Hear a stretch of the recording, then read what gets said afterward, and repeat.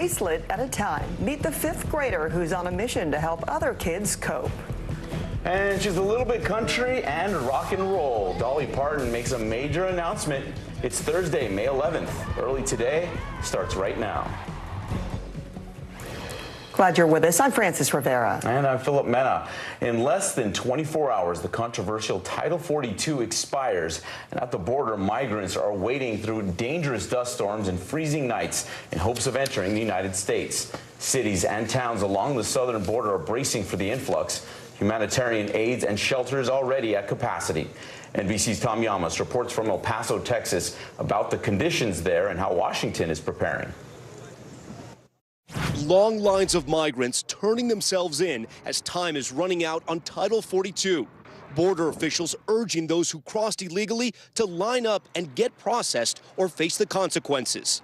How much confusion is there out there with Title 42 being lifted and the new Biden policy being enacted? They don't know who to believe. They don't know who to listen to. It's why some families insist on living outside the Sacred Heart Church in El Paso. This family is from Guatemala, traveling with their 3-month-old.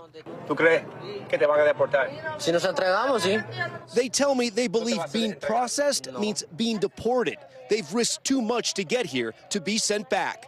The number of migrants now breaking records even before Title 42 expires. More than 11,000 illegal border crossings in just 24 hours. CBP processing centers over capacity, all after this message from President Biden. It's going to be chaotic for a while.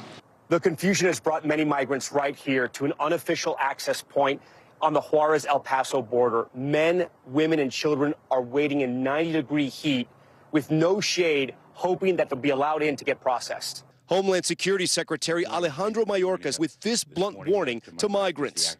Do not listen to the lies of the smugglers. This is what will happen to you. You will be returned. But NBC News now learning the Biden administration is set to make a major change, preparing to direct Border Patrol agents to release migrants into the U.S. without an immigration court date and with no way to keep tabs on them, according to 3 sources familiar with the plans. Mayorkas insists it's a fraction of the migrants who are being released, and they're vetted. Republican lawmakers blasting President Biden. The Biden administration has failed the American people. He has failed our Border Patrol agents. He has failed our border communities, and he has failed America with his open border policy. And our thanks to Tom for that report. Congressman George Santos has pleaded not guilty to 13 criminal charges. Federal prosecutors say he defrauded supporters using campaign donor money to pay off personal debts. The indictment accuses the freshman Republican congressman of wire fraud, money laundering, theft of public funds, and false statements to Congress.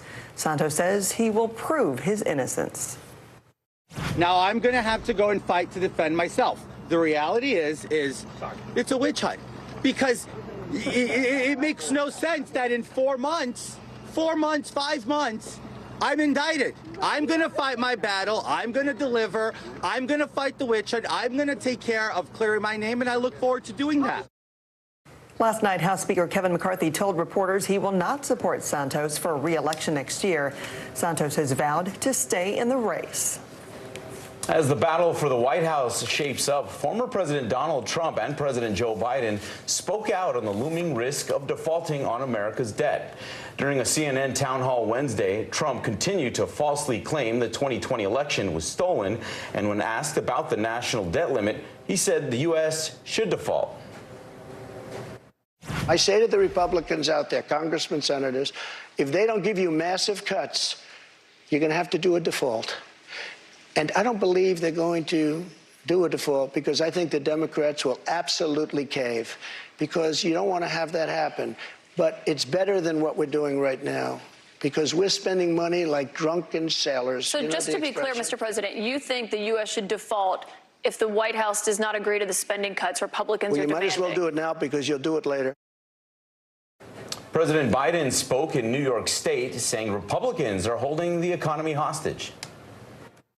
Under the previous president, Republicans voted to avoid default 3 times.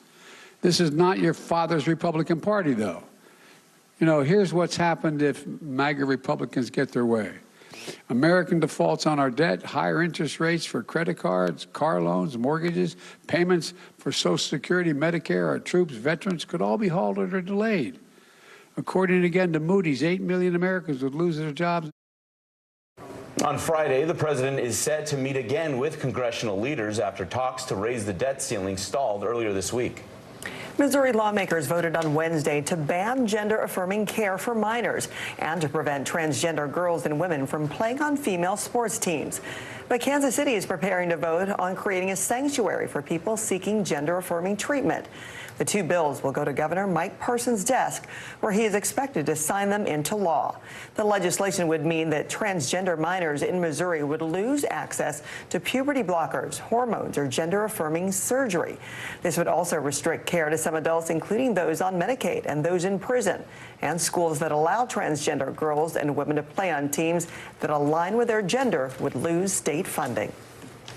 Cross-border violence has flared up between Israel and the Gaza Strip, with a ceasefire quickly unraveling after being announced on Egyptian TV. The Israeli Air Force struck the impoverished territory where 2.4 million Palestinians live, killing nearly 24, according to officials.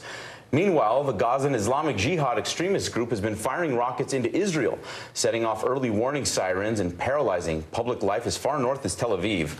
We want to go live now to Rome, where NBC's Claudio Lavanga is following this story for us. Claudio, good morning. What's the latest we know? Good morning, Philip. Well, in the last few hours, Israel said that in a new airstrike overnight, they killed the head of the rocket launching unit of the Palestinian Islamic Jihad group, which is responsible for firing hundreds of rockets into southern Israel, including Tel Aviv, which is 50 miles from the border, setting off air raid sirens that forced people. We've seen that in footage in Tel Aviv as well to take cover, ducking in the street, face down on the ground, or beachgoers running to take shelter. Now, all in all, about hundreds of rockets were fired, but they were intercepted mainly by the Iron Dome defense system and blown up in the mid-air above the sky. But at least one managed to fall to the ground in the town of Sderot in the south of Israel, close to the border with Gaza, but it fell on an empty house. So there were no injuries there. Philip? Claudia, do we know what caused this renewed round of violence? Well, the escalation of violence started last week when a militant belonging to the Palestinian Islamic Jihad group died while in Israeli custody following a prolonged hunger strike. That triggered a series of rocket attacks from Gaza in retaliation. And then in the early hours of Tuesday, Israel attacked Gaza with a series of airstrikes that killed at least 25 Palestinians and injured 71 more. Now, Israel is saying that it still is targeting militants from the Palestinian Islamic Jihad group and killed 3 senior militants there during the airstrikes. But the Palestinian authorities are saying that as well as those 3, tens of civilians, including women and children, were also killed. Now, Hamas, which is a separate and bigger and more powerful militant group in Gaza, has not gotten involved yet. They said that they expressed solidarity with the second militant group, which is the Palestinian Islamic Jihad, but they haven't been involved yet. But if they do, well, then that will mean an even further escalation of violence. Philip, Francis? Yeah, yet being the operative word there. All right, Claudio Lavanga reporting for us this morning. Claudio, thank you. The looming storm is threatening central parts of the country. Let's check in with NBC meteorologist Bill Cairns, who has the latest. Bill, good morning. Hey, great to see you guys. And we're going to have a dangerous day today. Yesterday, we had about 11 tornadoes, didn't report of any damage or anything that was too horrendous. Today, though, we could have some isolated strong tornadoes. We'll get to that in a second. The immediate threat is this slow-moving heavy rain in areas of East Texas, sliding into northern portions of Louisiana and also into Arkansas. We do have a couple of flash flood warnings with that. We've also still have some very heavy rain in areas of northeast Colorado. So rainfall rates are strong enough and the ground saturated that we could have some problems. We do have 2 flash flood warnings currently, and we could have additional problems as we go through the early morning hours. Then we'll get a break, and then later this afternoon, this evening, that storm system begins to push out into the plains a little bit more. In this area in orange here, the orangish color, that's our enhanced risk of severe storms. So we do have a chance of not just tornadoes, but an isolated strong tornado is possible. That's from Oklahoma City northwards up here towards Wichita, and then bending back into central Kansas. Isolated tornadoes in other areas, but that's one of the greatest concerns. And then tomorrow, we'll talk more about Texas and a heavy rain threat that's going to last right into the weekend. That's a look at your national forecast. Now here's a look at the weather outside your window. So for today, we'll see those showers and thunderstorms in the morning in areas of Arkansas and Louisiana. We should get a little break this afternoon, and then we'll watch that severe weather threat from Oklahoma City to Wichita, and with a chance of isolated tornadoes this evening. A lot of messy weather out there, and unfortunately, guys, some of it's going to last right into Mother's Day weekend. I'll tell you who's at risk coming up. All right, talk to you then, Bill. Thank you. An 8-week-old kitten found itself on an unpleasant joyride around San Diego. While on the road, a truck driver heard meowing at a stop sign. After he got home, he discovered a kitten stuck in a hole in the frame of the vehicle. The San Diego humane officers were able to sedate the kitten and dislodge her head using Q-tips. The kitten was then taken to the Humane Society's medical facility in Escondido, where she will be placed for adoption. All right, coming up, it's a tech titan tussle. Two of the biggest names in the industry fighting over the future of AI. Your music is so familiar. What do you think when people start humming back your tunes? How you doing, Lester?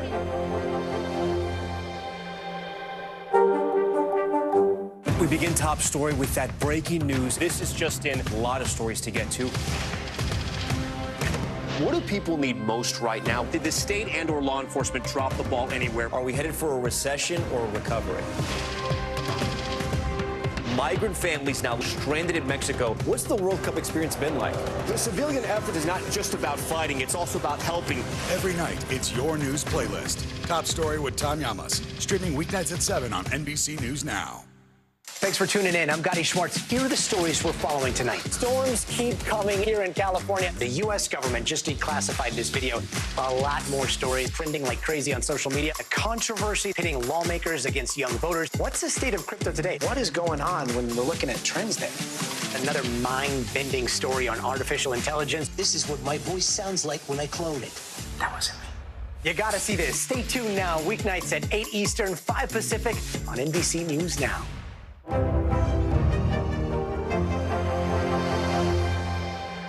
Hey, I'm Hallie. It's good to be with you tonight. The debt ceiling. Here's why this matters. Please, please don't have your eyeballs glaze over. Here's why this matters. Talk to us about what we're supposed to call this. Is it a bailout? Is it a backstop? There's a difference because it matters whose money is being used to prop up these banks. We think we're getting close to this news conference. I will be honest with people. This is like an awkward moment where we think we're like right there. You're going to have to like tap dance with us maybe a little bit. I do have my tap dancing shoes on, not to worry. We begin tonight with breaking news just coming in. Whenever it happens, wherever you are, NBC News, streaming free now.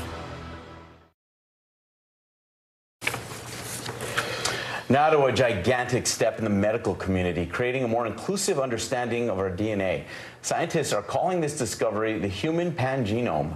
The rough draft reflects genetic diversity from across the globe, including DNA from 47 people. It updates the original human genome, which has only referenced one genetic code for the past 20 years. Researchers believe the human pangenome is a step towards making medicine more personalized, especially when it comes to understanding genetic conditions like heart disease and schizophrenia. And if true, I mean, what a major breakthrough this would be. All right, now to the FDA advisory panel has unanimously voted to endorse the first over-the-counter birth control pill in the United States. The decision would make the drug Opill available without a prescription. Opill has been FDA approved as a prescription since 1973 and contains progestin. The move comes amid ongoing legal battles over women's reproductive rights across the country. A final decision is expected this summer. There was a new line drawn yesterday in the battle between tech giants. As Google and Microsoft volley over the future of artificial intelligence, Google's top leaders unveiled new programs that they say make the most of AI. NBC's Jake Ward has the story for us. As you may have heard, AI is having a very busy year. It's Google versus Microsoft, locked in an AI race, and Google came out swinging. From Gmail and Photos to Maps, these are just a few examples of how AI can help you in moments that matter. The tech giant built on search, announcing new tools, AI software to build presentations, analyze and enter data, and write content, the kind of things humans are typically paid to do. We can see the true potential of AI as a collaborator. Aparna Papu runs Google's Workspace platform. Are the tools that you are building going to cost people their jobs? The tools that we're building are here to help people. Whether you're at work or at home in your personal lives, it's to help you get more done. But concerns are growing that the same tech companies that dominated data collection in the past will use it to dominate the market for AI in the future. We need to be especially vigilant about to make sure that incumbents are not using their existing dominance in ways that are unlawful or anti-competitive. President Biden has warned top tech CEOs about AI's potential danger, and a Senate committee announced an AI oversight hearing for next week. Should there be more regulatory input or maybe even democratic input into how you guys debut these products? Well, first of all, I think that none of these things can supplant human ingenuity or creativity or spontaneity or any of the things that are just what make us unique as human beings. But to your point about responsibility, it's important for society to play a role in this, and so we look forward to engaging with the government in this. The world's biggest tech companies releasing products that could change all our lives in their fight to stay on top. Jake Ward, NBC News, Mountain View, California.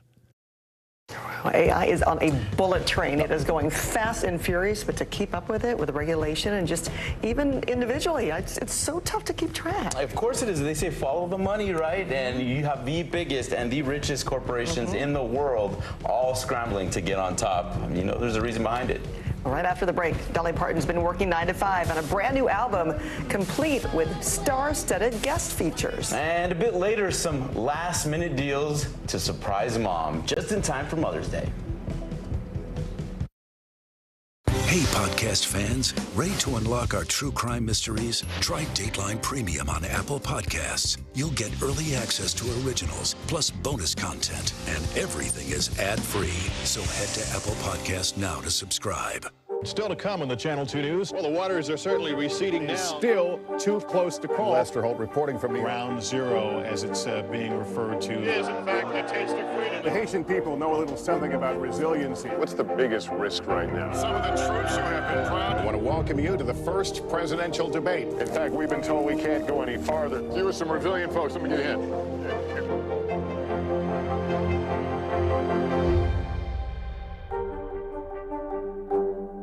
Hi, everybody. Good morning. Welcome to Today. Every day, We are adding to the star power in our studio. the biggest names, only on Today. See, it worth coming in this early, right? Everybody, it's today. Like I won the lottery. How do you feel at this age, this stage? Liberated. We're just getting started, folks. Ain't no stopping us now. The boys are back in town. Boys are back in town. It's a miracle. It's a miracle. This has been fantastic. Everything and everyone you're talking about, only on Today.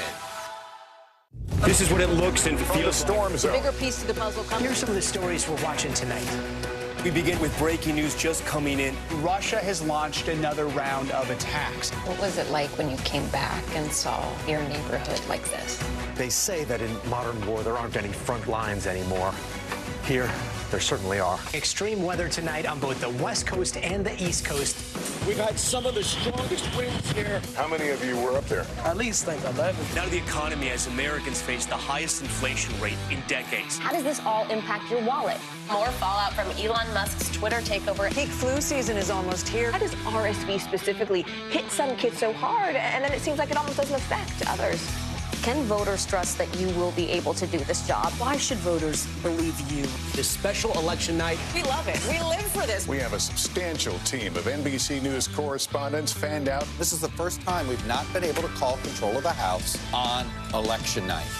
Tonight, we'll take an unflinching look at the resurgence of anti-Semitism in America. They're waiting until Title 42 is lifted before they decide whether to cross into the United States. What made you decide to go the medicinal healing route for what you're growing here? Who should be accountable?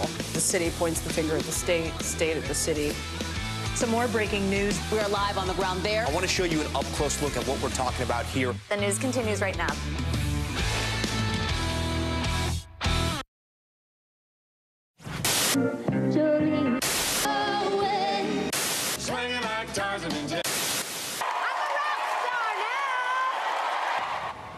She sure is a rock star now. Fresh off her Rock and Roll Hall of Fame induction, Dolly Parton has announced a new rock star album. It's coming in November. She will be performing the first single at the Country Music Awards tonight. The track list has tons of great songs with special guests like Let It Be with Paul McCartney and Ringo Starr. And how about Lizzo and her flute playing Stairway to Heaven? And there's also Pat Benatar, Joan Jett, and so many others as we see a list here. And you have your list. What do you think? Because I was so excited. I was like, I want to know what's going on. We're talking about 30 tracks, 9 originals, but the rest covers my favorite, Open Arms, Journey, with original Journey frontrunners like Steve Perry, who hasn't been around with Journey. Yeah. You got, Heart of Glass with Debbie Harry, Don't Let the Sun Go Down on Me with Elton John, Heartbreaker, Pat Benatar.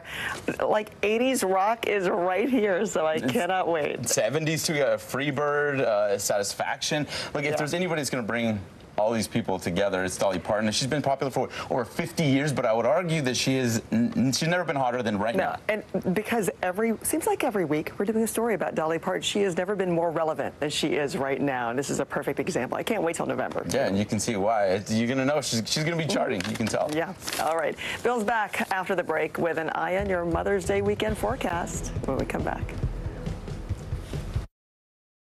We begin tonight with breaking news just coming in. Whenever it happens, wherever you are, NBC News, streaming free now. Your music is so familiar. What do you think when people start humming back your tunes? How you doing, Lester?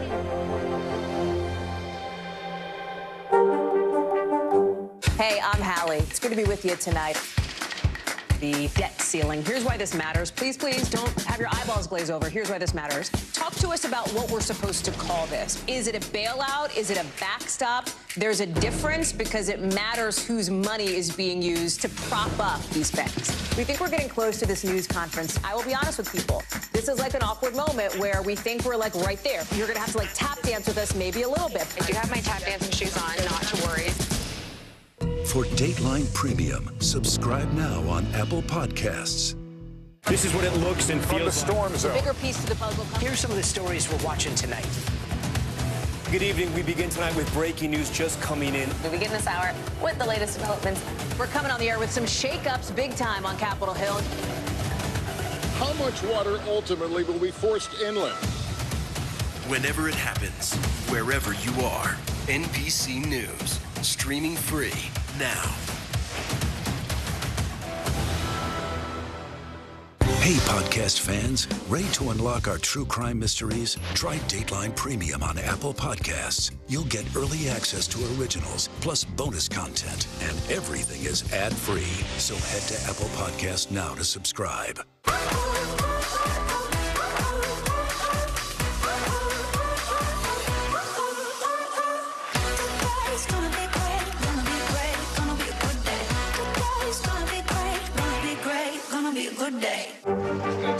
What is going to happen now? Going back and forth because Go ahead. This is it, right? We begin tonight with breaking news just coming in. Whenever it happens, wherever you are, NBC News, streaming free now. For Dateline Premium, subscribe now on Apple Podcasts.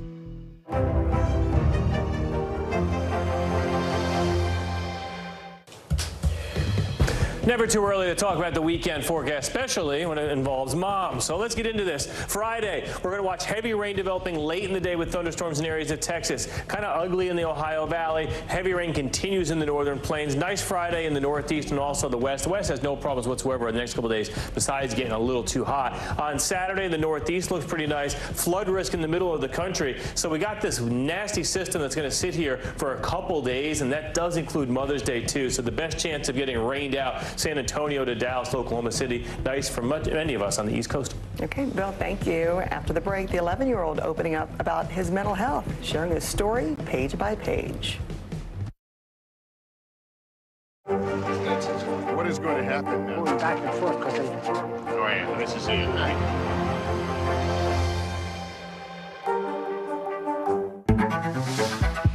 It was the end of the story, but it was also just the beginning.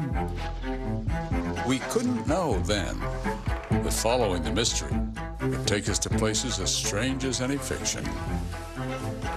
The mind whirled among dreadful possibilities. What happened here? The True Crime Original. Dateline, Fridays and Sundays. Hi, everybody. Good morning. Welcome to Today. Every day, We are adding to the star power in our studio. the biggest names, only on Today. See, it's worth coming to this early, right? Everybody, it's today. Like I won the lottery. How do you feel at this age, this stage? Liberated. We're just getting started, folks. Ain't no stopping us now. The boys are back in town. Boys are back in town. It's a miracle. It's a miracle. This has been fantastic. Everything and everyone you're talking about, only on Today. What is going to happen now? Going back and forth because Oh, yeah. Nice to see you tonight. Hey, I'm Hallie. It's good to be with you tonight. The debt ceiling. Here's why this matters. Please, please don't have your eyeballs glaze over. Here's why this matters. Talk to us about what we're supposed to call this. Is it a bailout? Is it a backstop? There's a difference because it matters whose money is being used to prop up these banks. We think we're getting close to this news conference. I will be honest with people. This is like an awkward moment where we think we're like right there. You're going to have to like tap dance with us maybe a little bit. I do have my tap dancing shoes on, not to worry. What is going to happen now? going back and forth because Oh, yeah. Nice to see you tonight.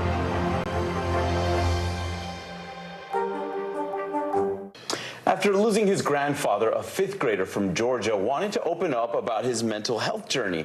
So he wrote a book on processing his mental health, hoping to inspire his school and show everyone they are not alone. Cheryl Priheim from our Atlanta affiliate has more. Impact isn't about age. What's happening inside Varner Elementary is proof. They're so incredibly proud. Takari Tatum is 11. His latest project will soon be part of the school library. Hi, Takari. His Snap It bracelets are already part of the school culture, taking on mental health openly. Time you feel stressed or anxious, you just snap it. His book about them is about to be released. Seeing it all come together was like such a surreal experience. Tell me about the inspiration for the book. I was really just thinking about all the stuff that happened in my life with my mental health journey and just putting those words on a paper. Takari's best friend, his grandfather, died in the pandemic. Takari saw so many of his friends struggling too. The book is an extension of telling people that mental health matters, and it's a serious thing that almost everybody goes through. I just can't even put it in words how proud I am of him. Takari wrote this book in 1 week. Yeah, right. Of course he did. He was like taking dictation. It's like God was just giving him the words. Just amazing me more every day. Mrs. Lori Mendenhall supported every step. Now retired art teacher Robin Glover illustrated his book. So honored and so privileged. I'm super proud of him. Principal Althea Singletar sees the reach of Takari's impact. For students to see that you can have a great idea and you see it through and all kinds of wonderful things can happen. I hope kids who read the book feel that they're not alone. A message that's made a difference for his dad, too. He just does not know how big of an impact this has made. Thanks to Cheryl Priheim for that report. Like they were just saying there, I mean, for Takari to share something so personal is something special. Yeah, especially for that age, the self-awareness, the maturity he has at that age, and that's just one book. He deserves a whole series at the rate he's going. Never know, he might. Okay, Mother's Day is fast approaching, so are you prepared to celebrate the moms in your life? If you need some last-minute gift ideas, you have come to just the right place. You can start the day with a bouquet. 1-800-Flowers is offering up to 40% off. Well, then you can treat mom to some breakfast with Krispy Kreme's special mini donut box featuring 3 new flavors.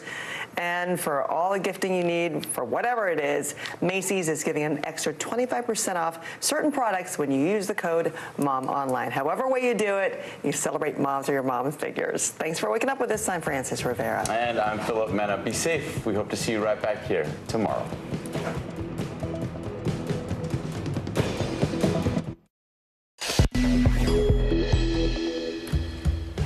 A growing humanitarian crisis at the southern border. Thousands of migrants line up to try and enter the U.S. as Title 42 expires today. It's the story that grabbed nationwide headlines, a mother accused of killing her own children. Now, the trial for the so-called doomsday mom reaches its final stages. A race to dominate artificial intelligence. Google unveils a new arsenal of AI gadgets. How will competitors respond? And remember the homeless hero who saved the baby in the stroller? Well, his luck is about to change. It's Thursday, May 11th. Early Today starts right now. Good morning. I'm Frances Rivera. And I'm Philip Mena. In less than 24 hours, the controversial Title 42 expires. At the border, migrants are there waiting through dangerous dust storms and freezing nights, all in hopes of entering the United States. Cities and towns along the southern border are bracing for the influx. Humanitarian aids and shelters already at capacity. Joining us now live from El Paso is NBC's Bree Jackson. Bree, good morning. What are you seeing there on the ground? Good morning, Philip. Well, here near the border, they've been preparing for this day for months, but even then, local shelters and law enforcement fear that they are not prepared. Yesterday, more than 11,000 illegal border crossings in just 24 hours. Humanitarian aids and shelters are already at capacity ahead of the policy's end. Now, CBP's processing centers are built to hold about 18,000 people, but right now there are more than 27,000 people there. More than 1,500 troops have been moved to the southern border in recent weeks to support Border Patrol agents, and several Texas cities, including here in El Paso, Brownsville, and Laredo, have already declared states of emergencies. The border officials are urging those who cross illegally to turn themselves in and get processed or face consequences.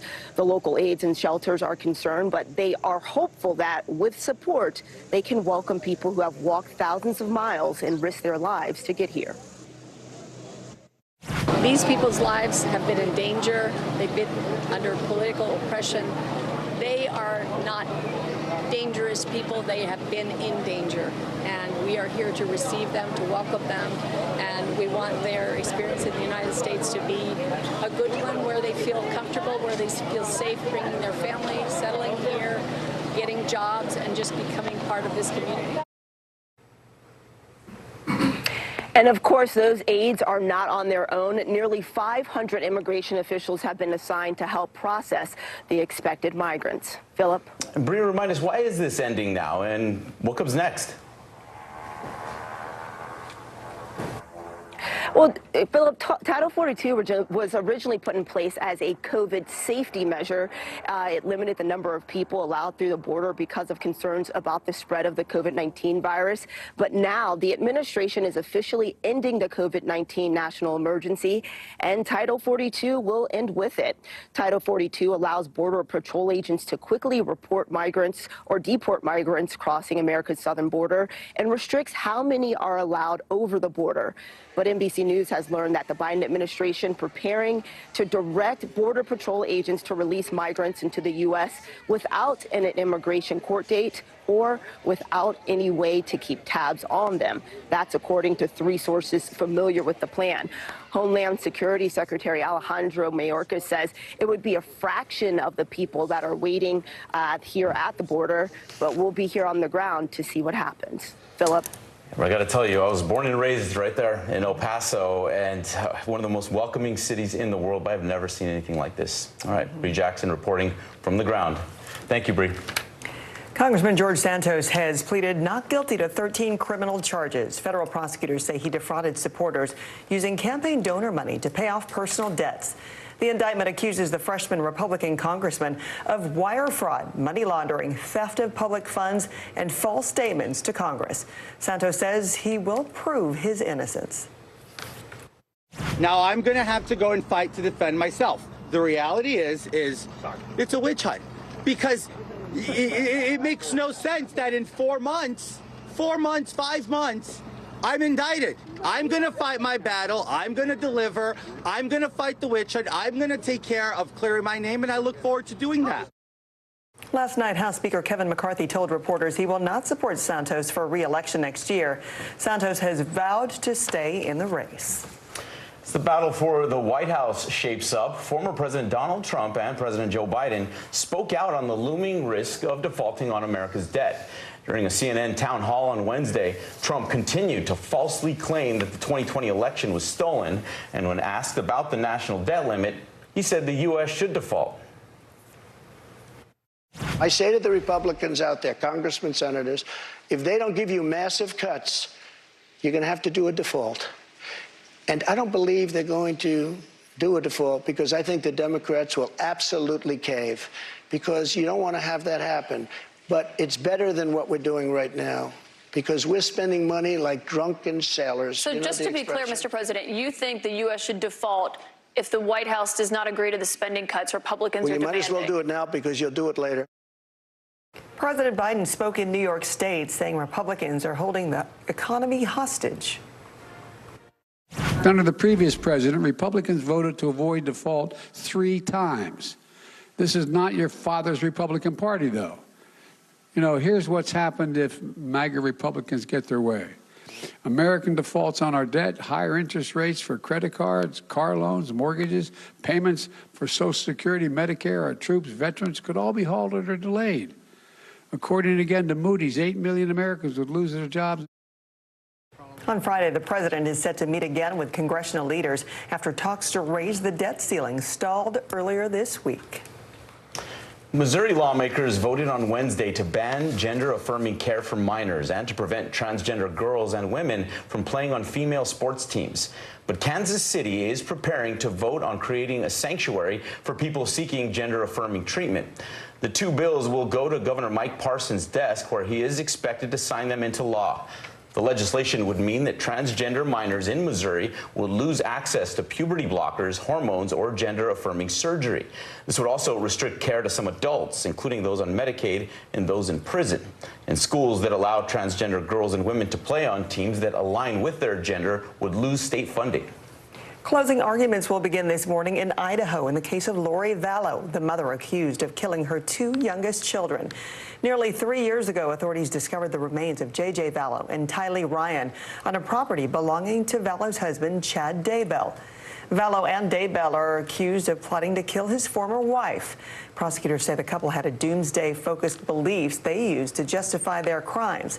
Daybell is facing similar charges but is being tried separately. If convicted, Vallow could serve life in prison. Cross-border violence has flared up between Israel and the Gaza Strip, with a ceasefire quickly unraveling after being announced on Egyptian TV. The Israeli Air Force struck the impoverished territory where 2.4 million Palestinians live, killing more than 24, according to officials. Meanwhile, the Gazan Islamic Jihad extremist group has been firing rockets into Israel, setting off early warning sirens and paralyzing public life as far north as Tel Aviv. We want to go live now to Rome, where NBC's Claudio Lavanga is following this story for us. Claudio, good morning. What's the latest? What do we know? Good morning, Philip. Well, Israel said that in the last few hours it carried out overnight a new airstrike in which it killed the head of the rocket launching unit within the Palestinian Islamic Jihad, which is the group that has been firing hundreds of rockets into southern Israel as far as Tel Aviv, 50 miles from the border with Gaza. Well, now we've seen footage of people in Tel Aviv taking cover with face down on the ground, and also beachgoers rushing to take shelter. Now, most, if not all, of the rockets were intercepted by the Iron Dome defense system. We've seen explosions up there in the skies when they were intercepted and destroyed, but at least one fell in the city or town of Sderot in the south of Israel, close to the border with Gaza, but it hit an empty home, so there were no injuries there. Philip? And Claudio, why did the violence there flare up again? Well, the conflict and the violence started erupting last week when a militant belonging to the Palestinian Islamic Jihad group died while in Israeli custody following a prolonged hunger strike. That triggered a series of rocket attacks from Gaza fired by that group into southern Israel. And then on Tuesday morning, in the early hours of Tuesday morning, Israel retaliated with a series of airstrikes all over Gaza, which killed at least 25 Palestinian Palestinians and injured 71 others. Now, Israel is saying that it is targeting only the members of the Palestinian Islamic Jihad group, and that during those airstrikes, it says it killed 3 main militants from that group. But the Palestinians are also saying that, as well as those militants, it killed also tens of civilians, including women and children. Philip Francis. Developing story, Claudio Levanga reporting from Rome. Claudio, thank you. Okay, there is a storm headed for the Central Plains that could snarl the morning commute for millions of Americans. NBC meteorologist Bill Cairns is tracking that for us. Hi, Bill. Good morning. Hey, good morning. Great to be with you guys. And this storm system yesterday did produce about 11 tornadoes, mostly in Colorado, but there was a couple in Kansas and 1 in Arkansas. And we do have a flash flood threat here, too, with this heavy rain that's moving from East Texas into northern Louisiana. But this is the storm system spinning out of New Mexico here, bringing more heavy rain from Denver into the plains. We do have flash flood warnings with that area of slow-moving rain right along the Texas border and a little area here just outside of Little Rock. Additional flooding is possible in areas here from Colby, Kansas to Alliance, Nebraska, and also a little portion there of eastern Montana. The story later this afternoon will be, do we get an isolated strong tornado or 2? It is possible. We're watching this area here from western Kansas to central Kansas and down into Oklahoma. We have about 7 million people at risk of severe weather today, but this is the area that could see what we call supercells with large hail and, again, the chance at least of an isolated strong tornado. So we'll keep an eye on that this afternoon. That's a look at your national forecast. Now here's a look at the weather outside your window. So for today, we'll watch that heavy rain shifting out of East Texas and moving into areas of Mississippi late in the day, possibly even southern Tennessee. We'll have those storms that we've been tracking all night moving through areas of the Central Plains this afternoon once again. And of course, the weekend forecast, very important. Sunday, not far away, Mother's Day. We are so close. All right, we'll talk to you in a bit, Bill. Thanks. And we are back in a minute with the latest tech titan to step into the AI arena. And the AI boom could be speeding to a drive-through. How fast food is planning to use AI. I'm Gotti Schwartz, and here are the stories we're watching tonight. Storms keep coming here in California. Some of the big headlines trending like crazy on social media. This is what my voice sounds like when I clone it. That wasn't me. You gotta see this. Stay tuned now, weeknights on NBC News Now. Hi, everybody. Good morning. Welcome to Today. Every day. We are adding to the star power in our studio. The biggest names, only on Today. See, it worth coming in this early, right? Everybody, it's Today. Like I won the lottery. How do you feel at this age, this stage? Liberated. We're just getting started, folks. Ain't no stopping us now. The boys are back in town. Boys are back in town. It's a miracle. It's a miracle. This has been fantastic. Everything and everyone you're talking about, only on Today. Hey, I'm Hallie. It's good to be with you tonight. The debt ceiling. Here's why this matters. Please, please don't have your eyeballs glaze over. Here's why this matters. Talk to us about what we're supposed to call this. Is it a bailout? Is it a backstop? There's a difference because it matters whose money is being used to prop up these banks. We think we're getting close to this news conference. I will be honest with people. This is like an awkward moment where we think we're like right there. You're going to have to like tap dance with us maybe a little bit. I do have my tap dancing shoes on, not to worry. We're back now from Las Vegas. From Seattle, Guatemala City. From Wilmington. I was in space in Texas. From Normandy, from Surfside, Florida. Thank you for watching, everyone.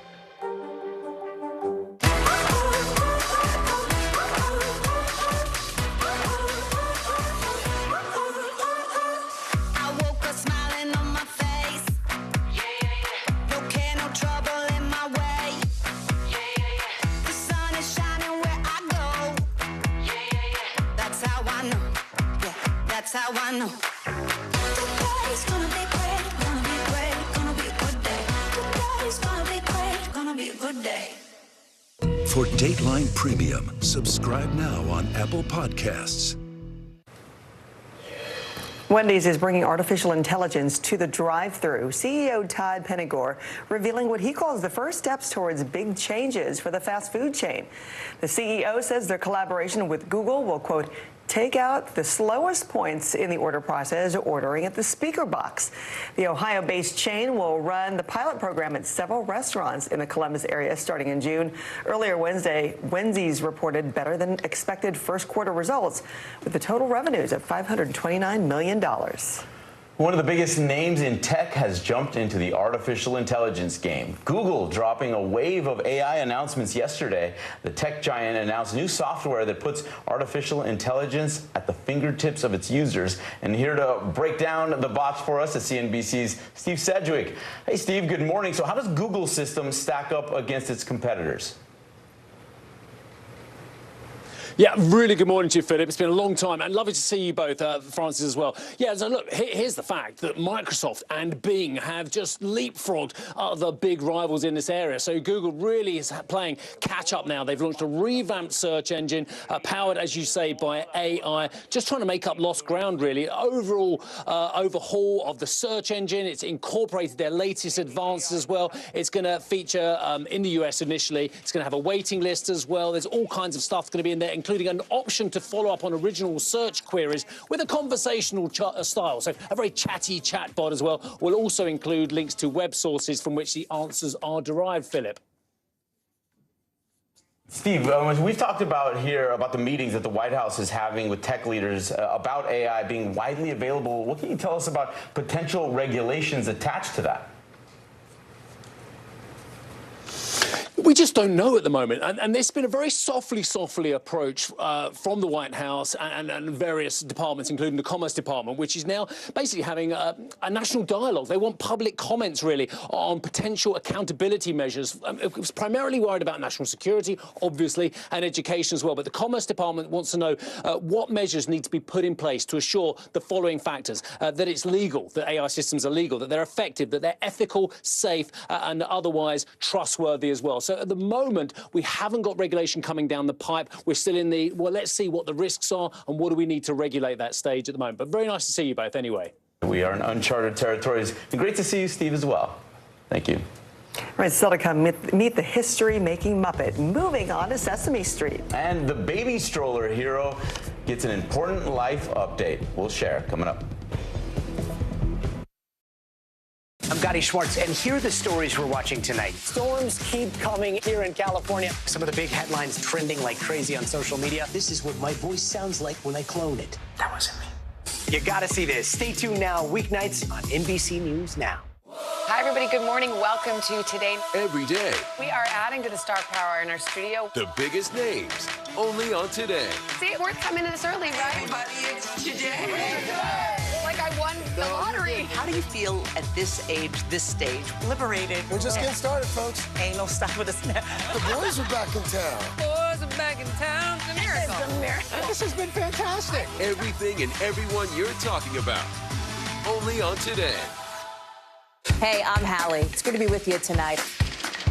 The debt ceiling. Here's why this matters. Please don't have your eyeballs glaze over. Here's why this matters. Talk to us about what we're supposed to call this. Is it a bailout? Is it a backstop? There's a difference because it matters whose money is being used to prop up these banks. We think we're getting close to this news conference. I will be honest with people. This is like an awkward moment where we think we're like right there. You're going to have to like tap dance with us maybe a little bit. I do have my tap dancing shoes on, not to worry.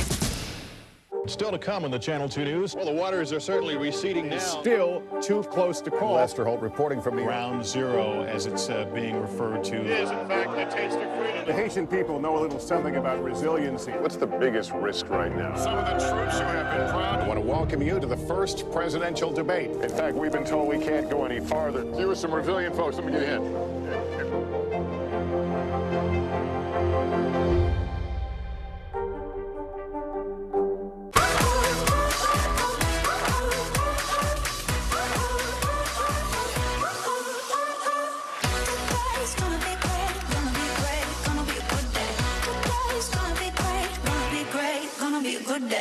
For Dateline Premium, subscribe now on Apple Podcasts. We begin top story with that breaking news. This is just in, a lot of stories to get to. What do people need most right now? Did the state and or law enforcement drop the ball anywhere? Are we headed for a recession or a recovery? Migrant families now stranded in Mexico. What's the World Cup experience been like? The civilian effort is not just about fighting, it's also about helping. Every night, it's your news playlist. Top Story with Tom Llamas. Streaming weeknights at 7 on NBC News Now. What is going to happen now? Going back and forth because they... Go ahead. This is it, right?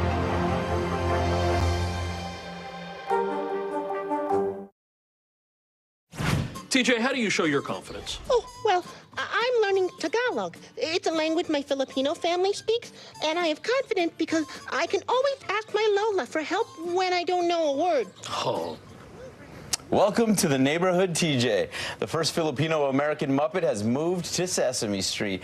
The new character named TJ premiered during a segment about confidence alongside actor Cal Penn and the show's first Asian-American Muppet, Ji Young. It was the brainchild of Filipino-American animator Bobby Pontias, who said, "I am so proud to help bring some Filipino representation to the neighborhood, and just in time for AAPI Heritage Month." What a wonderful opportunity. Yeah, and I love that TJ is really bringing the Filipino culture to the forefront. Sure. Being a Filipino American, I didn't learn about my culture, my heritage, my language until an adult, spending time back there. But now everybody, the entire country, kids and their parents, every generation will know a lot more about it too. Yeah, that's why diversity is so important. All right, blessings are coming in for a California man who saved a baby in a runaway stroller. Ron Nessman was caught on video rescuing the baby just as the carriage there was rolling towards traffic. So Nessman, who has been homeless for 8 years, just left a job interview at Applebee's just moments before the incident. After his good deed went viral, he learned that he actually landed the job. He considers his heroic gesture the right place at the right time, and what a pivotal moment in his life for this to happen, for him to get the job, for turning it all around and saving another little life all in the process. Yeah, it's karma. I think by this point we have all seen this, if not here on social media, just such a visceral reaction we get when you see that baby heading toward that oncoming traffic, and he's right there, right on the spot. So I'm so glad to see that things are turning around for him. All right, when we come back here on Early Today, Bill will be back with us. He's got an early look at what the forecast means for your Mother's Day plan. Then later, cats may have 9 lives, but this kitten is safe and sound after a roadside rescue. We begin top story with that breaking news. This is just in, a lot of stories to get to. What do people need most right now? Did the state and/or law enforcement drop the ball anywhere? Are we headed for a recession or a recovery? Migrant families now stranded in Mexico. What's the World Cup experience been like? The civilian effort is not just about fighting, it's also about helping. Every night, it's your news playlist. Top Story with Tom Llamas, streaming weeknights at 7 on NBC News Now. Hey, podcast fans, ready to unlock our true crime mysteries? Try Dateline Premium on Apple Podcasts. You'll get early access to originals, plus bonus content, and everything is ad-free. So head to Apple Podcasts now to subscribe. This is what it looks and feels. the storm zone. The bigger piece to the puzzle comes. Here's some of the stories we're watching tonight. We begin with breaking news just coming in. Russia has launched another round of attacks. What was it like when you came back and saw your neighborhood like this? They say that in modern war, there aren't any front lines anymore. Here, there certainly are. Extreme weather tonight on both the West Coast and the East Coast. We've had some of the strongest winds here. How many of you were up there? At least like 11. Now to the economy as Americans face the highest inflation rate in decades. How does this all impact your wallet? More fallout from Elon Musk's Twitter takeover. Peak flu season is almost here. How does RSV specifically hit some kids so hard, and then it seems like it almost doesn't affect others? Can voters trust that you will be able to do this job? Why should voters believe you? This special election night. We love it. We live for this. We have a substantial team of NBC News correspondents fanned out. This is the first time we've not been able to call control of the House on election night. Tonight, we'll take an unflinching look at the resurgence of anti-Semitism in America. They're waiting until Title 42 is lifted before they decide whether to cross into the United States. What made you decide to go the medicinal healing route for what you're growing here? Who should be accountable? The city points the finger at the state at the city. Some more breaking news. We're live on the ground there. I want to show you an up-close look at what we're talking about here. The news continues right now. Your music is so familiar. What do you think when people start humming back your tunes? How you doing, Lester?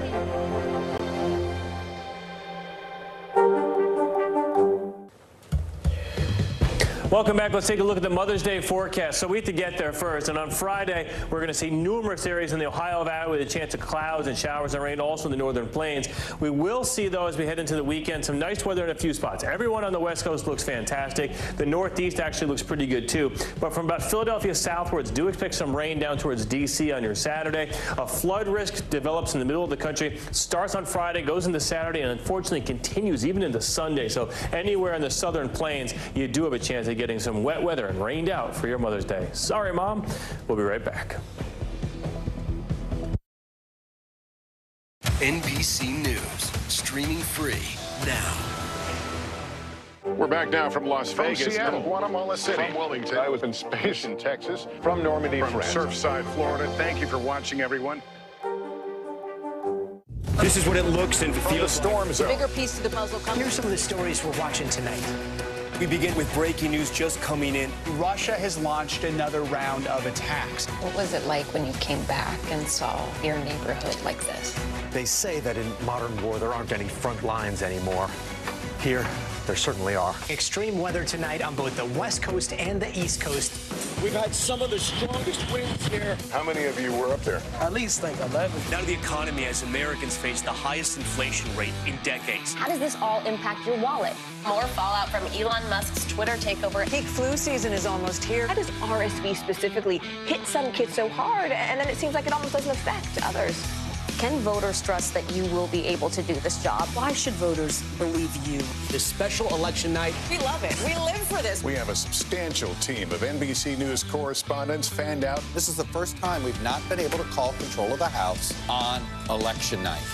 Tonight, we'll take an unflinching look at the resurgence of anti-Semitism in America. They're waiting until Title 42 is lifted before they decide whether to cross into the United States. What made you decide to go the medicinal healing route for what you're growing here? Who should be accountable? The city points the finger at the state at the city. Some more breaking news. We are live on the ground there. I want to show you an up-close look at what we're talking about here. The news continues right now. Watch NBC Nightly News with Lester Holt or listen wherever you get your podcasts. We begin tonight with breaking news just coming in. Whenever it happens, wherever you are, NBC News, streaming free now. Do not mow, let the grass grow. That's the message of conservationists trying to let their bees do their spring business in peace and maintaining a healthy ecosystem. Dave Peck with our Connecticut station WVIT has the lowdown on No Mow May. There's something about a well-manicured lawn that shows you care. But nationwide, there's a growing initiative to take a break, turn off the mower, and participate in No Mow May. Sometimes you have to slap your husband on the hand to say, do not mow the lawn. With grass this good-looking, that can be hard. But Karen Piscati, president of the Federated Garden Clubs of Connecticut, says protecting the pollinators has a ripple effect throughout the ecosystem. Our insects are there for our birds, and if we don't have the insects, our birds don't have the food they need, and I think most everyone enjoys hearing the songs of the birds in the backyard. That includes an unstable bee population, which, according to the Department of Energy and Environmental Protection, plays a crucial role in pollinating fruits and vegetables. Back in 2017, the state created its own way to contribute by purposefully neglecting various areas along the highway. We put up signs that say this is a conservation area so people aren't saying, oh, what's the state doing when they're slacking on the job? You know, it's a deliberate decision not to mow, to let these areas thrive. Areas like this one in Southington, which is one of 116 designated plots in the state that totals roughly 200 acres, according to the DOT. To let that grass grow, to supplement it with some wildflowers, to allow the birds, the insects, the butterflies to really have an area to thrive. Morgan said the hope is to increase the acreage moving forward, and Piscati agreed. It isn't as much as we'd like to see, but that's a start. And thanks to Dave from WVIT for that report. It may be really tough because it's your pride and joy, right? All the work you put into it, and not to touch every week? Oh, I don't know. Yeah, especially if you have, kids that go and play in it, and the grass grows in some parts of the country just so fast. I mean, every week it seems like you would need it. But I do agree with the idea of having certain areas out there by the highway as conservation areas. All right, there's an 8-week-old kitten who found itself on a very unpleasant joyride around San Diego. While on the road, look at that thing there. So a truck driver heard meowing at a stop sign, and after getting home, he discovered that a kitten was stuck in a hole in the frame of the vehicle. The San Diego humane officers were able to sedate the kitten and dislodge her head using Q-tips. The kitten was then taken to the Humane Society's medical facility in Escondido, where she will be placed for adoption. Yeah, very good reason to be a real-life scaredy cat after that whole experience. We're glad it ended the way it did. That's right. Thanks for waking up with us here on Early Today. I'm Philip Mena. And I'm Francis Rivera. Have a great one. See you right back here for Friday.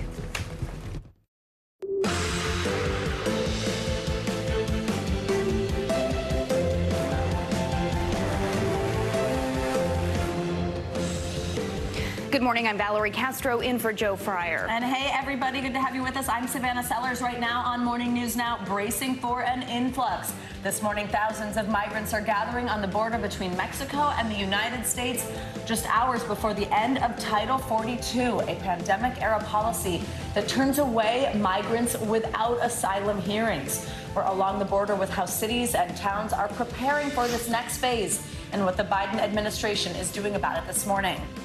Defiant, disgraced Congressman George Santos has pleaded not guilty to a string of federal charges, ranging from money laundering to making false statements to Congress. I'm going to fight the witch hunt. I'm going to take care of clearing my name, and I look forward to doing that. I don't understand where the government's getting their information, but I will present my facts. Well, we're learning about those charges and how his alleged crimes are already impacting his standing on Capitol Hill. Plus, it's official. The COVID public health emergency ends today. And with that, a slew of health rules that have become part of our lives since 2020. We will take a closer look at the restrictions and benefits that go out the window today, plus the major lessons we could take away from this pandemic that may prepare us for the possibility of the next. Also this morning on the world stage, a Ukrainian rapper who has spent months fighting for his country is now taking on a totally new mission, the Eurovision Song Contest. How he's planning to bring the Ukrainian spirit to the stage and help others back in his home country. Really more of a tribute there than competing, but it's very cool to see. Exciting to hear about that story. And it's great to have you with us this morning, and it's good to be with you all at home. Thank you for joining us. We start this morning at the southern border as Title 42 is set to expire tonight. The COVID-era restrictions were first put in place during the pandemic. Border officials have used the Trump-era policy to turn back migrants who are trying to enter the country. And now with the policy ending, several border cities in Texas who have already seen an increase in crossings have declared a state of emergency, bracing for a possibly larger influx. Shelters there are already overburdened, and the concern is the situation could get worse. Border Patrol says about more than 60,000 migrants are already in northern Mexico waiting to enter the U.S. when the policy ends tonight. And the conditions they're living in while they wait are brutal. It's a struggle because the food doesn't keep us full. We're hungry and it gets really cold out here. The Department of Homeland Security is taking added steps to help alleviate overcrowding in border facilities. And yesterday, Homeland Security Secretary Alejandro Mayorkas issued this warning to migrants. To people who are thinking of making the journey to our southern border, know this: the smugglers care only about profit, not people. They do not care about you or your well-being. NBC News Homeland Security correspondent Julia Ainsley is on the border in El Paso, Texas for us this morning. Julia, you've been monitoring the situation there. Tell us what you're seeing this morning. Well, it's interesting. I'm here outside Sacred Heart Church in downtown El Paso, and just a few days ago, we would have seen hundreds of migrants sleeping next to each other on these streets. You can still see some have spent the night out here, but it's also, we see a lot of clear sidewalks. We understand that immigration authorities came through overnight and asked a lot of these people to be processed, meaning they needed to be sent through the immigration process where they get their A numbers, they get biometrics, they figure out who they are, and then oftentimes they're re-released back to places like this. So we could see them coming back here today. It's something that happened the prior day as well. And it's part of a strategy to try to clear out places like this ahead of that expected surge when at 10:59 local here tonight, the Title 42 policy will lift and immigrants will be able to come across and claim asylum. Now, a lot of the people who have already come have heard misinformation. They thought they needed to cross before Title 42 lifted. There's a lot of confusion. But by and large, what this will mean is that as the numbers increase, if more are drawn when Title 42 lifts, they also will be taking longer to process them, that process that I just described, and that could mean more time in detention. Border Patrol is worried about backlogs. In fact, that's why, as we understand and we've reported, they've released a memo to Border Patrol facilities to say you can release people without court dates and without a way to track migrants' whereabouts in the countries in order to alleviate overcrowding if they get pushed too far past capacity. Already, just yesterday, or rather 2 days ago, we understand there were 11,000 migrants that crossed in one day, and those numbers could climb to as high as 14,000 or possibly even higher. It's been predicted by the Chief of Border Patrol to be about 14,000. They're worried about overcrowding, and they're worried about what it might mean for cities like El Paso. And Julia, there's been a lot of concern over misinformation spreading among the migrants about the border process. What resources are available for the migrants to get the correct information?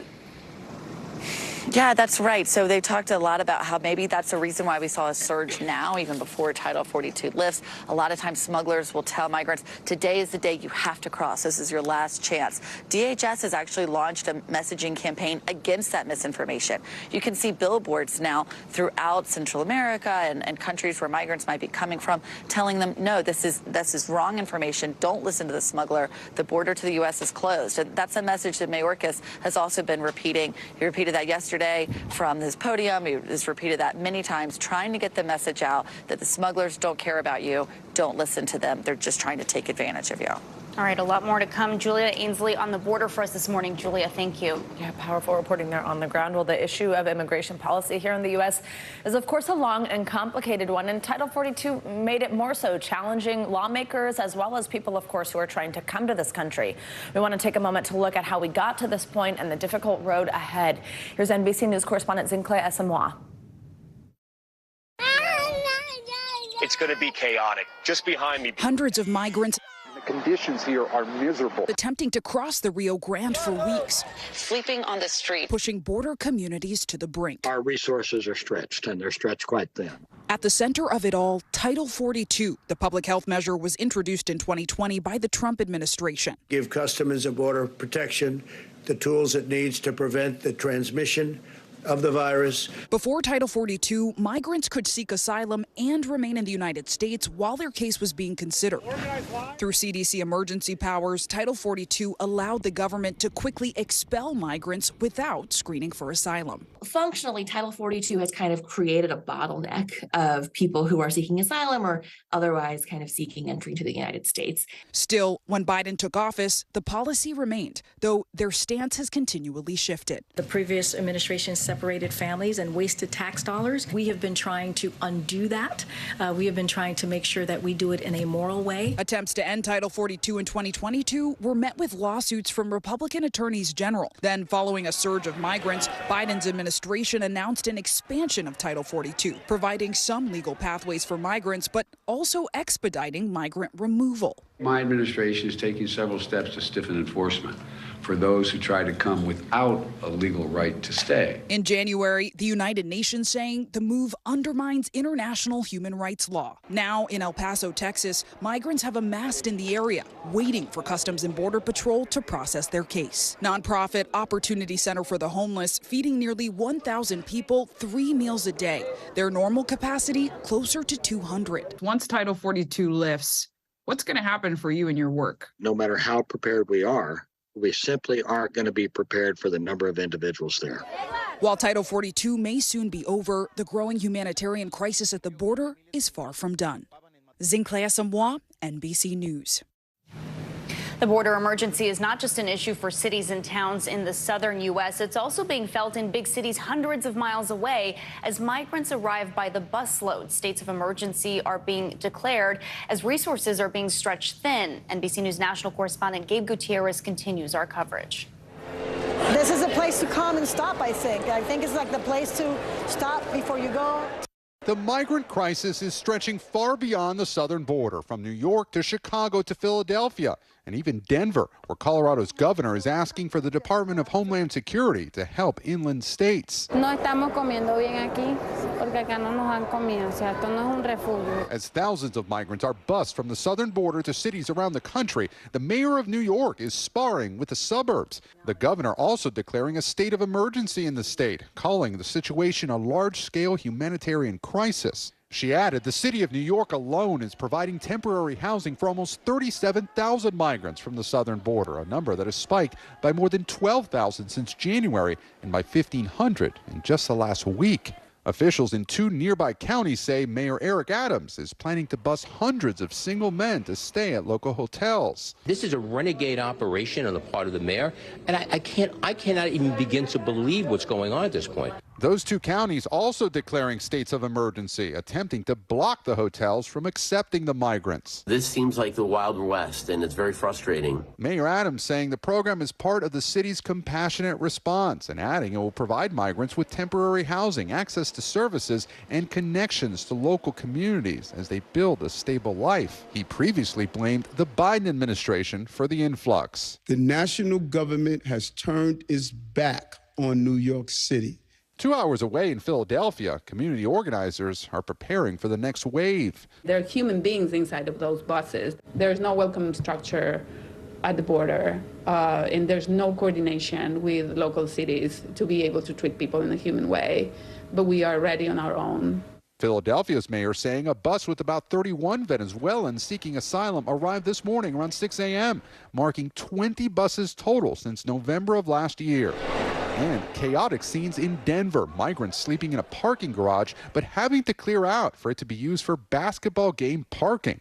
A local college sheltering some inside a church. There's nowhere else for these refugees to go. Denver's mayor reactivating its emergency operations center to deal with the influx, while Chicago's mayor issues an emergency declaration saying the city is at a breaking point, with more than 8,000 people bussed in from other states since last year. This crisis is not only exhausting our city's resources, but it's flat out dangerous for the individuals and families who have been wrapped up in this political stunt. Recent plans to shelter migrants at a former high school sparking backlash. I'm outraged, and I don't understand why our community was chosen. NBC Chicago is now reporting all 7 temporary shelters in the city are full. Hundreds of migrants now waiting in the lobbies of police stations because they have nowhere else to go. We just don't want to be a burden, this man says. Not to the government, not to anyone. We want to work hard to be productive members of society. All right, thanks to Gabe Gutierrez for that report. And we'll have more on the situation along the border and the end of Title 42 coming up in our next hour. Well, now to the latest on embattled New York Congressman George Santos. He pleaded not guilty to a 13-count federal indictment unsealed yesterday by the Justice Department. The freshman congressman is accused of charges including fraud, money laundering, and theft of public funds, and he could face up to 20 years in prison if convicted. Well, he was released on $500,000 bond, and he must surrender his passport. He is due back in court on June 30th, while Santos addressed reporters following his court appearance. I'm going to fight my battle. I'm going to deliver. I'm going to fight the witch hunt. I'm going to take care of clearing my name, and I look forward to doing that. I have my right to fight to prove my innocence, as the government has the right to fight to try to find me guilty in whatever charges. For more, we are joined by NBC News Justice and Intelligence correspondent Ken Delaney. And Ken, good morning. So viewers might remember there has been a lot going on here. Questions about his heritage, his jobs, his financing, a supposedly sick dog. Well, this appearance lasted just over 10 minutes before he was released. Tell us what he is accused of doing here in what was unsealed yesterday, and remind us how we got to this point. Good morning, Savannah. Well, federal prosecutors in this indictment have accused Santos of really 3 buckets of illegal conduct. One, they say he defrauded his campaign donors by using campaign money for lavish personal expenses. And they also say he broke campaign law by soliciting donations far larger than the legal limit. And then there's this other charge kind of out of left field. We didn't see this one coming. He's accused of COVID unemployment fraud, of taking $25,000 in unemployment benefits from New York State through the COVID relief program that he was not entitled to. And then lastly, this is a strange one. He's accused of lying on his financial disclosure form, overstating his income, saying he earned $750,000 that prosecutors say he did not earn. I've never seen that before. Usually people hide income. Now, this appears on its face to be a very strong case because it's a case that can be proved by documents, bank records, corporation records, tax records, text messages. But Santos remained defiant outside of court yesterday. Take a listen to what he had to say. I don't understand where the government's getting their information, but I will present my fact. We have an indictment. We have the information that the government wants to come after me on, and I'm going to comply. I've been complying throughout this entire process. I have no desire not to comply at this point. They've been gracious in there. Now I'm going to have to go and fight to defend myself. The reality is it's a witch hunt. Now, as you said, each of these money laundering counts carries 20 years in prison. The others carry other prison sentences. He's facing a long stretch, and there's reason to believe these are not the only charges he will face, Savannah. Yeah, so I want to ask you about what else we've got going on with him. So you've just walked us through this 13-count federal indictment. But Santos, we might remember last year, the New York Times did this big investigation that was what brought him under scrutiny, and it highlighted these numerous fabrications, some of which I mentioned at the top of this segment. We know he's currently facing other investigations because of those other things. Where do those stand right now? Well, it all sort of runs together, and in fact, there's reason to believe that local and state prosecutors are investigating him. We know there's an inquiry by the House Ethics Committee, but usually in these situations, federal prosecutors take primacy here. And what's really interesting, I think, about this indictment is this charge of overstating his income. The reason that's important is because he loaned his campaign a large sum of money, more than $600,000. This indictment suggests that that was not his money, and yet there's no mention of it in these particular set of charges. But if it wasn't his money, that suggests there are other crimes that the federal government is investigating, Savannah. And amid all this, Ken, Santos has said he does not plan to resign. In fact, he has announced that he is seeking re-election. Walk us through what this means for him on Capitol Hill. We had a little bit of news yesterday that House Speaker Kevin McCarthy did say he won't support his bid for re-election. But what's next here? Well, so McCarthy needs his vote. So McCarthy right now, even though New York Republicans wish he would resign, McCarthy appears to be standing by his remaining in Congress. And in fact, you can be in Congress even having been convicted of a felony. It takes a 2/3 vote of the House to expel him. So it really is going to depend on whether the Republican majority decides they can tolerate his presence as he fights these charges, Savannah. All right, Ken, thank you very much. Good to see you. This morning, with no sign of movement to end the debt ceiling standoff, there's growing concern that the nation could default on its debt by the end of the month if Congress doesn't act. Well, yesterday, President Biden took his message directly to the voters. He spoke at a college in upstate New York where he laid the blame squarely on Republicans who he claims refused to negotiate. Take a listen. They're literally, not figuratively, holding the economy hostage. I made it clear, America is not a deadbeat nation. We pay our bills. NBC News White House correspondent Mike Memoli joins us now on set with more. Mike, good morning. So those were some tough words from the president there. What were some of the other takeaways from that speech? Well, there are a couple things that are really frustrating the president about this whole debt ceiling debate. The first has to do with the specifics of what we're even talking about, federal spending. The president pointed out that he's put forward a very detailed budget that would cut $3 trillion in federal spending over the next 10 years, what money he would raise more in terms of taxes, what he would cut in terms of federal programs. And then he said Republicans have put up a big number, $4.5 trillion, that they want to cut federal spending over the next 10 years, but they haven't specified the details. So one of the things the president did yesterday was try to fill in the blanks for them. Take a listen. According to estimates, the Republican bill would put 21 million people at risk of losing Medicaid. The Republican plan would cut federal law enforcement officers, 30,000, including 11,000 FBI agents, 2,000 border agents, DEA agents, and so on.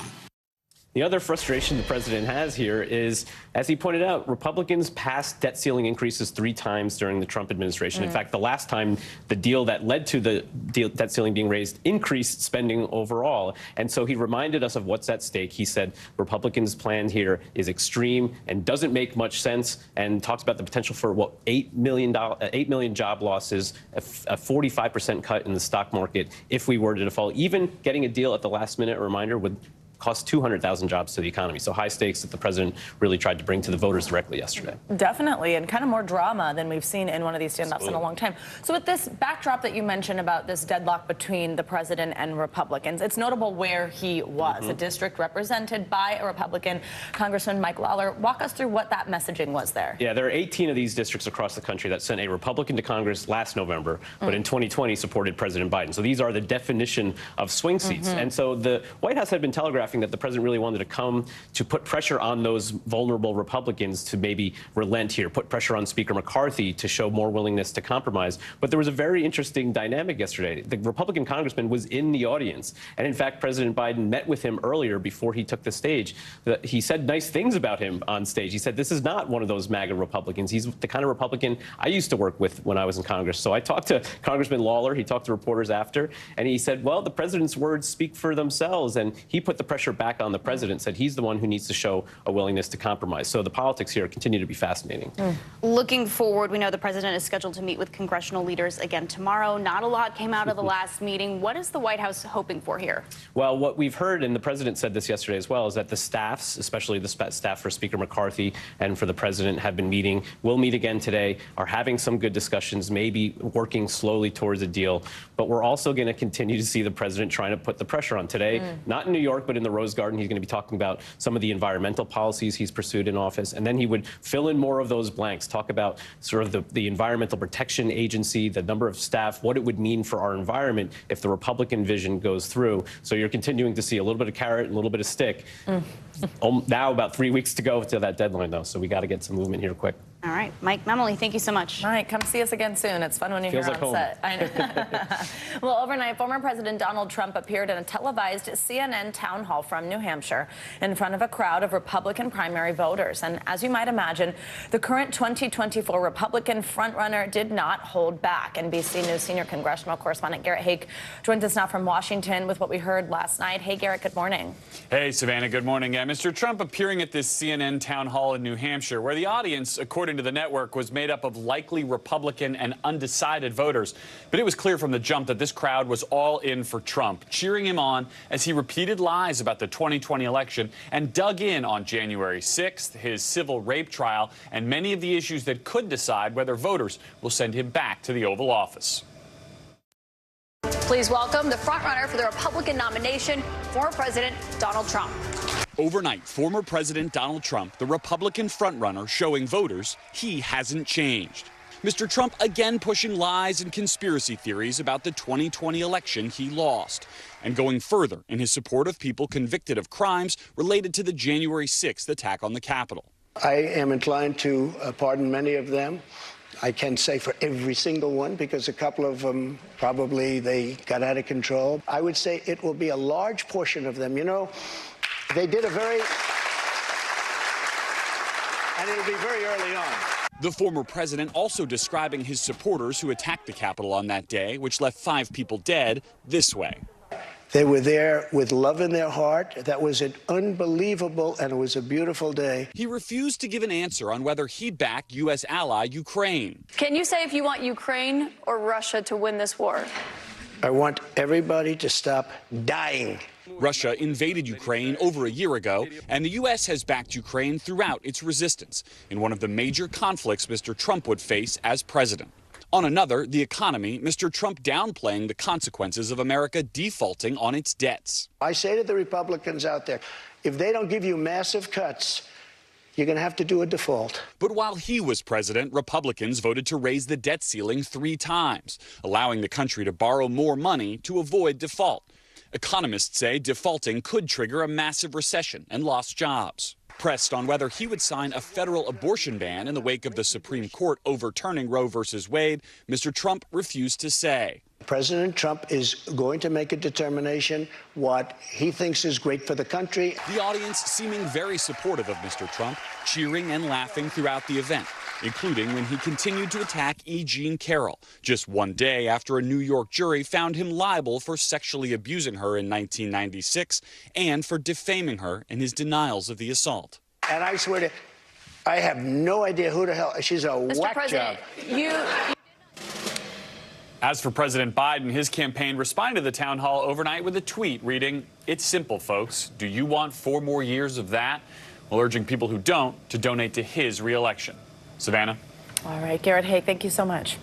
A looming storm is threatening central parts of the country. Let's get a check at your Morning News Now weather. That means Bill Cairns joins us now. He's with us today. Hello, Bill. Good morning. Hello. Great Thursday morning, and unfortunately not so great in a few spots. We're really watching a horrific drive for your morning in areas like Little Rock, Shreveport. Those are getting just a tremendous amounts of rain right now, and lightning to deal with that too, especially thinking about anyone heading out on the roads. We also have flood watches up from Denver to areas in Nebraska, a little corner there of Kansas and up into Montana, but it's really this area down here to the south where all the problems are. Little Rock, you got a thunderstorm right over the top of you, downpours are coming down, and then if you head down Interstate 30, you get down to Texarkana, head south down to Shreveport. Shreveport has a thunderstorm moving over the top of you too, and a lot of lightning strikes right over the top of the city. So give it about a half hour or so if you can allow it, if you can do it. You don't want to get stuck out there on the roads, but I'm sure traffic is not going to be good. A lot of people will be delayed. Later today, the biggest concern is going to be severe weather.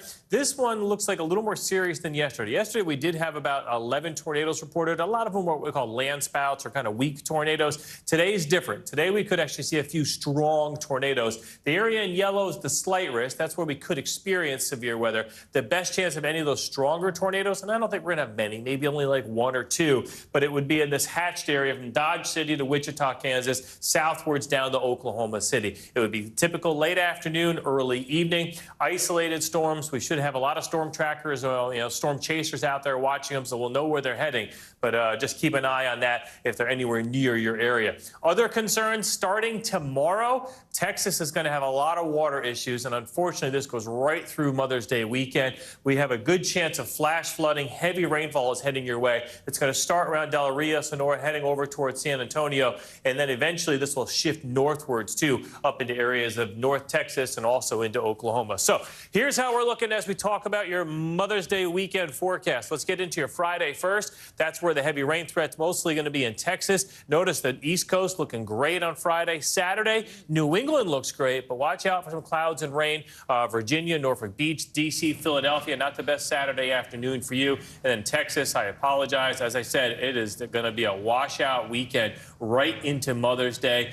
Middle of the country, especially around the Midwest, showers in the afternoon, not a washout. The East Coast looks good, especially in the morning, just a few storms in the south. And notice record highs, find air conditioning.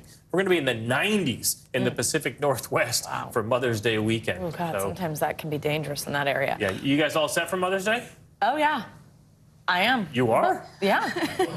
Mine, Are gifts you? and cards. No, I'm looking for help. I want to find people like Savannah that are completely done. No, I'm usually last minute. Is that why you're like you are? No, cards and gifts. I promise. I actually shipped them off yesterday to Mom in California. Good job. Which is supposed to be a surprise, but I guess she's going to find out. Good morning, hey, Mom. Anymore. It was also her birthday this week. Happy birthday, Mom. I know. That's quite a week for you. Yeah. That's stress. Get to it, Bill. Thank you so much. Good to have you with us. Well, coming up, we have the latest on the growing violence in Israel this morning. Dozens of Palestinians have been killed, including children, and now there are new concerns the attacks by militant groups are about to increase. That's next. You're watching Morning News Now.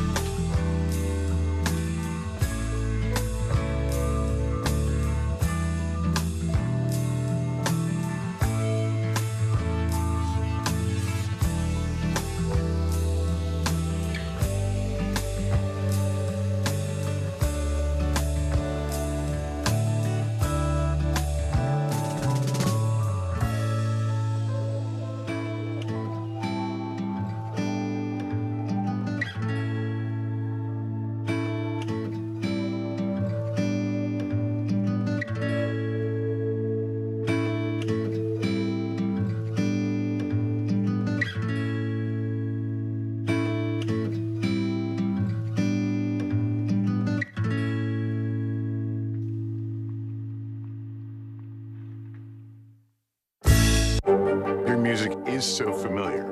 What do you think when people start humming back your tunes?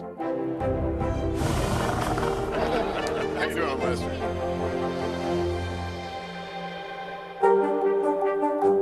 Hey, podcast fans, ready to unlock our true crime mysteries? Try Dateline Premium on Apple Podcasts. You'll get early access to originals, plus bonus content, and everything is ad-free. So head to Apple Podcasts now to subscribe.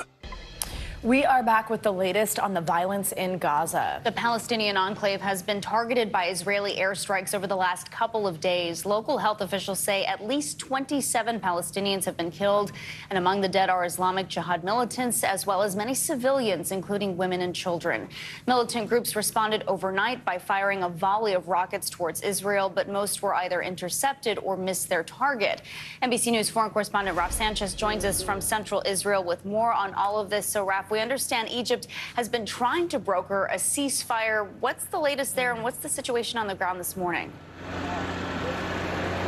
Yeah, well, despite that talk of a ceasefire, the fighting is continuing for a third day. We are still seeing rockets flying from Gaza into Israel. We are still seeing Israeli airstrikes. And Savannah, yesterday when we were on air together, you could hear explosions behind me in Tel Aviv. What you were hearing was one of these Iron Dome missile interceptors, which has been shooting down a lot of these Palestinian rockets. The Israeli military says some 500 rockets have been fired since yesterday. There have as yet been no casualties on the Israeli side, largely thanks to those Iron Dome missile interceptors. There are casualties on the Palestinian side, though. This morning, Israel says it killed another senior member of Palestinian Islamic Jihad, but there are at least 14 civilians killed in Gaza, most of them killed in that initial wave of Israeli airstrikes. But the Israeli army says a number have also died in the last 24 hours from Palestinian rockets which have misfired and landed inside Gaza. NBC News has not independently confirmed that. But as you said, all eyes now are on Egypt and whether it can mediate a ceasefire that will stick and will actually bring an end to this fighting. Guys. Absolutely. And Raf, we know that you will bring us that information should we get there as soon as I do. And please continue to stay safe. I do also want to ask you about something else. Today marks the one-year anniversary since the death of Shireen Abu Akleh. She's a Palestinian-American Al Jazeera correspondent killed by Israeli forces while covering a raid in the occupied West Bank. I understand you've been speaking with her family on this anniversary. What are they saying? Yeah, that's right. The family are saying the same thing they've been saying since day one, really, which is that they want accountability. This has been a devastating year for them, but it has been made all the harder knowing that nobody from the Israeli military has been prosecuted for the killing of Shireen Abu Akleh. Nobody has been disciplined as far as we know. I had a chance to speak to her niece, Lina Abu Akleh, and I want you to take a listen to a little bit of what she had to say. For us, justice is having the soldier who killed her held accountable for the entire chain of command, to be held responsible for killing Shireen. This is what we want. We don't want another day to go by without justice. We want to be able to go to sleep knowing that the soldier that killed her is held responsible and is held accountable for killing my aunt. Now, Lina and her family had the chance to meet with Secretary of State Blinken earlier this year, and they say they want to see the Biden administration do more to get accountability in this case. Guys. Raf, where do things stand as far as the FBI's investigation into her killing? Are we seeing any pressure from Congress to move this along? Yeah, so her family, Democrats in Congress, have said what they want to see is an independent, credible investigation, and they do not consider the Israeli military's investigation into its own troops to be independent. So they have pinned their hopes on the FBI. But we're learning this FBI investigation does not appear to be making much progress. The FBI has not spoken to key Palestinian witnesses who were with Shireen Abu Akleh when she was killed, and they're unable to speak to Israeli troops because the Israeli military is refusing to cooperate with this investigation. I spoke to Senator Chris Van Hollen, Democrat from Maryland, who has been a leading voice calling for accountability in this case. And he talked about his frustration that Israel's military is not cooperating with the FBI investigation. Take a listen.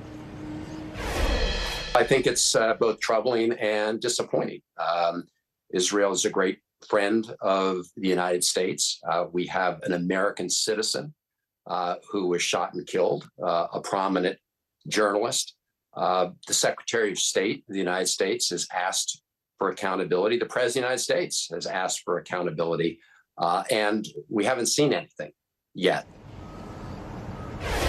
And the senator's main focus right now is getting congressional access to a classified U.S. military report into Shireen Abu Akleh's killing. He says he hopes Congress will be able to see it sometime in the next couple of weeks. Guys.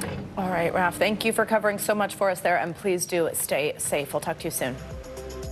Coming up 3 years later, and we're now at a major turning point in the COVID pandemic. The country's public health emergency ends today. So what does that mean for the benefits we've been receiving since 2020? And what if you don't have insurance? We'll break down how this impacts you and millions of others next. Plus, promising news for kids with peanut allergies, how a skin patch could prevent serious reactions. All that in just a few minutes. Stay with us.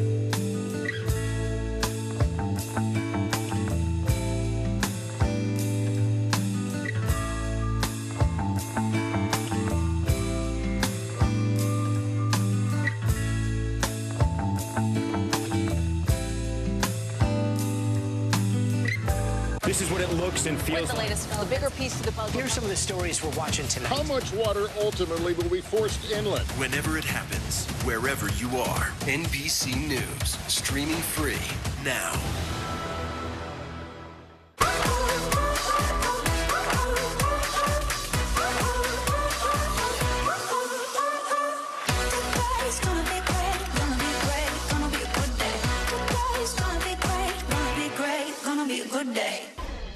Welcome back. Well, after more than 3 years today, the Biden administration has officially ended the public health emergency around COVID-19. The White House announced it would be doing this back in January, and it's going to mean a series of changes to how the country approaches COVID. It also means the government will no longer be funding some of the free services provided to the public over the last 3 years. Just last week, the World Health Organization actually made a similar announcement saying the virus is no longer a global health emergency. Take a listen. It's therefore with great hope that I declare COVID-19 over as a global health emergency. However, that does not mean COVID-19 is over as a global health threat.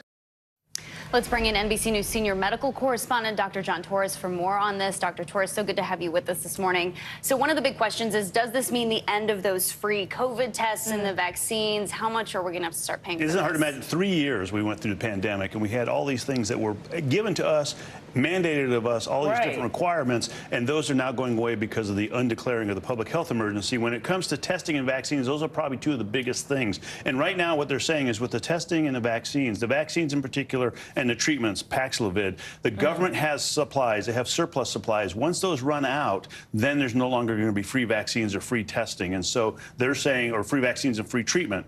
And so we think that might be late summer, early fall. As far as the testing, those free tests are gone now for most people that have insurance or are private pay. But if you have Medicaid, you can still get some free tests at home. Medicare depends on what kind of Medicare you have and how they handle it. Any other concern for people on those programs or who don't have insurance at all with this change? So the uninsured are going to get the biggest hit right now because the uninsured are going to end up paying for a lot of things they didn't necessarily pay with. On top of that, Medicaid, we know the Medicaid rolls are going to shrink, and by some estimates, 8 to 20 million people are going to be taken off of Medicaid because the rules will be tightened up now that the pandemic, the public health emergency is over.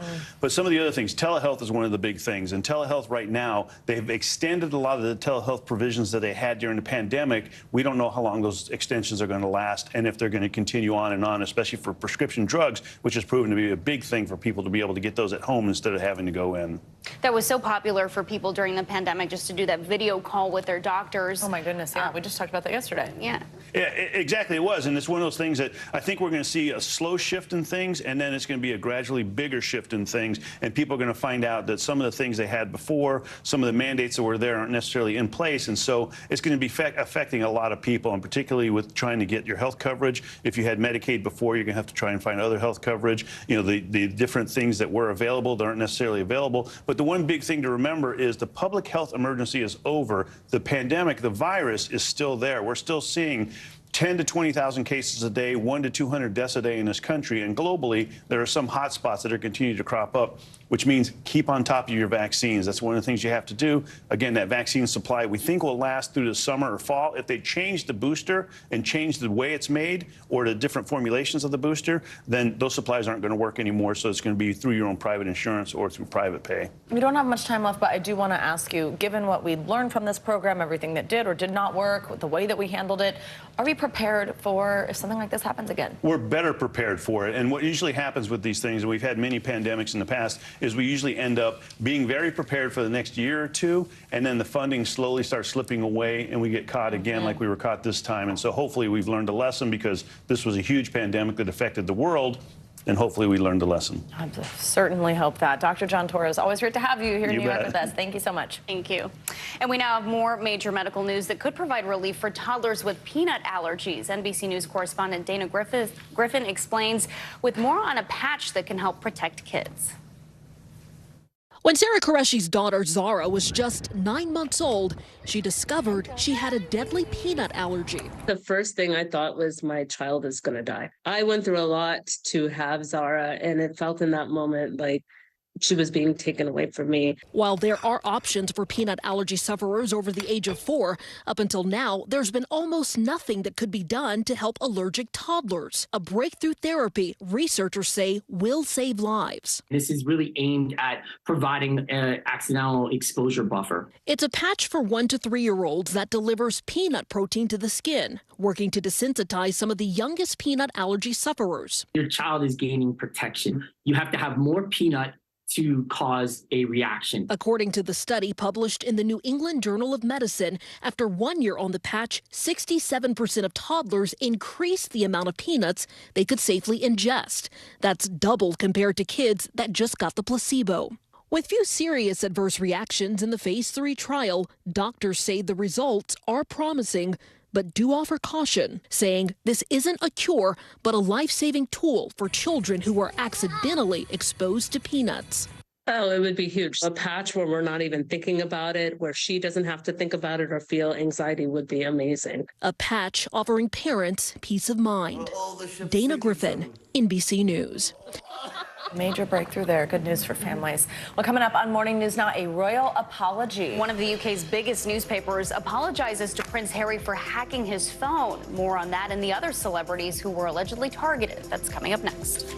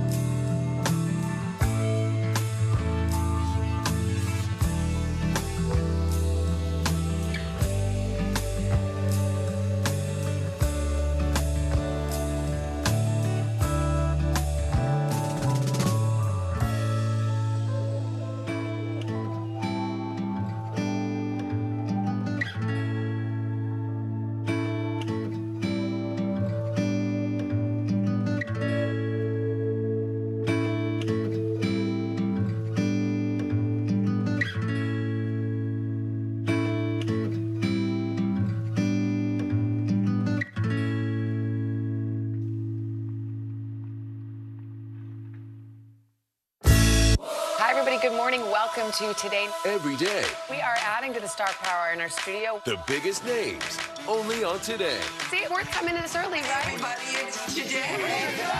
Like I won the lottery. How do you feel at this age, this stage? Liberated. We're just getting started, folks. Anal stuff with us now. The boys are back in town. Boys are back in town. It's a miracle. It's a miracle. This has been fantastic. Everything and everyone you're talking about, only on Today. We're back now with some financial headlines. Treasury Secretary Janet Yellen has a few thoughts on the debt ceiling with high-stakes negotiations now underway. That's right. CNBC Markets reporter Pippa Stevens joins us now for the latest on that and any other money news we should know this morning. Hey, Pippa, good morning. Hey, Savannah. Well, Treasury Secretary Janet Yellen says the notion the United States would default on its debt is, quote, unthinkable. Speaking ahead of the G7 finance ministers meeting today in Japan, Yellen said she's aware of the comment by former President Trump that Republicans should let the nation default. She says that would badly undermine the U.S. and global economy, and Congress must raise the debt ceiling. Yellen has warned the U.S. government could run out of cash and measure to be able to pay its bills as soon as June 1st. Meantime, Disney will make content from Hulu available on Disney Plus later this year. It's the latest effort by CEO Bob Iger to get the company's streaming business to profitability. Iger says Disney Plus, Hulu, and ESPN Plus will remain available as standalone options. But he says the one-app offering will provide greater opportunities for advertisers and make it easier for consumers to navigate Disney's content libraries. Iger also plans to raise prices further for the ad-free version of Disney Plus in a bid to drive more people to the cheaper ad-supported tier. And Google is bringing Waze, YouTube, Zoom, and other apps to cars that have Android software built in. The company is also creating an app library so third-party developers can build their own program for Android-equipped vehicles. Some of the features, including YouTube, will be available in the coming weeks, starting with people who own Volvo and Polestar models. I'm not really sure why you need YouTube on your car's console, but Totally agree. I was just wondering that. I'm surprised that's allowed. It seems like a safety hazard, but that's a conversation for another time. Pippa, thank you so much. Thank you. Britain's Mirror Group Newspapers has apologized to Prince Harry for unlawfully gathering information on his private life at the start of a trial which could see the prince take to the witness stand. Harry is just one of a group of high-profile figures suing the publisher of the Daily Mirror tabloid. They allege its journalists obtained confidential information by, get this, hacking their phones, among other illegal methods. MGN, as it's called, is contesting some of the accusations. They argue some have been brought to late. Journalist and broadcaster Afia Hagen joins us now for more on this. Good morning. Thank you for joining us. So first off, help us understand what this case is all about. The types of celebrities involved, who else are we talking about, and what exactly they're alleging. What is phone hacking? Well, there is a lot of people involved in this case. Of course, we have Prince Harry, the Duke of Sussex, and we also have actresses that are probably well known here in the United Kingdom, like Nikki Sanderson, who was on a soap opera called Coronation Street, along with some of her fellow actors and actresses that are in this particular court case. Remember, he does have a case against another newspaper group as well. And this relates to phone hacking. And between 1996 and 2010, about 138 articles are written, and these are the ones that his lawyer, Prince Harry's lawyer, David Sherborne, is talking about in court this particular time. And so phone hacking relates to hacking into people's voicemails using a 4-digit code, which people often have but don't change, which is a very easy code to guess. And it's alleged that people at newspapers, including Piers Morgan, who is the editor of the Daily Mirror newspaper during the time that Prince Harry is talking about, between 1996 and 2010, and basically saying that journalists were hacking into his voicemails to be able to listen to private voicemails that he would have been left or he had left other people. Prince Harry also says that during this time he got a lot of strange calls from numbers and a lot of hung-up calls as well. And this caused a lot of distress and a lot of commotion and a lot of problems in his private life with his relationships, especially with Chelsea Davy.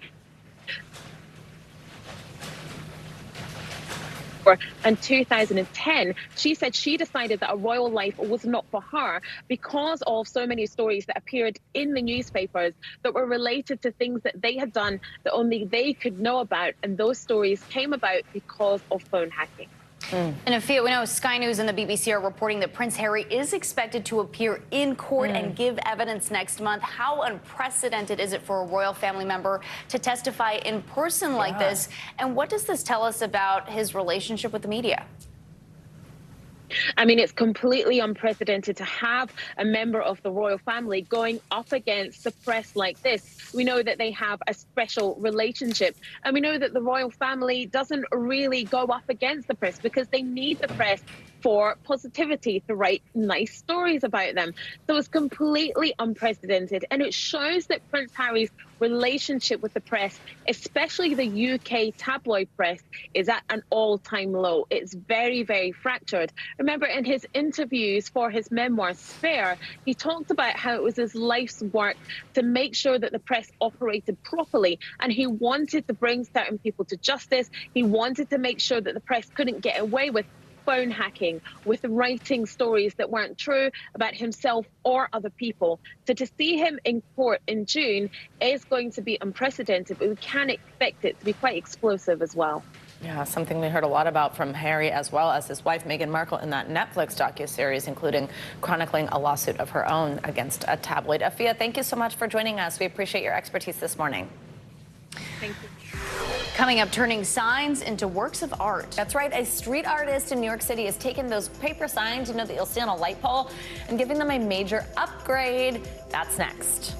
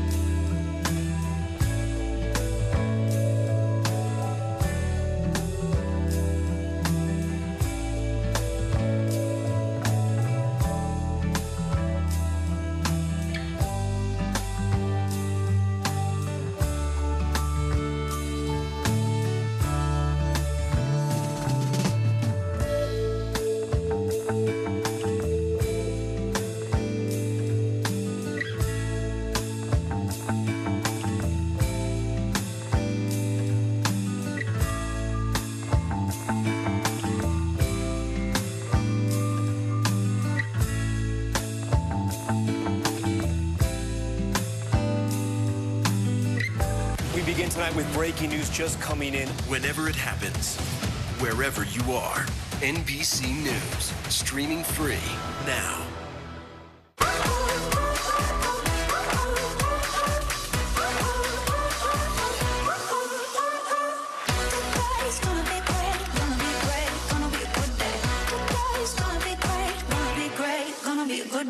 Watch NBC Nightly News with Lester Holt or listen wherever you get your podcasts.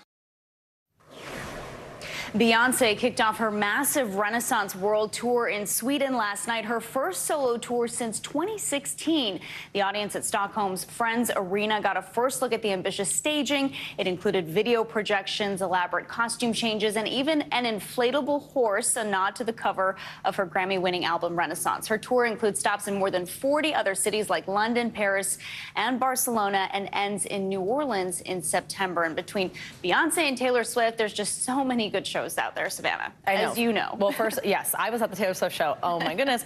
Also, Valerie, two of my best friends were there last night. They were in Stockholm. They flew there, as we talked about yesterday. Wow. It was so much cheaper to do that than get tickets here. They had the time of their lives. They're also going again tonight because they were able to get tickets. It's amazing. A vacation out of it. Sounds exactly. great. Thanks, Valerie. Well, now to Europe, where a Ukrainian rapper turned soldier is heading from the front lines to the main stage at the Eurovision music competition. NBC News correspondent Ellison Barber has his story. On stage, he's Otoy. Here, he's Slava. a 24-year-old Ukrainian born in Lviv, the rapper who traded his microphone for a gun and volunteered to fight against Russia. War is his new reality, but his passion is here in the studio.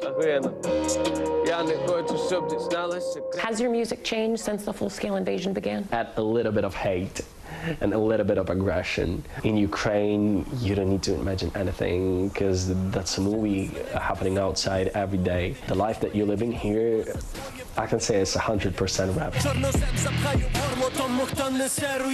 Otoy is driven by a deep love for Ukraine, rage against the war, and an unwavering belief in this country's future. This week, he'll take all of it to Europe's biggest stage. The manager that I'm working with called me and she said, "You're gonna perform on Eurovision." And I was like, "Are you joking me? Like me, a rapper on Eurovision?" The performance, like most of his music, will be defined by his culture. I can say it's Ukrainian rap, like fully Ukrainian.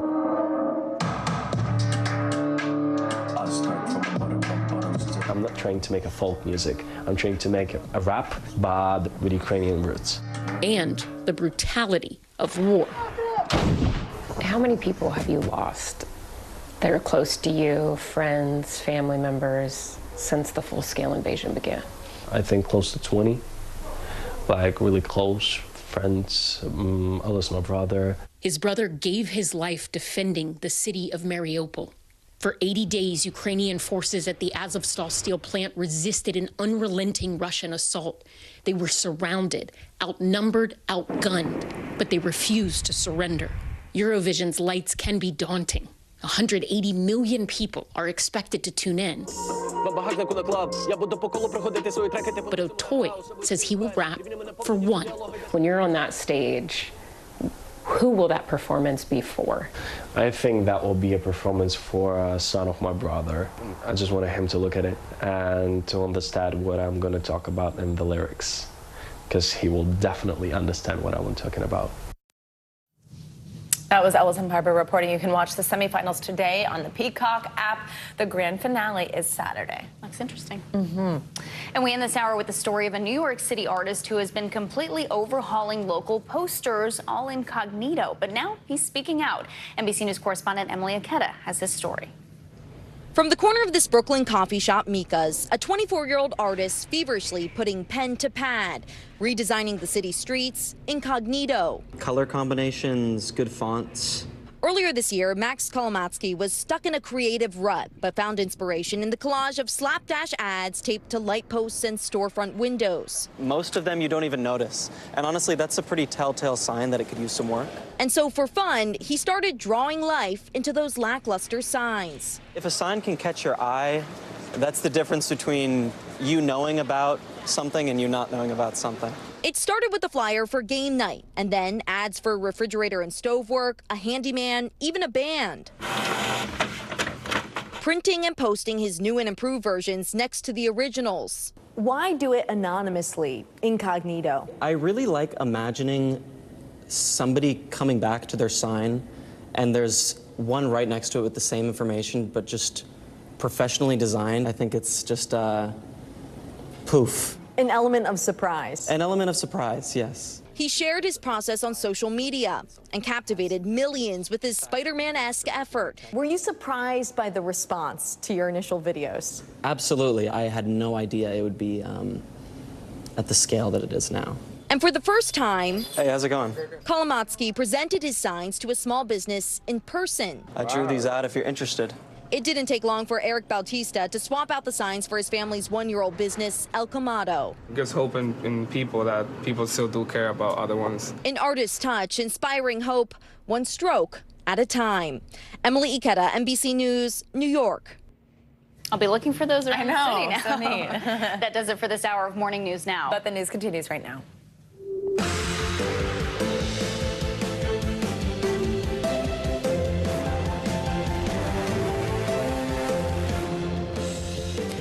everybody. Good morning. Thanks for joining us this Thursday. I'm Savannah Sellers. And I'm Valerie Castro in for Joe Fryer. Right now on Morning News Now, looming deadline. This morning, U.S. troops are amassing on the southern border ahead of tonight's expiration of that COVID-era immigration restriction known as Title 42.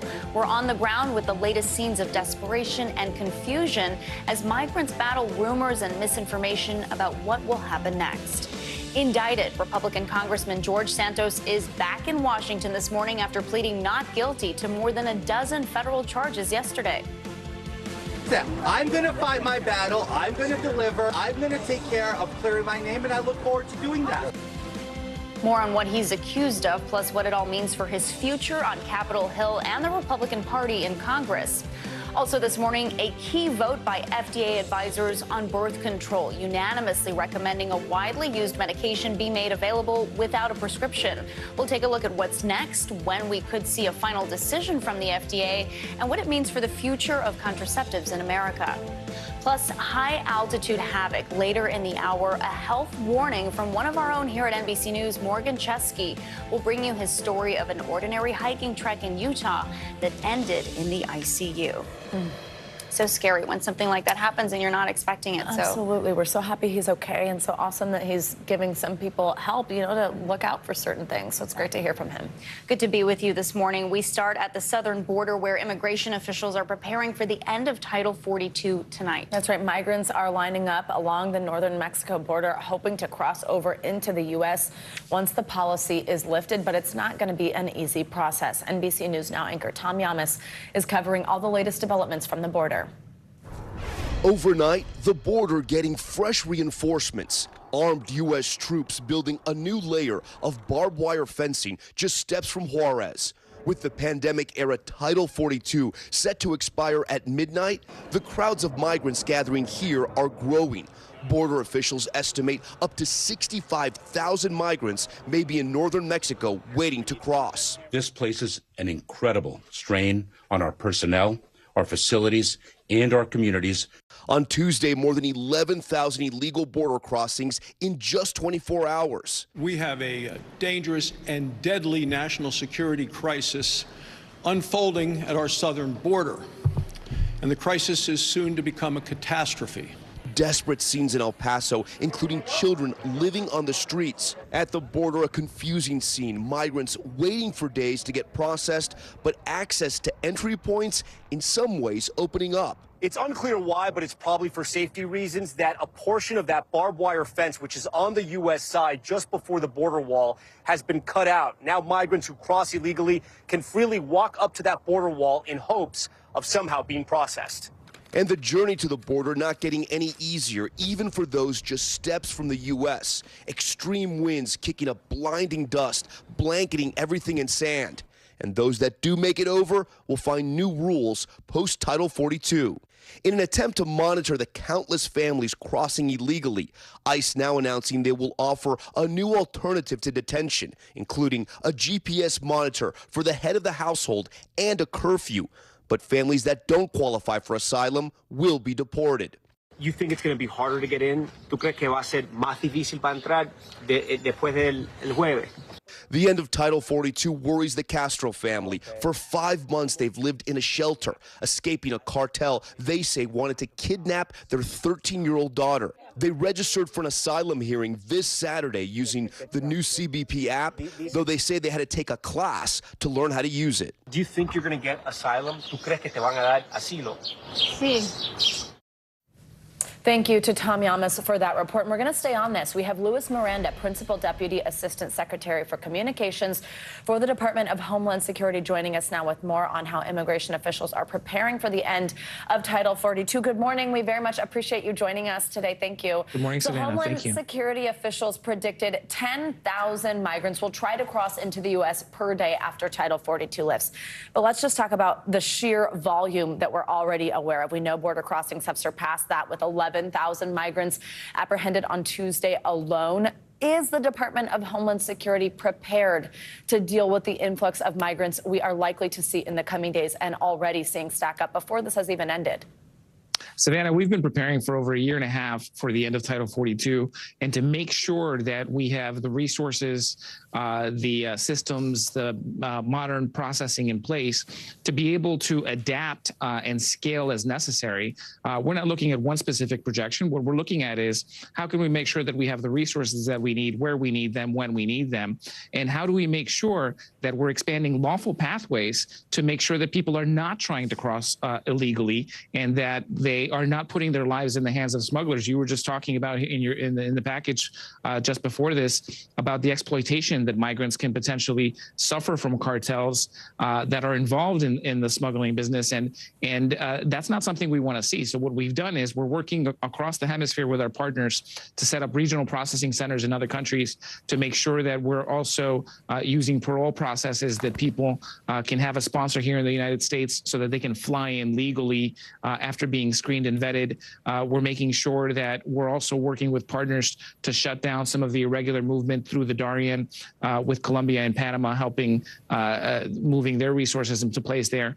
And so there's a lot of work to make sure that we're both reducing the flow, creating lawful pathways, and showing that when Title 8 kicks in, what's going to happen is we're actually going to get to enforce our laws. Title 42 was a Band-Aid. It didn't allow us to impose consequences, such as prosecution for recidivism, such as a 5-year bar on reentry. And so we're sending a strong message. We've also tightened the rules on asylum so that we can make sure that if someone doesn't meet certain conditions, we can have that screening process happen much more quickly. And that way we can send a strong message and be able to keep people in lawful pathways instead of working with smugglers. Yeah, so I understand that screening process is part of something here that we just learned yesterday. NBC News learning that the Biden administration plans to release migrants into the U.S., some migrants, I should say, without court dates and also without a way to track them. It seems that this is a way to alleviate overcrowding. It seems that would lead to confusion and also, of course, be difficult to keep tabs on migrants who cross. What do you say about that? Again, keeping in mind, I understand it's a small, specific group, but does that kind of defeat the purpose of some of the bigger processes we have here? What do you have to say about that? No, look, administrations from both parties for decades have relied on these kinds of parole releases as necessary, and it's only in very limited cases where capacity has been far exceeded. We are over capacity in certain sectors, but we've are not having to use that in most cases because we do have more processing capacity. We just opened 2 new processing facilities in the last couple of days. We've deployed, as you noted, 1,500 additional DOD personnel have been deployed in support of our mission at DHS to be able to provide processing support with data entry, other monitoring of the technology that we have on the border. So there is a lot at play. We've deployed another 1,400 federal personnel who are supporting. And in the past 1.5 years, one of the things that the Secretary has done is, as he listened to and worked with the workforce in Border Patrol, is that we've also created a new Border Patrol processing coordinator position where we've brought on over 1,000 people who are employees who are helping Border Patrol so that they can take off a lot of that processing demand and Border Patrol can get back on the line and do their law enforcement mission. So yes, but we feel that we're very prepared. If I may just interject there, for those who are part of this select group, is it true, though, that there would not be a way to track them? Well, they have obligations. Any kind of release that we do, regardless of how it's done, and there's different pathways throughout, our immigration laws. What happens is that people are in removal proceedings. They have to go to court, and in that process, as they await their immigration court proceedings, they have to consistently check in with Immigrations and Customs Enforcement. If they don't check in, we will go and detain them and remove them expeditiously. So there are conditions. And again, this is a very limited guidance in case that it's needed. But the vast majority, what we're going to be doing is we're going to be processing them. And if they do not have a legal basis to stay in the United States, they will be quickly removed. And may I also ask you about that app that we just heard about a moment ago from my colleague, Tom Yamas. So part of this new immigration policy, anyone who wants to apply for asylum is required to make an appointment through an app. A couple questions, though. If a migrant doesn't have access to a phone, we've also heard reports of glitches, setbacks, people having to take a course to even learn how to use the app. Is that actually going to work smoothly? We just have a few seconds. I'm so sorry, but could you just tell us how you're preparing to use that? It's worked incredibly well in the first 4 months. 83,000 people were able to schedule appointments. The glitch is that people want more appointments than there are available. But the reality is that it's working very well, cutting out smugglers, cutting out middlemen by allowing migrants to have a direct way to schedule an appointment. That's very powerful. And we've made it available in multiple languages. We work with shelters and other service providers on the other side of the border to make sure that we do provide information so that people know how to use it. And we're going to continue to do that. Louis Miranda, Principal Deputy Assistant Secretary for Communications for the Department of Homeland Security. We very much appreciate your time on what is, of course, a busy week for you all. Thank you for joining us. As we've mentioned, rumors and misinformation are spreading among migrants making their way north, some even telling our reporters that they arrived at the border believing it would be completely open today. Our coverage continues now with NBC News correspondent Guad Venegas. As the end of Title 42 looms, the people most impacted seem to be the most in the dark about what it means for them. So she's heard that the border is going to open when Title 42 is lifted. Muy confuso, porque en realidad no, como he dicho, no tengo muy buena claridad al respecto de este tema. One migrant shaking his head in confusion when asked if he knew what Title 42 is. No have idea. Now, the U.S. government trying to step in. Secretary of Homeland Security Alejandro Mayorkas announcing a new campaign in Central and South America to combat misinformation. Smugglers have long been hard at work spreading false information that the border will be open after May 11th. It will not be. They are lying. Desperate migrants hopeful they will get into the U.S. and be allowed to stay, but also uncertain about what to expect. There are many people who arrive here who just don't know what it means to be waiting for Border Patrol to process them. While a lot of rumors spread on social media, we provide Know Your Rights. Immigration attorney Nicole Ramos runs an organization using those popular platforms to educate migrants on policy. Rumores de CBP-1. Hay muchos rumores divulgados en la zona fronteriza. In order to be considered to enter the U.S. to begin the asylum process, asylum seekers need to make an appointment. The Biden administration rolling out a regulation that could disqualify those who cross into the U.S. illegally from claiming asylum. It presumes certain migrants are ineligible if they pass through other nations without seeking protection there first, as many do on their journey from Central and South America. If you're able to schedule an appointment through the CBP-1 app, you can actually get an exception and still be able to apply for asylum. The problem here is that the CBP-1 app doesn't work really well. As we have seen firsthand on the ground. It says, please choose, he has a Spanish, please choose date and time. But then it says, there's no date and time available. Come back tomorrow at 10 a.m. In these Mexican border cities, lack of clarity on immigration policy is replaced with optimism and a dream for a better life. Bueno, tenemos la esperanza, la fe de que nos van a dejar entrar antes del 11. Our thanks to Guad Venegas for that reporting. We will have much more coverage of the end of Title 42 throughout the morning and the rest of the day here on News Now. Well, not in Washington, where New York freshman Congressman George Santos is pushing back against federal charges against him. Santos pleaded not guilty to the 13-count indictment by the Justice Department. He potentially faces years behind bars if he's convicted. NBC News correspondent Stephanie Gosk has the latest. Hey there, George Santos' hearing lasted just 10 minutes, with federal prosecutors laying out a laundry list of serious charges against him. Most defendants in a federal case might run from the cameras, but when the hearing was over, Santos went straight to them and vowed he was going to fight. George Santos mobbed by cameras outside federal court moments after pleading not guilty to 13 federal charges. I'm going to fight the witch hunt. I'm going to take care of clearing my name, and I look forward to doing that. The freshman congressman says he won't resign and intends to run for re-election, even posting on Twitter moments after his indictment looking for campaign donations. House Speaker Kevin McCarthy, who has not called on Santos to resign, made it clear his support would come to an end in the next election. Are you going to support him?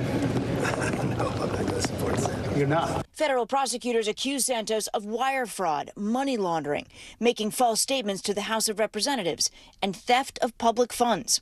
Among the accusations, he collected over $24,000 in New York unemployment benefits during the pandemic, even though he was earning $120,000 from a company in Florida.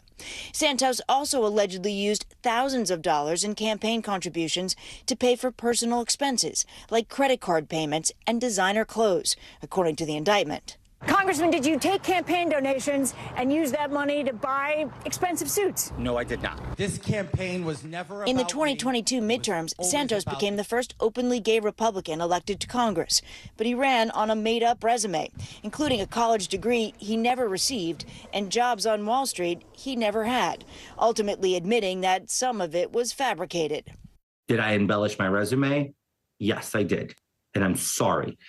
After the federal indictment was unsealed, residents in Santos's district mostly split along party lines.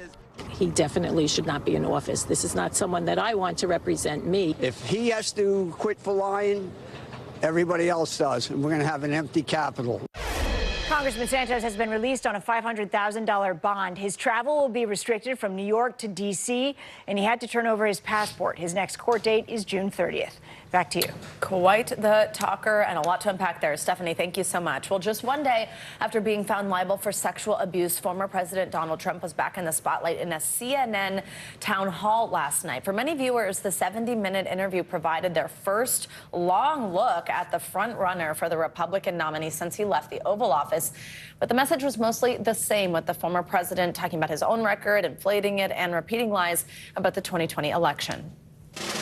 That was a rigged election, and it's a shame that we had to go through it. It's very bad for our country. All over the world, they looked at it. It was not a rigged election. It was not a stolen election. You and your supporters lost more than 60 court cases on the election. It's been nearly 2.5 years. Can you publicly acknowledge that you did lose the 2020 election? Let me just go on. If you look at True the Vote, they found millions of votes on camera, on government cameras, where they were stuffing ballot boxes. Republican officials debunked those claims about fraudulent ballots. For more, we are joined by NBC News correspondent Vaughn Hilliard. He is in Manchester, New Hampshire. This is where the event was held last night. Hey, Vaughn, good to see you. So it's the first time we've really seen Trump outside the conservative media ecosystem, or we're hearing from him not on his own app. But this room was stacked with Republican supporters of his. We heard them cheering many times throughout the night. What were your main takeaways? I think that it's important context. We've really not seen Donald Trump do a serious interview with a non-right-wing outlet since before he left the White House in 2020. And so for the public last night, this was a 28 months of Donald Trump condensed into just about an hour. Lies about the 2020 election, his suggestion when asked about whether he believes Ukraine or Russia should win the war, he demurred, refusing to answer multiple follow-ups on that question. He refused to answer the specifics of what a federal abortion ban that he'd signed into law would look like. He mocked E. Jean Carroll, the woman who he was found liable to have sexually abused and defamed just 2 days earlier. For Donald Trump, this was a very much a grievance-filled event. I want to let you hear when he was asked specifically about whether he would pardon January 6 defendants who stormed the Capitol on January 6. Take a listen. A question to you is, will you pardon the January 6 rioters who were convicted of federal offenses? I am inclined to pardon many of them. I can't say for every single one, because a couple of them probably they got out of control. What they've done to these people, they've persecuted these people. And yeah, my answer is I am most likely, if I get in, I will most likely, I would say it will be a large portion of them. A large portion. Donald Trump has held up these individuals as being unfairly prosecuted, making a comparison to himself as he has faced these multiple investigations a month after his arrest in New York City. For Donald Trump, this is about galvanizing a base of support that he has found in this country here. The question is, to what extent did the rest of the country view that as a sympathetic figure or as one worth fighting against? Vaughn, how is this being taken from Republicans on Capitol Hill? Right, when I say worth fighting against, this is really a conversation about the Republican Party, because there are alternatives running for president of the United States against Donald Trump ahead of next January, February, the primaries that are to begin. It's notable that it's actually the New Hampshire governor here, Chris Sununu, who just about a half hour after the town hall ended, called Donald Trump bitter, weak, full of lies, and in the most direct way yet took on Donald Trump. Sununu himself said that he is considering jumping into this presidential race here, and it'd be notable because there has been really a lack of notable Republicans that have really tried to take on Donald Trump. You asked about Capitol Hill.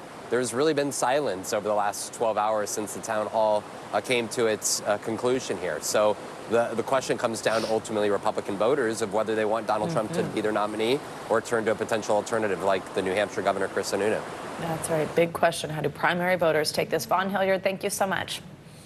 Time now for a check at your morning news now weather. Which means it's time for Bill Cairns to join us again with your forecast. Hello, Bill. Hey, so this Thursday is going to be active. Possible tornadoes later on this evening, and not like yesterday. Yesterday we did have 11 tornadoes reported, but a lot of them were weak, or what we call landspout tornadoes. They typically, even if they hit anything, don't do a lot of damage. Today it could be different. So we're already waking up. This is Oklahoma. This is North Texas. This is Wichita Falls. Already waking up to some thunderstorms in this region. These are from last night. These will eventually die off, and then we'll have new storms popping up later on this afternoon, this evening. A large area here from Wichita Falls all the way back up into southern portions of South Dakota, but it's this orange section in here that's the greatest risk of tornadoes, and maybe even an isolated strong tornado or two. Of course, the strong ones, those are the ones that usually kill the most people, do the most damage if they hit populated areas. So the risk for EF2 tornadoes, we rank the tornadoes from a EF0 all the way up to a EF5.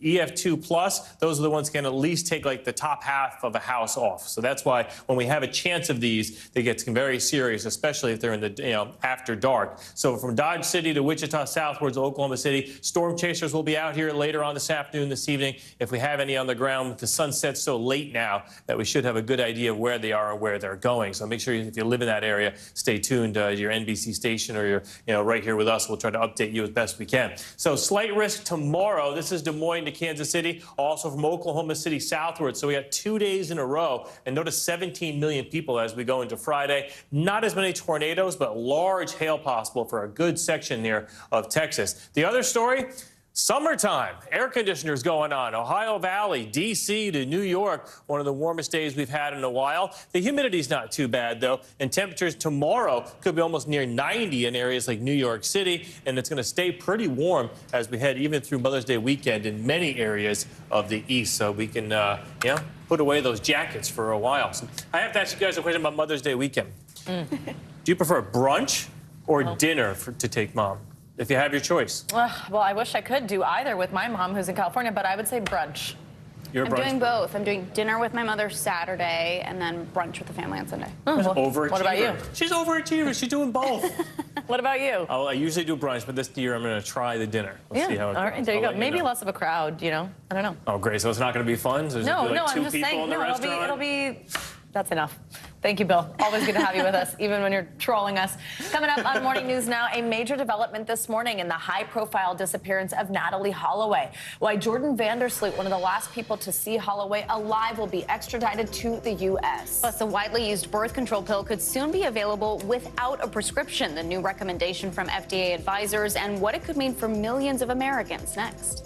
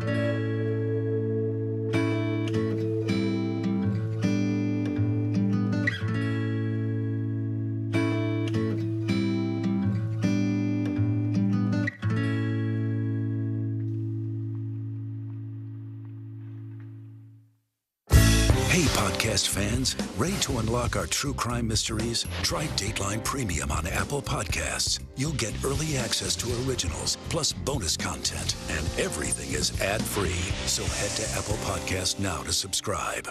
We begin tonight with breaking news just coming in. Whenever it happens, wherever you are, NBC News, streaming free now.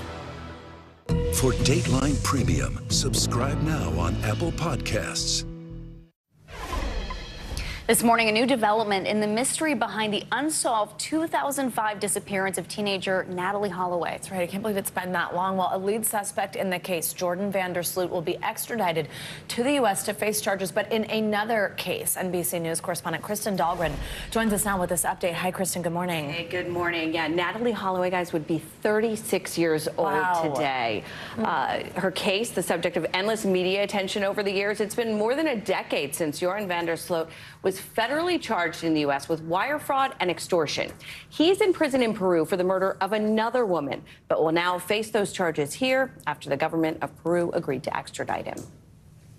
Nearly 20 years since the sudden disappearance of 18-year-old Natalie Holloway, Jordan Vandersloot, the prime suspect in the case, according to authorities, will be sent to Birmingham, Alabama, where he'll face federal wire fraud and extortion charges dating back to 2010. Overnight, the government of Peru approving his temporary extradition. Vandersloot was seen leaving a nightclub with Holloway in May of 2005, the night she vanished. No one has ever been charged in her disappearance, and her body was never found. In 2012, an Alabama judge signed an order declaring Holloway legally dead. Natalie's mother, Beth Holloway, releasing a statement overnight, writing in part, "It has been a very long and painful journey, but the persistence of many is going to pay off." Adding, "Together we are finally getting justice for Natalie." In 2010, Vandersloot allegedly reached out to the Holloway's attorney, promising to not only explain what happened to Natalie, but where to find her remains. In exchange for $250,000, Vandersloot was wired $25,000 as part of an FBI sting, eventually leading to the current wire fraud and extortion charges against him. Authorities believe Vandersloot used the money to flee to Peru, where months later he was arrested for the murder of 21-year-old Stephanie Flores, who died on the 5th anniversary of Natalie's disappearance. He was convicted in 2012 and has been serving a 28-year prison sentence. Beth Holloway talking to Savannah in 2015. Does it feel like justice to you that he is in jail right now, even if not for the killing of your daughter? Justice is being served for Stephanie. But until Jordan faces the extortion charges in the U.S., then justice is not being served for Natalie. Now, NBC News has reached out to the U.S. attorney for comment, but no response. Overnight, Peru's ambassador to the U.S. released a statement that reads, in part, "We hope that this action will enable a process that will help to bring peace to Mrs. Holloway and to her family, who are grieving in the same way that the Flores family in Peru is grieving for the loss of their daughter, Stephanie." Oh, wow. All right, Kristen Dahlgren, thank you so much. An update now to a story we first brought you yesterday. A widow who wrote a book on grief and is now charged with her husband's murder. This morning, that man's family is speaking out. NBC News correspondent Erin McLaughlin has that story now. Hey there. In the years since her husband's death, Corey Richens had published a book about the grief felt by their children. Now we're learning his family had always suspected she may have been involved in his murder, as court documents reveal new details about the successful businessman's alleged concern for the family's finances. It has been more than a year since the death of Eric Richens. Now the family of the father of 3 is speaking out, saying they've long been suspicious of his wife, Corey. Does Eric's family believe Corey killed him? I think the family has always felt that Corey was somehow involved in his death. The 33-year-old real estate agent turned children's book author has been charged with his murder. Police alleging she poisoned her 39-year-old husband last March with a massive dose of fentanyl. And according to court documents, Eric's family told investigators it may not have been the first time she'd poisoned him. He felt like Corey was trying to kill him, and that if he did die, that she should be investigated for that. Investigators say Eric had recently changed his will and life insurance from his wife to his sister and was looking into a divorce. 2 of Eric's friends told detectives he was worried that Corey would kill him for the money and wanted to ensure his kids were taken care of financially. It completely took us all by shock. As Richins was writing this children's book about grief, even promoting it on local TV, investigators were looking into the couple's troubled past. This whole entire place will sleep up to 60 people. The listing agent telling NBC News Corey is currently selling this house, purchased just a week after her husband's death. Detectives say the couple had argued about the property, which Corey wanted to flip. The agent says this rendering shows plans for a $4 to $6 million renovation of the 10-acre estate.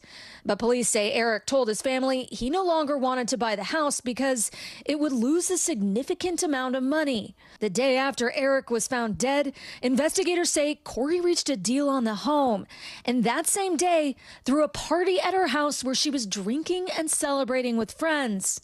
The family felt right at the outset that this had to be a suspicious death. Now with Corey behind bars awaiting her next court hearing, the Richins family is hopeful justice will finally bring an end to Eric's tragic story. According to the arrest warrant, the night of the alleged murder, Corey was texting one of her best friends. The friend later telling police she couldn't remember what they'd been messaging about.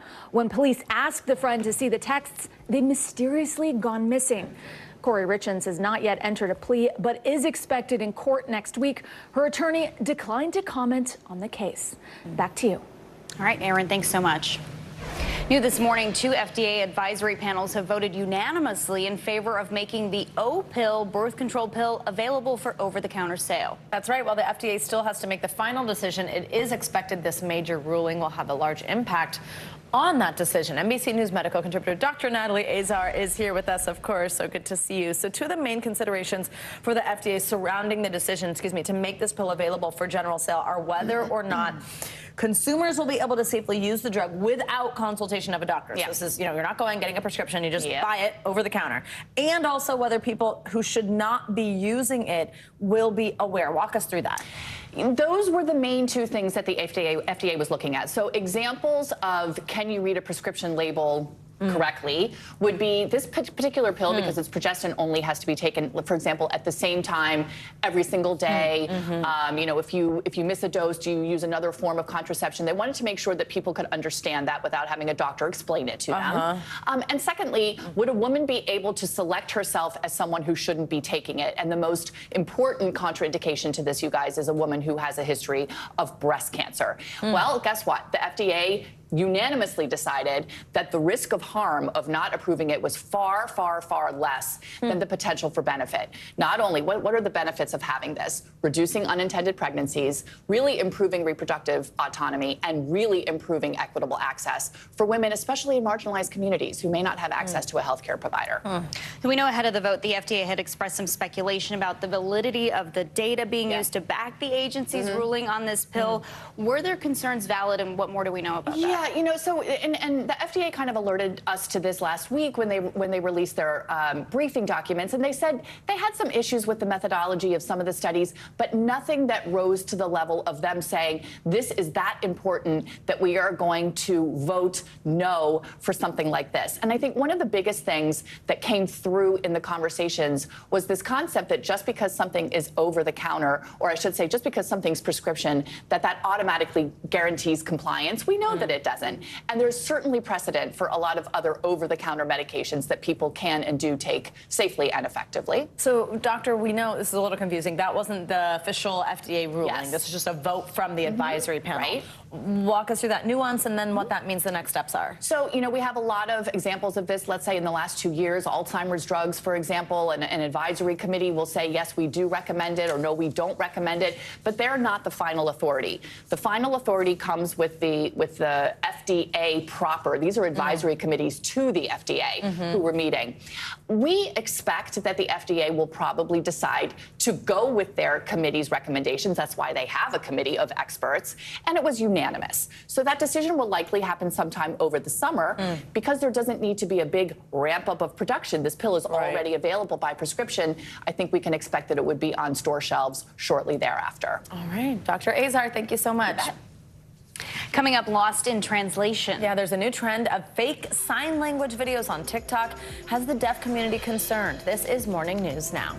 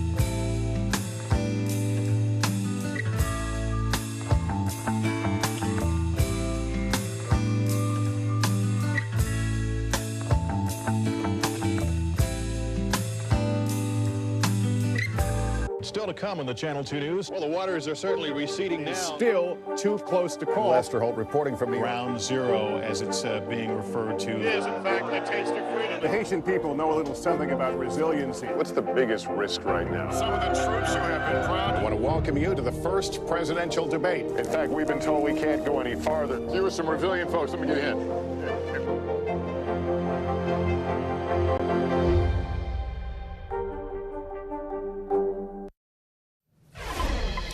Welcome back. Well, this is a growing trend on TikTok. Creators signing along to famous songs like We Are the World or Love the Way You Lie, but it's not quite what it seems. Often they're actually showing the wrong sign language. Members of the deaf community say the signs are often meaningless and can be confusing for those trying to follow along. And the National Association for the Deaf recently shared this video condemning unqualified creators and calling the harm this was causing to the deaf community devastating. Amanda Morris is the disability reporter for the Washington Post. She is also, as she puts it, proudly hard of hearing. She joins us now for more insight into this alarming trend. Amanda, good morning. Let's start with how signing to music became a trend on TikTok, and tell us what are some of the common mistakes that you're seeing.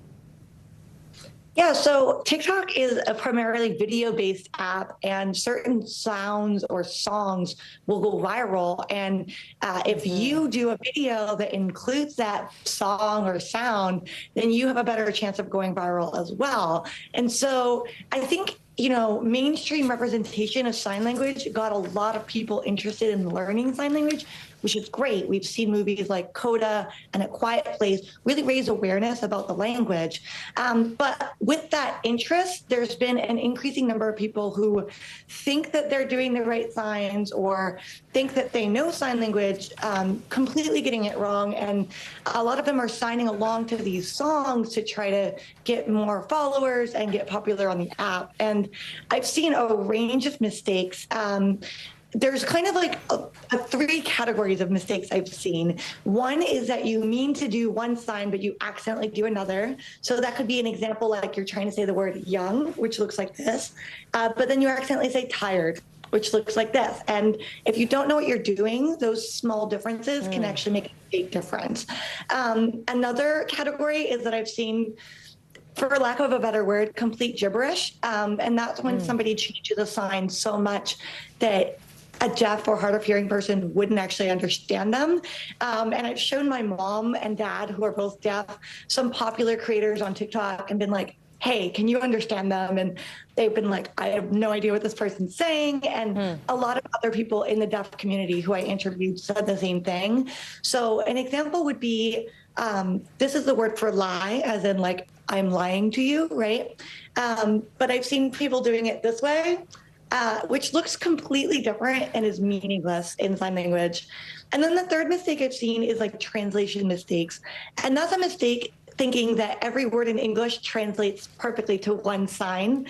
And that's not always the case. So for example, the word for like, as in this ice cream tastes like chocolate, would be like this. And that indicates that something is similar.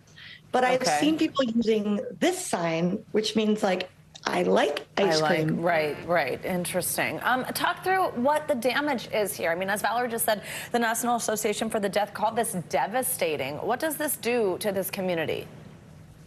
Yeah, so a lot of these popular TikTok creators have actually gone on to interpret at live events like concerts or sporting events.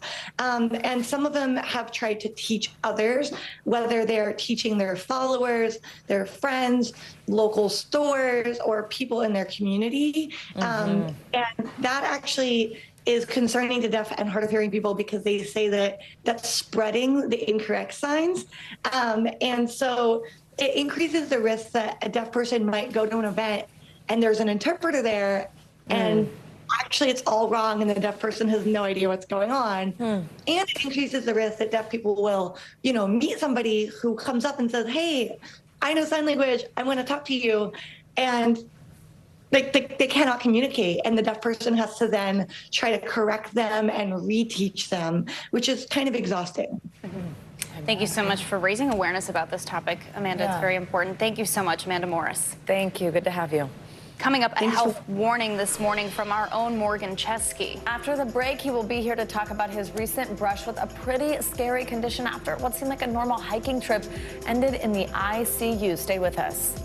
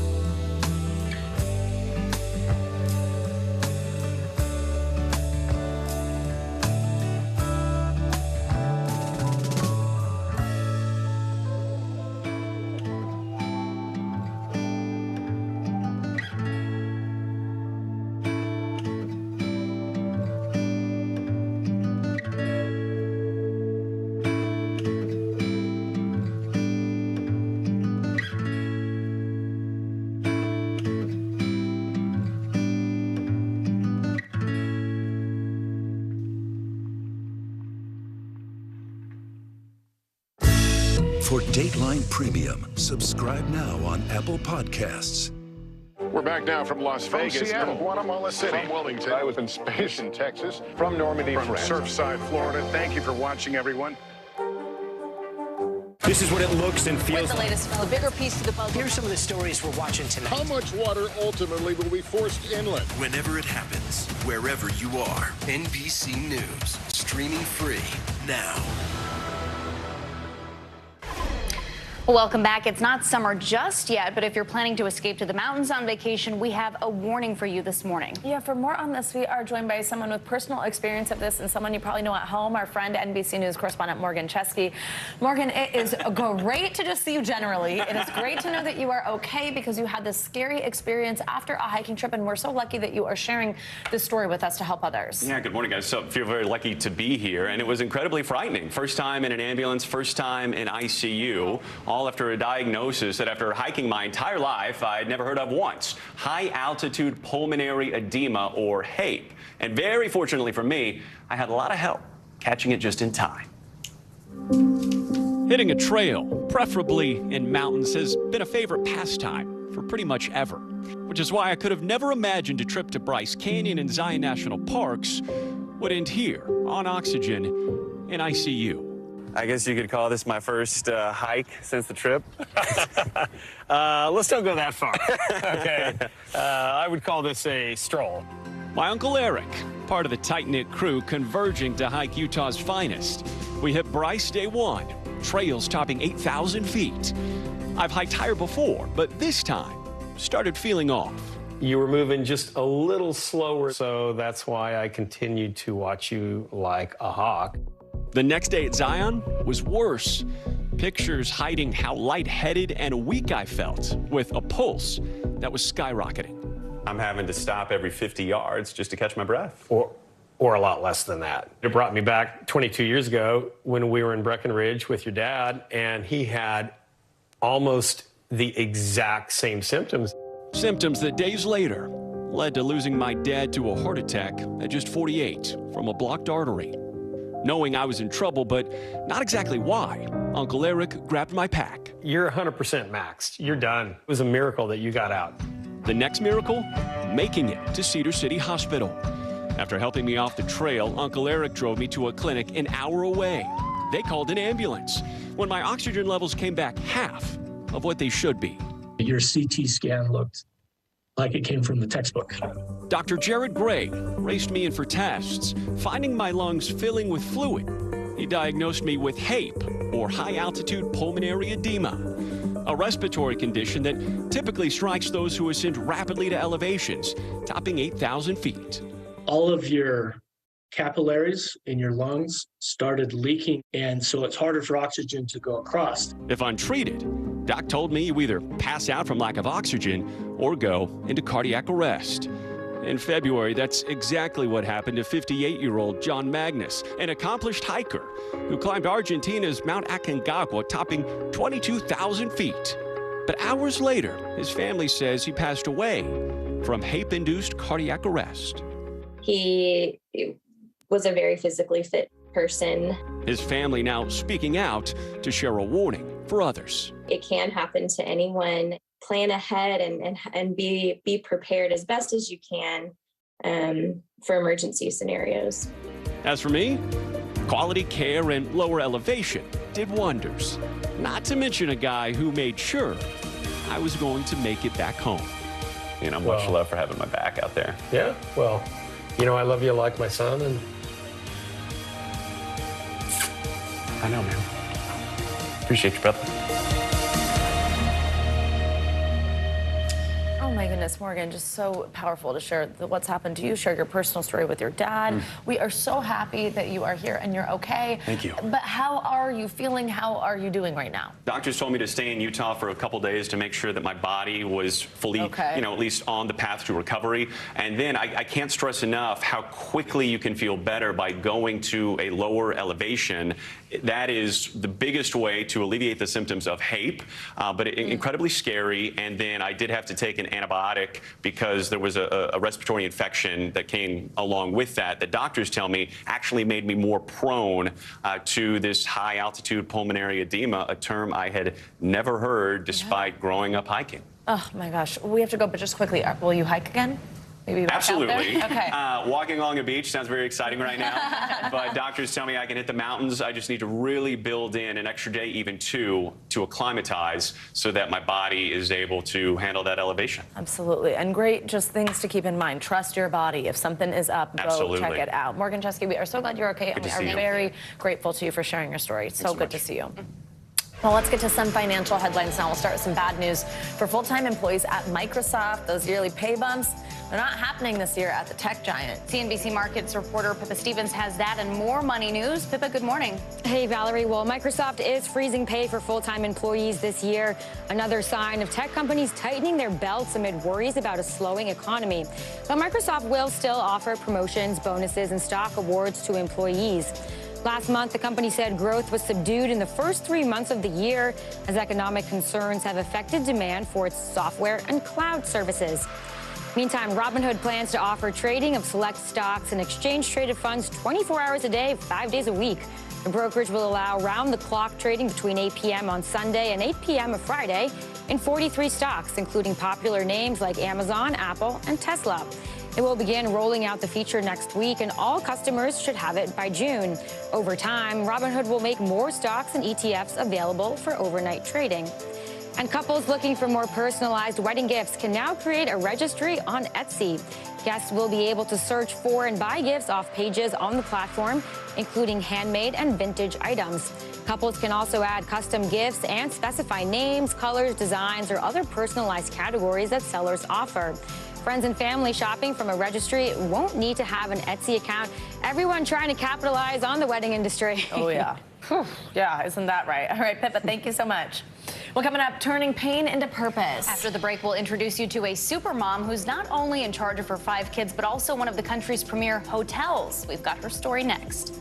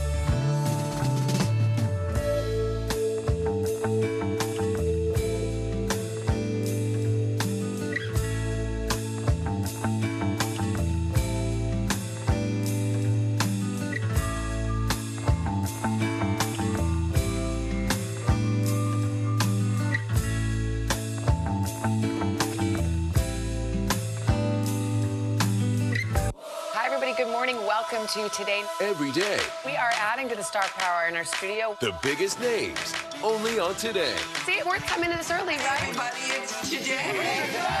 Like I won the lottery. How do you feel at this age, this stage? Liberated. We're just getting started, folks. Anal stop with us now. The boys are back in town. Boys are back in town. It's a miracle. It's a miracle. This has been fantastic. Everything and everyone you're talking about, only on Today.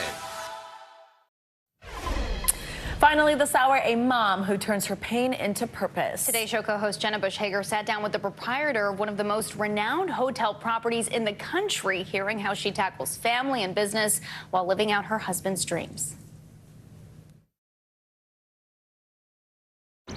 As the sun rises in the Tennessee Smoky Mountains, the staff at Blackberry Mountain are already hard at work, and the visitors just starting to stir. At the helm of it all, Mary Celeste Bell, in a role she never dreamed would be hers. You say that Blackberry Mountain healed you in many ways. How so? Sam and I had dreamed about Blackberry Mountain for years, bringing his vision to life and making sure that we were doing everything that we wanted to do and that he dreamed of has been just an incredible journey. You met Sam in high school. Do you remember your first impressions of him? He, of course, was great looking. He was warm and friendly and fun, and he had kind of a magnetism to him. That magnetism naturally drew people to Sam, his colleagues, his guests, and his children. At 26, Sam Bell began running Blackberry Farm, a property owned by his parents. Once he turned that resort into a world-renowned culinary destination, he set his eyes to the mountains. He loved getting out and exploring. He loved to hike. I mean, Blackberry Mountain, he hiked and biked every inch of it. He loved blazing a trail. He was kind of fearless.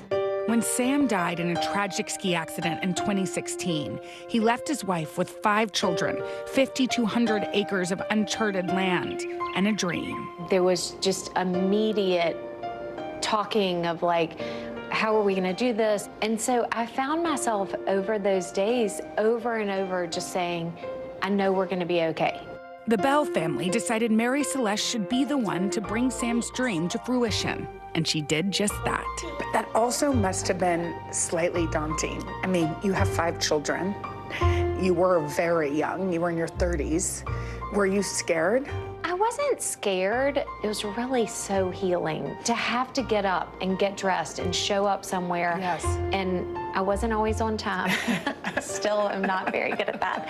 But have adult conversations and not be dwelling on what we're losing. But the other thing that was so amazing is that it was such a connection to Sam. 7 years later, Mary Celeste oversees 1,200 employees and is involved in the day-to-day business at both Blackberry Farm and Blackberry Mountain, all while raising her children who range in age from 10 years old to 25 years old. What would they say about their dad? They would say that he loved them, that he was committed and passionate about things he loved. But I think they would say that they miss him and they wish he was here. But they know how special it was to have him for the time they did. And they appreciate that. Yeah. With Blackberry Mountain thriving, Mary Celeste has a new goal: to change the conversation around grief. Loss is universal, and there's no universal conversation about it. You say that there's hope after healing. There is some beautiful light that comes. Well, I think that difficult times give you perspective, and there is hope, and you just have to appreciate every day. A guest actually gave you a really important book that I know has been sort of a safe haven for you. And then you gave one to me when I lost my grandparents who you knew I loved. The book is called Healing After Loss by Martha Hickman. Even if I could, I will not forget my pain. I will honor it. It is part of who I am. Do you feel that way about your pain too? I feel so fortunate to have lived the life that I've lived. And loving someone so much that you miss them so much is a gift. But I also think that at some point you have to let go. And so I am letting go of my pain. I want to celebrate what I had, and I also want to live on. Beautiful story in a beautiful place. Jenna Bush Hager, thank you so much. That does it for this hour of Morning News Now. But stick with us because the news continues right now.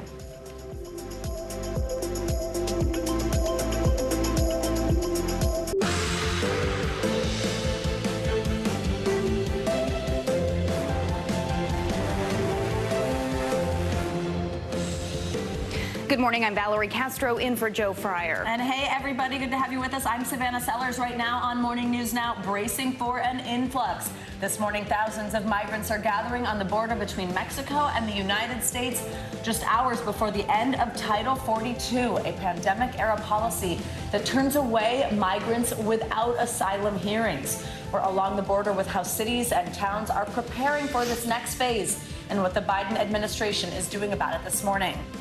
Defiant, disgraced Congressman George Santos has pleaded not guilty to a string of federal charges, ranging from money laundering to making false statements to Congress. I'm going to fight the witch hunt. I'm going to take care of clearing my name, and I look forward to doing that. I don't understand where the government's getting their information, but I will present my facts.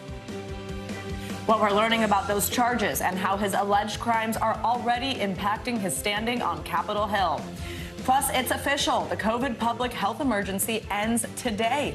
And with that, a slew of health rules that have become part of our lives since 2020. We will take a closer look at the restrictions and benefits that go out the window today, plus the major lessons we could take away from this pandemic that may prepare us for the possibility of the next. Also this morning on the world stage, a Ukrainian rapper who has spent months fighting for his country is now taking on a totally new mission, the Eurovision Song Contest. How he's planning to bring the Ukrainian spirit to the stage and help others back in his home country. Really more of a tribute there than competing, but it's very cool to see. Exciting to hear about that story. And it's great to have you with us this morning, and it's here. good to be with you all at home. Thank you for joining us. We start this morning at the southern border as Title 42 is set to expire tonight. The COVID-era restrictions were first put in place during the pandemic. Border officials have used the Trump-era policy to turn back migrants who are trying to enter the country. And now with the policy ending, several border cities in Texas who have already seen an increase in crossings have declared a state of emergency, bracing for a possibly larger influx. Shelters there are already overburdened, and the concern is the situation could get worse. Border Patrol says about more than 60,000 migrants are already in northern Mexico waiting to enter the U.S. when the policy ends tonight. And the conditions they're living in while they wait are brutal. It's a struggle because the food doesn't keep us full. We're hungry and gets really cold out here. The Department of Homeland Security is taking added steps to help alleviate overcrowding in border facilities. And yesterday, Homeland Security Secretary Alejandro Mayorkas issued this warning to migrants. To people who are thinking of making the journey to our southern border, know this: the smugglers care only about profit, not people. They do not care about you or your well-being. NBC News Homeland Security correspondent Julia Ainsley is on the border in El Paso, Texas for us this morning. Julia, you've been monitoring the situation there. Tell us what you're seeing this morning. Well, it's interesting. I'm here outside Sacred Heart Church in downtown El Paso, and just a few days ago, we would have seen hundreds of migrants sleeping next to each other on these streets. You can still see some have spent the night out here, but it's also, we see a lot of clear sidewalks. We understand that immigration authorities came through overnight and asked a lot of these people to be processed, meaning they needed to be sent through the immigration process where they get their A numbers, they get biometrics, they figure out who they are, and then oftentimes they're re-released back to places like this. So we could see them coming back here today. It's something that happened the prior day as well. And it's part of a strategy to try to clear out places like this ahead of that expected surge when at 10:59 local here tonight, the Title 42 policy will lift and immigrants will be able to come across and claim asylum. Now, a lot of the people who have already come have heard misinformation. They thought they needed to cross before Title 42 lifted. There's a lot of confusion. But by and large, what this will mean is that as the numbers increase, if more are drawn when Title 42 lifts, they also will be taking longer to process them, that process that I just described, and that could mean more time in detention. Border Patrol is worried about backlogs. In fact, that's why, as we understand and we've reported, they've released a memo to Border Patrol facilities to say you can release people without court dates and without a way to track migrants' whereabouts in the countries in order to alleviate overcrowding if they get pushed too far past capacity. Already just yesterday, or rather 2 days ago, we understand there were 11,000 migrants that crossed in one day, and those numbers could climb to as high as 14,000 or possibly even higher. It's been predicted by the chief of Border Patrol to be about 14,000. They're worried about overcrowding, and they're worried about what it might mean for cities like El Paso. And Julia, there's been a lot of concern over misinformation spreading among the migrants about the border process. What resources are available for the migrants to get the correct information? Yeah, that's right. So they talked a lot about how maybe that's the reason why we saw a surge now, even before Title 42 lifts. A lot of times smugglers will tell migrants, today is the day you have to cross. This is your last chance. DHS has actually launched a messaging campaign against that misinformation. You can see billboards now throughout Central America and countries where migrants might be coming from, telling them, no, this is wrong information. Don't listen to the smuggler. The border to the U.S. is closed. And that's a message that Mayorkas has also been repeating. He repeated that yesterday from his podium. He has repeated that many times, trying to get the message out that the smugglers don't care about you. Don't listen to them. They're just trying to take advantage of you. All right, a lot more to come. Julia Ainsley on the border for us this morning. Julia, thank you. Yeah, powerful reporting there on the ground. Well, the issue of immigration policy here in the U.S. is, of course, a long and complicated one, and Title 42 made it more so, challenging lawmakers as well as people, of course, who are trying to come to this country. We want to take a moment to look at how we got to this point and the difficult road ahead. Here's NBC News correspondent Zincle Asamoah. It's going to be chaotic. Just behind me. Hundreds of migrants. The conditions here are miserable. Attempting to cross the Rio Grande for weeks. Sleeping on the street. Pushing border communities to the brink. Our resources are stretched, and they're stretched quite thin. At the center of it all, Title 42. The public health measure was introduced in 2020 by the Trump administration. Give Customs and Border Protection the tools it needs to prevent the transmission of the virus. Before Title 42, migrants could seek asylum and remain in the United States while their case was being considered. Through CDC emergency powers, Title 42 allowed the government to quickly expel migrants without screening for asylum. Functionally, Title 42 has kind of created a bottleneck of people who are seeking asylum or otherwise kind of seeking entry to the United States. Still, when Biden took office, the policy remained, though their stance has continually shifted. The previous administration said separated families and wasted tax dollars. We have been trying to undo that. We have been trying to make sure that we do it in a moral way. Attempts to end Title 42 in 2022 were met with lawsuits from Republican attorneys general. Then, following a surge of migrants, Biden's administration announced an expansion of Title 42, providing some legal pathways for migrants, but also expediting migrant removal. My administration is taking several steps to stiffen enforcement for those who try to come without a legal right to stay. In January, the United Nations saying the move undermines international human rights law. Now, in El Paso, Texas, migrants have amassed in the area, waiting for Customs and Border Patrol to process their case. Nonprofit Opportunity Center for the Homeless feeding nearly 1,000 people 3 meals a day. Their normal capacity closer to 200. Once Title 42 lifts, what's going to happen for you and your work? No matter how prepared we are, we simply aren't going to be prepared for the number of individuals there. While Title 42 may soon be over, the growing humanitarian crisis at the border is far from done. Zinclea Samoa, NBC News. The border emergency is not just an issue for cities and towns in the southern U.S. It's also being felt in big cities hundreds of miles away as migrants arrive by the busload. States of emergency are being declared as resources are being stretched thin. NBC News national correspondent Gabe Gutierrez continues our coverage. This is a place to come and stop, I think. I think it's like the place to stop before you go.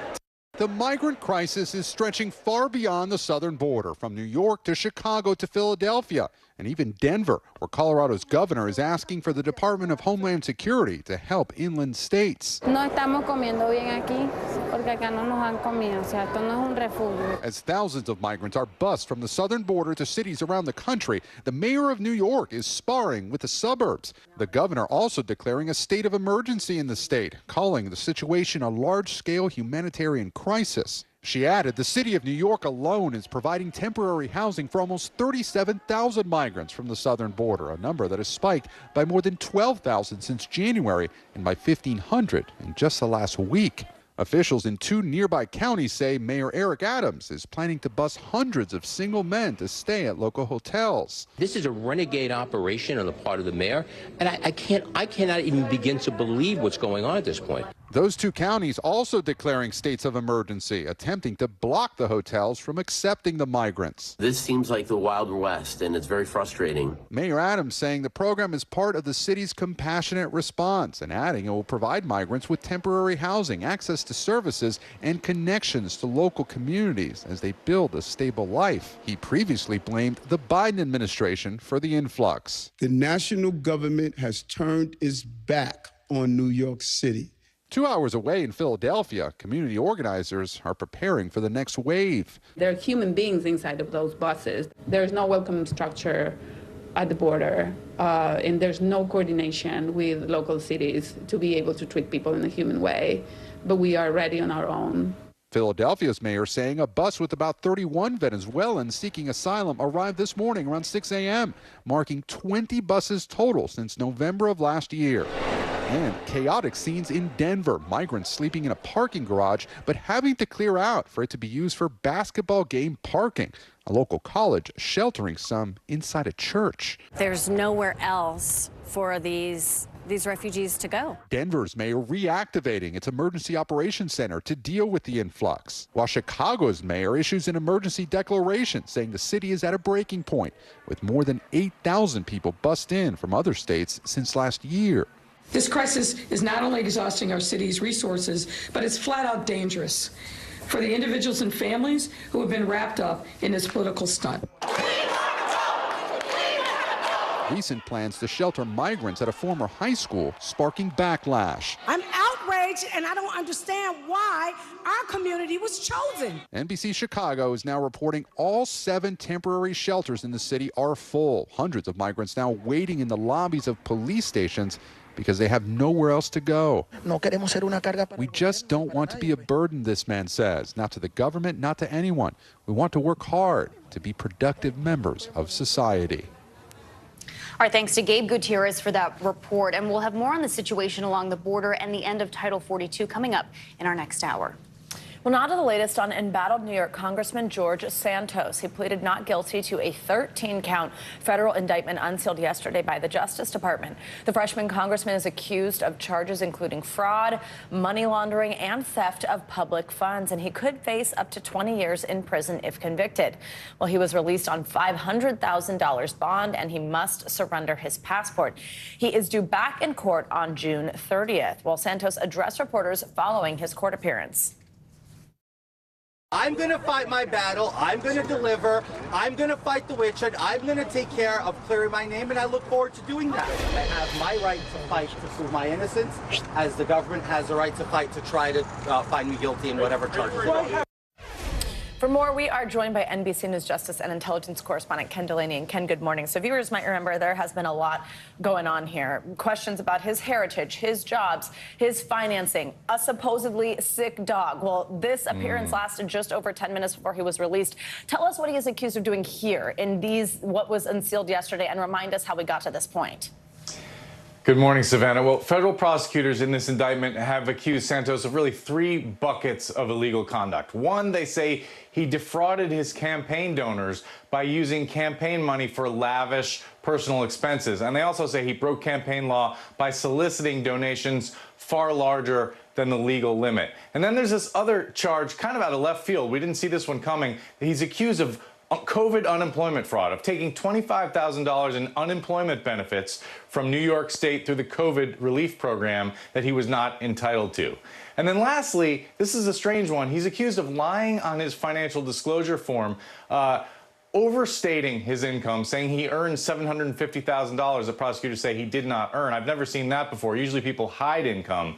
Now, this appears on its face to be a very strong case, because it's a case that can be proved by documents, bank records, corporation records, tax records, text messages. But Santos remained defiant outside of court yesterday. Take a listen to what he had to say. I don't understand where the government's getting their information, but I will present my facts. We have an indictment. We have the information that the government wants to come after me on, and I'm going to comply. I've been complying throughout this entire process. I have no desire not to comply at this point. They've been gracious in there. Now I'm going to have to go and fight to defend myself. The reality is it's a witch hunt. Now, as you said, each of these money laundering counts carries 20 years in prison. The others carry other prison sentences. He's facing a long stretch, and there's reason to believe these are not the only charges he will face, Savannah. Yeah, so I want to ask you about what else we've got going on with him. So you've just walked us through this 13-count federal indictment. But Santos, we might remember last year, the New York Times did this big investigation that was what brought him under scrutiny, and it highlighted these numerous fabrications, some of which I mentioned at the top of this segment. We know he's currently facing other investigations because of those other things. Where do those stand right now? Well, it all sort of runs together, and in fact, there's reason to believe that local and state prosecutors are investigating him. We know there's an inquiry by the House Ethics Committee, but usually in these situations, federal prosecutors take primacy here. And what's really interesting, I think, about this indictment is this charge of overstating his income. The reason that's important is because he loaned his campaign a large sum of money, more than $600,000. This indictment suggests that that was not his money, and yet there's no mention of it in these particular set of charges. But if it wasn't his money, that suggests there are other crimes that the federal government is investigating, Savannah. And amid all this, Ken, Santos has said he does not plan to resign. In fact, he has announced that he is seeking re-election. Walk us through what this means for him on Capitol Hill. We had a little bit of news yesterday that House Speaker Kevin McCarthy did say he won't support his bid for re-election. But what's next here? Well, so McCarthy needs his vote. So McCarthy right now, even though New York Republicans wish he would resign, McCarthy appears to be standing by his remaining in Congress. And in fact, you can be in Congress even having been convicted of a felony. It takes a 2/3 vote of the House to expel him. So it really is going to depend on whether the Republican majority decides they can tolerate his presence as he fights these charges, Savannah. All right, Ken, thank you very much. Good to see you. This morning, with no sign of movement to end the debt ceiling standoff, there's growing concern that the nation could default on its debt by the end of the month if Congress doesn't act. Well, yesterday, President Biden took his message directly to the voters. He spoke at a college in upstate New York where he laid the blame squarely on Republicans who he claims refused to negotiate. Take a listen. They're literally, not figuratively, holding the economy hostage. I made it clear, America is not a deadbeat nation. we pay our bills. NBC News White House correspondent Mike Memoli joins us now on set with more. Mike, good morning. So those were some tough words from the president there. What were some of the other takeaways from that speech? Well, there are a couple things that are really frustrating the president about this whole debt ceiling debate. The first has to do with the specifics of what we're even talking about, federal spending. The president pointed out that he's put forward a very detailed budget that would cut $3 trillion in federal spending over the next 10 years, what money he would raise more in terms of taxes, what he would cut in terms of federal programs. And then he said Republicans have put up a big number, $4.5 trillion, that they want to cut federal spending over the next 10 years, but they haven't specified the details. So one of the things the president did yesterday was try to fill in the blanks for them. Take a listen. According to estimates, the Republican bill would put 21 million people at risk of losing Medicaid. The Republican plan would cut federal law enforcement officers, 30,000, including 11,000 FBI agents, 2,000 border agents, DEA agents, and so on. The other frustration the president has here is, as he pointed out, Republicans passed debt ceiling increases 3 times during the Trump administration. In fact, the last time the deal that led to the debt ceiling being raised increased spending overall. And so he reminded us of what's at stake. He said Republicans' plan here is extreme and doesn't make much sense, and talks about the potential for, what, 8 million job losses, a 45% cut in the stock market if we were to default. Even getting a deal at the last minute, reminder, would cost 200,000 jobs to the economy. So high stakes that the president really tried to bring to the voters directly yesterday. Definitely, and kind of more drama than we've seen in one of these standoffs in a long time. So with this backdrop that you mentioned about this deadlock between the president and Republicans, it's notable where he was, a district represented by a Republican. Congressman Mike Lawler, walk us through what that messaging was there. Yeah, there are 18 of these districts across the country that sent a Republican to Congress last November, but in 2020 supported President Biden. So these are the definition of swing seats. And so the White House had been telegraphing that the president really wanted to come to put pressure on those vulnerable Republicans to maybe relent here, put pressure on Speaker McCarthy to show more willingness to compromise. But there was a very interesting dynamic yesterday. The Republican congressman was in the audience. And in fact, President Biden met with him earlier before he took the stage. He said nice things about him on stage. He said, this is not one of those MAGA Republicans. He's the kind of Republican I used to work with when I was in Congress. So I talked to Congressman Lawler. He talked to reporters after, and he said, well, the president's words speak for themselves. And he put the pressure back on the president, said he's the one who needs to show a willingness to compromise. So the politics here continue to be fascinating. Looking forward, we know the president is scheduled to meet with congressional leaders again tomorrow. Not a lot came out of the last meeting. What is the White House hoping for here? Well, what we've heard, and the president said this yesterday as well, is that the staffs, especially the staff for Speaker McCarthy and for the president, have been meeting, will meet again today, are having some good discussions, maybe working slowly towards a deal.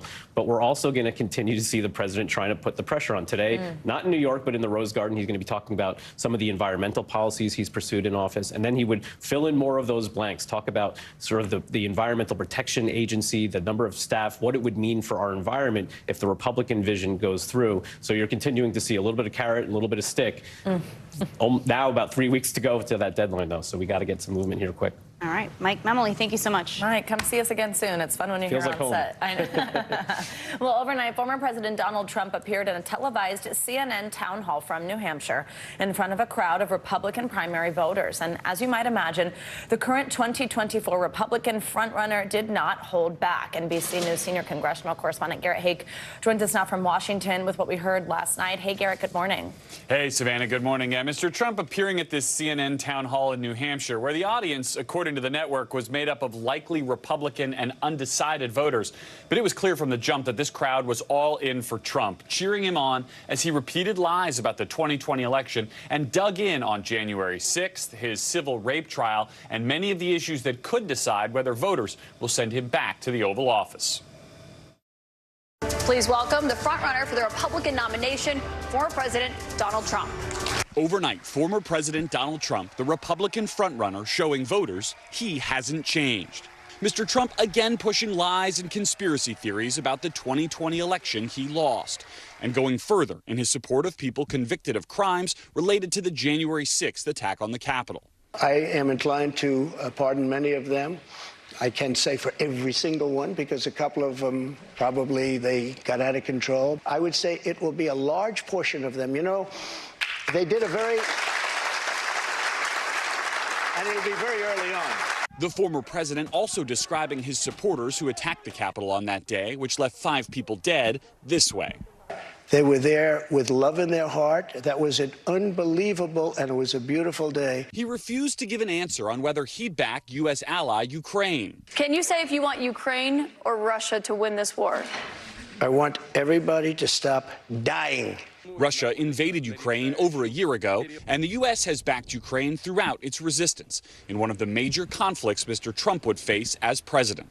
On another, the economy, Mr. Trump downplaying the consequences of America defaulting on its debts. I say to the Republicans out there, if they don't give you massive cuts, you're going to have to do a default. But while he was president, Republicans voted to raise the debt ceiling 3 times, allowing the country to borrow more money to avoid default.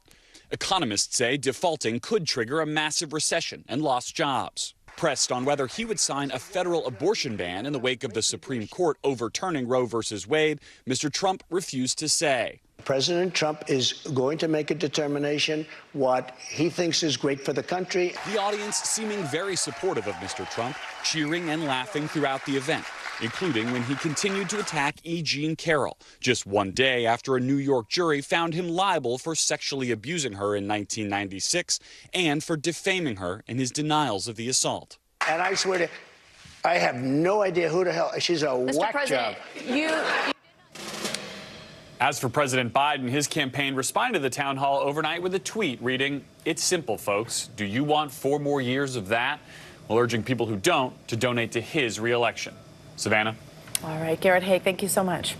A looming storm is threatening central parts of the country. Let's get a check at your Morning News Now weather. That means Bill Cairns joins us now. He's with us today. Hello, Bill. Good morning. Hello. Great Thursday morning, and unfortunately not so great in a few spots. We're really watching a horrific drive for your morning in areas like Little Rock, Shreveport. Those are getting just a tremendous amounts of rain right now, and lightning to deal with that too, especially thinking about anyone heading out on the roads. We also have flood watches up from Denver to areas in Nebraska, a little corner there of Kansas, and up into Montana, but it's really this area down here to the south where all the problems are. Little Rock, you got a thunderstorm right over the top of you. Downpours are coming down, and then if you head down Interstate 30, you get down to Texarkana, head south down to Shreveport. Shreveport has a thunderstorm moving over the top of you too, and a lot of lightning strikes right over the top of the city. So give it about a half hour or so if you can allow it, if you can do it. You don't want to get stuck out there on the roads, but I'm sure traffic is not going to be good. A lot of people will be delayed. Later today, the biggest concern is going to be severe weather. This one looks like a little more serious than yesterday. Yesterday, we did have about 11 tornadoes reported. A lot of them were what we call land spouts or kind of weak tornadoes. Today's different. Today, we could actually see a few strong tornadoes. The area in yellow is the slight risk. That's where we could experience severe weather. The best chance of any of those stronger tornadoes, and I don't think we're going to have many, maybe only like 1 or 2, but it would be in this hatched area from Dodge City to Wichita, Kansas, southwards down to Oklahoma City. It would be typical late afternoon, early evening. Isolated storms. We should have a lot of storm trackers, storm chasers out there watching them, so we'll know where they're heading.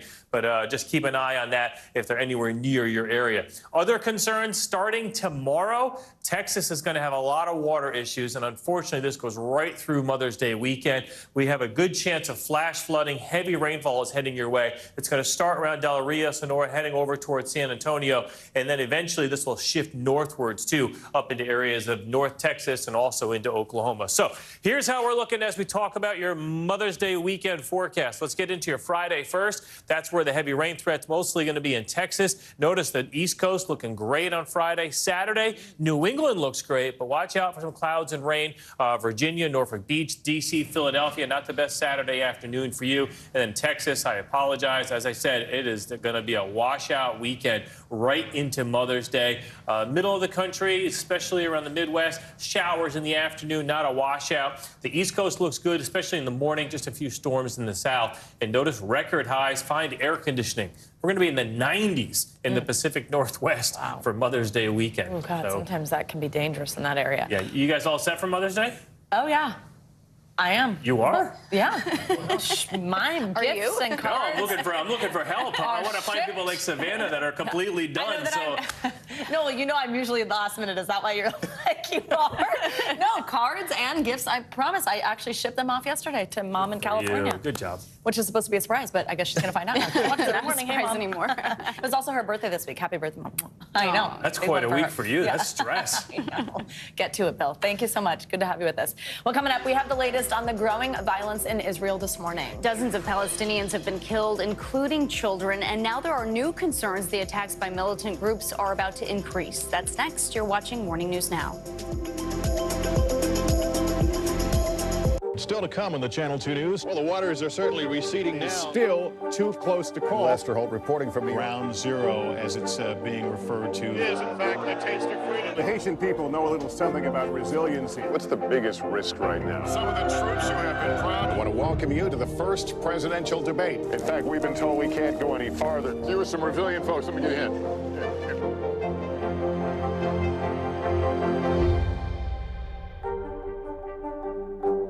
Hey, podcast fans, ready to unlock our true crime mysteries? Try Dateline Premium on Apple Podcasts. You'll get early access to originals, plus bonus content, and everything is ad-free. So head to Apple Podcasts now to subscribe. Your music is so familiar. What do you think when people start humming back your tunes? How you doing, Lester?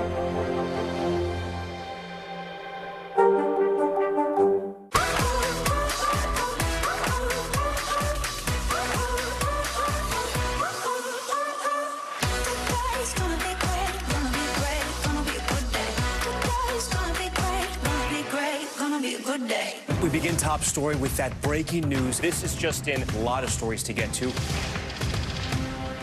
What do people need most right now? Did the state and/or law enforcement drop the ball anywhere? Are we headed for a recession or a recovery? Migrant families now stranded in Mexico. What's the World Cup experience been like? The civilian effort is not just about fighting, it's also about helping. Every night, it's your news playlist. Top Story with Tom Llamas. Streaming weeknights at 7 on NBC News Now. Hi, everybody. Good morning. Welcome to Today. Every day. We are adding to the star power in our studio. The biggest names, only on Today. See, we're coming in this early, right? Everybody, it's Today. Like I won the lottery. How do you feel at this age, this stage? Liberated. We're just getting started, folks. Ain't no stopping us now. The boys are back in town. Boys are back in town. It's a miracle. It's a miracle. This has been fantastic. Everything and everyone you're talking about, only on Today. What is going to happen now? Going back and forth because they... Go ahead. This is it.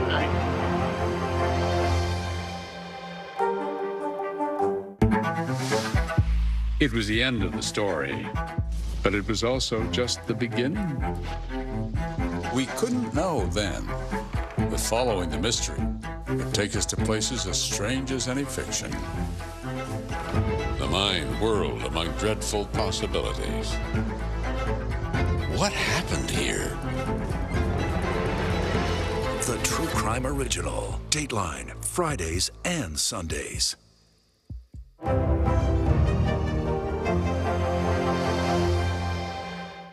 We are back with the latest on the violence in Gaza. The Palestinian enclave has been targeted by Israeli airstrikes over the last couple of days. Local health officials say at least 27 Palestinians have been killed, and among the dead are Islamic Jihad militants, as well as many civilians, including women and children. Militant groups responded overnight by firing a volley of rockets towards Israel, but most were either intercepted or missed their target.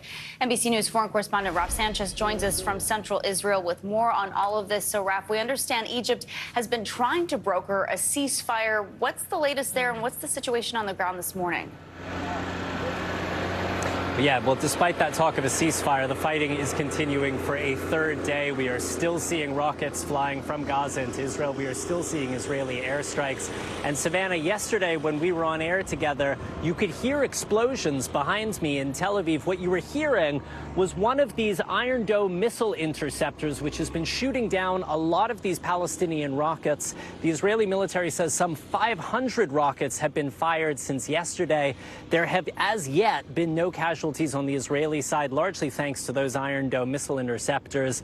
There are casualties on the Palestinian side, though. This morning, Israel says it killed another senior member of Palestinian Islamic Jihad, but there are at least 14 civilians killed in Gaza, most of them killed in that initial wave of Israeli airstrikes. But the Israeli army says a number have also died in the last 24 hours from Palestinian rockets which have misfired and landed inside Gaza. NBC News has not independently confirmed that.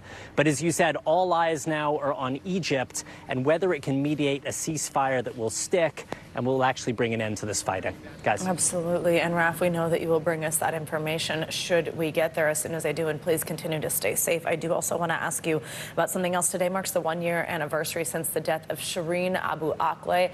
She's a Palestinian-American Al Jazeera correspondent killed by Israeli forces while covering a raid in the occupied West Bank. I understand you've been speaking with her family on this anniversary. What are they saying? Yeah, that's right. The family are saying the same thing they've been saying since day one, really, which is that they want accountability. This has been a devastating year for them, but it has been made all the harder knowing that nobody from the Israeli military has been prosecuted for the killing of Shireen Abu Akleh. Nobody has been disciplined as far as we know. I had a chance to speak to her niece, Lina Abu Akleh, and I want you to take a listen to a little bit of what she had to say. For us, justice is having the soldier who killed her held accountable for the entire chain of command, to be held responsible for killing Shireen. This is what we want. We don't want another day to go by without justice. We want to be able to go to sleep knowing that the soldier that killed her is held responsible and is held accountable for killing my aunt.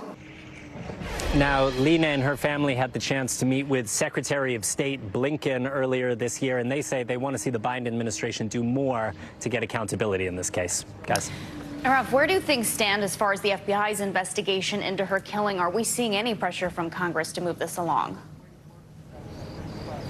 Yeah, so her family, Democrats in Congress, have said what they want to see is an independent, credible investigation, and they do not consider the Israeli military's investigation into its own troops to be independent. So they have pinned their hopes on the FBI, but we're learning this FBI investigation does not appear to be making much progress. The FBI has not spoken to key Palestinian witnesses who were with Shireen Abu Akleh when she was killed, and they're unable to speak to Israeli troops because the Israeli military is refusing to cooperate with this investigation. I spoke to Senator Chris Van Hollen, Democrat from Maryland, who has been a leading voice calling for accountability in this case. And he talked about his frustration that Israel's military is not cooperating with the FBI investigation. Take a listen. I think it's both troubling and disappointing. Israel is a great friend of the United States. We have an American citizen who was shot and killed, a prominent journalist. The Secretary of State of the United States has asked for accountability. The President of the United States has asked for accountability, and we haven't seen anything yet. And the senator's main focus right now is getting congressional access to a classified U.S. military report into Shireen Abu Akleh's killing. He says he hopes Congress will be able to see it sometime in the next couple of weeks. Guys. All right, Raf, thank you for covering so much for us there, and please do stay safe. We'll talk to you soon. Coming up 3 years later, and we're now at a major turning point in the COVID pandemic. The country's public health emergency ends today. So what does that mean for the benefits we've been receiving since 2020? And what if you don't have insurance? We'll break down how this impacts you and millions of others next. Plus, promising news for kids with peanut allergies, how a skin patch could prevent serious reactions. All that in just a few minutes. Stay with us. Watch NBC Nightly News with Lester Holt or listen wherever you get your podcasts.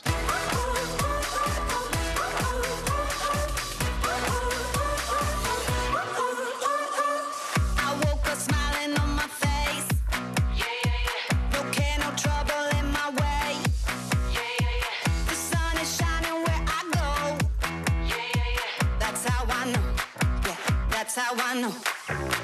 Today's gonna be great, gonna be great, gonna be a good day. Today's gonna be great, gonna be a good day.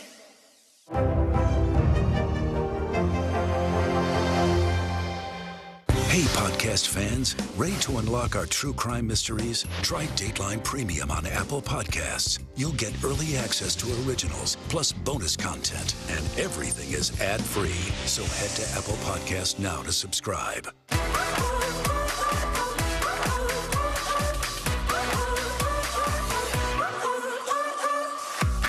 Smiling on my face. No care, no trouble in my way.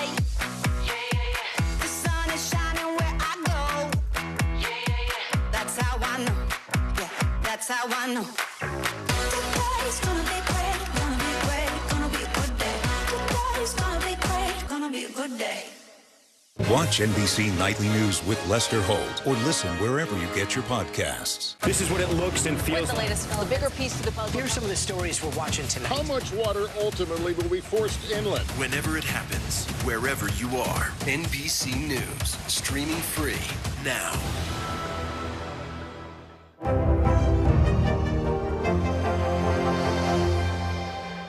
We begin tonight with breaking news just coming in. Whenever it happens, wherever you are, NBC News, streaming free now. Welcome back. Well, after more than 3 years today, the Biden administration has officially ended the public health emergency around COVID-19. The White House announced it would be doing this back in January, and it's going to mean a series of changes to how the country approaches COVID. It also means the government will no longer be funding some of the free services provided to the public over the last 3 years. Just last week, the World Health Organization actually made a similar announcement saying the virus is no longer a global health emergency. Take a listen. It's therefore with great hope that I declare COVID-19 over as a global health emergency. However, that does not mean COVID-19 is over as a global health threat. Let's bring in NBC News senior medical correspondent Dr. John Torres for more on this. Dr. Torres, so good to have you with us this morning. So one of the big questions is, does this mean the end of those free COVID tests and the vaccines? How much are we going to have to start paying for this? Isn't it hard to imagine? 3 years we went through the pandemic, and we had all these things that were given to us, mandated of us, all these different requirements, and those are now going away because of the undeclaring of the public health emergency. When it comes to testing and vaccines, those are probably two of the biggest things. And right now what they're saying is with the testing and the vaccines in particular, and the treatments, Paxlovid, the government has supplies. They have surplus supplies. Once those run out, then there's no longer going to be free vaccines or free testing. And so they're saying, or free vaccines and free treatment. And so we think that might be late summer, early fall. As far as the testing, those free tests are gone now for most people that have insurance or are private pay. But if you have Medicaid, you can still get some free tests at home. Medicare depends on what kind of Medicare you have and how they handle it. Any other concern for people on those programs or who don't have insurance at all with this change? So the uninsured are going to get the biggest hit right now because the uninsured are going to end up paying for a lot of things they didn't necessarily pay with. On top of that, Medicaid, we know the Medicaid rolls are going to shrink, and by some estimates, 8 to 20 million people are going to be taken off of Medicaid because the rules will be tightened up now that the pandemic, the public health emergency is over. But some of the other things, telehealth is one of the big things, and telehealth right now, they've extended a lot of the telehealth provisions that they had during the pandemic. We don't know how long those extensions are going to last and if they're going to continue on and on, especially for prescription drugs, which has proven to be a big thing for people to be able to get those at home instead of having to go in. That was so popular for people during the pandemic, just to do that video call with their doctors. Oh my goodness, yeah, we just talked about that yesterday. Yeah. Yeah, exactly, it was, and it's one of those things that I think we're going to see a slow shift in things, and then it's going to be a gradually bigger shift in things, and people are going to find out that some of the things they had before, some of the mandates that were there aren't necessarily in place, and so it's going to be affecting a lot of people, and particularly with trying to get your health coverage. If you had Medicaid before, you're going to have to try and find other health coverage. You know, the different things that were available that aren't necessarily available. But the one big thing to remember is the public health emergency is over. The pandemic, the virus, is still there. We're still seeing 10 to 20,000 cases a day, 1 to 200 deaths a day in this country. And globally, there are some hot spots that are continuing to crop up, which means keep on top of your vaccines. That's one of the things you have to do. Again, that vaccine supply we think will last through the summer or fall. If they change the booster and change the way it's made or the different formulations of the booster, then those supplies aren't going to work anymore. So it's going to be through your own private insurance or through private pay. We don't have much time left, but I do want to ask you, given what we learned from this program, everything that did or did not work, the way that we handled it, are we prepared for if something like this happens again? We're better prepared for it. And what usually happens with these things, and we've had many pandemics in the past, is we usually end up being very prepared for the next year or two, and then the funding slowly starts slipping away, and we get caught again like we were caught this time. And so hopefully we've learned a lesson, because this was a huge pandemic that affected the world, and hopefully we learned a lesson. I certainly hope that. Dr. John Torres, always great to have you here in New York with us. Thank you so much. Thank you. And we now have more major medical news that could provide relief for toddlers with peanut allergies. NBC News correspondent Dana Griffin explains with more on a patch that can help protect kids. When Sarah Qureshi's daughter Zara was just 9 months old, she discovered she had a deadly peanut allergy. The first thing I thought was my child is going to die. I went through a lot to have Zara, and it felt in that moment like she was being taken away from me. While there are options for peanut allergy sufferers over the age of 4, up until now, there's been almost nothing that could be done to help allergic toddlers. A breakthrough therapy researchers say will save lives. This is really aimed at providing an accidental exposure buffer. It's a patch for 1 to 3-year-olds that delivers peanut protein to the skin, working to desensitize some of the youngest peanut allergy sufferers. Your child is gaining protection. You have to have more peanut to cause a reaction. According to the study published in the New England Journal of Medicine, after 1 year on the patch, 67% of toddlers increased the amount of peanuts they could safely ingest. That's double compared to kids that just got the placebo. With few serious adverse reactions in the Phase 3 trial, doctors say the results are promising, but do offer caution, saying this isn't a cure, but a life-saving tool for children who are accidentally exposed to peanuts. Oh, it would be huge. A patch where we're not even thinking about it, where she doesn't have to think about it or feel anxiety would be amazing. A patch offering parents peace of mind. Dana Griffin, NBC News. Major breakthrough there. Good news for families. Well, coming up on Morning News Now, a royal apology. One of the UK's biggest newspapers apologizes to Prince Harry for hacking his phone. More on that and the other celebrities who were allegedly targeted. That's coming up next.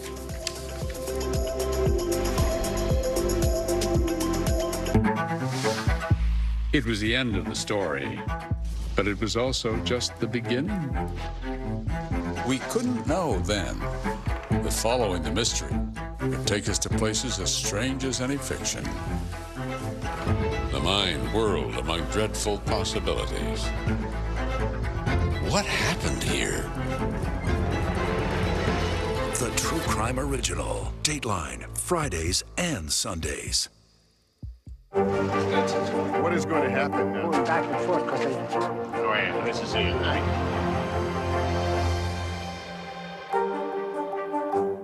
Hi, everybody. Good morning. Welcome to Today. Every day, We are adding to the star power in our studio. the biggest names, only on Today. See, it worth coming in this early, right? Everybody, it's Today.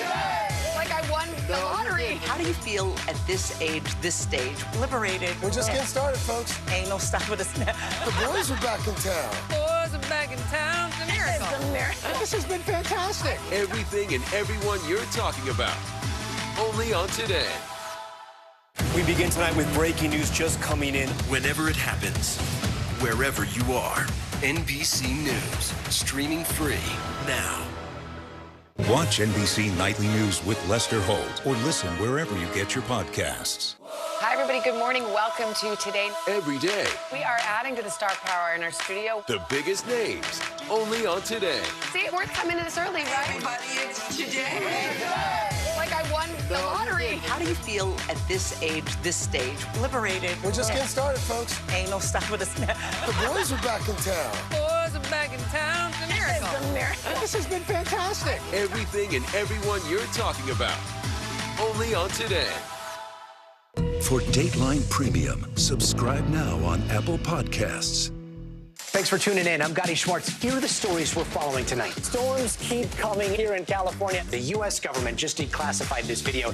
A lot more stories trending like crazy on social media. A controversy pitting lawmakers against young voters. What's the state of crypto today? What is going on when we're looking at trends there? Another mind-bending story on artificial intelligence. This is what my voice sounds like when I clone it. That wasn't me. You gotta see this. Stay tuned now. Weeknights at 8 Eastern, 5 Pacific on NBC News Now. For Dateline Premium, subscribe now on Apple Podcasts. I'm Gotti Schwartz, and here are the stories we're watching tonight. Storms keep coming here in California. Some of the big headlines trending like crazy on social media. This is what my voice sounds like when I clone it. That wasn't me. You gotta see this. Stay tuned now, weeknights on NBC News Now. We're back now from Las Vegas. From Seattle, Guatemala City. From Wilmington. I was in space in Texas. From Normandy, from Surfside, Florida. Thank you for watching, everyone. We're back now with some financial headlines. Treasury Secretary Janet Yellen has a few thoughts on the debt ceiling with high-stakes negotiations now underway. That's right. CNBC Markets reporter Pippa Stevens joins us now for the latest on that and any other money news we should know this morning. Hey, Pippa, good morning. Hey, Savannah. Well, Treasury Secretary Janet Yellen says the notion the United States would default on its debt is, quote, unthinkable. Speaking ahead of the G7 finance ministers meeting today in Japan, Yellen said she's aware of the comment by former President Trump that Republicans should let the nation default. She says that would badly undermine the U.S. and global economy, and Congress must raise the debt ceiling. Yellen has warned the U.S. government could run out of cash and measure to be able to pay its bills as soon as June 1st. Meantime, Disney will make content from Hulu available on Disney Plus later this year. It's the latest effort by CEO Bob Iger to get the company's streaming business to profitability. Iger says Disney Plus, Hulu, and ESPN Plus will remain available as standalone options. But he says the one-app offering will provide greater opportunities for advertisers and make it easier for consumers to navigate Disney's content libraries. Iger also plans to raise prices further for the ad-free version of Disney Plus in a bid to drive more people to the cheaper ad-supported tier. And Google is bringing Waze, YouTube, Zoom, and other apps to cars that have Android software built in. The company is also creating an app library so third-party developers can build their own program for Android-equipped vehicles. Some of the features, including YouTube, will be available in the coming weeks, starting with people who own Volvo and Polestar models. I'm not really sure why you need YouTube on your car's console, but Totally agree. I was just wondering that. I'm surprised that's allowed. It seems like a safety hazard, but that's a conversation for another time. Pippa, thank you so much. Thank you. Britain's Mirror Group newspapers has apologized to Prince Harry for unlawfully gathering information on his private life at the start of a trial which could see the prince take to the witness stand. Harry is just one of a group of high-profile figures suing the publisher of the Daily Mirror tabloid. They allege its journalists obtained confidential information by, get this, hacking their phones, among other illegal methods. MGN, as it's called, is contesting some of the accusations. They argue some have been brought to late. Journalist and broadcaster Afia Hagen joins us now for more on this. Good morning. Thank you for joining us. So first off, help us understand what this case is all about. The types of celebrities involved, who else are we talking about, and what exactly they're alleging. What is phone hacking? Well, there is a lot of people involved in this case. Of course, we have Prince Harry, the Duke of Sussex, and we also have actresses that are probably well known here in the United Kingdom, like Nikki Sanderson, who was on a soap opera called Coronation Street, along with some of her fellow actors and actresses that are in this particular court case. Remember, he does have a case against another newspaper group as well. And this relates to phone hacking. And between 1996 and 2010, about 138 articles are written, and these are the ones that his lawyer, Prince Harry's lawyer, David Sherborne, is talking about in court this particular time. And so phone hacking relates to hacking into people's voicemails using a 4-digit code, which people often have but don't change, which is a very easy code to guess. And it's alleged that people at newspapers, including Piers Morgan, who was the editor of the Daily Mirror newspaper during the time that Prince Harry is talking about, between 1996 and 2010, and basically saying that journalists were hacking into his voicemails to be able to listen to private voicemails that he would have been left or he had left other people. Prince Harry also says that during this time he got a lot of strange calls from numbers and a lot of hung-up calls as well. And this caused a lot of distress and a lot of commotion and a lot of problems in his private life with his relationships, especially with Chelsea Davy. In 2010, she said she decided that a royal life was not for her because of so many stories that appeared in the newspapers that were related to things that they had done that only they could know about. And those stories came about because of phone hacking. And Afia, we know Sky News and the BBC are reporting that Prince Harry is expected to appear in court and give evidence next month. How unprecedented is it for a royal family member to testify in person like this? And what does this tell us about his relationship with the media? I mean, it's completely unprecedented to have a member of the royal family going up against the press like this. We know that they have a special relationship, and we know that the royal family doesn't really go up against the press because they need the press for positivity, to write nice stories about them. So it's completely unprecedented, and it shows that Prince Harry's relationship with the press, especially the UK tabloid press, is at an all-time low. It's very, very fractured. Remember, in his interviews for his memoir, Spare, he talked about how it was his life's work to make sure that the press operated properly, and he wanted to bring certain people to justice. He wanted to make sure that the press couldn't get away with phone hacking, with writing stories that weren't true about himself or other people. So to see him in court in June is going to be unprecedented, but we can expect it to be quite explosive as well. Yeah, something we heard a lot about from Harry as well as his wife Meghan Markle in that Netflix docuseries, including chronicling a lawsuit of her own against a tabloid. Afia, thank you so much for joining us. We appreciate your expertise this morning. Thank you. Coming up, turning signs into works of art. That's right. A street artist in New York City is taking those paper signs, you know, that you'll see on a light pole, and giving them a major upgrade. That's next.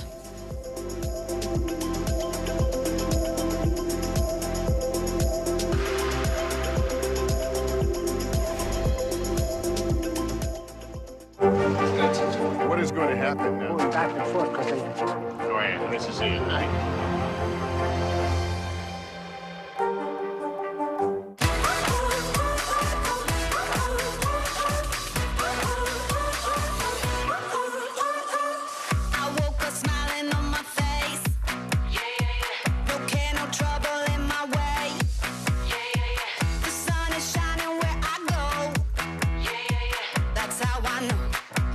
That's how I know. Today's gonna be great, gonna be great, gonna be a good day. Today's gonna be great, gonna be a good day.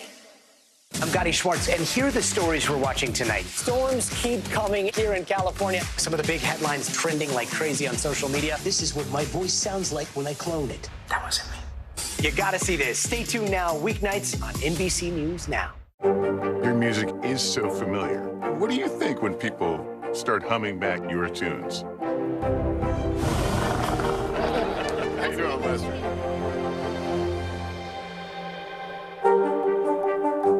We begin tonight with breaking news just coming in. Whenever it happens, wherever you are, NBC News, streaming free now.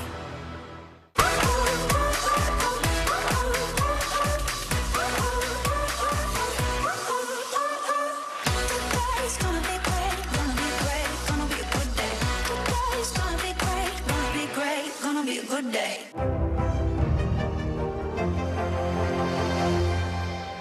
This is what it looks and feels. With the latest film, a bigger piece to the puzzle. Here's some of the stories we're watching tonight. How much water ultimately will be forced inland? Whenever it happens, wherever you are, NBC News, streaming free now. Watch NBC Nightly News with Lester Holt or listen wherever you get your podcasts. Beyonce kicked off her massive Renaissance World Tour in Sweden last night, her first solo tour since 2016. The audience at Stockholm's Friends Arena got a first look at the ambitious staging. It included video projections, elaborate costume changes, and even an inflatable horse, a nod to the cover of her Grammy-winning album Renaissance. Her tour includes stops in more than 40 other cities like London, Paris, and Barcelona, and ends in New Orleans in September. And between Beyonce and Taylor Swift, there's just so many good shows out there, Savannah, as you know. Well, first, yes, I was at the Taylor Swift show. Oh, my goodness. Also, Valerie, two of my best friends were there last night. They were in Stockholm. They flew there, as we talked about yesterday. Wow. It was so much cheaper to do that than get tickets here. They had the time of their lives. They're also going again tonight because they were able to get tickets. It's amazing. A vacation out of it. Sounds exactly. great. Thanks, Valerie. Well, now to Europe, where a Ukrainian rapper turned soldier is heading from the front lines to the main stage at the Eurovision music competition. NBC News correspondent Ellison Barber has his story. On stage, he's Otoy. Here, he's Slava, a 24-year-old Ukrainian born in Lviv, the rapper who traded his microphone for a gun and volunteered to fight against Russia. War is his new reality, but his passion is here in the studio. Has your music changed since the full-scale invasion began? Add a little bit of hate and a little bit of aggression. In Ukraine, you don't need to imagine anything because that's a movie happening outside every day. The life that you're living here I can say it's 100% rap.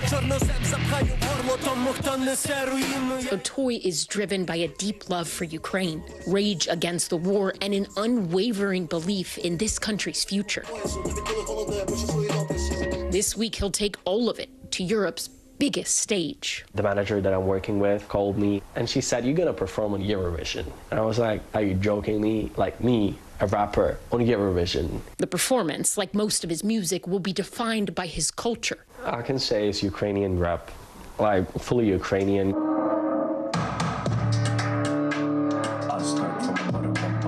I'm not trying to make a folk music. I'm trying to make a rap, but with Ukrainian roots. And the brutality of war. How many people have you lost that are close to you, friends, family members, since the full-scale invasion began? I think close to 20, like really close friends. I lost my brother. His brother gave his life defending the city of Mariupol. For 80 days, Ukrainian forces at the Azovstal steel plant resisted an unrelenting Russian assault. They were surrounded, outnumbered, outgunned, but they refused to surrender. Eurovision's lights can be daunting. 180 million people are expected to tune in. But Otoy says he will rap for one. When you're on that stage, who will that performance be for? I think that will be a performance for a son of my brother. I just wanted him to look at it and to understand what I'm going to talk about in the lyrics, because he will definitely understand what I'm talking about. That was Ellison Piper reporting. You can watch the semifinals today on the Peacock app. The grand finale is Saturday. Looks interesting. Mm-hmm. And we end this hour with the story of a New York City artist who has been completely overhauling local posters, all incognito. But now he's speaking out. NBC News correspondent Emily Aketa has his story. From the corner of this Brooklyn coffee shop, Mika's, a 24-year-old artist feverishly putting pen to pad, redesigning the city streets incognito. Color combinations, good fonts. Earlier this year, Max Kolomatsky was stuck in a creative rut, but found inspiration in the collage of slapdash ads taped to light posts and storefront windows. Most of them you don't even notice. And honestly, that's a pretty telltale sign that it could use some work. And so for fun, he started drawing life into those lackluster signs. If a sign can catch your eye, that's the difference between you knowing about something and you not knowing about something. It started with a flyer for game night, and then ads for refrigerator and stove work, a handyman, even a band. Printing and posting his new and improved versions next to the originals. Why do it anonymously, incognito? I really like imagining somebody coming back to their sign, and there's one right next to it with the same information, but just professionally designed. I think it's just poof. An element of surprise. An element of surprise, yes. He shared his process on social media and captivated millions with his Spider-Man-esque effort. Were you surprised by the response to your initial videos? Absolutely. I had no idea it would be at the scale that it is now. And for the first time, hey, how's it going? Kolomatsky presented his signs to a small business in person. I drew these out if you're interested. It didn't take long for Eric Bautista to swap out the signs for his family's one-year-old business, El Camado. It gives hope in people that people still do care about other ones. An artist's touch, inspiring hope, one stroke at a time. Emily Ikeda, NBC News, New York. I'll be looking for those around the city now. So neat. That does it for this hour of Morning News Now. But the news continues right now.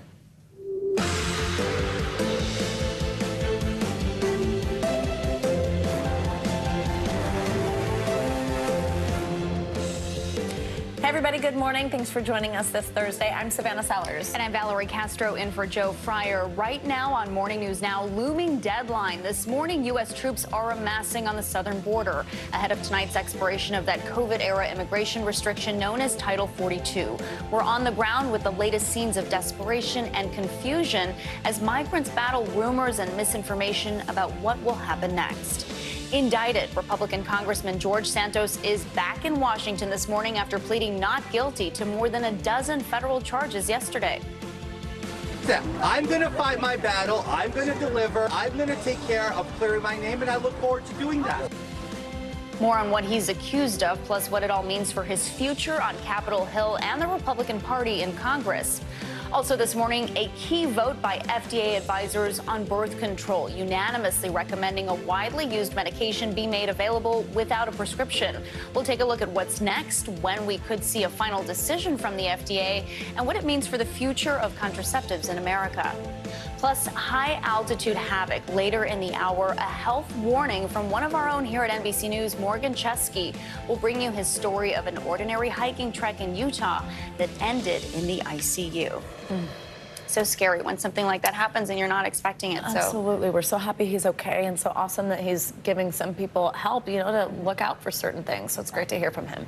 Good to be with you this morning. We start at the southern border, where immigration officials are preparing for the end of Title 42 tonight. That's right. Migrants are lining up along the northern Mexico border, hoping to cross over into the U.S. once the policy is lifted, but it's not going to be an easy process. NBC News Now anchor Tom Yamas is covering all the latest developments from the border. Overnight, the border getting fresh reinforcements. Armed U.S. troops building a new layer of barbed wire fencing just steps from Juarez. With the pandemic-era Title 42 set to expire at midnight, the crowds of migrants gathering here are growing. Border officials estimate up to 65,000 migrants may be in northern Mexico waiting to cross. This places an incredible strain on our personnel, our facilities, and our communities. On Tuesday, more than 11,000 illegal border crossings in just 24 hours. We have a dangerous and deadly national security crisis unfolding at our southern border, and the crisis is soon to become a catastrophe. Desperate scenes in El Paso, including children living on the streets. At the border, a confusing scene. Migrants waiting for days to get processed, but access to entry points in some ways opening up. It's unclear why, but it's probably for safety reasons that a portion of that barbed wire fence, which is on the U.S. side just before the border wall, has been cut out. Now migrants who cross illegally can freely walk up to that border wall in hopes of somehow being processed. And the journey to the border not getting any easier, even for those just steps from the U.S. Extreme winds kicking up blinding dust, blanketing everything in sand. And those that do make it over will find new rules post-Title 42. In an attempt to monitor the countless families crossing illegally, ICE now announcing they will offer a new alternative to detention, including a GPS monitor for the head of the household and a curfew. But families that don't qualify for asylum will be deported. You think it's going to be harder to get in? ¿Tú crees que va a ser más difícil para entrar después del jueves? The end of Title 42 worries the Castro family. For 5 months, they've lived in a shelter, escaping a cartel they say wanted to kidnap their 13-year-old daughter. They registered for an asylum hearing this Saturday using the new CBP app, though they say they had to take a class to learn how to use it. Do you think you're going to get asylum? ¿Tú crees que te van a dar asilo? Sí. Thank you to Tom Yamas for that report. And we're going to stay on this. We have Luis Miranda, Principal Deputy Assistant Secretary for Communications for the Department of Homeland Security, joining us now with more on how immigration officials are preparing for the end of Title 42. Good morning. We very much appreciate you joining us today. Thank you. Good morning, Savannah. Homeland Thank you. Security officials predicted 10,000 migrants will try to cross into the U.S. per day after Title 42 lifts. But let's just talk about the sheer volume that we're already aware of. We know border crossings have surpassed that, with 11,000 migrants apprehended on Tuesday alone. Is the Department of Homeland Security prepared to deal with the influx of migrants we are likely to see in the coming days and already seeing stack up before this has even ended? Savannah, we've been preparing for over a year and a half for the end of Title 42, and to make sure that we have the resources, the systems, the modern processing in place to be able to adapt and scale as necessary. We're not looking at one specific projection. What we're looking at is how can we make sure that we have the resources that we need, where we need them, when we need them, and how do we make sure that we're expanding lawful pathways to make sure that people are not trying to cross illegally and that they are not putting their lives in the hands of smugglers. You were just talking about in the package just before this about the exploitation perception that migrants can potentially suffer from cartels that are involved in the smuggling business, and that's not something we want to see. So what we've done is we're working across the hemisphere with our partners to set up regional processing centers in other countries to make sure that we're also using parole processes that people can have a sponsor here in the United States so that they can fly in legally after being screened and vetted. We're making sure that we're also working with partners to shut down some of the irregular movement through the Darien with Colombia and Panama, helping moving their resources into place there. And so there's a lot of work to make sure that we're both reducing the flow, creating lawful pathways, and showing that when Title 8 kicks in, what's going to happen is we're actually going to get to enforce our laws. Title 42 was a Band-Aid. It didn't allow us to impose consequences, such as prosecution for recidivism, such as a 5-year bar on reentry. And so we're sending a strong message. We've also tightened the rules on asylum so that we can make sure that if someone doesn't meet certain conditions, we can have that screening process happen much more quickly. And that way we can send a strong message and be able to keep people in lawful pathways instead of working with smugglers. Yeah, so I understand that screening process is part of something here that we just learned yesterday. NBC News learning that the Biden administration plans to release migrants into the U.S., some migrants, I should say, without court dates and also without a way to track them. It seems that this is a way to alleviate overcrowding. It seems that would lead to confusion and also, of course, be difficult to keep tabs on migrants who cross. What do you say about that? Again, keeping in mind, I understand it's a small, specific group, but does that kind of defeat the purpose of some of the bigger processes we have here? What do you have to say about that? No, look, administrations from both parties for decades have relied on these kinds of parole releases as necessary, and it's only in very limited cases where capacity has been far exceeded. We are over capacity in certain sectors, but we've are not having to use that in most cases because we do have more processing capacity. We just opened 2 new processing facilities in the last couple of days. We've deployed, as you noted, 1,500 additional DoD personnel have been deployed in support of our mission at DHS to be able to provide processing support with data entry, other monitoring of the technology that we have on the border. So there is a lot at play. We've deployed another 1,400 federal personnel who are supporting. And in the past year and a half, one of the things that the Secretary has done is, as he listened to and worked with the workforce in Border Patrol, is that we've also created a new Border Patrol processing coordinator position where we've brought on over 1,000 people who are employees who are helping Border Patrol so that they can take off a lot of that processing demand and Border Patrol can get back on the line and do their law enforcement mission. So yes, but we feel that we're very prepared. If I may just interject there, for those who are part of this select group, is it true, though, that there would not be a way to track them? Well, they have obligations. Any kind of release that we do, regardless of how it's done, and there's different pathways throughout, our immigration laws. What happens is that people are in removal proceedings. They have to go to court, and in that process, as they await their immigration court proceedings, they have to consistently check in with Immigrations and Customs Enforcement. If they don't check in, we will go and detain them and remove them expeditiously. So there are conditions. And again, this is a very limited guidance in case that it's needed. But the vast majority, what we're going to be doing is we're going to be processing them. And if they do not have a legal basis to stay in the United States, they will be quickly removed. And may I also ask you about that app that we just heard about a moment ago from my colleague, Tom Yamas. So part of this new immigration policy, anyone who wants to apply for asylum is required to make an appointment through an app. A couple questions, though. If a migrant doesn't have access to a phone, we've also heard reports of glitches, setbacks, people having to take a course to even learn how to use the app. Is that actually going to work smoothly? We just have a few seconds. I'm so sorry, but could you just tell us how you're preparing to use that? It's worked incredibly well in the first 4 months. 83,000 people were able to schedule appointments. The glitch is that people want more appointments than there are available. But the reality is that it's working very well, cutting out smugglers, cutting out middlemen by allowing migrants to have a direct way to schedule an appointment. That's very powerful. And we've made it available in multiple languages. We work with shelters and other service providers on the other side of the border to make sure that we do provide information so that people know how to use it. And we're going to continue to do that. Louis Miranda, Principal Deputy Assistant Secretary for Communications for the Department of Homeland Security. We very much appreciate your time on what is, of course, a busy week for you all. Thank you for joining us. As we've mentioned, rumors and misinformation are spreading among migrants making their way north. Some even telling our reporters that they arrived at the border believing it would be completely open today. Our coverage continues now with NBC News correspondent Juan Venegas. As the end of Title 42 looms, the people most impacted seem to be the most in the dark about what it means for them. So she's heard that the border is going to open when Title 42 is lifted. Muy confuso, porque en realidad no, como he dicho, no tengo muy buena claridad al respecto de este tema. One migrant shaking his head in confusion when asked if he knew what Title 42 is. No have idea.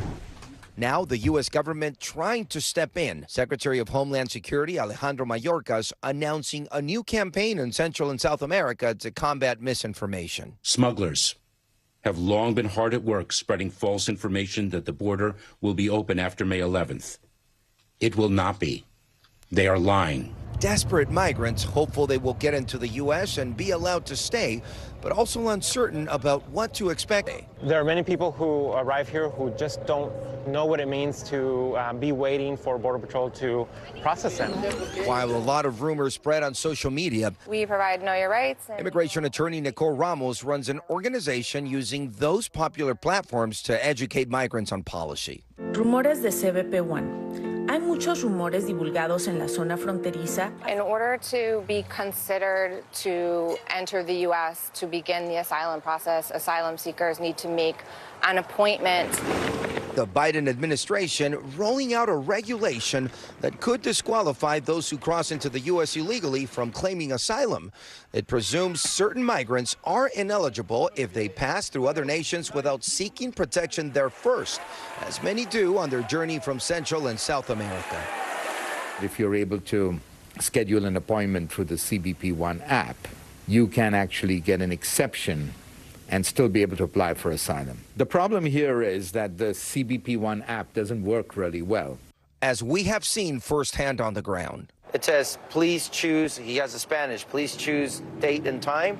But then it says, there's no date and time available. Come back tomorrow at 10 a.m.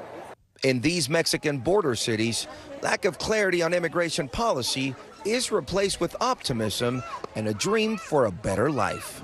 Bueno, tenemos la esperanza, la fe de que nos van a dejar entrar antes del 11. Our thanks to Juan Venegas for that reporting. We will have much more coverage of the end of Title 42 throughout the morning and the rest of the day here on News Now. Well, not in Washington, where New York freshman Congressman George Santos is pushing back against federal charges against him. Santos pleaded not guilty to the 13-count indictment by the Justice Department. He potentially faces years behind bars if he's convicted. NBC News correspondent Stephanie Gosk has the latest. Hey there, George Santos' hearing lasted just 10 minutes, with federal prosecutors laying out a laundry list of serious charges against him. Most defendants in a federal case might run from the cameras, but when the hearing was over, Santos went straight to them and vowed he was going to fight. George Santos mobbed by cameras outside federal court moments after pleading not guilty to 13 federal charges. I'm going to fight the witch hunt. I'm going to take care of clearing my name, and I look forward to doing that. The freshman congressman says he won't resign and intends to run for re-election, even posting on Twitter moments after his indictment looking for campaign donations. House Speaker Kevin McCarthy, who has not called on Santos to resign, made it clear his support would come to an end in the next election. Are you going to support him? No, I'm not going to support him. You're not. Federal prosecutors accuse Santos of wire fraud, money laundering, making false statements to the House of Representatives, and theft of public funds. Among the accusations, he collected over $24,000 in New York unemployment benefits during the pandemic, even though he was earning $120,000 from a company in Florida. Santos also allegedly used thousands of dollars in campaign contributions to pay for personal expenses, like credit card payments and designer clothes, according to the indictment. Congressman, did you take campaign donations and use that money to buy expensive suits? No, I did not. This campaign was never about In the 2022 midterms, Santos became the first openly gay Republican elected to Congress, but he ran on a made-up resume, including a college degree he never received and jobs on Wall Street he never had, ultimately admitting that some of it was fabricated. Did I embellish my resume? Yes, I did. And I'm sorry. After the federal indictment was unsealed, residents in Santos's district mostly split along party lines. He definitely should not be in office. This is not someone that I want to represent me. If he has to quit for lying, everybody else does, and we're going to have an empty Capitol. Congressman Santos has been released on a $500,000 bond. His travel will be restricted from New York to D.C., and he had to turn over his passport. His next court date is June 30th. Back to you. Quite the talker and a lot to unpack there. Stephanie, thank you so much. Well, just one day after being found liable for sexual abuse, former President Donald Trump was back in the spotlight in a CNN town hall last night. For many viewers, the 70-minute interview provided their first long look at the front runner for the Republican nominee since he left the Oval Office. But the message was mostly the same, with the former president talking about his own record, inflating it, and repeating lies about the 2020 election. That was a rigged election, and it's a shame that we had to go through it. It's very bad for our country. All over the world, they looked at it. It was not a rigged election. It was not a stolen election. You and your supporters lost more than 60 court cases on the election. It's been nearly 2.5 years. Can you publicly acknowledge that you did lose the 2020 election? Let me just go on. If you look at True the Vote, they found millions of votes on camera, on government cameras, where they were stuffing ballot boxes. Republican officials debunked those claims about fraudulent ballots. For more, we are joined by NBC News correspondent Vaughn Hilliard. He's in Manchester, New Hampshire. This is where the event was held last night. Hey, Vaughn, good to see you. So it's the first time we've really seen Trump outside the conservative media ecosystem, or we're hearing from him not on his own app. But this room was stacked with Republican supporters of his. We heard them cheering many times throughout the night. What were your main takeaways? I think that it's important context. We've really not seen Donald Trump do a serious interview with a non-right-wing outlet since before he left the White House in 2020. And so for the public last night, this was 28 months of Donald Trump condensed into just about an hour. Lies about the 2020 election, his suggestion when asked about whether he believes Ukraine or Russia should win the war, he demurred, refusing to answer multiple follow-ups on that question. He refused to answer the specifics of what a federal abortion ban that he'd sign into law would look like. He mocked E. Jean Carroll, the woman who he was found liable to have sexually abused and defamed just 2 days earlier. For Donald Trump, this was a very much a grievance-filled event. I want to let you hear when he was asked specifically about whether he would pardon January 6 defendants who stormed the Capitol on January 6. Take a listen. A question to you is, will you pardon the January 6 rioters who were convicted of federal offenses? I am inclined to pardon many of them. I can't say for every single one, because a couple of them probably they got out of control. What they've done to these people, they've persecuted these people.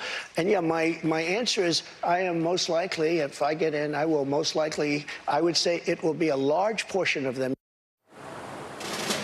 A large portion. Donald Trump has held up these individuals as being unfairly prosecuted, making a comparison to himself as he has faced these multiple investigations a month after his arrest in New York City. For Donald Trump, this is about galvanizing a base of support that he has found in this country here. The question is, to what extent did the rest of the country view that as a sympathetic figure or as one worth fighting against? Vaughn, how is this being taken from Republicans on Capitol Hill? Right. When I say worth fighting against, this is really a conversation about the Republican Party, because there are alternatives running for president of the United States against Donald Trump ahead of next January, February, the primaries that are to begin. It's notable that it's actually the New Hampshire governor here, Chris Sununu, who just about a half hour after the town hall ended, called Donald Trump bitter, weak, full of lies, and in the most direct way yet took on Donald Trump. Sununu himself said that he is considering jumping into this presidential race here, and it'd be notable because there has been really a lack of notable Republicans that have really tried to take on Donald Trump. You ask about Capitol Hill. There's really been silence over the last 12 hours since the town hall came to its conclusion here. So the question comes down to ultimately Republican voters of whether they want Donald Trump to be their nominee or turn to a potential alternative like the New Hampshire Governor Chris Sununu. That's right. Big question. How do primary voters take this? Vaughn Hilliard, thank you so much. Time now for a check at your morning news now weather. Which means it's time for Bill Cairns to join us again with your forecast. Hello, Bill. Hey, so this Thursday is going to be active. Possible tornadoes later on this evening, and not like yesterday. Yesterday we did have 11 tornadoes reported, but a lot of them were weak, or what we call landspout tornadoes. They typically, even if they hit anything, don't do a lot of damage. Today it could be different. So we're already waking up. This is Oklahoma. This is North Texas. This is Wichita Falls. Already waking up to some thunderstorms in this region. These are from last night. These will eventually die off, and then we'll have new storms popping up later on this afternoon, this evening. A large area here from Wichita Falls all the way back up into southern portions of South Dakota, but it's this orange section in here that's the greatest risk of tornadoes, and maybe even an isolated strong tornado or two. Of course, the strong ones, those are the ones that, usually kill the most people, do the most damage if they hit populated areas. So the risk for EF2 tornadoes, we rank the tornadoes from a EF0 all the way up to a EF5. EF2 plus, those are the ones that can at least take like the top half of a house off. So that's why when we have a chance of these, they get very serious, especially if they're in the, after dark. So from Dodge City to Wichita southwards to Oklahoma City, storm chasers will be out here later on this afternoon, this evening. If we have any on the ground, the sun sets so late now that we should have a good idea of where they are and where they're going. So make sure if you live in that area, stay tuned to your NBC station or your, right here with us. We'll try to update you as best we can. So slight risk tomorrow. This is Des Moines to Kansas City, also from Oklahoma City southward. So we had 2 days in a row, and notice 17 million people as we go into Friday. Not as many tornadoes, but large hail possible for a good section there of Texas. The other story, summertime, air conditioners going on. Ohio Valley, D.C. to New York, one of the warmest days we've had in a while. The humidity's not too bad, though, and temperatures tomorrow could be almost near 90 in areas like New York City, and it's going to stay pretty warm as we head even through Mother's Day weekend in many areas of the east, so we can, put away those jackets for a while. So I have to ask you guys a question about Mother's Day weekend. Do you prefer brunch or dinner to take Mom? If you have your choice. Well, I wish I could do either with my mom, who's in California, but I would say brunch. I'm doing both. I'm doing dinner with my mother Saturday and then brunch with the family on Sunday. Overachiever. What about you? She's overachiever. She's doing both. What about you? I usually do brunch, but this year I'm going to try the dinner. We'll see how it goes. All right, there you go. Maybe less of a crowd, I don't know. Oh, great. So it's not going to be fun? So No, like I'm just saying. It'll be. That's enough. Thank you, Bill. Always good to have you with us, even when you're trolling us. Coming up on Morning News Now, a major development this morning in the high-profile disappearance of Natalee Holloway. Why Jordan Vandersloot, one of the last people to see Holloway alive, will be extradited to the U.S. Plus, a widely used birth control pill could soon be available without a prescription. The new recommendation from FDA advisors and what it could mean for millions of Americans. Next.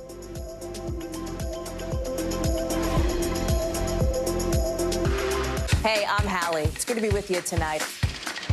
The debt ceiling. Here's why this matters. Please, please don't have your eyeballs glaze over. Here's why this matters. Talk to us about what we're supposed to call this. Is it a bailout? Is it a backstop? There's a difference because it matters whose money is being used to prop up these banks. We think we're getting close to this news conference. I will be honest with people. This is like an awkward moment where we think we're like right there. You're going to have to like tap dance with us maybe a little bit. I do have my tap dancing shoes on, not to worry. Your music is so familiar. What do you think when people start humming back your tunes? How you doing, Lester?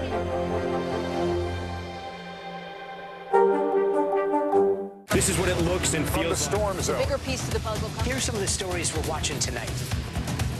Good evening. We begin tonight with breaking news just coming in. We begin this hour with the latest developments. We're coming on the air with some shakeups big time on Capitol Hill. How much water ultimately will be forced inland? Whenever it happens, wherever you are, NBC News, streaming free now.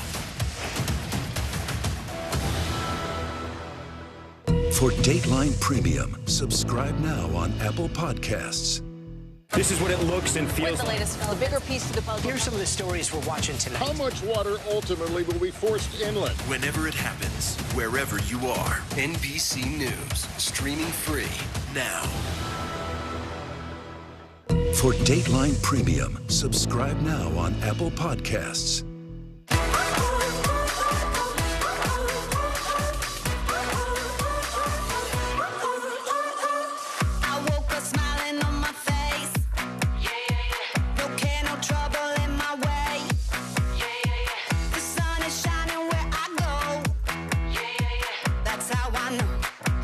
That's how I know. Today's gonna be great, gonna be great, gonna be a good day. Today's gonna be great, gonna be a good day. We begin tonight with breaking news just coming in. Whenever it happens, wherever you are, NBC News, streaming free now. Watch NBC Nightly News with Lester Holt or listen wherever you get your podcasts. For Dateline Premium, subscribe now on Apple Podcasts. Hi, everybody. Good morning. Welcome to Today. Every day, We are adding to the star power in our studio. the biggest names, only on Today. See, we're coming in this early, right? Everybody, it's today. Like I won the lottery. How do you feel at this age, this stage? Liberated. We're just getting started, folks. Ain't no stopping us now. The boys are back in town. Boys are back in town. It's a miracle. It's a miracle. This has been fantastic. Everything and everyone you're talking about, only on Today. This morning, a new development in the mystery behind the unsolved 2005 disappearance of teenager Natalie Holloway. That's right. I can't believe it's been that long. Well, a lead suspect in the case, Jordan Vandersloot, will be extradited to the U.S. to face charges, but in another case. NBC News correspondent Kristen Dahlgren joins us now with this update. Hi, Kristen. Good morning. Hey, good morning. Yeah, Natalie Holloway, guys, would be 36 years Wow. old today. Her case, the subject of endless media attention over the years. It's been more than a decade since Jordan Vandersloot was federally charged in the U.S. with wire fraud and extortion.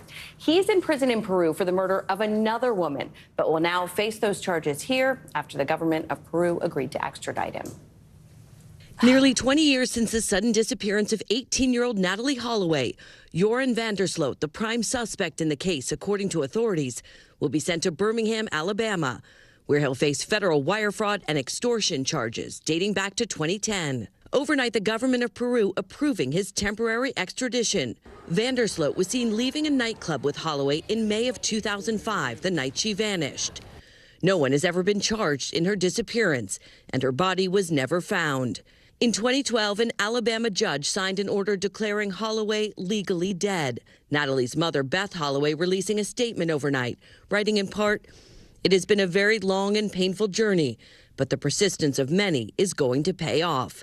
Adding, "Together we are finally getting justice for Natalie." In 2010, Vandersloot allegedly reached out to the Holloway's attorney, promising to not only explain what happened to Natalie, but where to find her remains.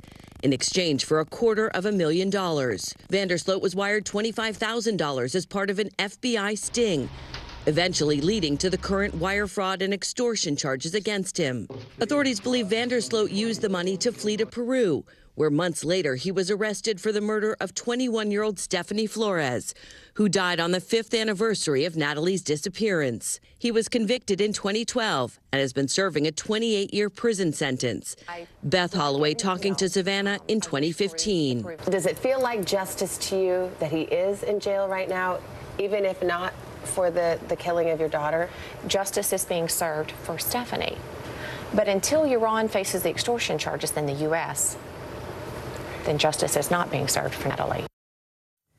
Now, NBC News has reached out to the U.S. attorney for comment, but no response. Overnight, Peru's ambassador to the U.S. released a statement that reads, in part, "We hope that this action will enable a process that will help to bring peace to Mrs. Holloway and to her family, who are grieving in the same way that the Flores family in Peru is grieving for the loss of their daughter, Stephanie." Oh, wow. All right, Kristen Dahlgren, thank you so much. An update now to a story we first brought you yesterday. A widow who wrote a book on grief and is now charged with her husband's murder. This morning, that man's family is speaking out. NBC News correspondent Aaron McLaughlin has that story now. Hey there. In the years since her husband's death, Corey Richins had published a book about the grief felt by their children.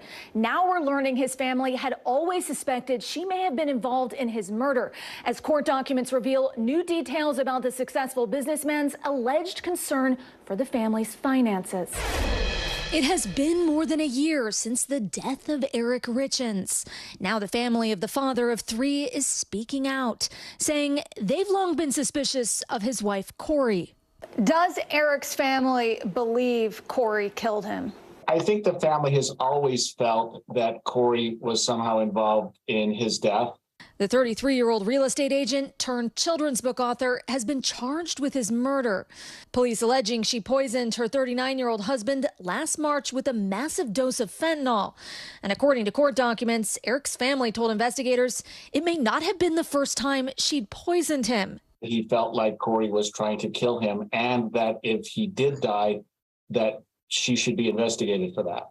Investigators say Eric had recently changed his will and life insurance from his wife to his sister and was looking into a divorce. 2 of Eric's friends told detectives he was worried that Corey would kill him for the money and wanted to ensure his kids were taken care of financially. It completely took us all by shock. As Richins was writing this children's book about grief, even promoting it on local TV, investigators were looking into the couple's troubled past. This whole entire place will sleep up to 60 people. The listing agent telling NBC News Corey is currently selling this house, purchased just a week after her husband's death. Detectives say the couple had argued about the property, which Corey wanted to flip. The agent says this rendering shows plans for a $4 to $6 million renovation of the 10-acre estate. But police say Eric told his family he no longer wanted to buy the house because it would lose a significant amount of money. The day after Eric was found dead, investigators say Corey reached a deal on the home, and that same day threw a party at her house where she was drinking and celebrating with friends. The family felt right at the outset that this had to be a suspicious death. Now with Corey behind bars awaiting her next court hearing, the Richins family is hopeful justice will finally bring an end to Eric's tragic story. According to the arrest warrant, the night of the alleged murder, Corey was texting one of her best friends. The friend later telling police she couldn't remember what they'd been messaging about. When police asked the friend to see the texts, they'd mysteriously gone missing. Corey Richins has not yet entered a plea, but is expected in court next week. Her attorney declined to comment on the case. Back to you. All right, Aaron, thanks so much. New this morning, 2 FDA advisory panels have voted unanimously in favor of making the O-pill birth control pill available for over-the-counter sale. That's right. While the FDA still has to make the final decision, it is expected this major ruling will have a large impact on that decision. NBC News medical contributor Dr. Natalie Azar is here with us, of course, so good to see you. So 2 of the main considerations for the FDA surrounding the decision, to make this pill available for general sale are whether or not consumers will be able to safely use the drug without consultation of a doctor. So this is, you're not going getting a prescription, you just buy it over the counter. And also whether people who should not be using it will be aware. Walk us through that.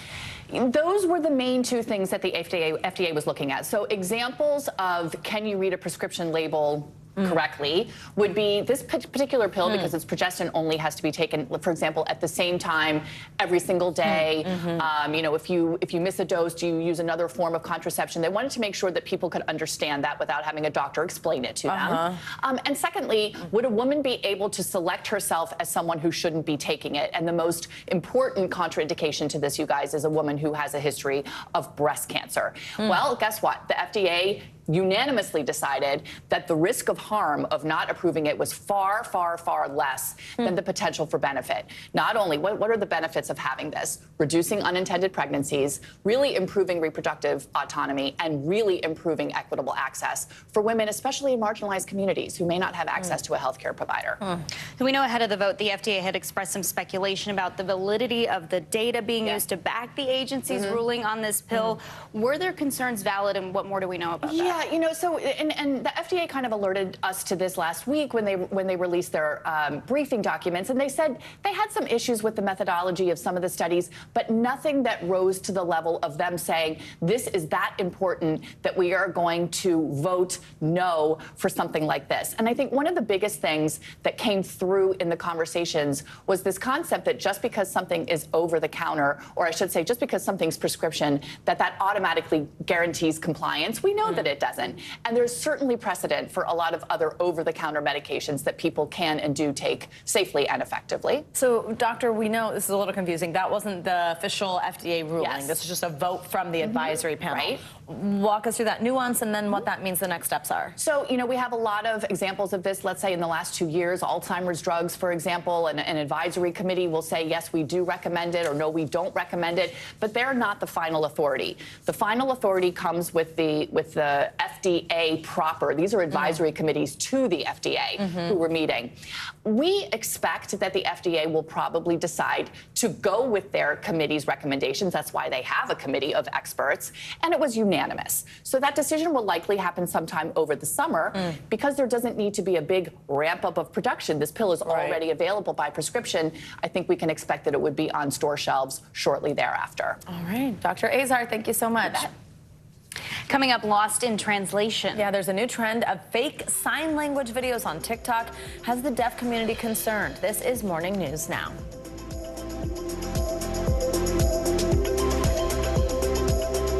We begin top story with that breaking news. This is just in, a lot of stories to get to. What do people need most right now? Did the state and or law enforcement drop the ball anywhere? Are we headed for a recession or a recovery? Migrant families now stranded in Mexico. What's the World Cup experience been like? The civilian effort is not just about fighting, it's also about helping. Every night, it's your news playlist. Top story with Tom Llamas, streaming weeknights at 7 on NBC News Now.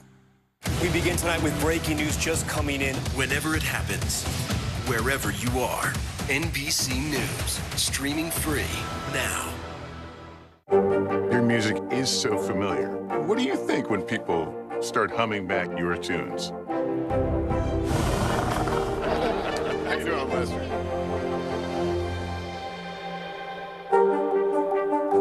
We begin top story with that breaking news. This is just in, a lot of stories to get to. What do people need most right now? Did the state and or law enforcement drop the ball anywhere? Are we headed for a recession or a recovery? Migrant families now stranded in Mexico. What's the World Cup experience been like? The civilian effort is not just about fighting, it's also about helping. Every night, it's your news playlist. Top story with Tom Llamas, streaming weeknights at 7 on NBC News Now. We're back now from Las Vegas. From Seattle, Guatemala City. From Wilmington. I was in space in Texas. From Normandy, From France. Surfside, Florida. Thank you for watching, everyone.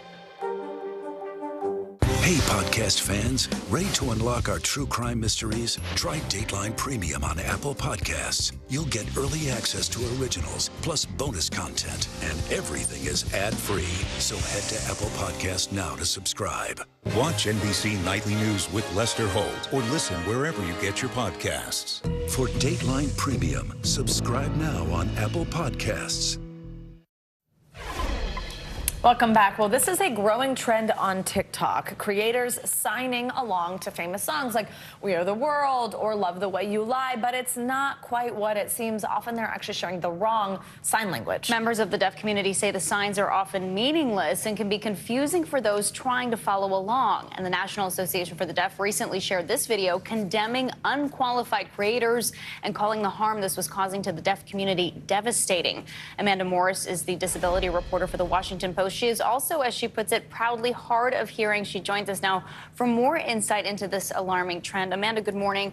Let's start with how signing to music became a trend on TikTok, and tell us what are some of the common mistakes that you're seeing.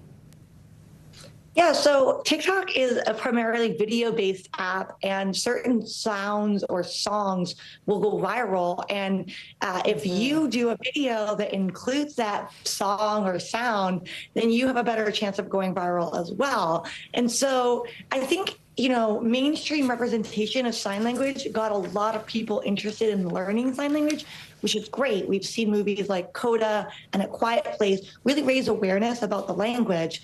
But with that interest, there's been an increasing number of people who think that they're doing the right signs or think that they know sign language, completely getting it wrong. And a lot of them are signing along to these songs to try to get more followers and get popular on the app. And I've seen a range of mistakes.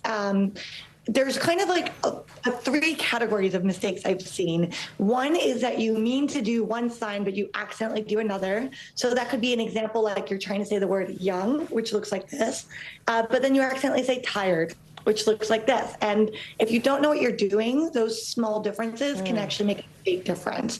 Another category is that I've seen, for lack of a better word, complete gibberish. And that's when somebody changes a sign so much that a deaf or hard of hearing person wouldn't actually understand them. And I've shown my mom and dad, who are both deaf, some popular creators on TikTok and been like, hey, can you understand them? And they've been like, I have no idea what this person's saying. And a lot of other people in the deaf community who I interviewed said the same thing. So an example would be, this is the word for lie, as in like, I'm lying to you, right? But I've seen people doing it this way, which looks completely different and is meaningless in sign language. And then the third mistake I've seen is like translation mistakes. And that's a mistake thinking that every word in English translates perfectly to one sign. And that's not always the case. So for example, the word for like, as in this ice cream tastes like chocolate, would be like this. And that indicates that something is similar. But I've seen people using this sign, which means like, I like ice cream. Right. Interesting. Talk through what the damage is here. I mean, as Valerie just said, the National Association for the Deaf called this devastating. What does this do to this community? Yeah, so a lot of these popular TikTok creators have actually gone on to interpret at live events like concerts or sporting events. And some of them have tried to teach others, whether they're teaching their followers, their friends, local stores, or people in their community. And that actually is concerning to deaf and hard of hearing people because they say that that's spreading the incorrect signs. And so it increases the risk that a deaf person might go to an event and there's an interpreter there and actually it's all wrong and the deaf person has no idea what's going on. And it increases the risk that deaf people will, meet somebody who comes up and says, hey, I know sign language, I want to talk to you. And they cannot communicate, and the deaf person has to then try to correct them and reteach them, which is kind of exhausting. Thank you so much for raising awareness about this topic, Amanda. It's very important. Thank you so much, Amanda Morris. Thank you. Good to have you. Coming up, a health warning this morning from our own Morgan Chesky. After the break, he will be here to talk about his recent brush with a pretty scary condition after what seemed like a normal hiking trip ended in the ICU. Stay with us. For Dateline Premium, subscribe now on Apple Podcasts.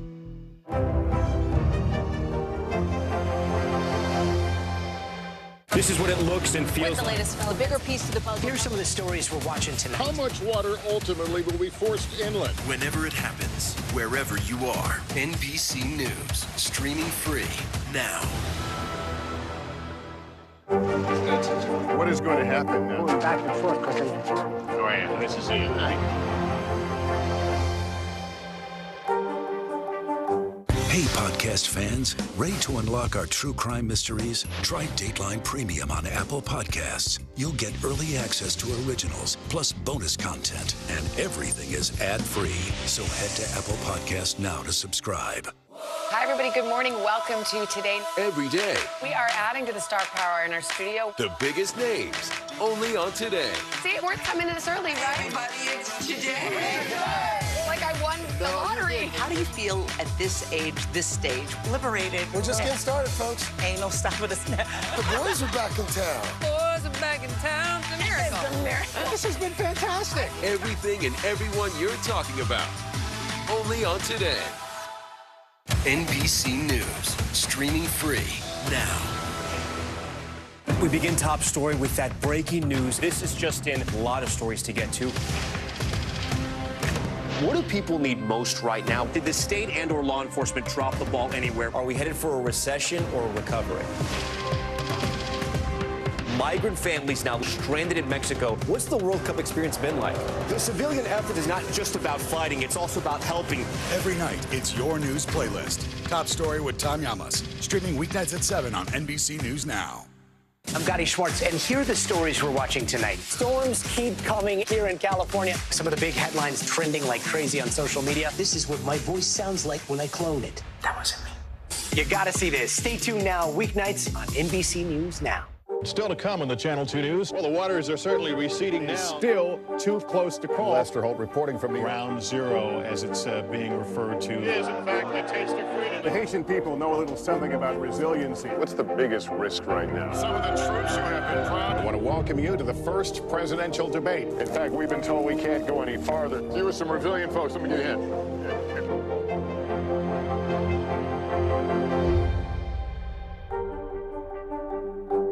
We begin tonight with breaking news just coming in. Whenever it happens, wherever you are, NBC News, streaming free now. What is going to happen now? Going back and forth because Oh, yeah, this is it, right?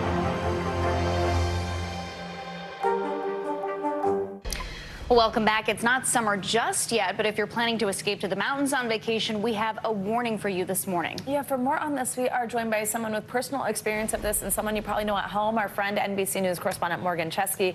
Morgan, it is great to just see you generally. It is great to know that you are okay because you had this scary experience after a hiking trip, and we're so lucky that you are sharing this story with us to help others. Yeah, good morning, guys. So I feel very lucky to be here, and it was incredibly frightening. First time in an ambulance, first time in ICU, all after a diagnosis that after hiking my entire life, I'd never heard of once. High altitude pulmonary edema, or HAPE. And very fortunately for me, I had a lot of help catching it just in time. Hitting a trail, preferably in mountains, has been a favorite pastime for pretty much ever, which is why I could have never imagined a trip to Bryce Canyon and Zion National Parks would end here on oxygen in ICU. I guess you could call this my first hike since the trip. Let's don't go that far. Okay. I would call this a stroll. My Uncle Eric, part of the tight-knit crew converging to hike Utah's finest. We hit Bryce day one, trails topping 8,000 feet. I've hiked higher before, but this time started feeling off. You were moving just a little slower, so that's why I continued to watch you like a hawk. The next day at Zion was worse. Pictures hiding how lightheaded and weak I felt, with a pulse that was skyrocketing. I'm having to stop every 50 yards just to catch my breath. Or a lot less than that. It brought me back 22 years ago when we were in Breckenridge with your dad, and he had almost the exact same symptoms. Symptoms that days later led to losing my dad to a heart attack at just 48 from a blocked artery. Knowing I was in trouble, but not exactly why, Uncle Eric grabbed my pack. You're 100% maxed. You're done. It was a miracle that you got out. The next miracle? Making it to Cedar City Hospital. After helping me off the trail, Uncle Eric drove me to a clinic an hour away. They called an ambulance. When my oxygen levels came back half of what they should be. Your CT scan looked like it came from the textbook.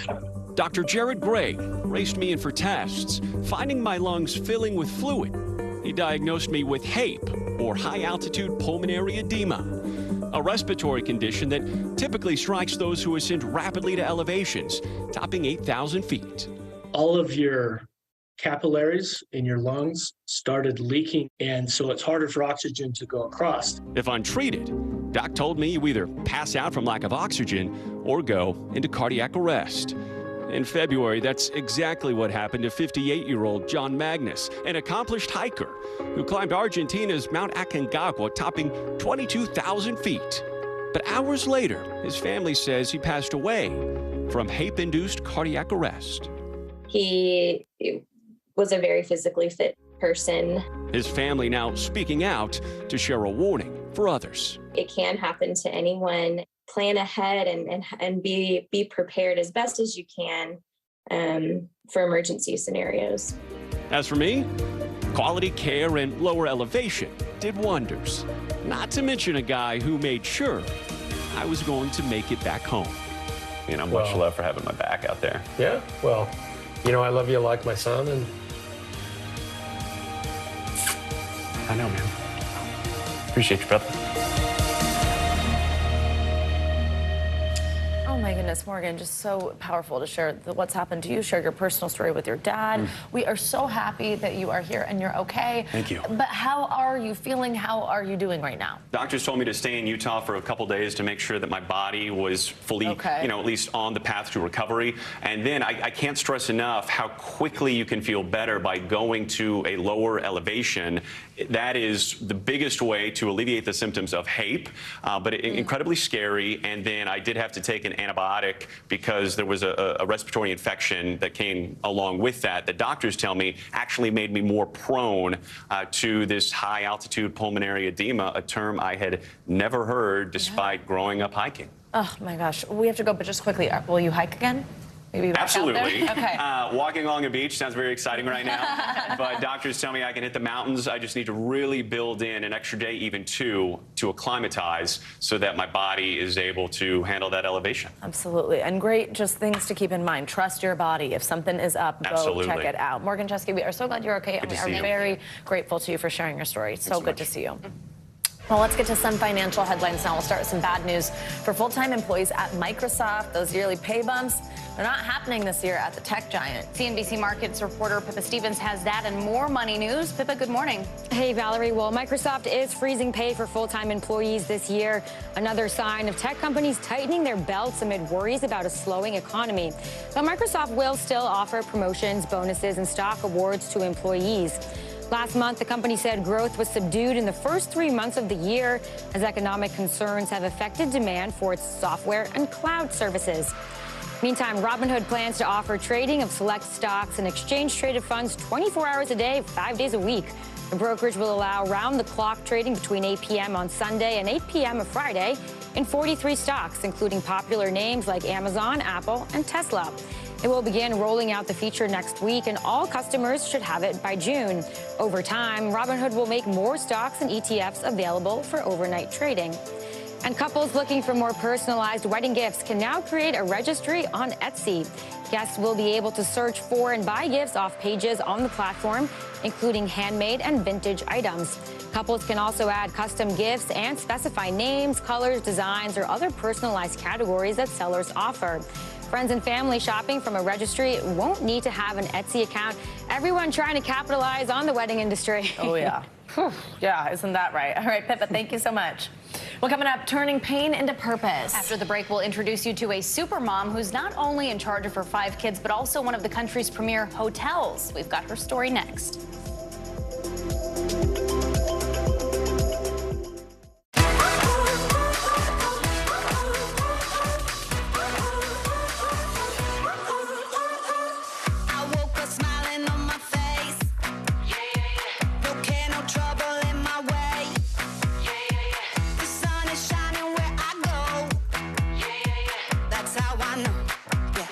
How I know. Today's gonna be great, gonna be great, gonna be a good day. Today's gonna be great, gonna be a good day. NBC News, streaming free now.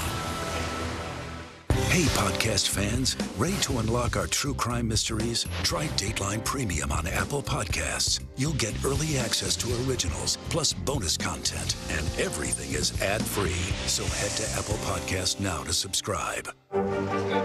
What is going to happen now? Going back and forth because they... Oh, yeah, this is it, right? Hey, I'm Hallie. It's good to be with you tonight. The debt ceiling. Here's why this matters. Please, please don't have your eyeballs glaze over. Here's why this matters. Talk to us about what we're supposed to call this. Is it a bailout? Is it a backstop? There's a difference because it matters whose money is being used to prop up these banks. We think we're getting close to this news conference. I will be honest with people. This is like an awkward moment where we think we're like right there. You're going to have to like tap dance with us maybe a little bit. I do have my tap dancing shoes on, not to worry. Watch NBC Nightly News with Lester Holt or listen wherever you get your podcasts.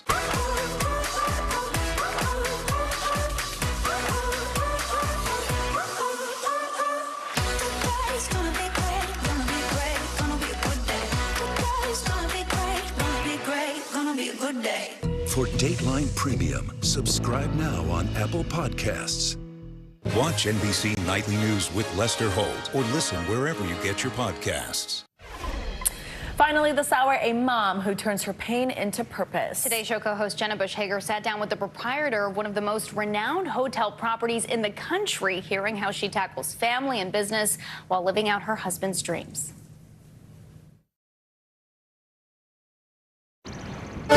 As the sun rises in the Tennessee Smoky Mountains, the staff at Blackberry Mountain are already hard at work, and the visitors just starting to stir. At the helm of it all, Mary Celeste Bell, in a role she never dreamed would be hers. You say that Blackberry Mountain healed you in many ways. How so?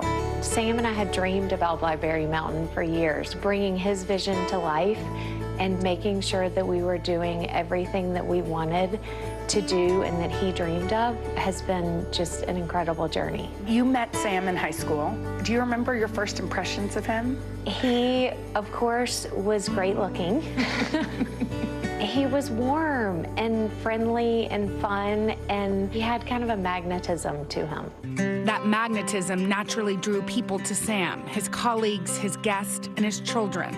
At 26, Sam Bell began running Blackberry Farm, a property owned by his parents.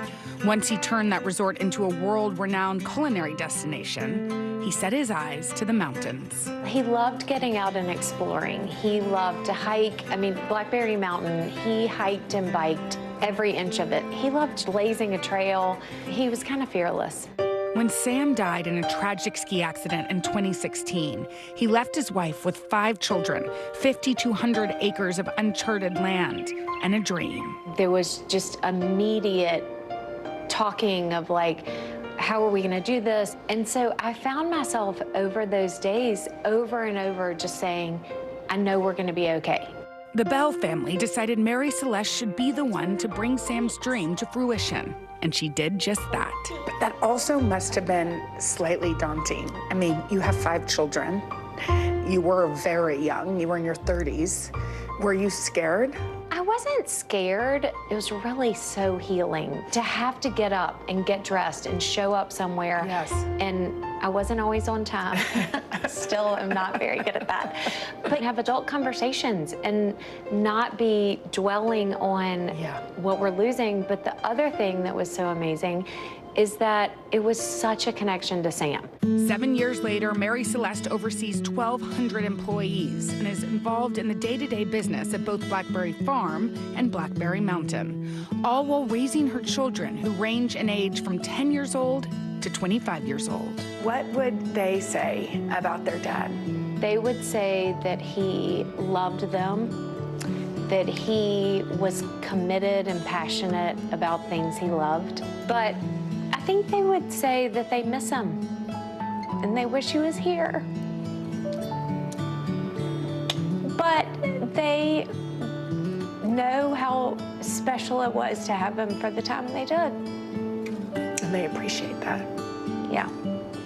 With Blackberry Mountain thriving, Mary Celeste has a new goal: to change the conversation around grief.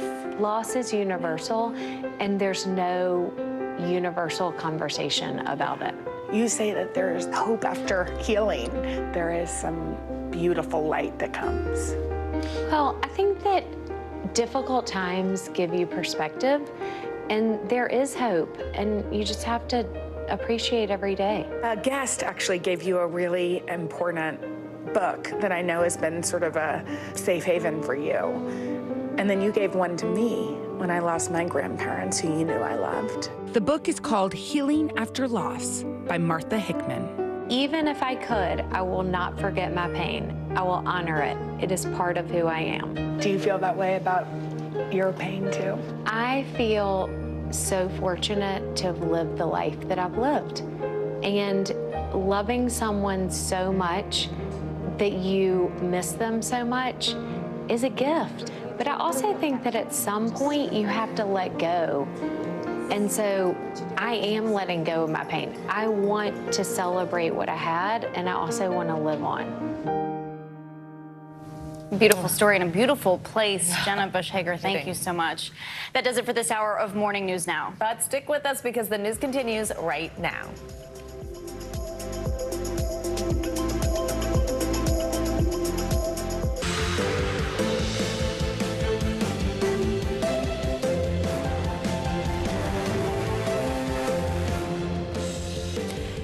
everybody. Good morning. Thanks for joining us this Thursday. I'm Savannah Sellers. And I'm Valerie Castro in for Joe Fryer. Right now on Morning News Now, looming deadline. This morning, U.S. troops are amassing on the southern border ahead of tonight's expiration of that COVID-era immigration restriction known as Title 42. We're on the ground with the latest scenes of desperation and confusion as migrants battle rumors and misinformation about what will happen next. Indicted, Republican Congressman George Santos is back in Washington this morning after pleading not guilty to more than a dozen federal charges yesterday.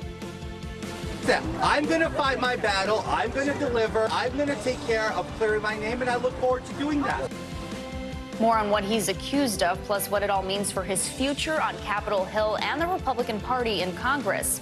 Also this morning, a key vote by FDA advisors on birth control, unanimously recommending a widely used medication be made available without a prescription. We'll take a look at what's next, when we could see a final decision from the FDA, and what it means for the future of contraceptives in America. Plus, high-altitude havoc later in the hour, a health warning from one of our own here at NBC News, Morgan Chesky, will bring you his story of an ordinary hiking trek in Utah that ended in the ICU. So scary when something like that happens and you're not expecting it. Absolutely. We're so happy he's okay, and so awesome that he's giving some people help, to look out for certain things. So it's great to hear from him. Good to be with you this morning. We start at the southern border where immigration officials are preparing for the end of Title 42 tonight. That's right. Migrants are lining up along the northern Mexico border, hoping to cross over into the U.S. once the policy is lifted, but it's not going to be an easy process. NBC News Now anchor Tom Yamas is covering all the latest developments from the border. Overnight, the border getting fresh reinforcements. Armed U.S. troops building a new layer of barbed wire fencing just steps from Juarez. With the pandemic-era Title 42 set to expire at midnight, the crowds of migrants gathering here are growing. Border officials estimate up to 65,000 migrants may be in northern Mexico waiting to cross. This places an incredible strain on our personnel, our facilities, and our communities. On Tuesday, more than 11,000 illegal border crossings in just 24 hours. We have a dangerous and deadly national security crisis unfolding at our southern border, and the crisis is soon to become a catastrophe. Desperate scenes in El Paso, including children living on the streets. At the border, a confusing scene. Migrants waiting for days to get processed, but access to entry points in some ways opening up. It's unclear why, but it's probably for safety reasons that a portion of that barbed wire fence, which is on the U.S. side just before the border wall, has been cut out. Now migrants who cross illegally can freely walk up to that border wall in hopes of somehow being processed. And the journey to the border not getting any easier, even for those just steps from the U.S. Extreme winds kicking up blinding dust, blanketing everything in sand. And those that do make it over will find new rules post-Title 42. In an attempt to monitor the countless families crossing illegally, ICE now announcing they will offer a new alternative to detention, including a GPS monitor for the head of the household and a curfew. But families that don't qualify for asylum will be deported. You think it's going to be harder to get in? ¿Tú crees que va a ser más difícil para entrar después del jueves? The end of Title 42 worries the Castro family. For 5 months, they've lived in a shelter, escaping a cartel they say wanted to kidnap their 13-year-old daughter. They registered for an asylum hearing this Saturday using the new CBP app, though they say they had to take a class to learn how to use it. Do you think you're going to get asylum? ¿Tú crees que te van a dar asilo? Sí. Thank you to Tom Yamas for that report. And we're going to stay on this. We have Luis Miranda, Principal Deputy Assistant Secretary for Communications for the Department of Homeland Security, joining us now with more on how immigration officials are preparing for the end of Title 42. Good morning. We very much appreciate you joining us today. Thank you. Good morning, Savannah. Homeland Thank you. Security officials predicted 10,000 migrants will try to cross into the U.S. per day after Title 42 lifts. But let's just talk about the sheer volume that we're already aware of. We know border crossings have surpassed that with 11,000 migrants apprehended on Tuesday alone. Is the Department of Homeland Security prepared to deal with the influx of migrants we are likely to see in the coming days and already seeing stack up before this has even ended? Savannah, we've been preparing for over a year and a half for the end of Title 42, and to make sure that we have the resources, the systems, the modern processing in place to be able to adapt and scale as necessary. We're not looking at one specific projection. What we're looking at is how can we make sure that we have the resources that we need, where we need them, when we need them, and how do we make sure that we're expanding lawful pathways to make sure that people are not trying to cross illegally and that they are not putting their lives in the hands of smugglers. You were just talking about in the package just before this about the exploitation that migrants can potentially suffer from cartels that are involved in the smuggling business, and that's not something we want to see. So what we've done is we're working across the hemisphere with our partners to set up regional processing centers in other countries to make sure that we're also using parole processes that people can have a sponsor here in the United States so that they can fly in legally after being screened and vetted. We're making sure that we're also working with partners to shut down some of the irregular movement through the Darien, with Colombia and Panama helping moving their resources into place there.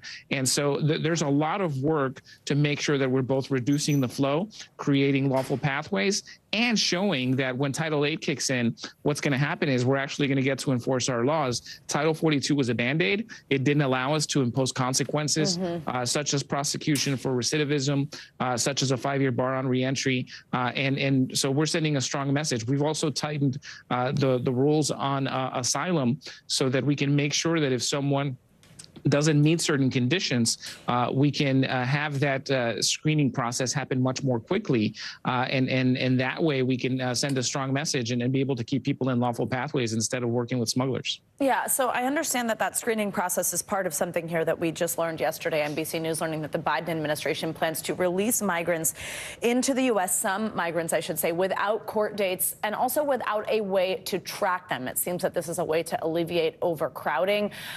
It seems that would lead to confusion and also, of course, be difficult to keep tabs on migrants who cross. What do you say about that? Again, keeping in mind, I understand it's a small, specific group, but does that kind of defeat the purpose of some of the bigger processes we have here? What do you have to say about that? No, look, administrations from both parties for decades have relied on these kinds of parole releases as necessary, and it's only in very limited cases where capacity has been far exceeded. We are over capacity in certain sectors, but we've are not having to use that in most cases because we do have more processing capacity. We just opened 2 new processing facilities in the last couple of days.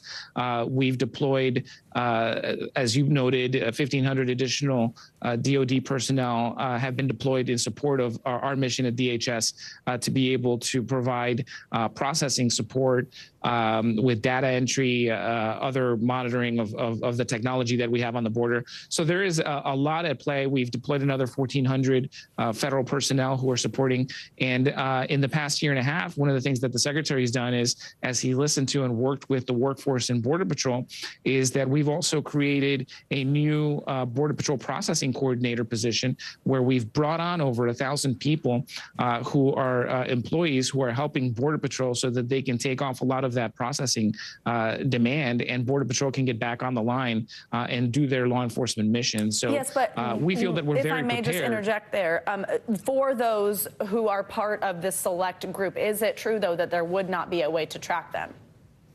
Well, they have obligations. Any kind of release that we do, regardless of how it's done, and there's different pathways throughout, our immigration laws. What happens is that people are in removal proceedings. They have to go to court, and in that process, as they await their immigration court proceedings, they have to consistently check in with Immigrations and Customs Enforcement.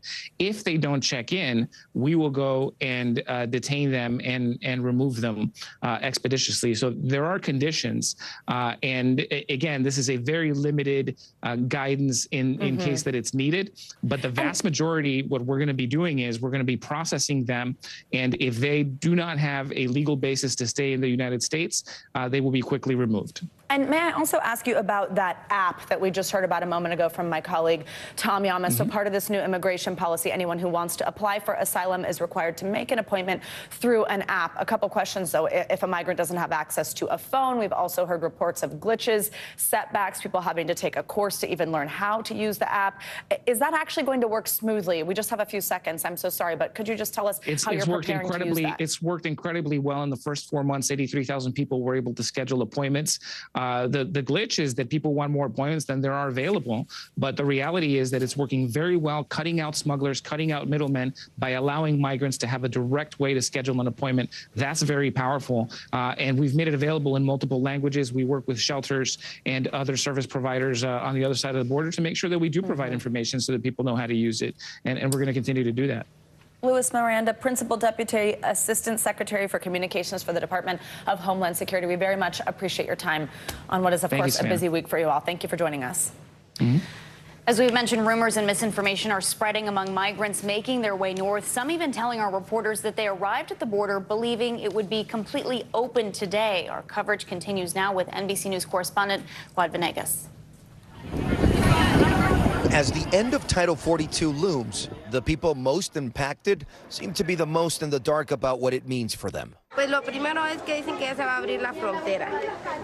So she's heard that the border is going to open when Title 42 is lifted. Muy confuso, porque en realidad no, como he dicho, no tengo muy buena claridad al respecto de este tema. One migrant shaking his head in confusion when asked if he knew what Title 42 is. No, I have idea.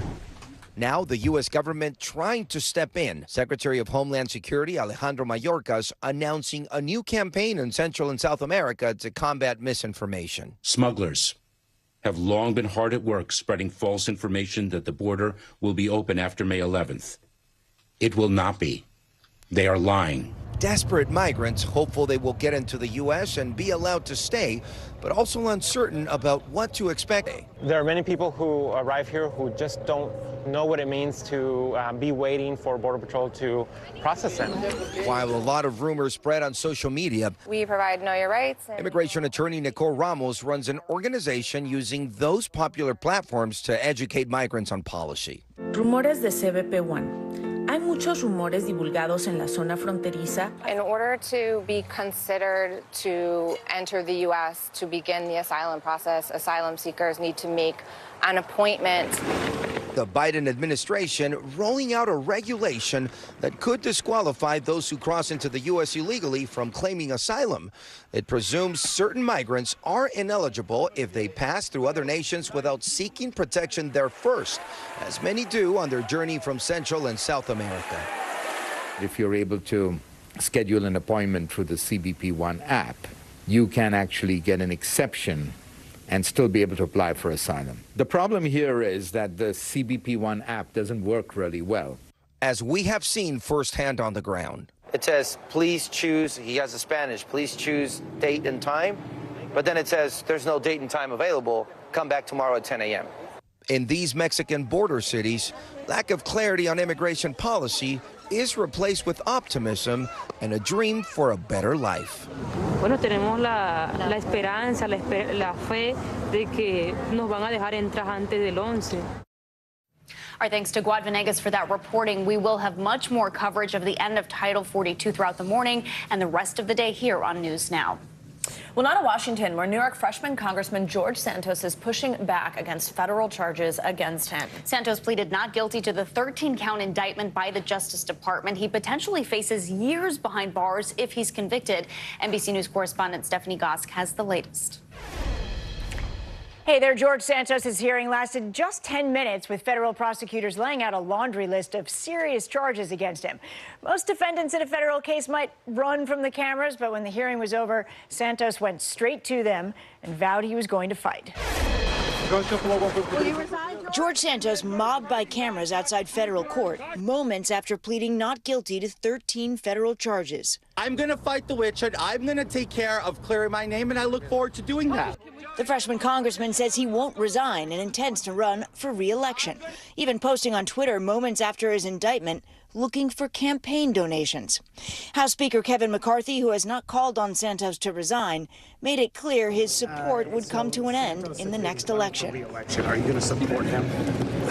No, I'm not going to support Santos. You're not. Federal prosecutors accuse Santos of wire fraud, money laundering, making false statements to the House of Representatives, and theft of public funds. Among the accusations, he collected over $24,000 in New York unemployment benefits during the pandemic, even though he was earning $120,000 from a company in Florida. Santos also allegedly used thousands of dollars in campaign contributions to pay for personal expenses, like credit card payments and designer clothes, according to the indictment. Congressman, did you take campaign donations and use that money to buy expensive suits? No, I did not. This campaign was never about In the 2022 midterms, Santos became the first openly gay Republican elected to Congress, but he ran on a made-up resume, including a college degree he never received and jobs on Wall Street he never had, ultimately admitting that some of it was fabricated. Did I embellish my resume? Yes, I did, and I'm sorry. After the federal indictment was unsealed, residents in Santos's district mostly split along party lines. He definitely should not be in office. This is not someone that I want to represent me. If he has to quit for lying, everybody else does, and we're going to have an empty Capitol. Congressman Santos has been released on a $500,000 bond. His travel will be restricted from New York to D.C., and he had to turn over his passport. His next court date is June 30th. Back to you. Quite the talker and a lot to unpack there. Stephanie, thank you so much. Well, just one day after being found liable for sexual abuse, former President Donald Trump was back in the spotlight in a CNN town hall last night. For many viewers, the 70-minute interview provided their first long look at the front runner for the Republican nominee since he left the Oval Office. But the message was mostly the same, with the former president talking about his own record, inflating it, and repeating lies about the 2020 election. That was a rigged election, and it's a shame that we had to go through it. It's very bad for our country. All over the world, they looked at it. It was not a rigged election. It was not a stolen election. You and your supporters lost more than 60 court cases on the election. It's been nearly 2.5 years. Can you publicly acknowledge that you did lose the 2020 election? Let me just go on. If you look at True the Vote, they found millions of votes on camera, on government cameras, where they were stuffing ballot boxes. Republican officials debunked those claims about fraudulent ballots.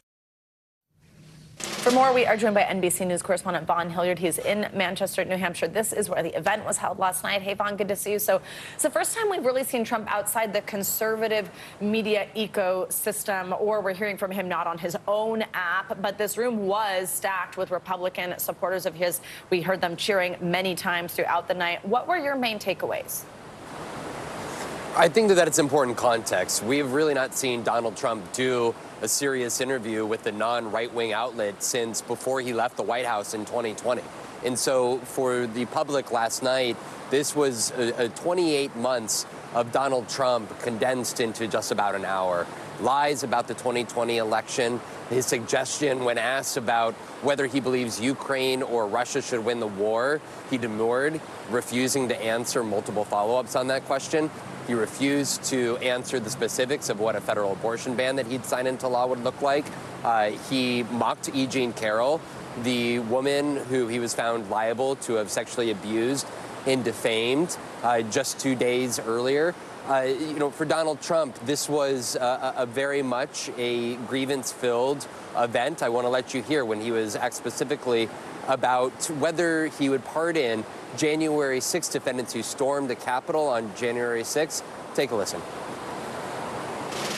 A question to you is, will you pardon the January 6 rioters who were convicted of federal offenses? I am inclined to pardon many of them.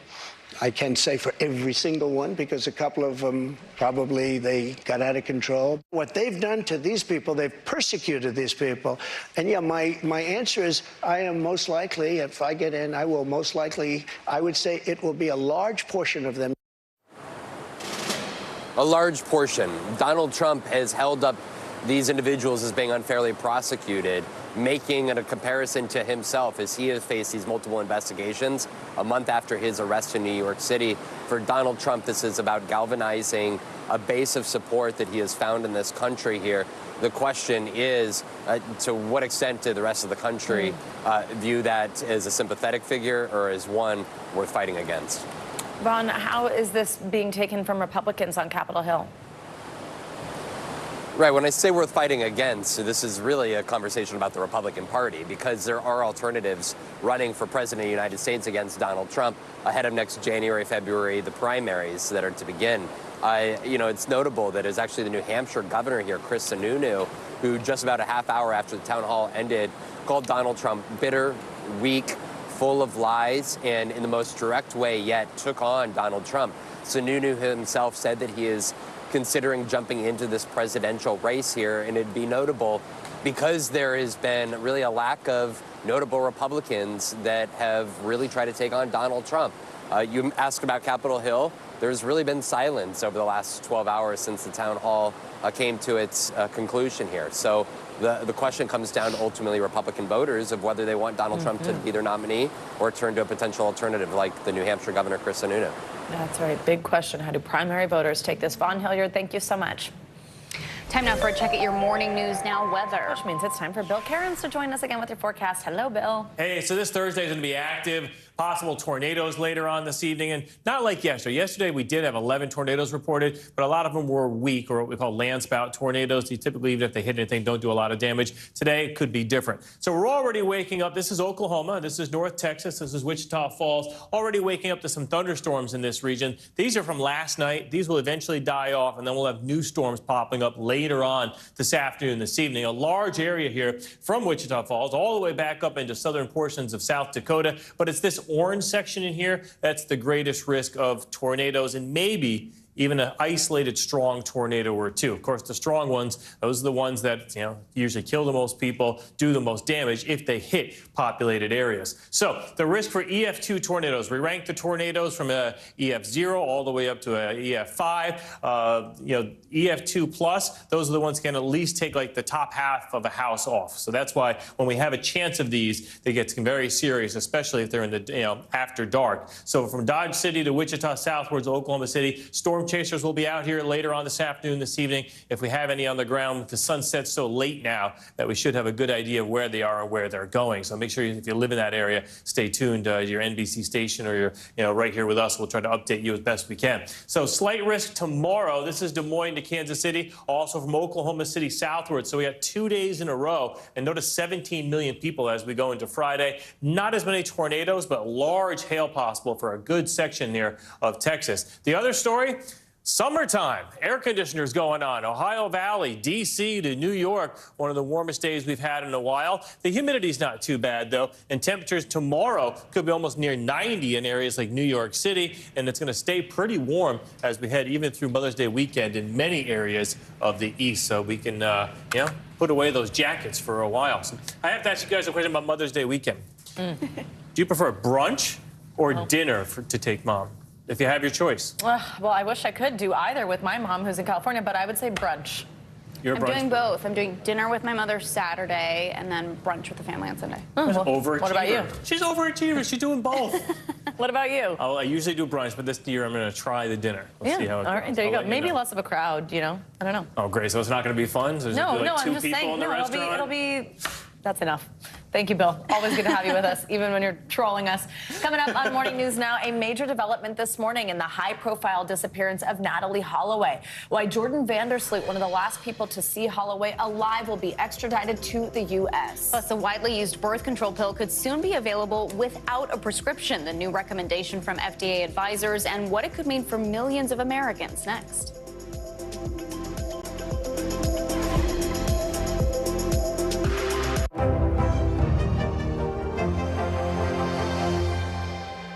We begin top story with that breaking news. This is just in, a lot of stories to get to.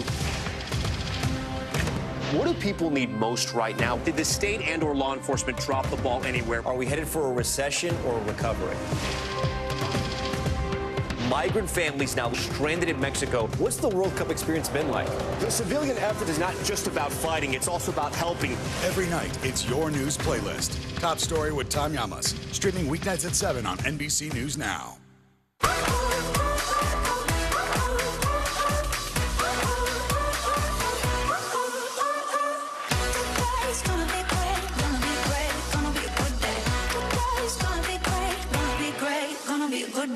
This is what it looks and feels With the latest, a bigger piece to the puzzle. Here's some of the stories we're watching tonight. How much water ultimately will be forced inland? Whenever it happens, wherever you are, NBC News, streaming free now.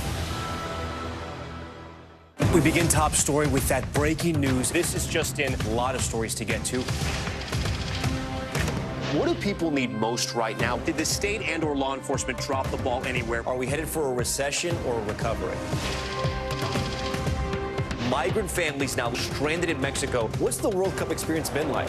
The civilian effort is not just about fighting, it's also about helping. Every night, it's your news playlist. Top Story with Tom Llamas. Streaming weeknights at 7 on NBC News Now.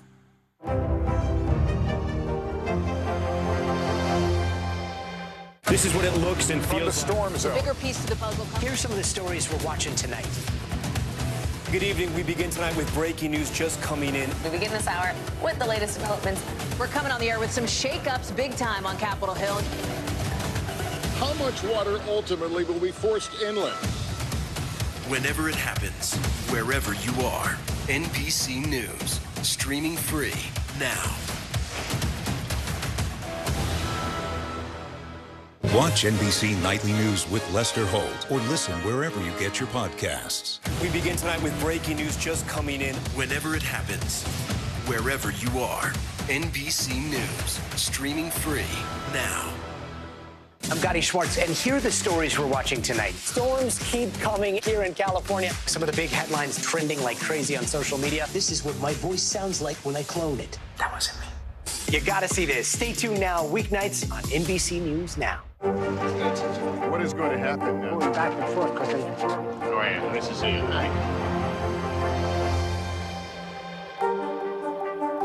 NBC News, streaming free now.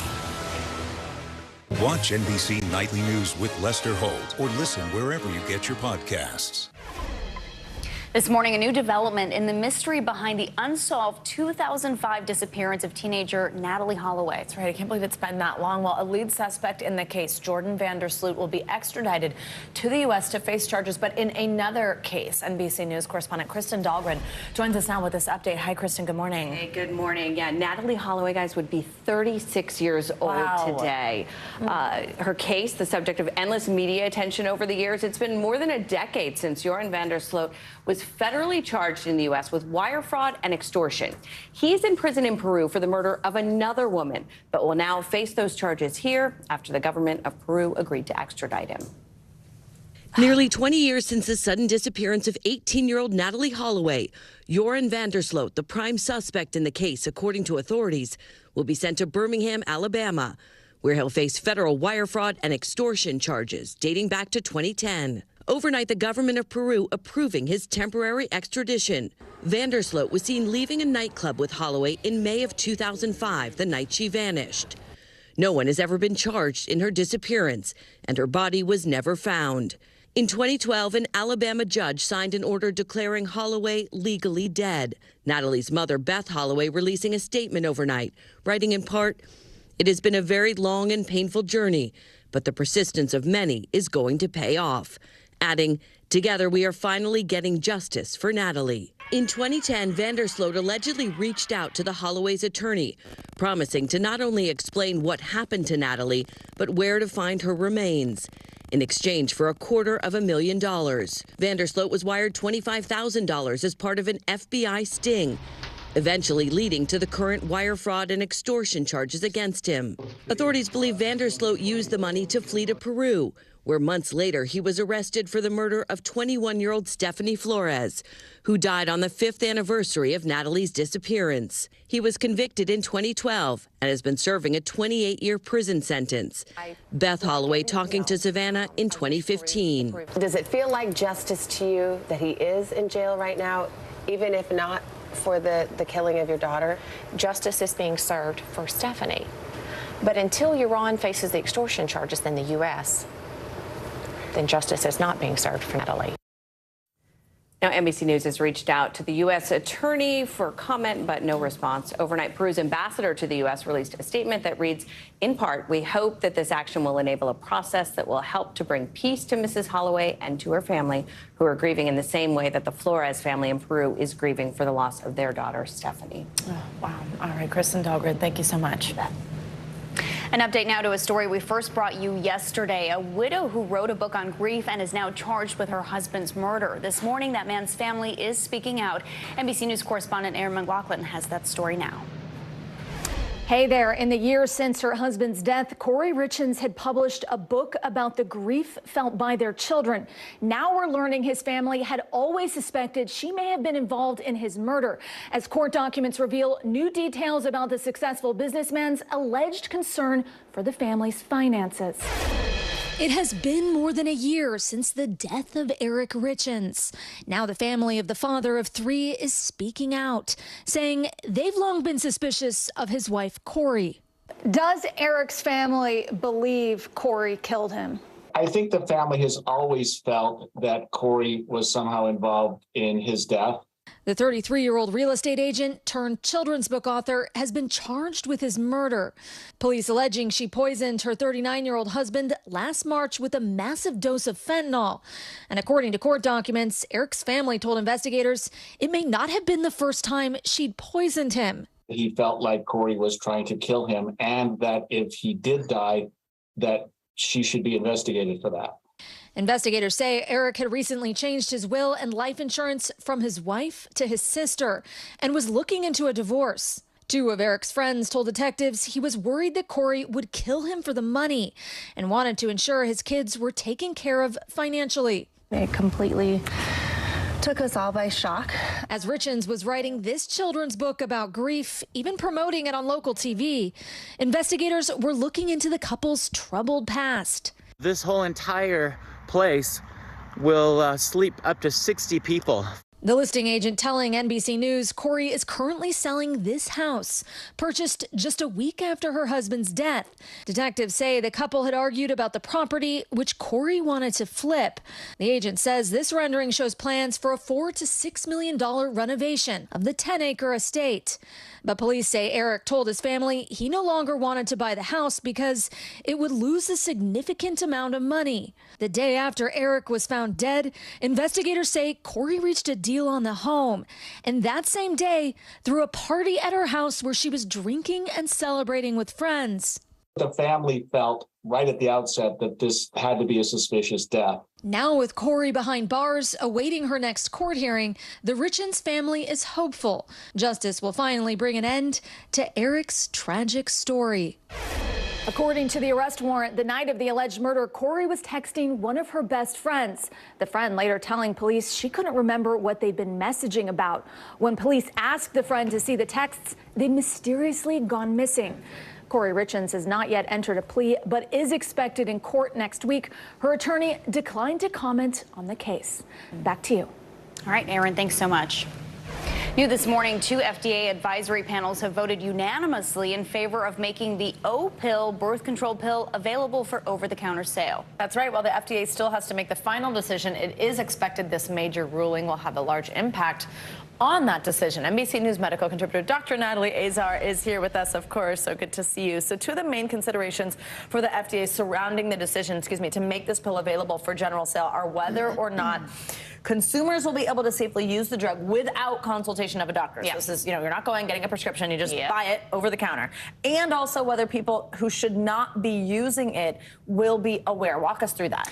Those were the main two things that the FDA was looking at. So examples of can you read a prescription label correctly would be this particular pill, because it's progestin, only has to be taken, for example, at the same time every single day. If you miss a dose, do you use another form of contraception? They wanted to make sure that people could understand that without having a doctor explain it to them. And secondly, would a woman be able to select herself as someone who shouldn't be taking it? And the most important contraindication to this, you guys, is a woman who has a history of breast cancer. Well, guess what? The FDA unanimously decided that the risk of harm of not approving it was far, far, far less than the potential for benefit. Not only, what are the benefits of having this? Reducing unintended pregnancies, really improving reproductive autonomy, and really improving equitable access for women, especially in marginalized communities who may not have access to a healthcare provider. So we know ahead of the vote, the FDA had expressed some speculation about the validity of the data being used to back the agency's ruling on this pill. Were their concerns valid, and what more do we know about that? Yeah, you know, so and the FDA kind of alerted us to this last week when they released their briefing documents, and they said they had some issues with the methodology of some of the studies, but nothing that rose to the level of them saying this is that important that we are going to vote no for something like this. And I think one of the biggest things that came through in the conversations was this concept that just because something is over the counter, or I should say just because something's prescription, that automatically guarantees compliance. We know that it doesn't. And there's certainly precedent for a lot of other over-the-counter medications that people can and do take safely and effectively. So, Doctor, we know this is a little confusing. That wasn't the official FDA ruling. Yes. This is just a vote from the advisory panel. Right. Walk us through that nuance and then what that means the next steps are. So, you know, we have a lot of examples of this. Let's say in the last 2 years, Alzheimer's drugs, for example, an advisory committee will say, yes, we do recommend it, or no, we don't recommend it, but they're not the final authority. The final authority comes with the FDA proper. These are advisory committees to the FDA who were meeting. We expect that the FDA will probably decide to go with their committee's recommendations. That's why they have a committee of experts, and it was unanimous. So that decision will likely happen sometime over the summer because there doesn't need to be a big ramp up of production. This pill is already available by prescription. I think we can expect that it would be on store shelves shortly thereafter. All right, Dr. Azar, thank you so much. Coming up, lost in translation. Yeah, there's a new trend of fake sign language videos on TikTok. Has the deaf community concerned? This is Morning News Now.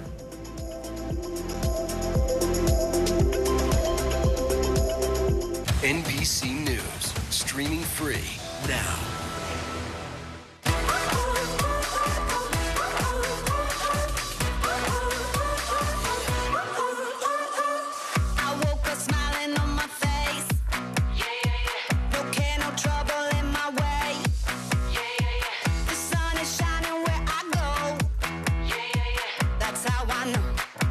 That's how I know. Today's gonna be great, gonna be great, gonna be a good day.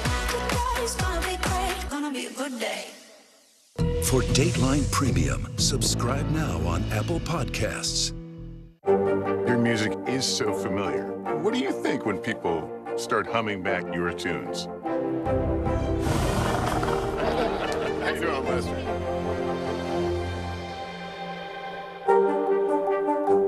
We begin tonight with breaking news just coming in. Whenever it happens, wherever you are, NBC News, streaming free now. Watch NBC Nightly News with Lester Holt or listen wherever you get your podcasts. I'm Gotti Schwartz, and here are the stories we're watching tonight. Storms keep coming here in California. Some of the big headlines trending like crazy on social media. This is what my voice sounds like when I clone it. That wasn't me. You gotta see this. Stay tuned now, weeknights on NBC News Now. We begin top story with that breaking news. This is just in, a lot of stories to get to. What do people need most right now? Did the state and or law enforcement drop the ball anywhere? Are we headed for a recession or a recovery? Migrant families now stranded in Mexico. What's the World Cup experience been like? The civilian effort is not just about fighting, it's also about helping. Every night, it's your news playlist. Top Story with Tom Llamas, streaming weeknights at 7 on NBC News Now.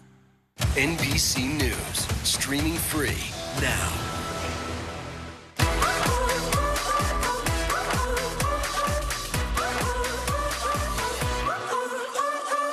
I woke up smiling on my face. No care, no trouble in my way. The sun is shining where I go. That's how I know. Yeah, that's how I know. Today's gonna be great, gonna be great, gonna be a good day. Today's gonna be great, gonna be a good day. Welcome back. Well, this is a growing trend on TikTok. Creators signing along to famous songs like We Are the World or Love the Way You Lie, but it's not quite what it seems. Often they're actually showing the wrong sign language. Members of the deaf community say the signs are often meaningless and can be confusing for those trying to follow along. And the National Association for the Deaf recently shared this video condemning unqualified creators and calling the harm this was causing to the deaf community devastating. Amanda Morris is the disability reporter for the Washington Post. She is also, as she puts it, proudly hard of hearing. She joins us now for more insight into this alarming trend. Amanda, good morning. Let's start with how signing to music became a trend on TikTok, and tell us what are some of the common mistakes that you're seeing. Yeah, so TikTok is a primarily video-based app, and certain sounds or songs will go viral. And if you do a video that includes that song or sound, then you have a better chance of going viral as well. And so I think, you know, mainstream representation of sign language got a lot of people interested in learning sign language, which is great. We've seen movies like Coda and A Quiet Place really raise awareness about the language. But with that interest, there's been an increasing number of people who think that they're doing the right signs or think that they know sign language, completely getting it wrong. And a lot of them are signing along to these songs to try to get more followers and get popular on the app. And I've seen a range of mistakes.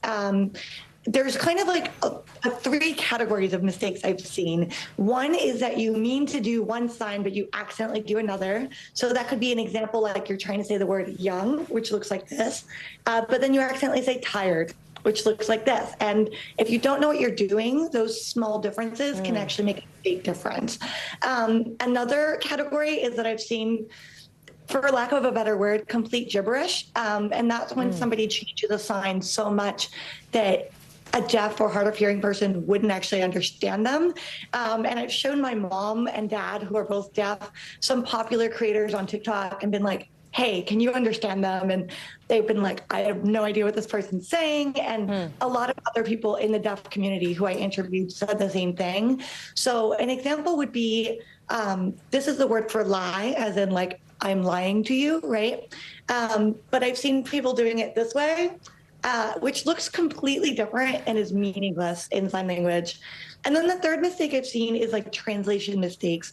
And that's a mistake thinking that every word in English translates perfectly to one sign.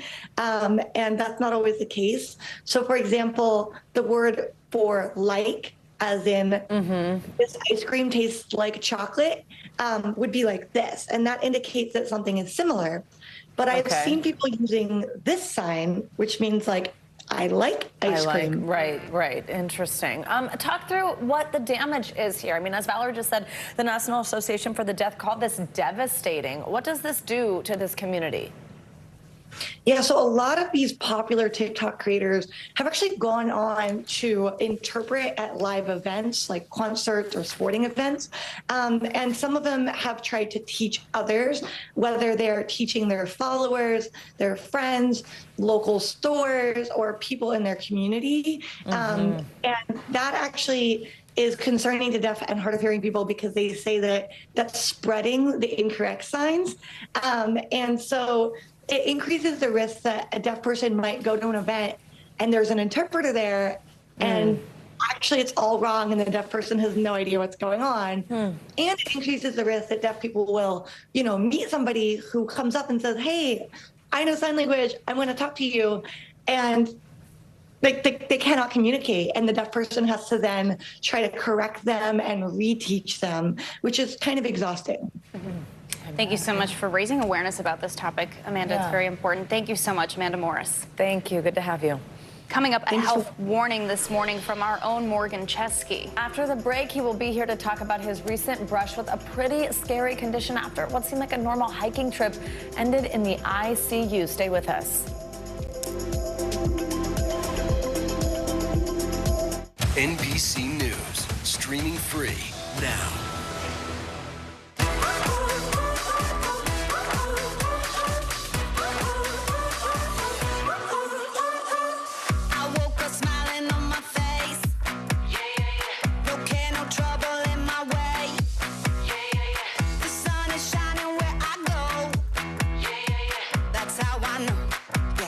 That's how I know. Today's gonna be great, gonna be great, gonna be a good day. Today's gonna be great, gonna be a good day. What is going to happen now? Going back and forth quickly. Oh, yeah, this is it, right? We begin tonight with breaking news just coming in. Whenever it happens, wherever you are, NBC News, streaming free now. Hey, I'm Hallie. It's good to be with you tonight. The debt ceiling. Here's why this matters. Please, please don't have your eyeballs glaze over. Here's why this matters. Talk to us about what we're supposed to call this. Is it a bailout? Is it a backstop? There's a difference because it matters whose money is being used to prop up these banks. We think we're getting close to this news conference. I will be honest with people. This is like an awkward moment where we think we're like right there. You're going to have to like tap dance with us maybe a little bit. I do have my tap dancing shoes on, not to worry. This is what it looks and feels With the latest, a bigger piece to the puzzle. Here's some of the stories we're watching tonight. How much water ultimately will be forced inland? Whenever it happens, wherever you are, NBC News, streaming free now.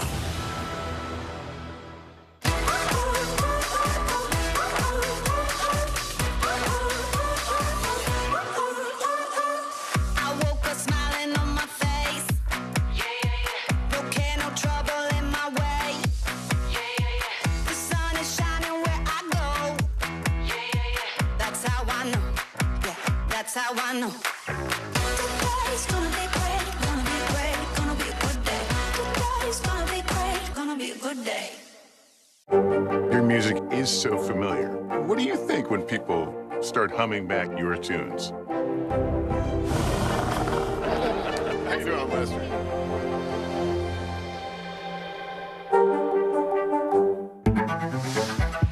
It was the end of the story, but it was also just the beginning. We couldn't know then that following the mystery would take us to places as strange as any fiction. The mind whirled among dreadful possibilities. What happened here? The True Crime Original. Dateline, Fridays and Sundays.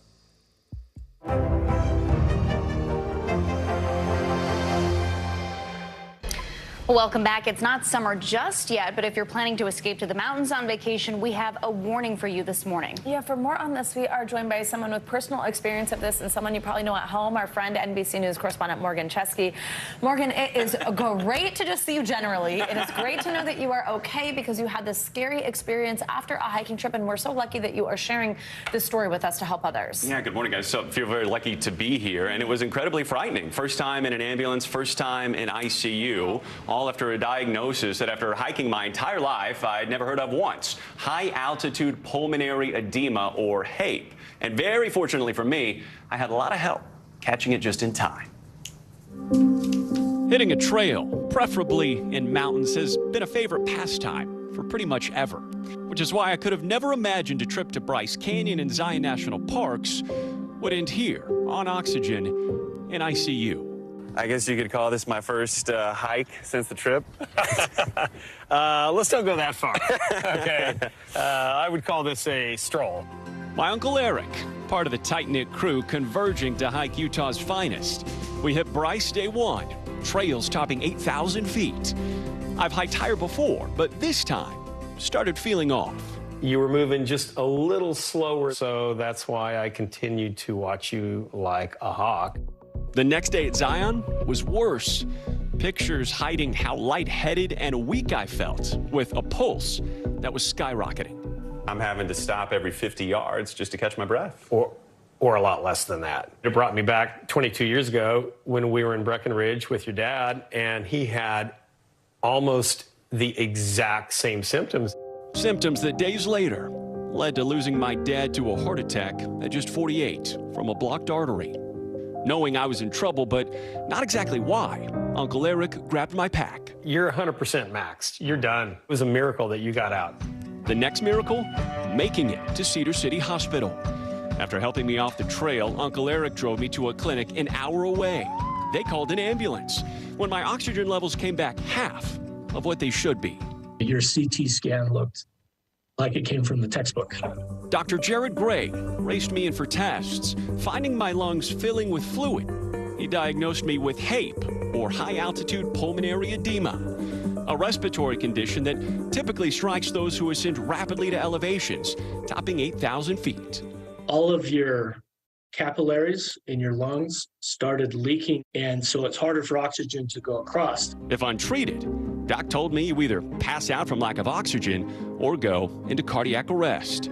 In February, that's exactly what happened to 58-year-old John Magnus, an accomplished hiker who climbed Argentina's Mount Aconcagua, topping 22,000 feet. But hours later, his family says he passed away from HAPE-induced cardiac arrest. He was a very physically fit person. His family now speaking out to share a warning for others. It can happen to anyone. Plan ahead and be prepared as best as you can for emergency scenarios. As for me, quality care and lower elevation did wonders. Not to mention a guy who made sure I was going to make it back home. You know, much love for having my back out there. Yeah, well, you know, I love you like my son, and I know, man. Appreciate you, brother. Oh my goodness, Morgan, just so powerful to share what's happened to you, share your personal story with your dad. We are so happy that you are here and you're okay. Thank you. But how are you feeling? How are you doing right now? Doctors told me to stay in Utah for a couple days to make sure that my body was fully, you know, at least on the path to recovery. And then I can't stress enough how quickly you can feel better by going to a lower elevation. That is the biggest way to alleviate the symptoms of HAPE, but incredibly scary. And then I did have to take an antibiotic because there was a respiratory infection that came along with that. The doctors tell me actually made me more prone to this high altitude pulmonary edema, a term I had never heard despite growing up hiking. Oh my gosh, we have to go, but just quickly, will you hike again?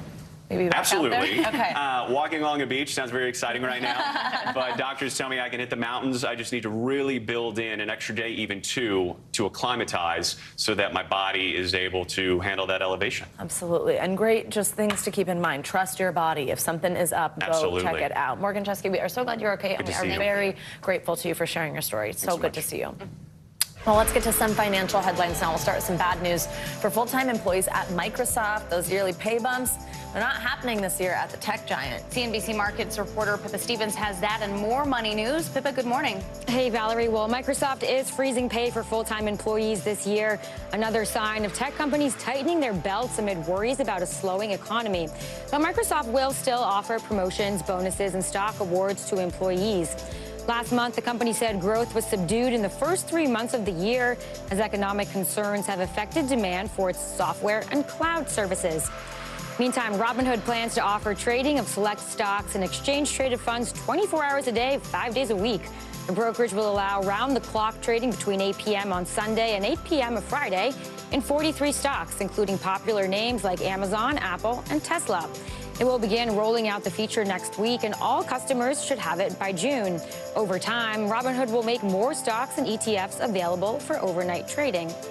And couples looking for more personalized wedding gifts can now create a registry on Etsy. Guests will be able to search for and buy gifts off pages on the platform, including handmade and vintage items. Couples can also add custom gifts and specify names, colors, designs, or other personalized categories that sellers offer. Friends and family shopping from a registry won't need to have an Etsy account. Everyone trying to capitalize on the wedding industry. Oh, yeah. Yeah, isn't that right? All right, Pippa, thank you so much. Well, coming up, turning pain into purpose. After the break, we'll introduce you to a supermom who's not only in charge of her 5 kids, but also one of the country's premier hotels. We've got her story next.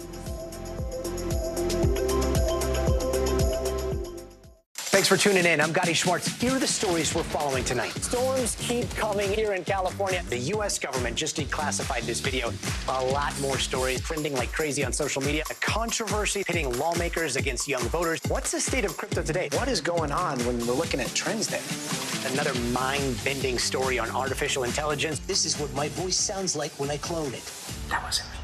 You gotta see this. Stay tuned now. Weeknights at 8 Eastern, 5 Pacific on NBC News Now.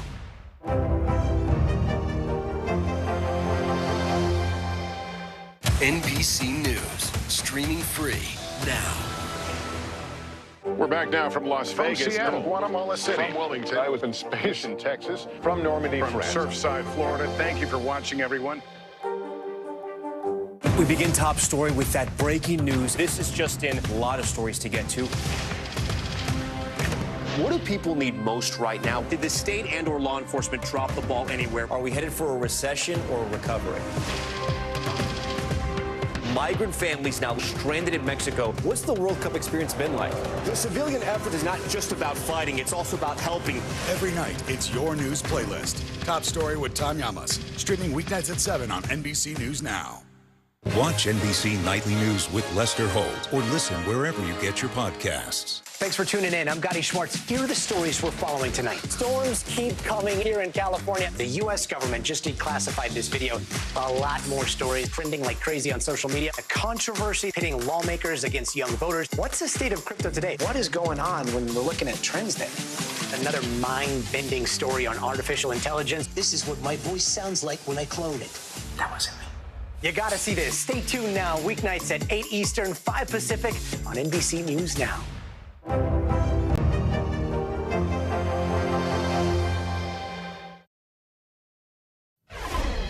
Finally this hour, a mom who turns her pain into purpose. Today's show co-host Jenna Bush Hager sat down with the proprietor of one of the most renowned hotel properties in the country, hearing how she tackles family and business while living out her husband's dreams.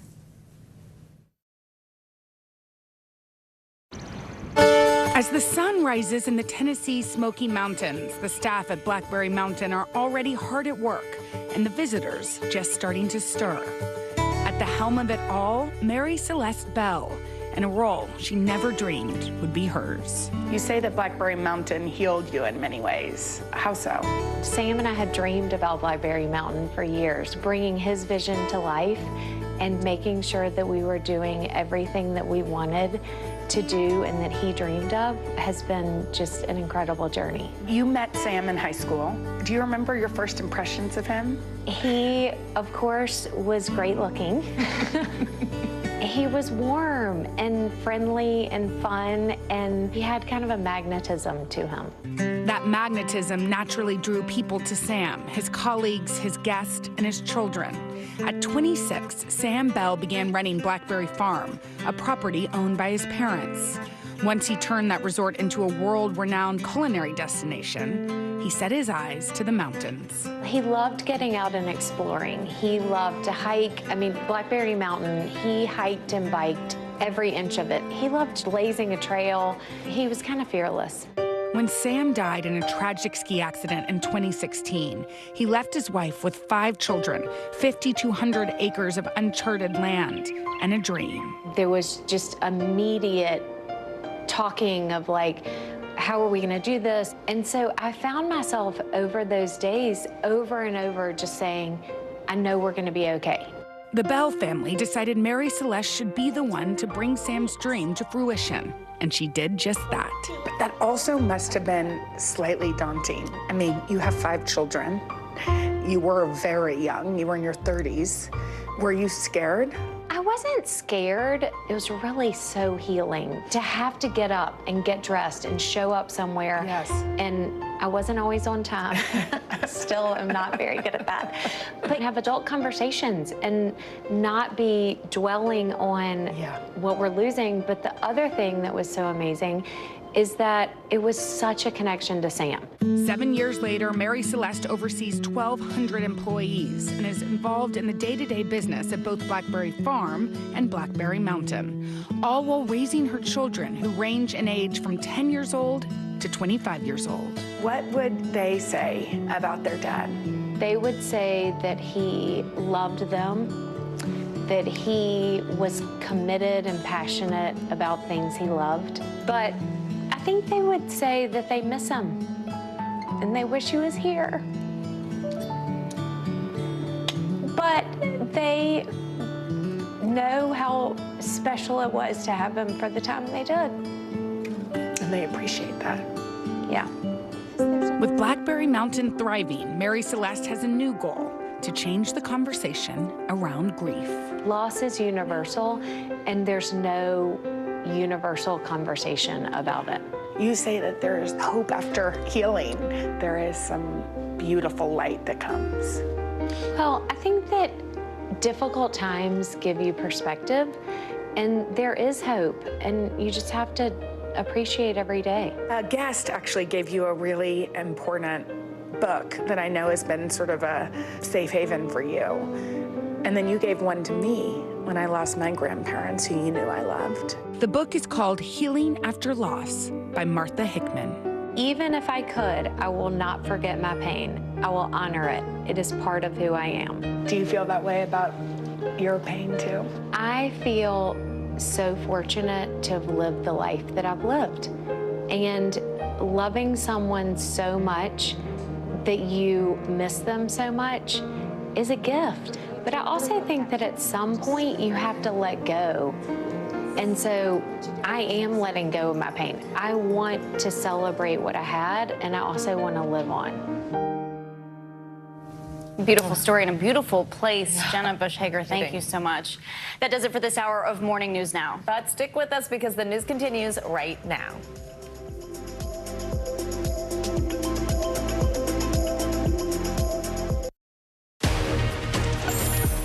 Hi, everyone. So glad you could be with us. I'm Vicki Nguyen. And I'm Chanel Jones. NBC News Daily starts right now.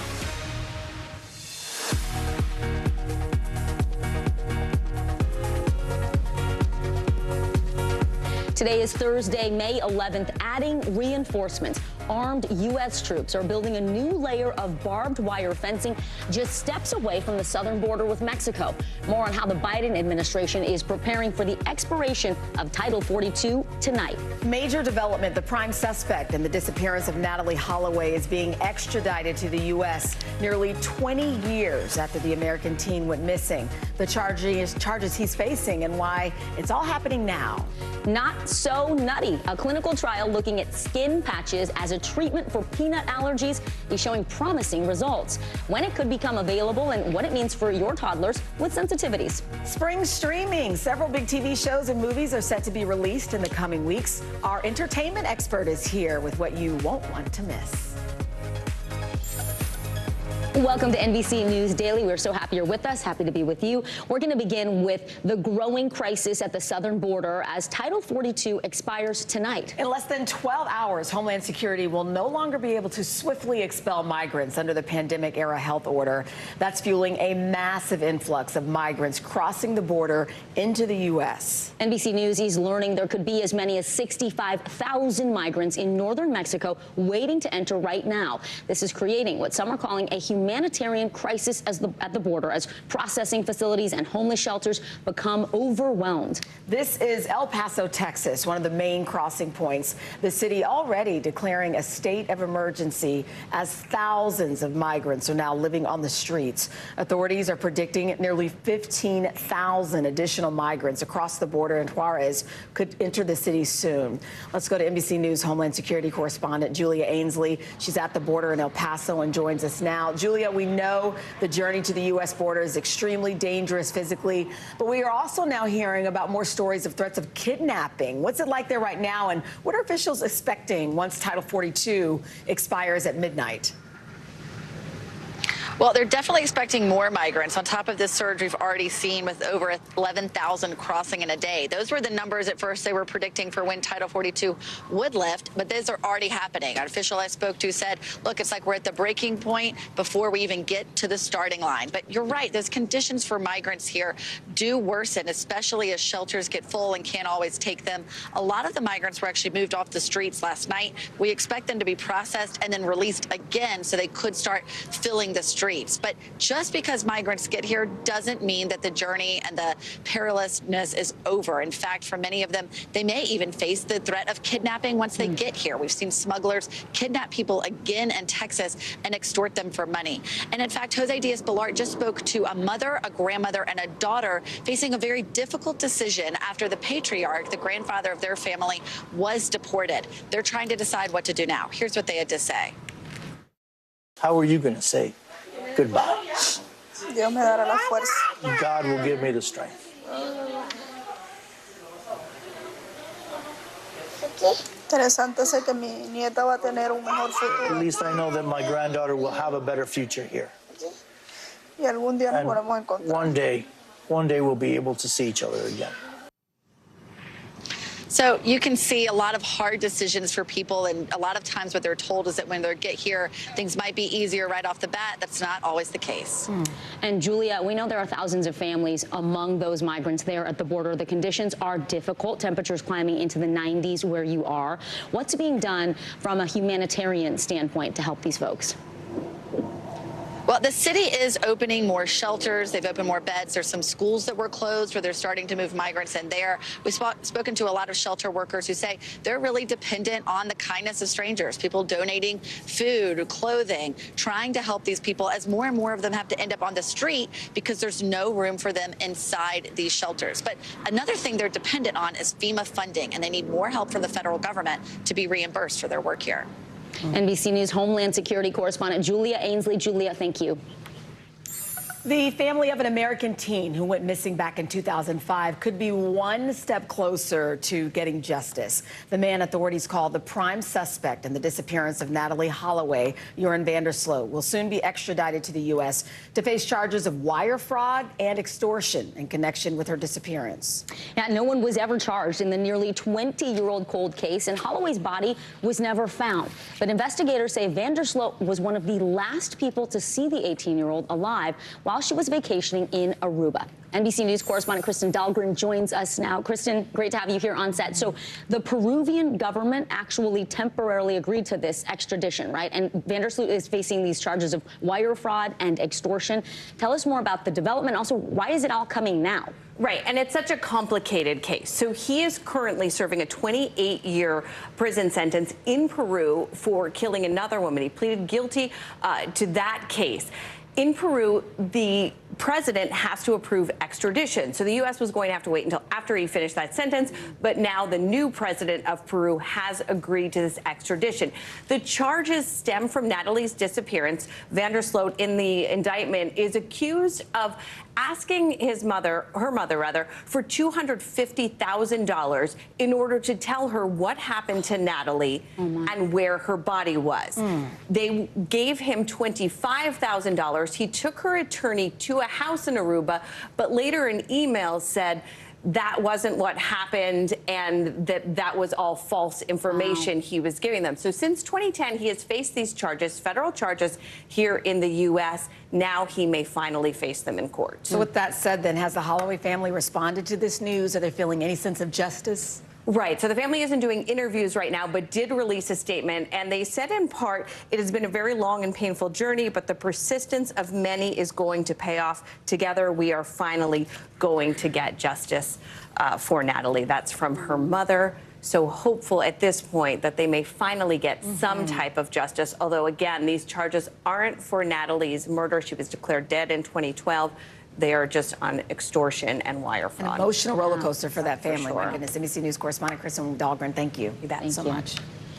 Well, the family of a Utah murder victim is speaking out about his death and their suspicions about his widow, Corey Richins. Richins is facing aggravated murder and drug charges after police say she poisoned her husband with an illegal dose of fentanyl last year. NBC News correspondent Erin McLaughlin has the latest. It has been more than a year since the death of Eric Richins. Now the family of the father of three is speaking out, saying they've long been suspicious of his wife, Corey. Does Eric's family believe Corey killed him? I think the family has always felt that Corey was somehow involved in his death. The 33-year-old real estate agent turned children's book author has been charged with his murder. Police alleging she poisoned her 39-year-old husband last March with a massive dose of fentanyl. And according to court documents, Eric's family told investigators it may not have been the first time she'd poisoned him. He felt like Corey was trying to kill him, and that if he did die, that she should be investigated for that. Investigators say Eric had recently changed his will and life insurance from his wife to his sister and was looking into a divorce. Two of Eric's friends told detectives he was worried that Corey would kill him for the money and wanted to ensure his kids were taken care of financially. It completely took us all by shock. As Richens was writing this children's book about grief, even promoting it on local TV, investigators were looking into the couple's troubled past. This whole entire place will sleep up to 60 people. The listing agent telling NBC News Corey is currently selling this house, purchased just a week after her husband's death. Detectives say the couple had argued about the property, which Corey wanted to flip. The agent says this rendering shows plans for a $4 to $6 million renovation of the 10-acre estate. But police say Eric told his family he no longer wanted to buy the house because it would lose a significant amount of money. The day after Eric was found dead, investigators say Corey reached a deal on the home, and that same day threw a party at her house where she was drinking and celebrating with friends. The family felt right at the outset that this had to be a suspicious death. Now with Corey behind bars awaiting her next court hearing, the Richens family is hopeful justice will finally bring an end to Eric's tragic story. Erin McLaughlin, NBC News. Turning now to our CNBC Money Minute, retirees and other Social Security recipients are expected to receive lower benefit hikes in 2024. Next year's cost of living adjustment is expected to be just 3.1%. That's according to the Senior Citizens League. CNBC Tech Check anchor Deirdre Bosa joins us now. Deirdre, so this year, recipients got the biggest benefit hike since 1981. So is that a factor in why the adjustment is expected to be lower next year? And talk to us about this impact on older Americans. Well, as inflation comes down, the cost of living adjustment, that comes down as well. And since inflation has been declining, the adjustment from the Social Security Administration is projected to be lower next year than it was this year. Some seniors say that they're still recovering from high prices, and the cost of living adjustment from this year still hasn't been enough. So if it drops even further next year, it could leave seniors even further behind. Meanwhile, Microsoft says that it is holding off on increasing salaries for full-time employees this year. CEO Satya Nadella cited economic conditions and an investment in artificial intelligence as reasons for the stagnant pay. Nadella also said performance bonuses for Microsoft's top execs will be down considerably from last year. Meanwhile, Wendy's is planning to use an AI chatbot to take drive-through orders. According to a report from the Wall Street Journal, the AI service is powered by Google and will be trained to understand how people order. The fast food chain hopes that it will speed the ordering process. You lose the human touch, guys, but maybe you get more accuracy. That's always a problem when you're like, I'd like the nuggets. And they're like, what was that? What? We'll see what happens. All right, CNBC Tech Check anchor Deirdre Bosa. Deirdre, thank you. All right, coming up, the promising new treatment that could protect children with peanut allergies. How soon we could see this skin patch on the market. You're watching NBC News Daily.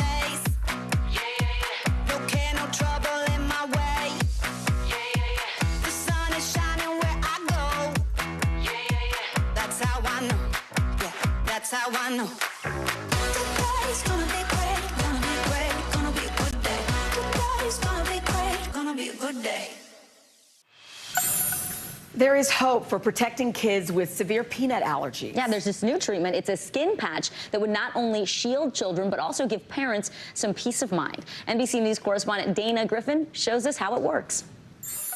When Sarah Qureshi's daughter Zara was just 9 months old, she discovered she had a deadly peanut allergy. The first thing I thought was my child is going to die. I went through a lot to have Zara, and it felt in that moment like she was being taken away from me. While there are options for peanut allergy sufferers over the age of 4, up until now, there's been almost nothing that could be done to help allergic toddlers. But a breakthrough therapy, researchers say, will save lives. This is really aimed at providing an accidental exposure buffer. It's a patch for 1 to 3-year-olds that delivers peanut protein to the skin, working to desensitize some of the youngest peanut allergy sufferers. Your child is gaining protection. You have to have more peanut to cause a reaction. According to the study published in the New England Journal of Medicine, after 1 year on the patch, 67% of toddlers increased the amount of peanuts they could safely ingest. That's double compared to kids that just got the placebo. With few serious adverse reactions in the Phase 3 trial, doctors say the results are promising, but do offer caution, saying this isn't a cure, but a life-saving tool for children who are accidentally exposed to peanuts. Oh, it would be huge. A patch where we're not even thinking about it, where she doesn't have to think about it or feel anxiety would be amazing. A patch offering parents peace of mind. Dana Griffin, NBC News. Thank you to Dana. We want to dig a little deeper on this, so we're bringing in NBC News senior medical correspondent Dr. John Torres. Dr. Torres, always good to have you here with us. So we know, obviously, this peanut allergy patch, it is still being tested, but could this be something that leads to a cure, and how soon might we see this available? You know, thank you for bringing it up, because you're bringing up a great point. This is not a cure. What they're trying to do here is they're trying to, as they describe it, put a bubble around children that have peanut allergies to where if they accidentally ingest a peanut, then it's not going to be something catastrophic. And so, like was mentioned in the packet, you know, 67% of them were able to tolerate up to 4 peanuts. And again, this is the type of thing that's, you know, throughout their life, they don't have to worry so much about the hidden peanut ingredients, or was it in a factory that might have had peanuts somewhere else. That's a step towards a cure. We're still not talking cures at this point yet, but hopefully we get there at some point. So full disclosure, 2 of my 3 kids are allergic to nuts.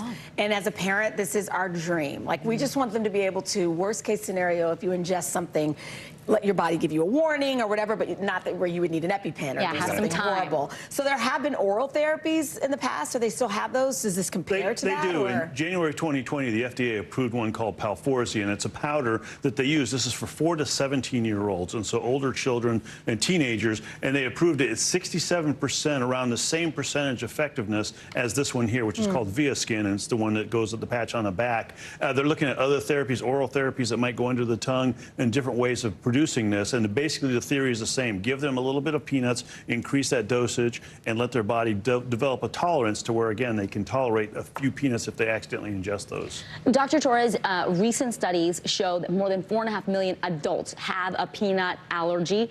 Is this something paving the way for them? And also, if you are living with an allergy, this isn't available yet, what are some things you should do to make sure you are protected? So it is paving the way for them, and I think we're going to get there eventually. The reason, or part of the reason, that they started with 4 to 17-year-olds, now they're 1 to 3-year-olds, is just because of the nature of who is getting peanut allergies. In 2018, they did a study, and they found out that peanut allergies have tripled in the last 2 decades. And so it's something that I know when I went to school, and we're talking, 70s and 80s, nobody had peanut allergies, and all of a sudden a lot of people have peanut allergies. We're not sure why, but it's the younger children and younger adults that have it. So they started looking at the children and saying they're the ones that can't quite decipher, and they don't always know what's in the ingredients. They don't look as carefully, and so let's target them first, because it can be catastrophic.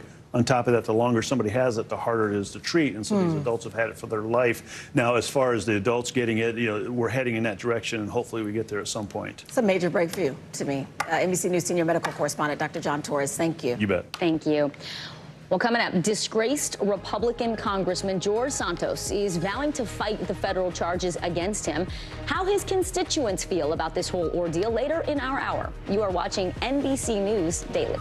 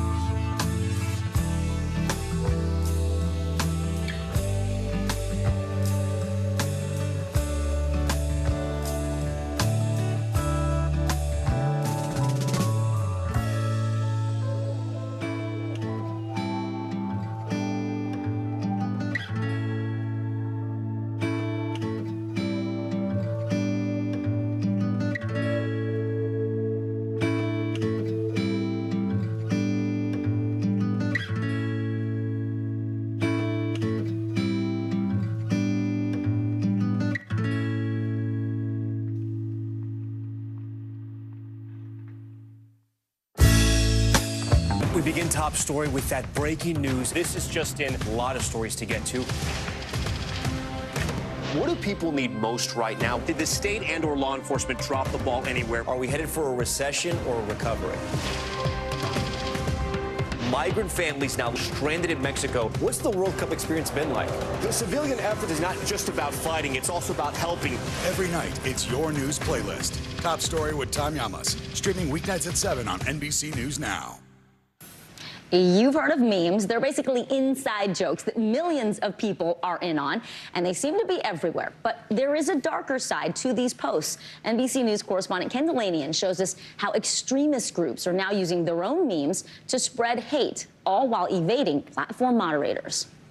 The patch worn by the mass shooter who took 8 lives at a Texas mall last week meant nothing to most people. But the acronym RWDS, for Right Wing Death Squad, has for years been a popular meme in far-right circles. It's the latest example of how experts say violent extremists are using memes to fuel radicalization. It's like grassroots organizing, and that you feel like you're really involved, but it's also at scale, and that's what a meme can do. And they spread like wildfire. The U.S. National Counterterrorism Center recently warned in an intelligence bulletin that memes are full of coded language that makes it harder for social media platforms to flag them as extremist content. The intent is to hide these provocative and extremist messaging under a veil of irony to avert detection. Memes have been a feature of hate-motivated violence for years. The man sentenced to life in prison for killing 10 people at a Buffalo supermarket last year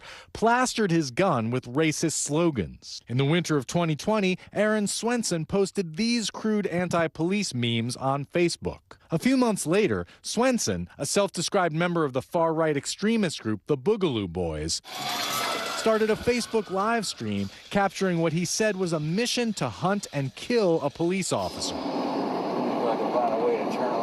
Prosecutors say this is the moment he tried to ambush a Texas patrolman.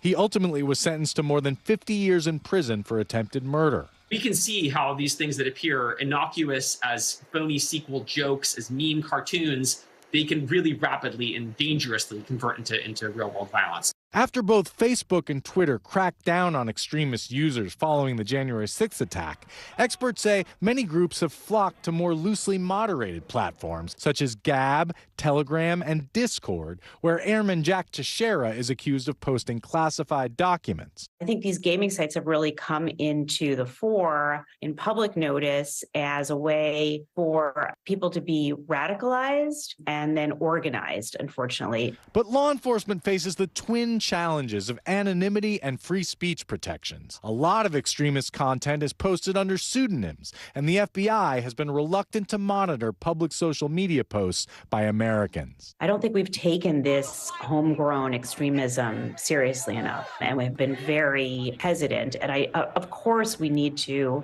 protect the First Amendment, respect the First Amendment, but we also have to take extremism seriously. Ken Delanian, NBC News.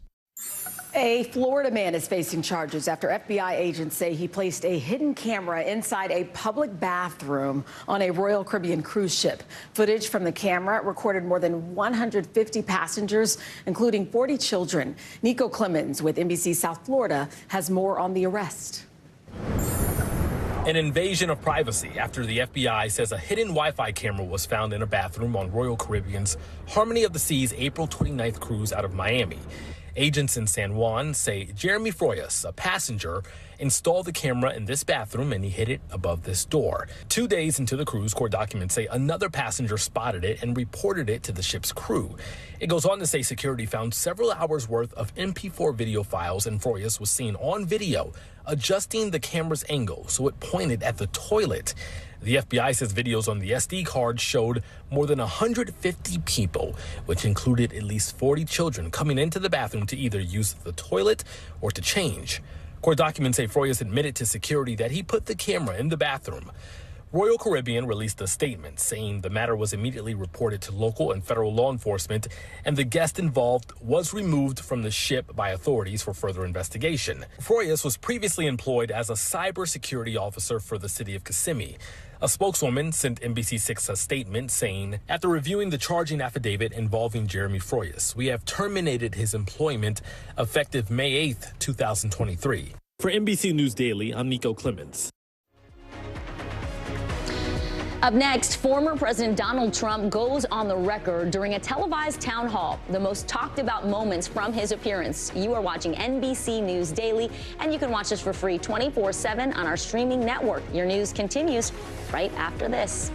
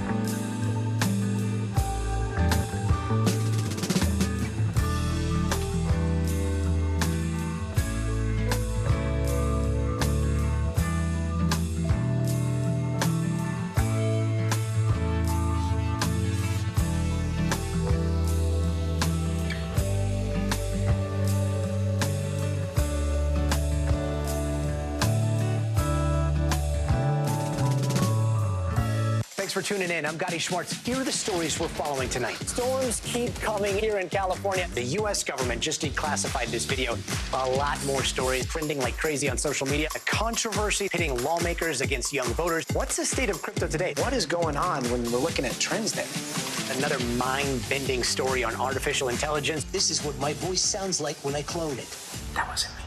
You gotta see this. Stay tuned now. Weeknights at 8 Eastern, 5 Pacific on NBC News Now.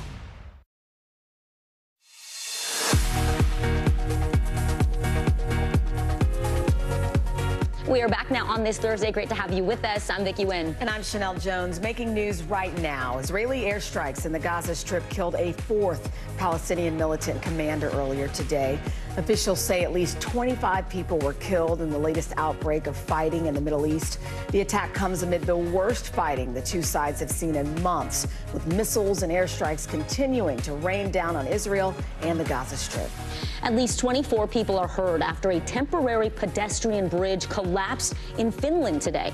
Officials say the majority of the victims were from an 8th grade class. They were returning from a field trip at the time that bridge fell. They're all expected to be okay. Police say the bridge was built out of plywood in an area that's under construction. And people can expect to start paying more for COVID tests. The virus's public health emergency, which guaranteed wide access to tests, is set to end later today. Several large insurance companies say their coverage of free tests will stop when the health emergency expires. However, the U.S. government says it plans to continue distributing free at-home tests through the end of the month.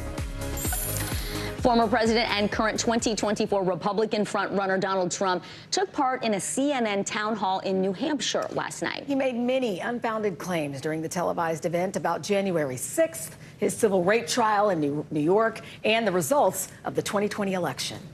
It was a rigged election, and it's a shame that we had to go through it. It's very bad for our country. All over the world, they looked at it. It's been nearly 2.5 years Can you publicly acknowledge that you did lose the 2020 election? Let me just go on. If you look at True the Vote, they found millions of votes on camera, on government cameras, where they were stuffing ballot boxes. NBC News Washington correspondent Yamiche Alcindor joins us now. So, Yamiche, tell us more about the conspiracy theories and the claims the former president pushed last night, and also what this ultimately says about his messaging for 2024.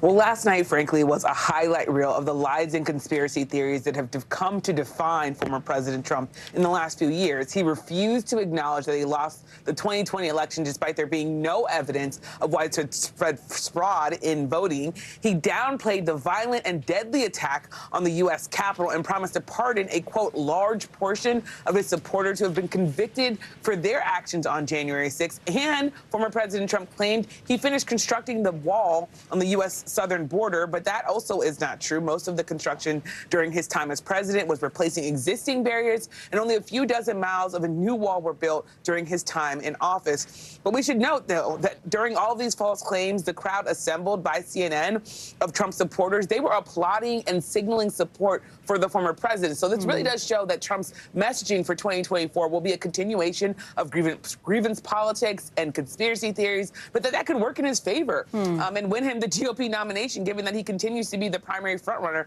in this race. And we should also mention this town hall came about a day after Mr. Trump was found liable, as you know, for sexually abusing and defaming writer E. Jean Carroll. What did he say about the verdict? Well, to level set here, a New York federal jury found former President Trump liable for sexually abusing E. Jean Carroll in a Manhattan department store in the 1990s. And that jury of 6 men and 3 women also ordered him to pay Carroll $5 million in damages. Now, last night, when questioned about this verdict, Trump pointed out that the jurors notably did not find him liable for rape. That was the most serious allegation Carroll made during this lawsuit that was filed last year. But Trump also went on to claim that he never met her and never saw her. He said in part, quote, "I'm not going into a dressing room in a crowded department store. I have no idea who this woman is. This is a fake story, made up story," is what he said. And we should, of course, note that E. Jean Carroll told our Savannah Guthrie that she's overjoyed by this verdict and really thinks that it's helping women across America. Chanel? All right. NBC News Washington correspondent Yamiche Alcindor, thank you. Well, Chanel, Republican Congressman George Santos is remaining defiant as he faces 13 federal criminal charges, including wire fraud and money laundering. Santos has pleaded not guilty. He was released on a $500,000 bond yesterday. The disgraced congressman told reporters he does not plan to resign. I'm going to fight my battle. I'm going to deliver. I'm going to fight the witch hunt. I'm going to take care of clearing my name, and I look forward to doing that. I'm going to keep fighting to represent my district. I'm going to keep fighting to deliver results. NBC News correspondent Rahema Ellis is live in Great Neck Plaza, New York. That's part of Santos's district. So, Rahema, you're there. You're talking with constituents. How are they reacting to this indictment and also the growing calls for Santos to step down? Well, the people that we spoke to here in a totally unscientific survey of the voters in the area, they're expressing a lot of concern about the representative, the man who is representing them in Congress right now. They're concerned about the fact that they say he misrepresented himself when he asked him to vote, when he asked them to vote for him in the election. And it's not sitting well with them now. Take a listen to what some folks had to say. To a degree, I guess he fits the politicians. You know, they always have a problem with the truth to begin with. So, you know, he just kind of embellished a little bit too much. A little bit? Yeah, we went over the top, that's all. Well, that is not new to me, that, and the fact that he's a crook. And that was just one family, but we heard that over and over again of people saying that they're just not happy with him. He won this district 53.8% by 46% when he was voted into Congress. From the folks that we talked to today, it doesn't seem like he would get that kind of support if he were actually up for re-election today. Rahema, Santos now back in Washington, where he appears to be losing some support among the Republican leadership. Is Speaker McCarthy now saying that he would call on Santos to resign if he's convicted? Well, what Speaker McCarthy is saying is that he would not support him if he ran for re-election.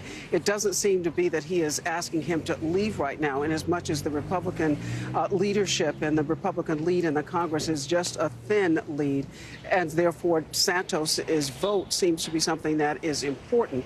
But he definitely has come out saying this morning that he would not support him in a run for re-election. All right, NBC News correspondent Rahema Ellis. Rahema, thank you. A Minnesota bar is facing criminal charges after allegedly serving alcohol to an underage patron the same night he died. Now the bar's owner could serve jail time. NBC News correspondent Stephen Romo has the details. A Minnesota bar is charged with a crime that could put the owner behind bars in connection with the death of a 20-year-old last December. There was a big hole this holiday without having George at the table. Prosecutors say George Musser visited Brian's Bar and Grill in Stillwater on the night of December 23rd, where he was served alcohol without an ID check into the early morning hours. Musser, a student at the University of Wisconsin River Falls, then wandered out into the sub-zero temperatures that night in an extremely impaired state, eventually collapsing and dying from cold weather exposure. After a massive search, his body discovered in Baytown Township, more than 2 miles from the bar. How do you move forward? How is the family supposed to celebrate Christmas? Loved ones and community members holding a candlelight vigil for Musser, remembering him as a loving and generous son. He hugged everybody, told them he loved them. The criminal complaint says Musser's mother had alerted the bar 2 weeks earlier that her son was underage and had been getting drunk there, and that the bar was known to other underage individuals as a place they could drink. A manager allegedly said at the time that the bar knew about the problem. The bar charged with misdemeanor and gross misdemeanor crimes for serving Musser underage, which could carry more than a year in prison combined if the bar is convicted. It's very unusual for a bar to be charged criminally in the death of a patron. Usually it's whoever served that person directly, but it's not unheard of. Brian's Bar and Grill did not respond to our request for comment. Now the bar where he spent some of his final moments facing potential consequences for his death. Stephen Romo, NBC News. Well, if you are one of the millions of Americans who suffer from seasonal allergies, I do, you are probably feeling them right now. And in many areas, it is actually the peak of the season. And allergies can do more than just make you feel crummy. Some studies suggest they can also take a toll on your mental health. Tiffany Henry joins us now. She's a psychotherapist and mental health expert. This is interesting, Tiffany. Break down what other links this study makes between allergies and mental health. Well, it was very interesting to kind of do this research for you guys, because what lab professionals, what researchers found in the labs when they looked at the brains of rodents that had been exposed to allergens, they found that there was an increase in stress hormones and an increase in anxiety in those brains.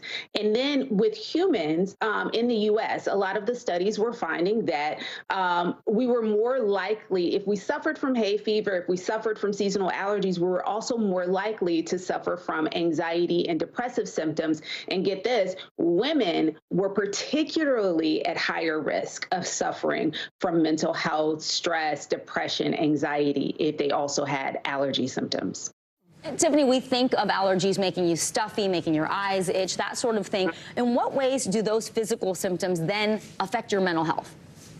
Well, it actually makes sense once we start to think about it, right? Because if you think about having those itchy, watery eyes, the scratchy throat, the sneezing, the coughing, all of that, it makes us not want to interact with people. It makes us want to stay in bed and curl up. It makes us, our brain is kind of fogged, our sleep is disturbed. So all of those things can affect and impact our mental health. It can cause anxiety, it can cause stress, it can cause us to feel depressed, it can cause us to feel like we want to isolate a lot more. So those things are impacted by our mental health. And Tiffany, impact our mental health. No, it makes sense. Yeah, sure. And Tiffany, finally, when many people get allergies, they just buy, some over-the-counter medicine and go about their business, but they don't really think about the broader effect, perhaps, that seasonal allergies can have. What should you be on the lookout for in particular? And then, when should you go to a doctor? Well, I think when you start to see like long-term changes and you're just not feeling like yourself, I think it's always a good idea to check in with your doctor. So if you're noticing that your mood is not as it should be or isn't as it usually is, you've got sleep disturbances, productivity challenges, mention all of those symptoms to your doctor, even if you think they're unrelated to allergy symptoms, because he or she can treat all of those things. Also making sure that we use our best practices of washing up, washing our hands.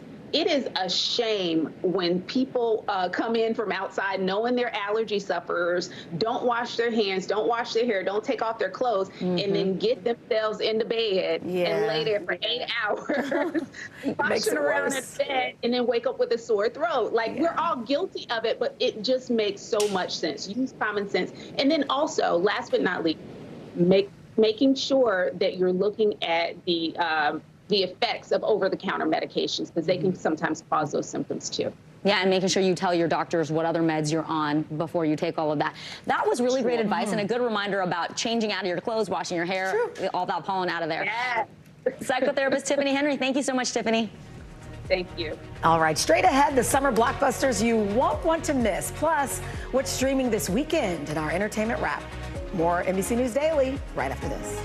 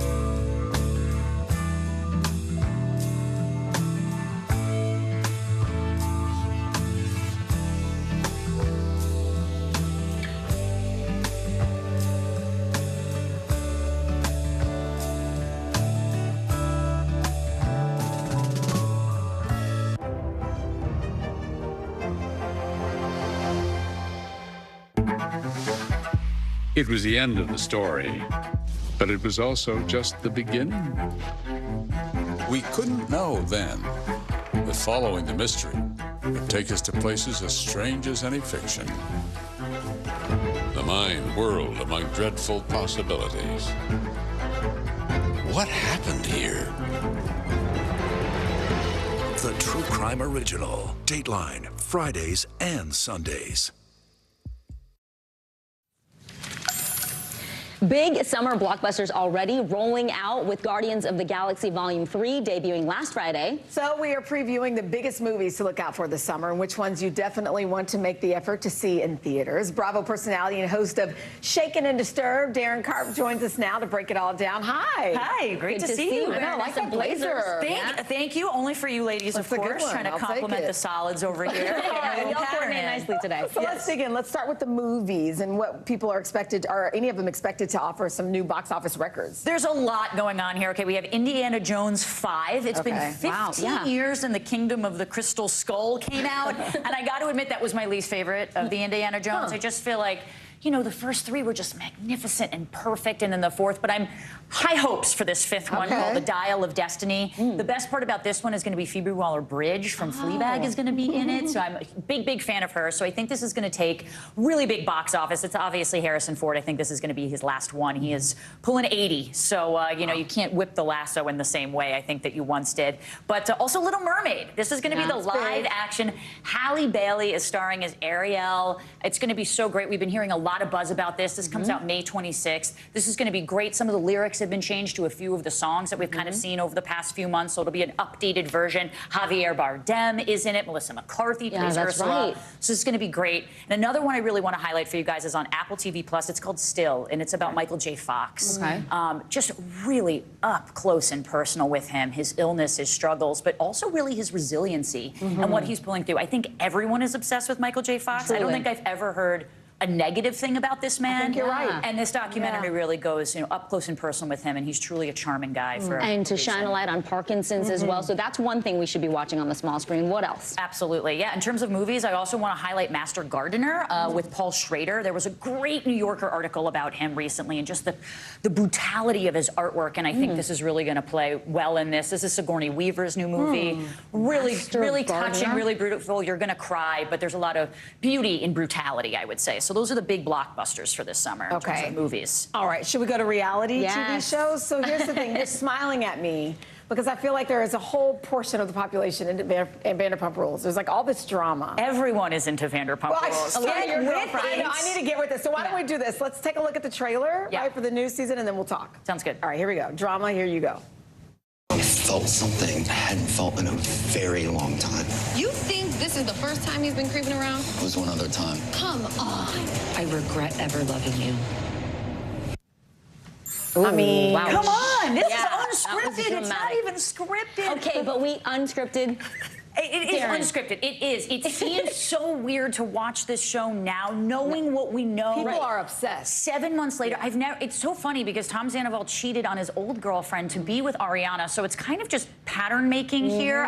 The public, I think, was just so shocked by this. If you're not watching it, catch up because the finale is coming up. Then we're going to have the explosive reunion, and Tom Sandoval and Raquel are definitely going to get their butts handed to them. All right, people are looking forward to it. That's okay, for sure. You called it. Darren, before you go, weekend's coming up, just around the corner. What does Fred call it? This is Friday Eve? Friday Eve, yeah. Okay, so what should we be watching? Oh my gosh, there's so much going on. Okay, well, first off, Real Housewives of Atlanta. I'm not done with reality yet. On Sundays, just premiered, so that's going to be great. The Bear Season 2 is coming out early June, so just wait a few more weeks for that. But that is going to be absolutely amazing, as well as Platonic. I'm running through my list here, trying to get through everything. And The Idol on HBO Max. This is the one with The Weeknd, with Sam Levinson, who also does Euphoria. This is coming out in a few weeks. Is it dark? It's extremely dark. A lot of up and down buzz about this. Maybe the brutality on the set that starts Lily Rose Depp.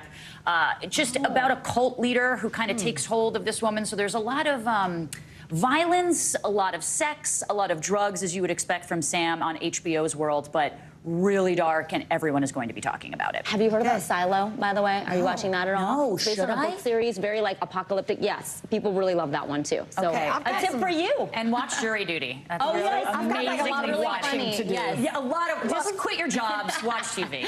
All right, Bravo personality and host of Shaken and Disturbed, Darren Karp. Thank you so much. Always good to see you. Thanks for having me. All right, you're watching NBC News Daily.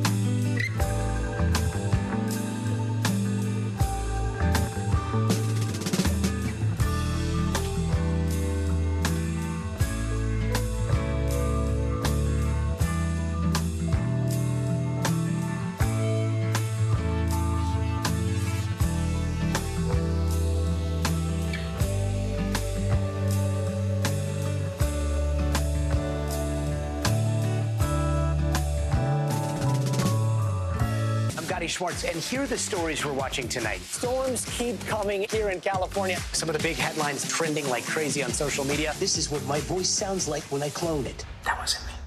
You gotta see this. Stay tuned now, weeknights on NBC News Now.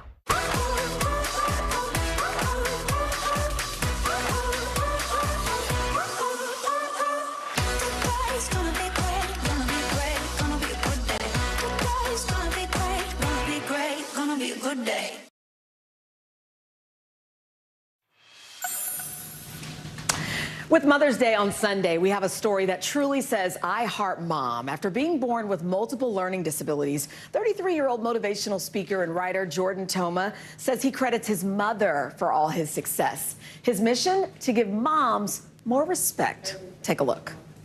My whole life through school was hard, and I never believed in myself. Jordan Toma's social media platform, I'm Just a Kid with an IEP, has nearly 3 million followers. All of you guys that are here today that sit in the back and don't want to be noticed, I want you to sit in the front. He's living out his dream, helping students to believe in themselves. It's never about the grades that you get. It's how hard you work and who you become to get the grade. Growing up in New Jersey, Jordan says life felt like a roller coaster ride. He didn't fit in and didn't make the grade. My ADHD, I'm dyslexic, my reading comprehension, all that was really, really hard for me. And I couldn't sit still. I couldn't just focus, and I really didn't know where to start. And then the other side of that was how I saw myself. And all of that kind of just made me feel so different and feel like I just can't make it like everyone else. Despite school programs to help, Jordan struggled in and out of the classroom. But one person, his mom, Debbie, never gave up on him. I knew as a mom he was suffering inside. One time I found a note in his drawer that said, God, you gave me many gifts, but you forgot one. You forgot to make me smart. And it kind of broke my heart. I fought back and I pushed back and I gave Mom a real hard time. But my mom matched my defiance with, I'm gonna keep giving you everything that I have. As a mom, I knew I just couldn't give up. So no matter how defiant, angry, or sad he was, I had to keep him on track.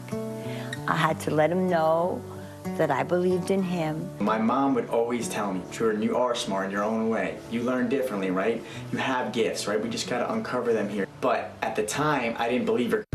Eventually, Jordan applied to a local college, started its summer transition program, and something began to click alongside his mom's constant encouragement. And I remember I was looking at myself in the mirror, and then I asked myself, I said, what if my mom is right about me? Like, maybe I should just listen for the first time in my life. In 2012, he graduated with a degree in psychology, and in time, he became a financial advisor.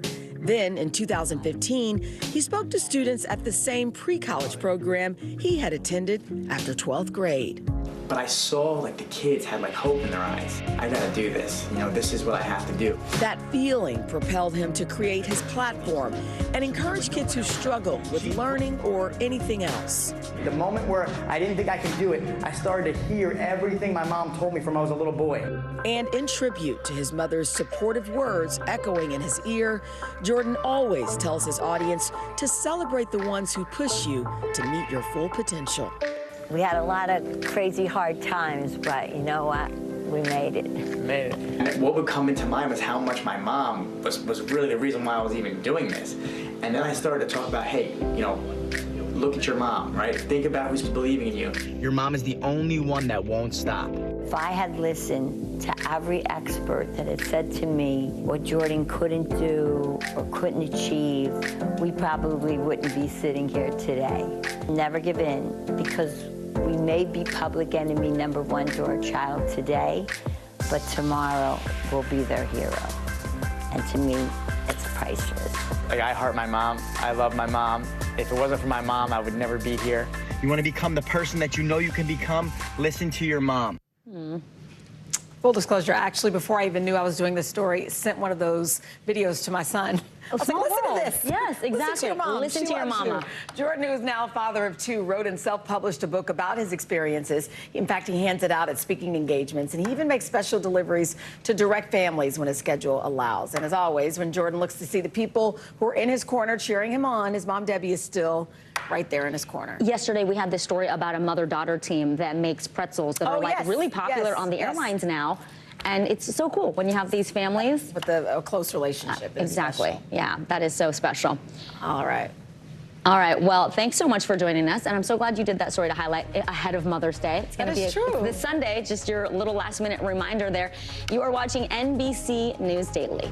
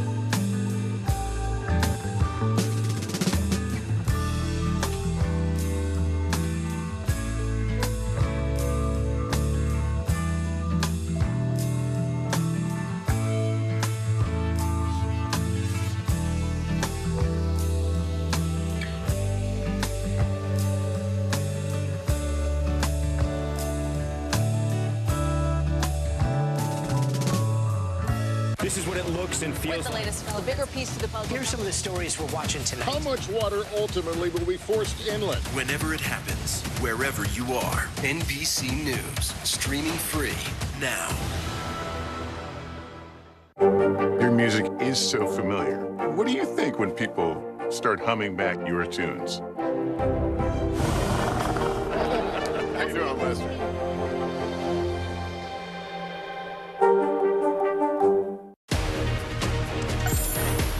Hi, everyone. I'm Chanel Jones. I'm Vicki Wynn. So glad you could be with us. NBC News Daily starts right now.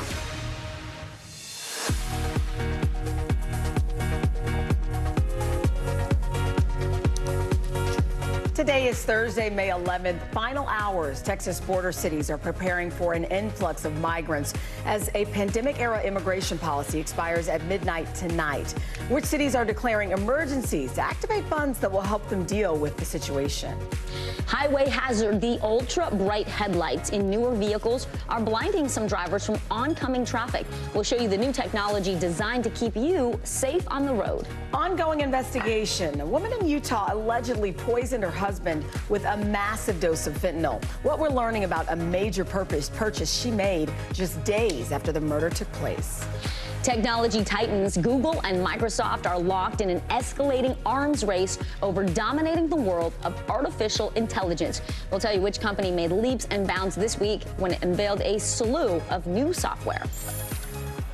Welcome to NBC News Daily. We start with the crisis at the southern border. Yeah, we are now just hours away from Title 42 expiring. That's the pandemic-era policy that allows the government to prevent migrants and asylum seekers from entering the U.S. Thousands of migrants are lining up along the border, many of them turning themselves in so they can be processed. Border Patrol officials say they apprehended more than 11,000 people on Wednesday, a record high, and it's expected to grow even more. Local leaders in border towns are calling this is a humanitarian crisis. They're saying shelters are overwhelmed and thousands of migrants are now sleeping on the streets.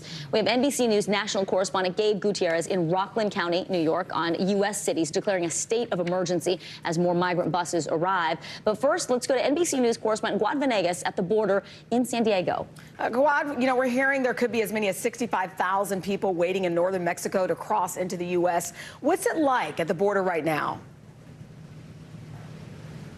We've had those reports of migrants that are traveling through Mexico, so every port of entry is getting prepared. And between the ports of entry in areas like this, where the border fence is at, we're seeing the migrants arrive, hundreds.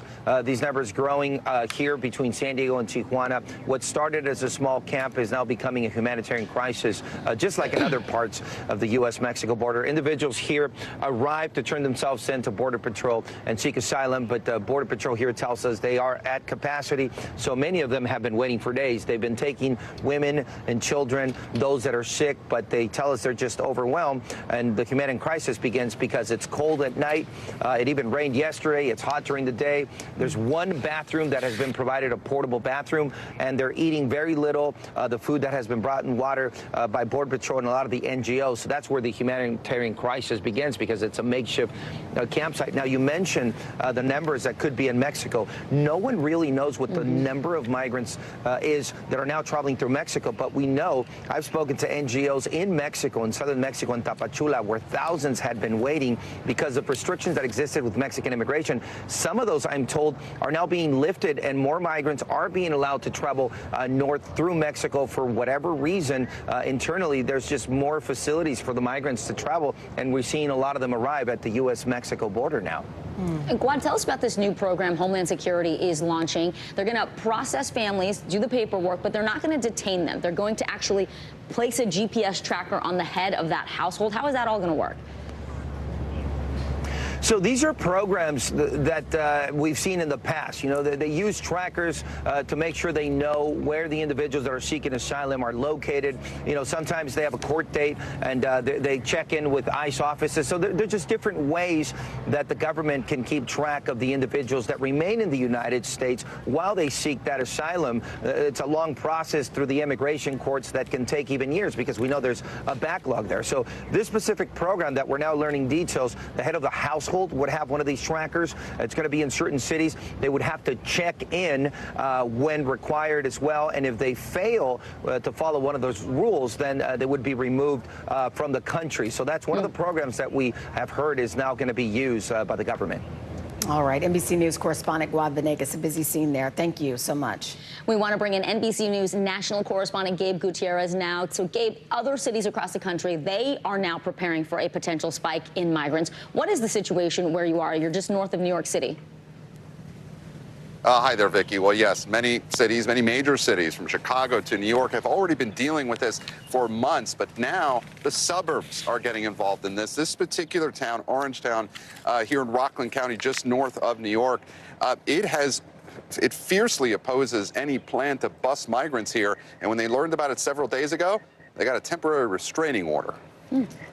This is a place to come and stop, I think. I think it's like the place to stop before you go. The migrant crisis is stretching far beyond the southern border, from New York to Chicago to Philadelphia, and even Denver, where Colorado's governor is asking for the Department of Homeland Security to help inland states. No estamos comiendo bien aquí, porque acá no nos dan comida, o sea, esto no es un refugio. As thousands of migrants are bused from the southern border to cities around the country, the mayor of New York is sparring with the suburbs. The governor also declaring a state of emergency in the state, calling the situation a large-scale humanitarian crisis. She added the city of New York alone is providing temporary housing for almost 37,000 migrants from the southern border, a number that has spiked by more than 12,000 since January and by 1,500. Philadelphia, community organizers are preparing for the next wave. There are human beings inside of those buses. There's no welcome structure at the border, and there's no coordination with local cities to be able to treat people in a human way,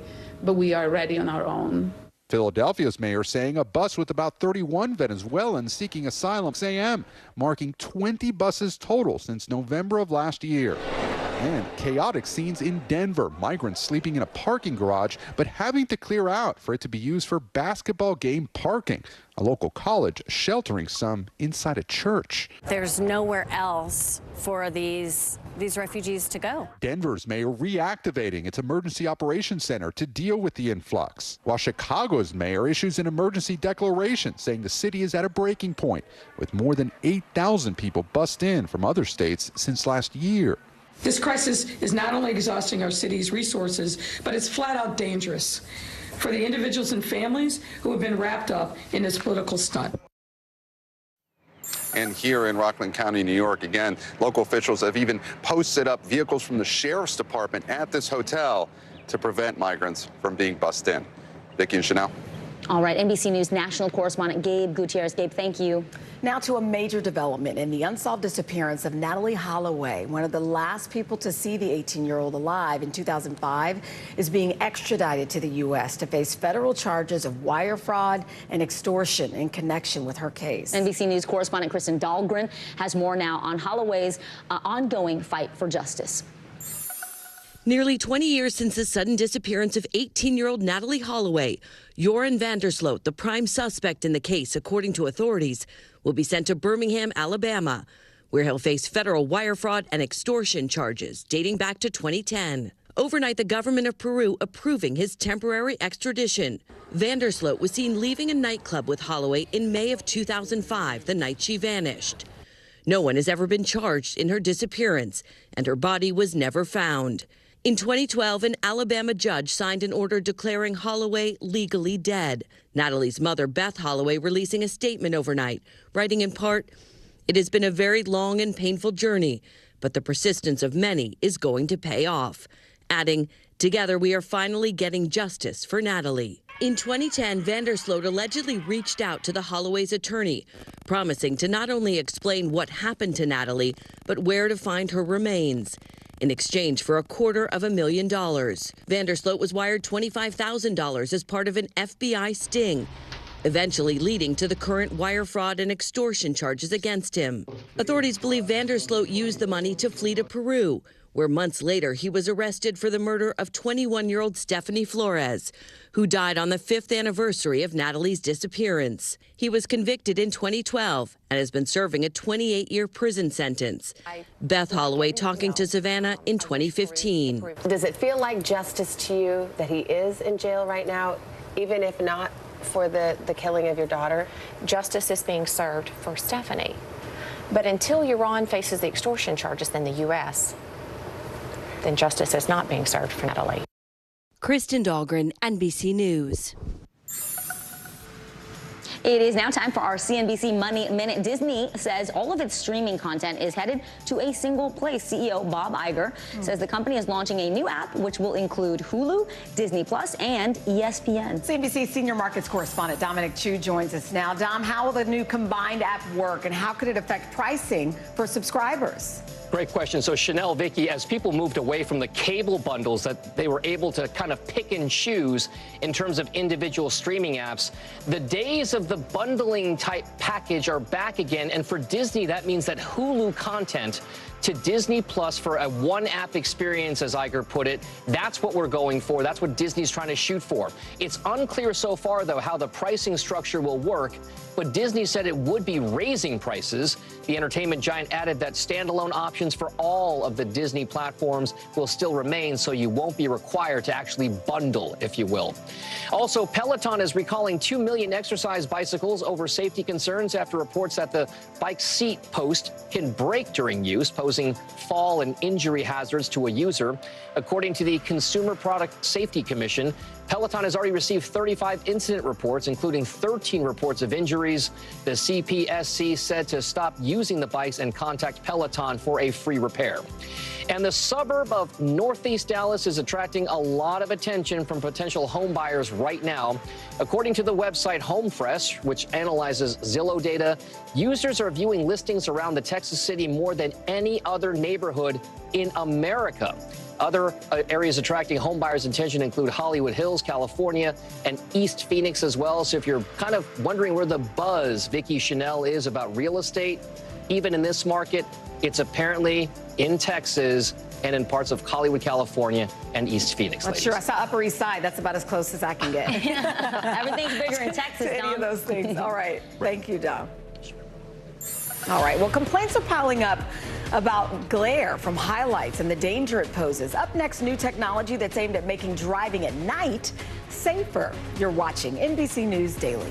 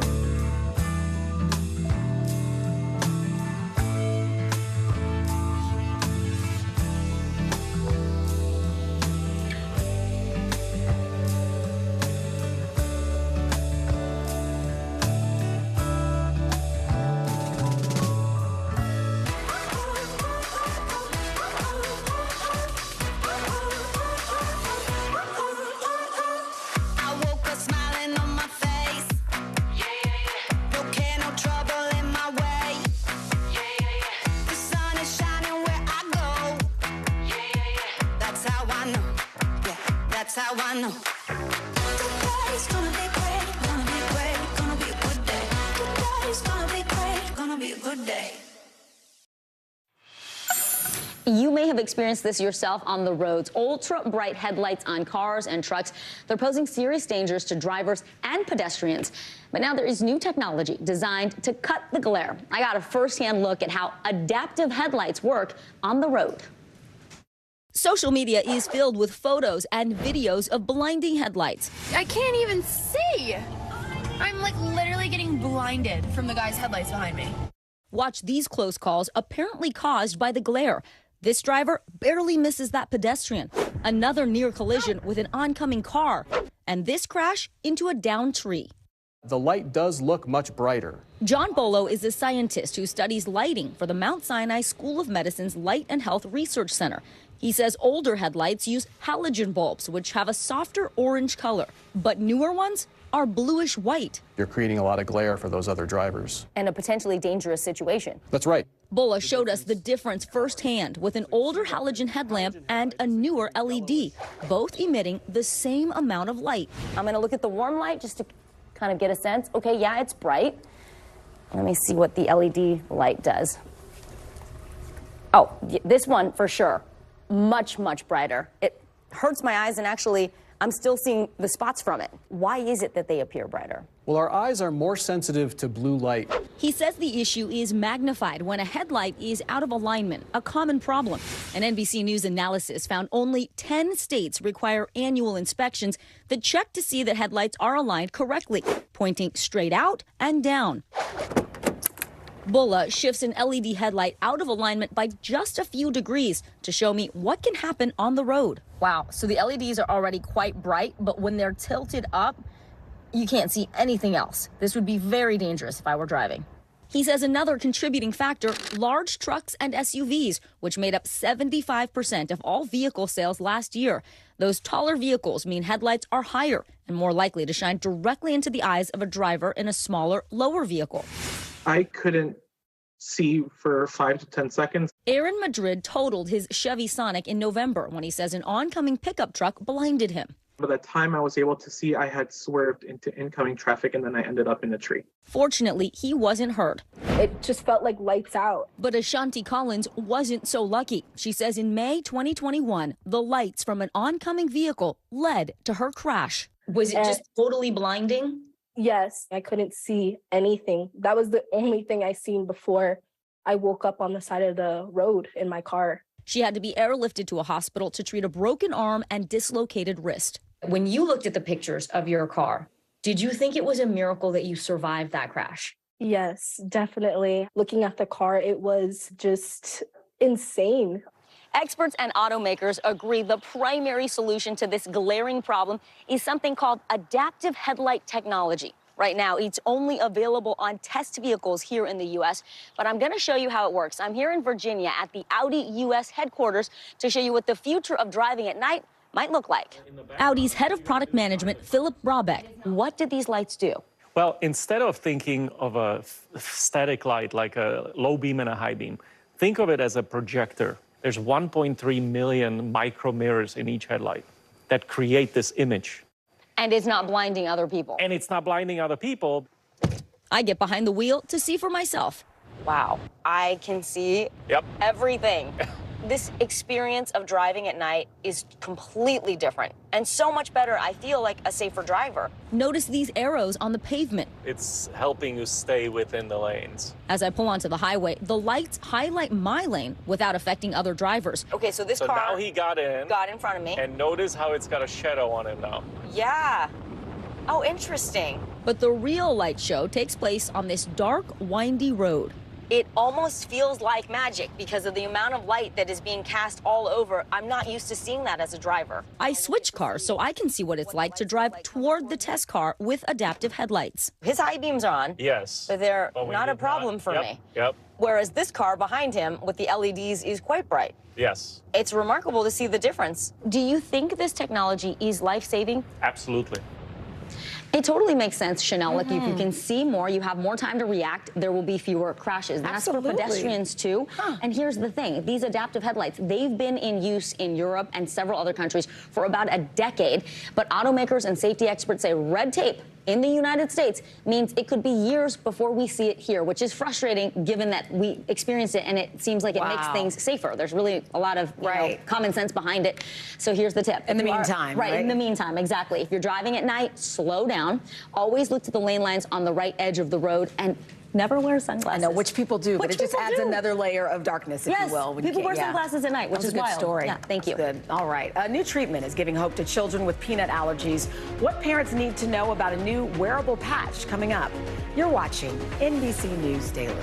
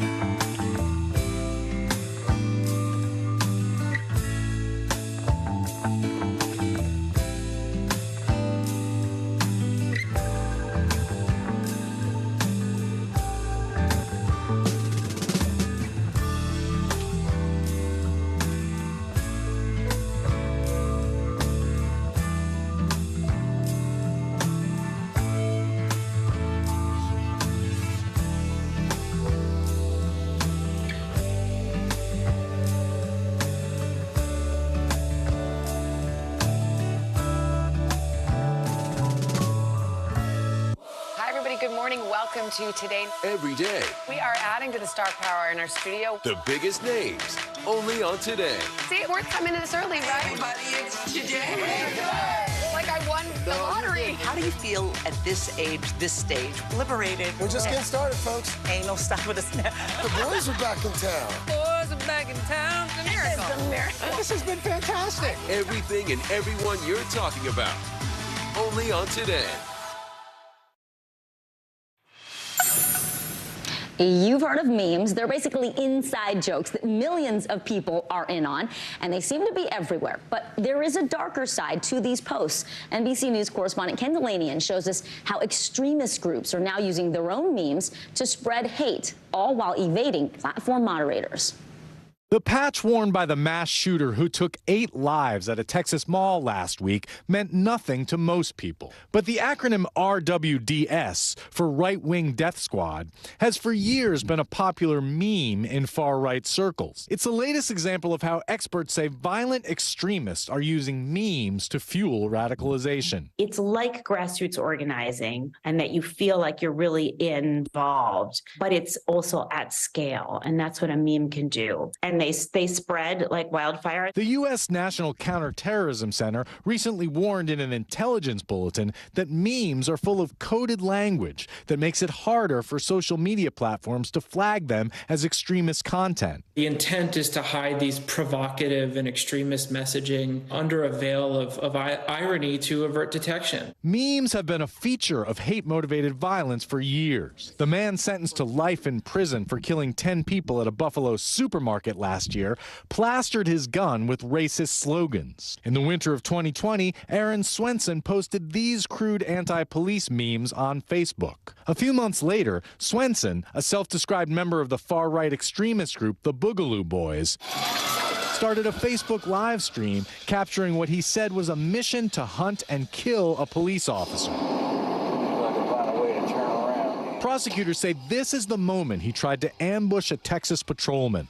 He ultimately was sentenced to more than 50 years in prison for attempted murder. We can see how these things that appear innocuous as phony sequel jokes, as meme cartoons, they can really rapidly and dangerously convert into real-world violence. After both Facebook and Twitter cracked down on extremist users following the January 6th attack, experts say many groups have flocked to more loosely moderated platforms such as Gab, Telegram, and Discord, where Airman Jack Teixeira is accused of posting classified documents. I think these gaming sites have really come into the fore in public notice as a way for people to be radicalized and then organized, unfortunately. But law enforcement faces the twin challenges of anonymity and free speech protections. A lot of extremist content is posted under pseudonyms, and the FBI has been reluctant to monitor public social media posts by Americans. I don't think we've taken this homegrown extremism seriously enough, and we've been very hesitant. And of course, we need to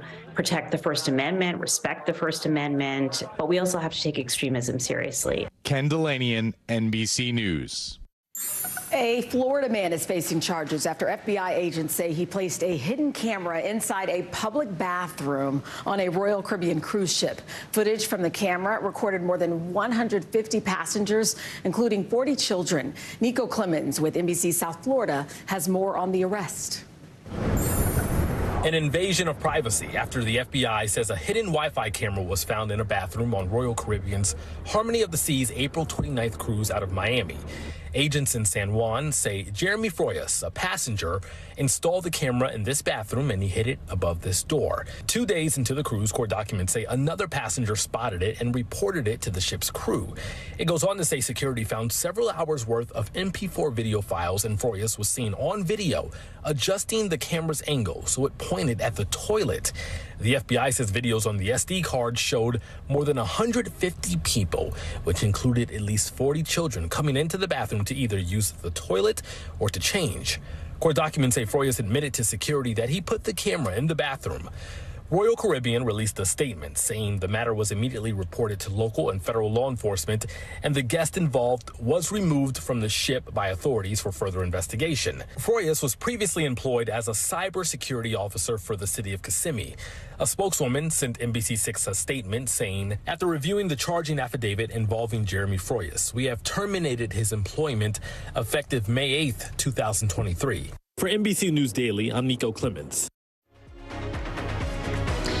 Up next, former President Donald Trump goes on the record during a televised town hall. The most talked about moments from his appearance. You are watching NBC News Daily, and you can watch us for free 24/7 on our streaming network. Your news continues right after this.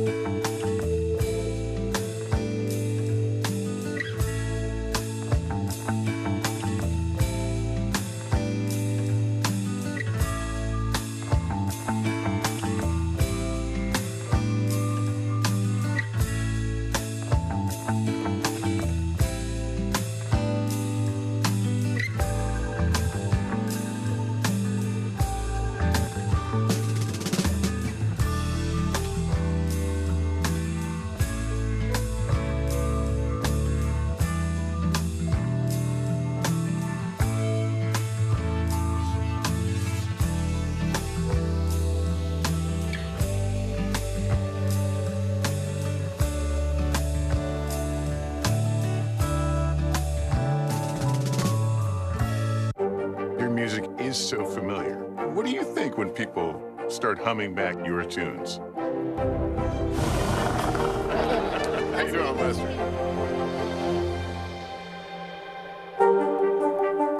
This is what it looks and feels the latest, the bigger piece to the puzzle. Here's some of the stories we're watching tonight. How much water ultimately will be forced inland? Whenever it happens, wherever you are, NBC News, streaming free now.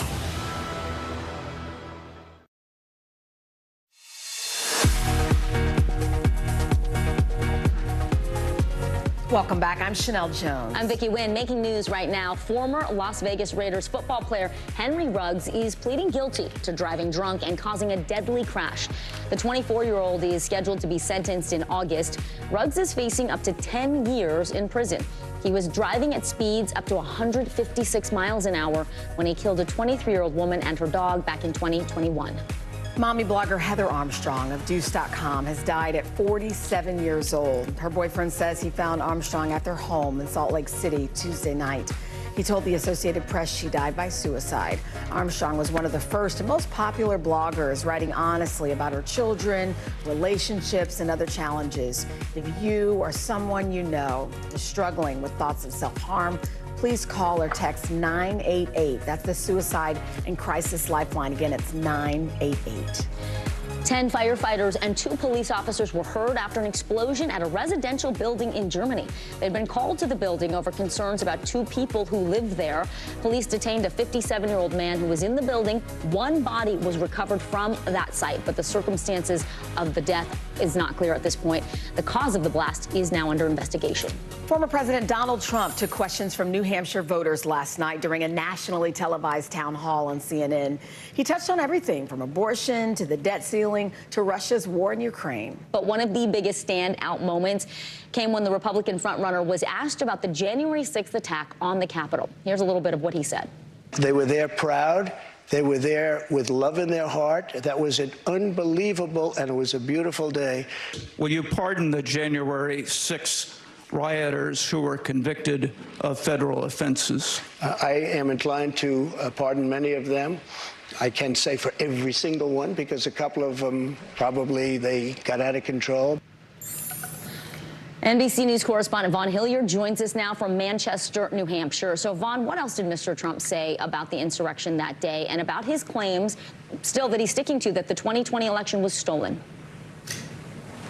Right, Vicki. I think the top line of this is that he had no regret or remorse for what took place on January 6th. More than 140 officers beaten in very difficult terms. When you're talking about Donald Trump and the January 6th attack, he's somebody who did not answer the questions from the moderator, Caitlin Collins, as to why it took him 3 hours to tell folks who were attacking the Capitol to go home.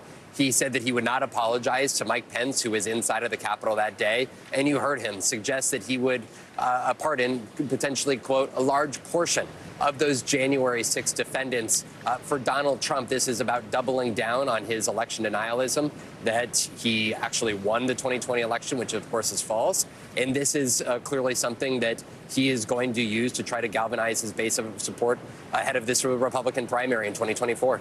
And Vaughn, the former president also continued to attack writer E. Jean Carroll just one day after a federal jury found him liable for sexually abusing her in the 90s. Can you tell us a little bit more about his comments?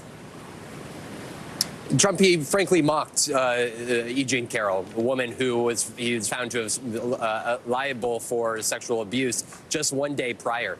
This for Donald Trump was, again, a denial and calling her a hoax and calling her a whack job. Pieces in which he was found liable for defamation. It's his exact words that led him into the courtroom in the first place. And for Donald Trump, though, just like in the E. Jean Carroll trial case, as well as the Manhattan hush money payment case and the other investigations that are taking place that were brought up last night, from the classified documents to the efforts to overturn the 2020 election to efforts in Georgia and the Fulton County to overturn the election results there. He made this out to be an effort of political prosecution and an effort to undermine him. Of course, that is not the reality, yet it's the one that Donald Trump, in order to try to get back into the White House, intends to use in the months ahead. All right. NBC News correspondent Vaughn Hilliard, thank you so much. Chanel, we have new details today about Corey Richens. She is the Utah woman accused of poisoning her husband with a lethal dose of fentanyl. Now, his family is speaking out, saying they always thought she had something to do with his death. NBC News correspondent Erin McLaughlin reports. Hey there. In the years since her husband's death, Corey Richens had published a book about the grief felt by their children.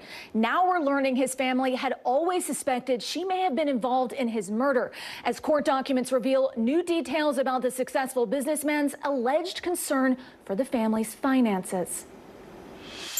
It has been more than a year since the death of Eric Richens. Now the family of the father of 3 is speaking out, saying they've long been suspicious of his wife, Corey. Does Eric's family believe Corey killed him? I think the family has always felt that Corey was somehow involved in his death.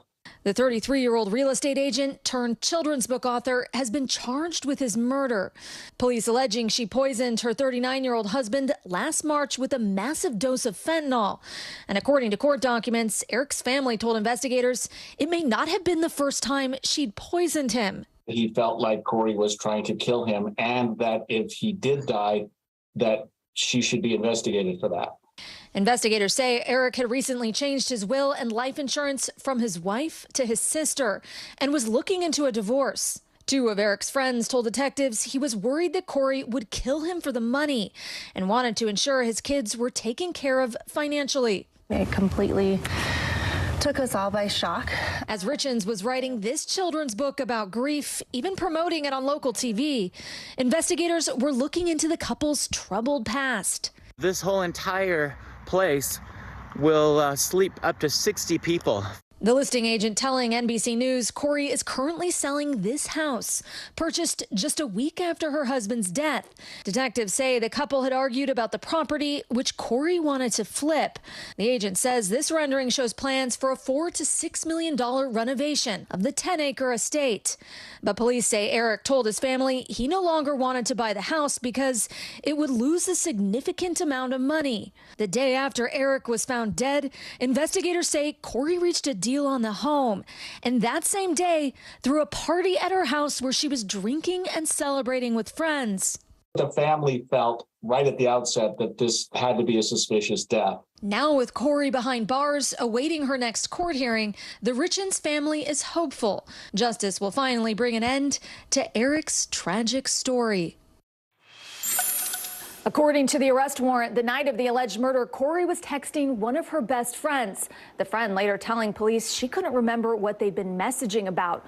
When police asked the friend to see the texts, they'd mysteriously gone missing. Corey Richens has not yet entered a plea, but is expected in court next week. Her attorney declined to comment on the case. Back to you.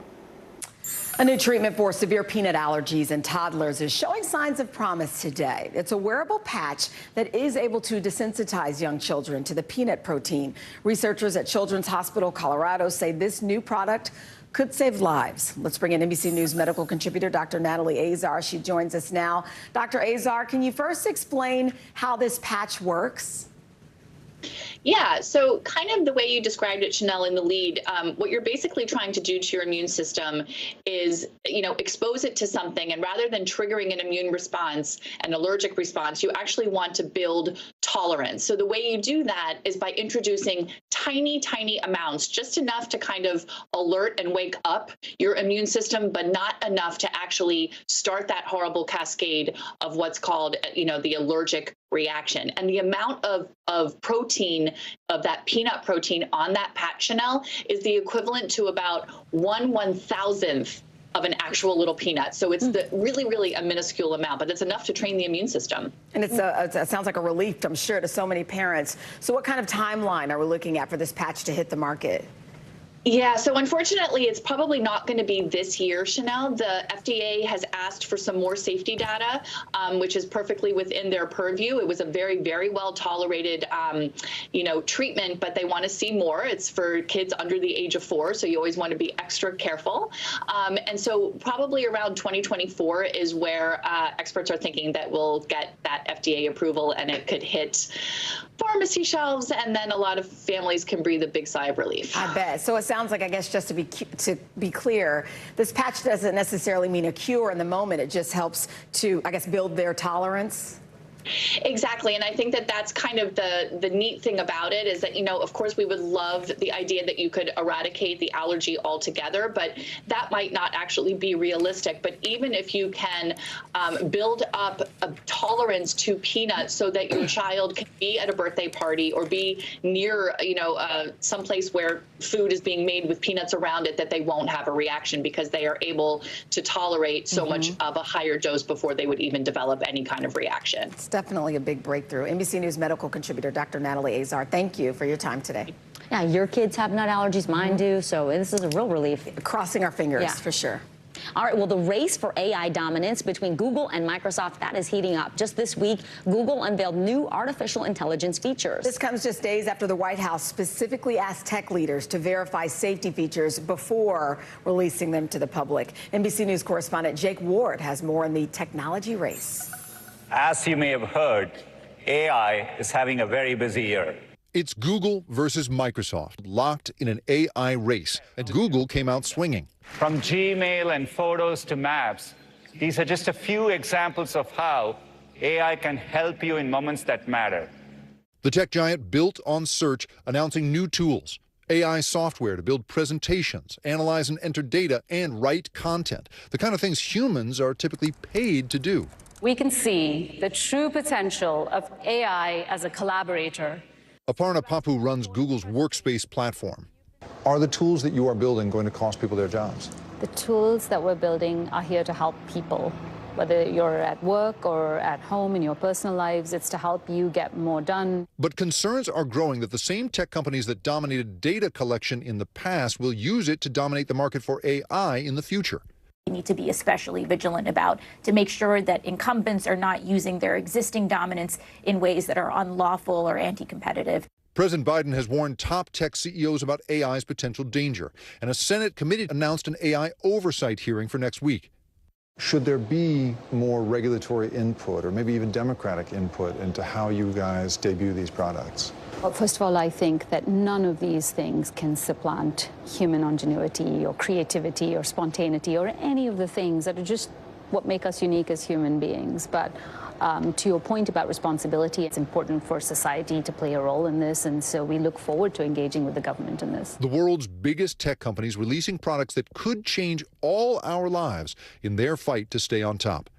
Jake Ward, NBC News, Mountain View, California. It's fascinating. Yeah. All right, the new Little Mermaid film is just one of the movies making a splash at the box office this summer. The blockbusters to watch on the big screen and the small screen when we come back. More NBC News Daily right after this.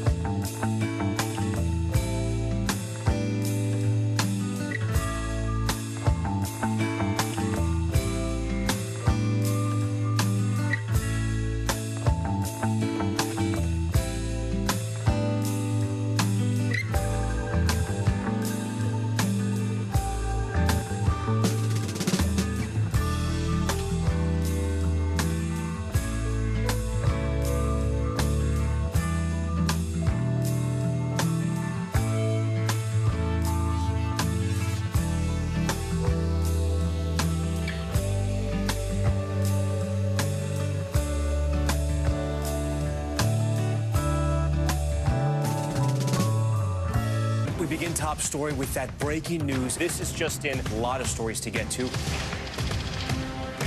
What do people need most right now? Did the state and/or law enforcement drop the ball anywhere? Are we headed for a recession or a recovery? Migrant families now stranded in Mexico. What's the World Cup experience been like? The civilian effort is not just about fighting, it's also about helping. Every night, it's your news playlist. Top Story with Tom Llamas. Streaming weeknights at 7 on NBC News Now. Watch NBC Nightly News with Lester Holt or listen wherever you get your podcasts. Big summer blockbusters already rolling out with Guardians of the Galaxy Volume 3 debuting last Friday. So we are previewing the biggest movies to look out for this summer and which ones you definitely want to make the effort to see in theaters. Bravo personality and host of Shaken and Disturbed, Darren Karp, joins us now to break it all down. Hi. Hi, great to see you. I like that blazer. Thank you. Only for you ladies, of course. Trying to compliment the solids over here. Y'all coordinate nicely today. So let's dig in. Let's start with the movies and what people are expected, are any of them expected to to offer some new box office records. There's a lot going on here. Okay, we have Indiana Jones 5. It's been 15 years and the Kingdom of the Crystal Skull came out. And I got to admit, that was my least favorite of the Indiana Jones. I just feel like, you know, the first three were just magnificent and perfect, and then the fourth. But I'm high hopes for this fifth one called The Dial of Destiny. The best part about this one is going to be Phoebe Waller-Bridge from Fleabag is going to be in it. So I'm a big fan of her. So I think this is going to take really big box office. It's obviously Harrison Ford. I think this is going to be his last one. He is pulling 80. So, you know, you can't whip the lasso in the same way I think that you once did. But also Little Mermaid. This is going to be the live action. Halle Bailey is starring as Ariel. It's going to be so great. We've been hearing a lot of buzz about this. This comes out May 26th. This is going to be great. Some of the lyrics have been changed to a few of the songs that we've kind of seen over the past few months. So it'll be an updated version. Javier Bardem is in it. Melissa McCarthy plays Ursula. So it's going to be great. And another one I really want to highlight for you guys is on Apple TV Plus. It's called Still, and it's about Michael J. Fox. Just really up close and personal with him, his illness, his struggles, but also really his resiliency and what he's pulling through. I think everyone is obsessed with Michael J. Fox. I don't think I've ever heard a negative thing about this man. I think you're right. And this documentary really goes, you know, up close and personal with him, and he's truly a charming guy. And to shine a light on Parkinson's as well. So that's one thing we should be watching on the small screen. What else? Absolutely. Yeah. In terms of movies, I also want to highlight Master Gardener with Paul Schrader. There was a great New Yorker article about him recently, and just the brutality of his artwork. And I think this is really going to play well in this. This is Sigourney Weaver's new movie. Really touching, really beautiful. You're going to cry, but there's a lot of beauty in brutality, I would say. So those are the big blockbusters for this summer in terms of movies. All right, should we go to reality TV shows? So here's the thing, you're smiling at me because I feel like there is a whole portion of the population in Vanderpump Rules. There's like all this drama. Everyone is into Vanderpump Rules. I need to get with this. So why don't we do this? Let's take a look at the trailer right, for the new season, and then we'll talk. Sounds good. All right, here we go. Drama, here you go. I felt something I hadn't felt in a very long time. You think this is the first time he's been creeping around? It was one other time. Come on. I regret ever loving you. I mean, come on. This is unscripted. It's not even scripted. Okay, but we unscripted. It is unscripted. It is. It seems so weird to watch this show now, knowing what we know. People are obsessed. 7 months later, it's so funny because Tom Sandoval cheated on his old girlfriend to be with Ariana, so it's kind of just pattern making here. The public, I think, was just so shocked by this. If you're not watching it, catch up because the finale is coming up. Then we're going to have the explosive reunion, and Tom Sandoval and Raquel are definitely going to get their butts handed to them. All right, people are looking forward to it. That's okay. For sure. You called it, Darren. Before you go, weekend's coming up, just around the corner. What did Fred call it? This is Friday Eve. Friday Eve. Yeah. Okay. So what should we be watching? Oh my gosh, there's so much going on. Okay, well, first off, Real Housewives of Atlanta. I'm not done with reality yet. On Sundays, just premiered, so that's going to be great. The Bear season 2 is coming out early June, so just wait a few more weeks for that. But that is going to be absolutely amazing, as well as Platonic. I'm running through my list here, trying to get through everything. And The Idol on HBO Max. This is the one with The Weeknd with Sam Levinson, who also does Euphoria. This is coming out in a few weeks. Is it dark? It's extremely dark. A lot of up and down buzz about this. Maybe the brutality on the set that starts Lily Rose Depp. Just about a cult leader who kind of takes hold of this woman. So there's a lot of violence, a lot of sex, a lot of drugs, as you would expect from Sam on HBO's World, but really dark, and everyone is going to be talking about it. Have you heard about Silo, by the way? Are you watching that at all? No, Based on a book series, very like apocalyptic. Yes, people really love that one too. So a tip for you. And watch Jury Duty. That's yes, I've got like a lot of watching to do. Yeah, a lot of, just quit your jobs, watch TV. All right, Bravo personality and host of Shaken and Disturbed, Darren Karp, thank you so much. Always good to see you. Thanks for having me. All right, you're watching NBC News Daily.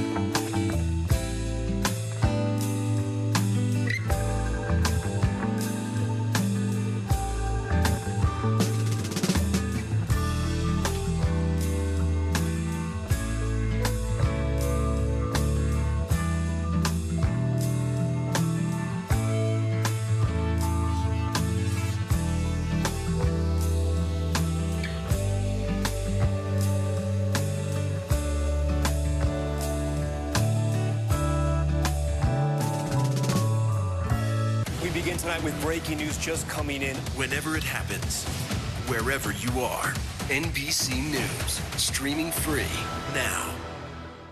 Hey, podcast fans, ready to unlock our true crime mysteries? Try Dateline Premium on Apple Podcasts. You'll get early access to originals, plus bonus content, and everything is ad-free. So head to Apple Podcasts now to subscribe. Watch NBC Nightly News with Lester Holt or listen wherever you get your podcasts. Back in 2020, a New York woman was diagnosed with breast cancer, and she thought her dream of becoming a mother was over. But then she received some life-changing news from a fertility doctor. NBC New York's Rana Novini has her story. In March 2020, Wesleyan Cespedes was newly engaged, just 30 years old with no family history of breast cancer. Even so, she found herself at the Dubin Breast Center at Mount Sinai. It was a shock for us to get this news. You know, you're in your blissful moments of planning a wedding, and then now it comes to a halt because now you have to figure out what next. Diagnosed with triple-negative breast cancer, a subtype seen more often in Black or younger women. For Wesleyan, it was the start of a years-long journey, including chemo, radiation, and surgery, all during COVID shutdowns. Going through cancer in a pandemic, it's a lot. Will I survive this, especially it being stage 3 cancer? During her battle for survival, Wesleyan and her husband, Emmanuel, got married. Wesleyan's 16-year-old daughter by their side. But Wesleyan's real dream was to have a baby. Unfortunately, this was at the height of the pandemic, and the fertility preservation centers were pretty much closed down. Doctors Amy Tierston and Elisa Port were in charge of Wesleyan's care. You put one foot in front of the other and you just do it, right? And last year, she got the welcome news. Her cancer is in remission. Breast cancer in 2023 is now extremely treatable and curable. We have so many reasons for optimism. Last July, Wesleyan made an appointment with a fertility doctor. But after that visit, they called and confirmed, like, hey, you're pregnant. Your hormone levels are way up. You were pregnant at that appointment? I was pregnant at that appointment. I just didn't know. You don't see the lights? You like lights. Anais Cespedes is now almost 2 months old. And today,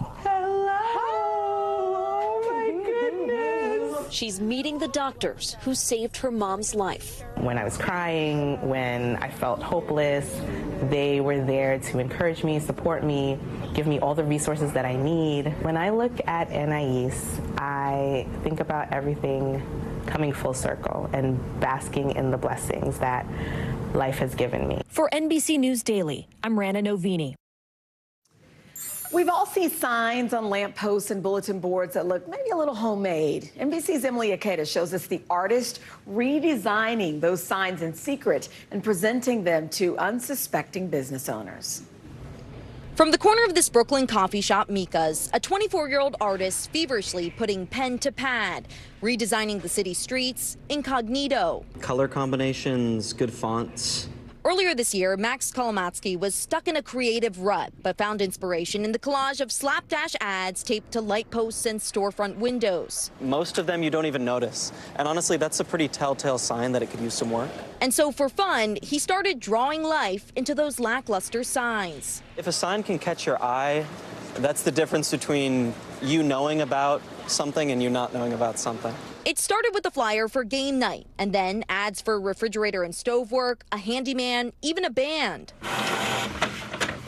Printing and posting his new and improved versions next to the originals. Why do it anonymously, incognito? I really like imagining somebody coming back to their sign, and there's one right next to it with the same information, but just professionally designed. I think it's just poof. An element of surprise. An element of surprise, yes. He shared his process on social media and captivated millions with his Spider-Man-esque effort. Were you surprised by the response to your initial videos? Absolutely. I had no idea it would be at the scale that it is now.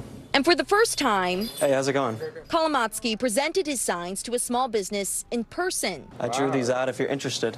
It didn't take long for Eric Bautista to swap out the signs for his family's one-year-old business, El Camado. Gives hope in people that people still do care about other ones. An artist's touch, inspiring hope, one stroke at a time. Emily Ikeda, NBC News, New York. Very That's cool. nice. Somebody using their nice. skills Absolutely. to help a business like that.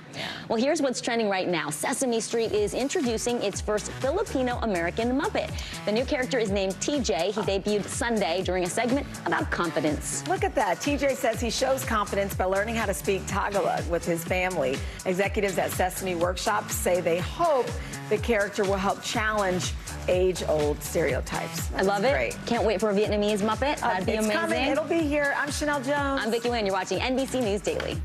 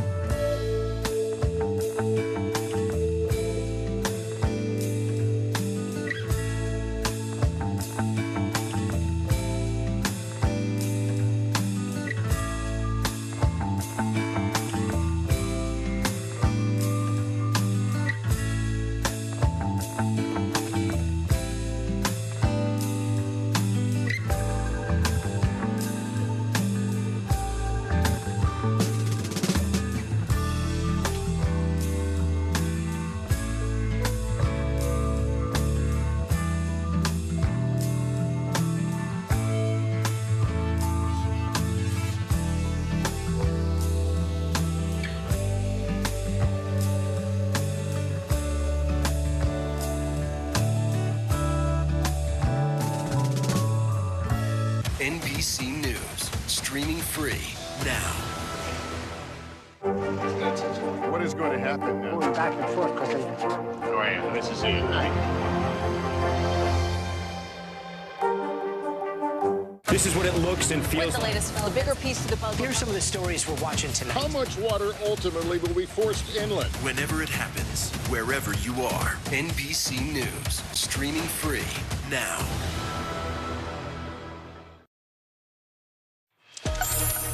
Hi, everyone. I'm Kate Snow. And I'm Zinclair Samoa. NBC News Daily starts right now.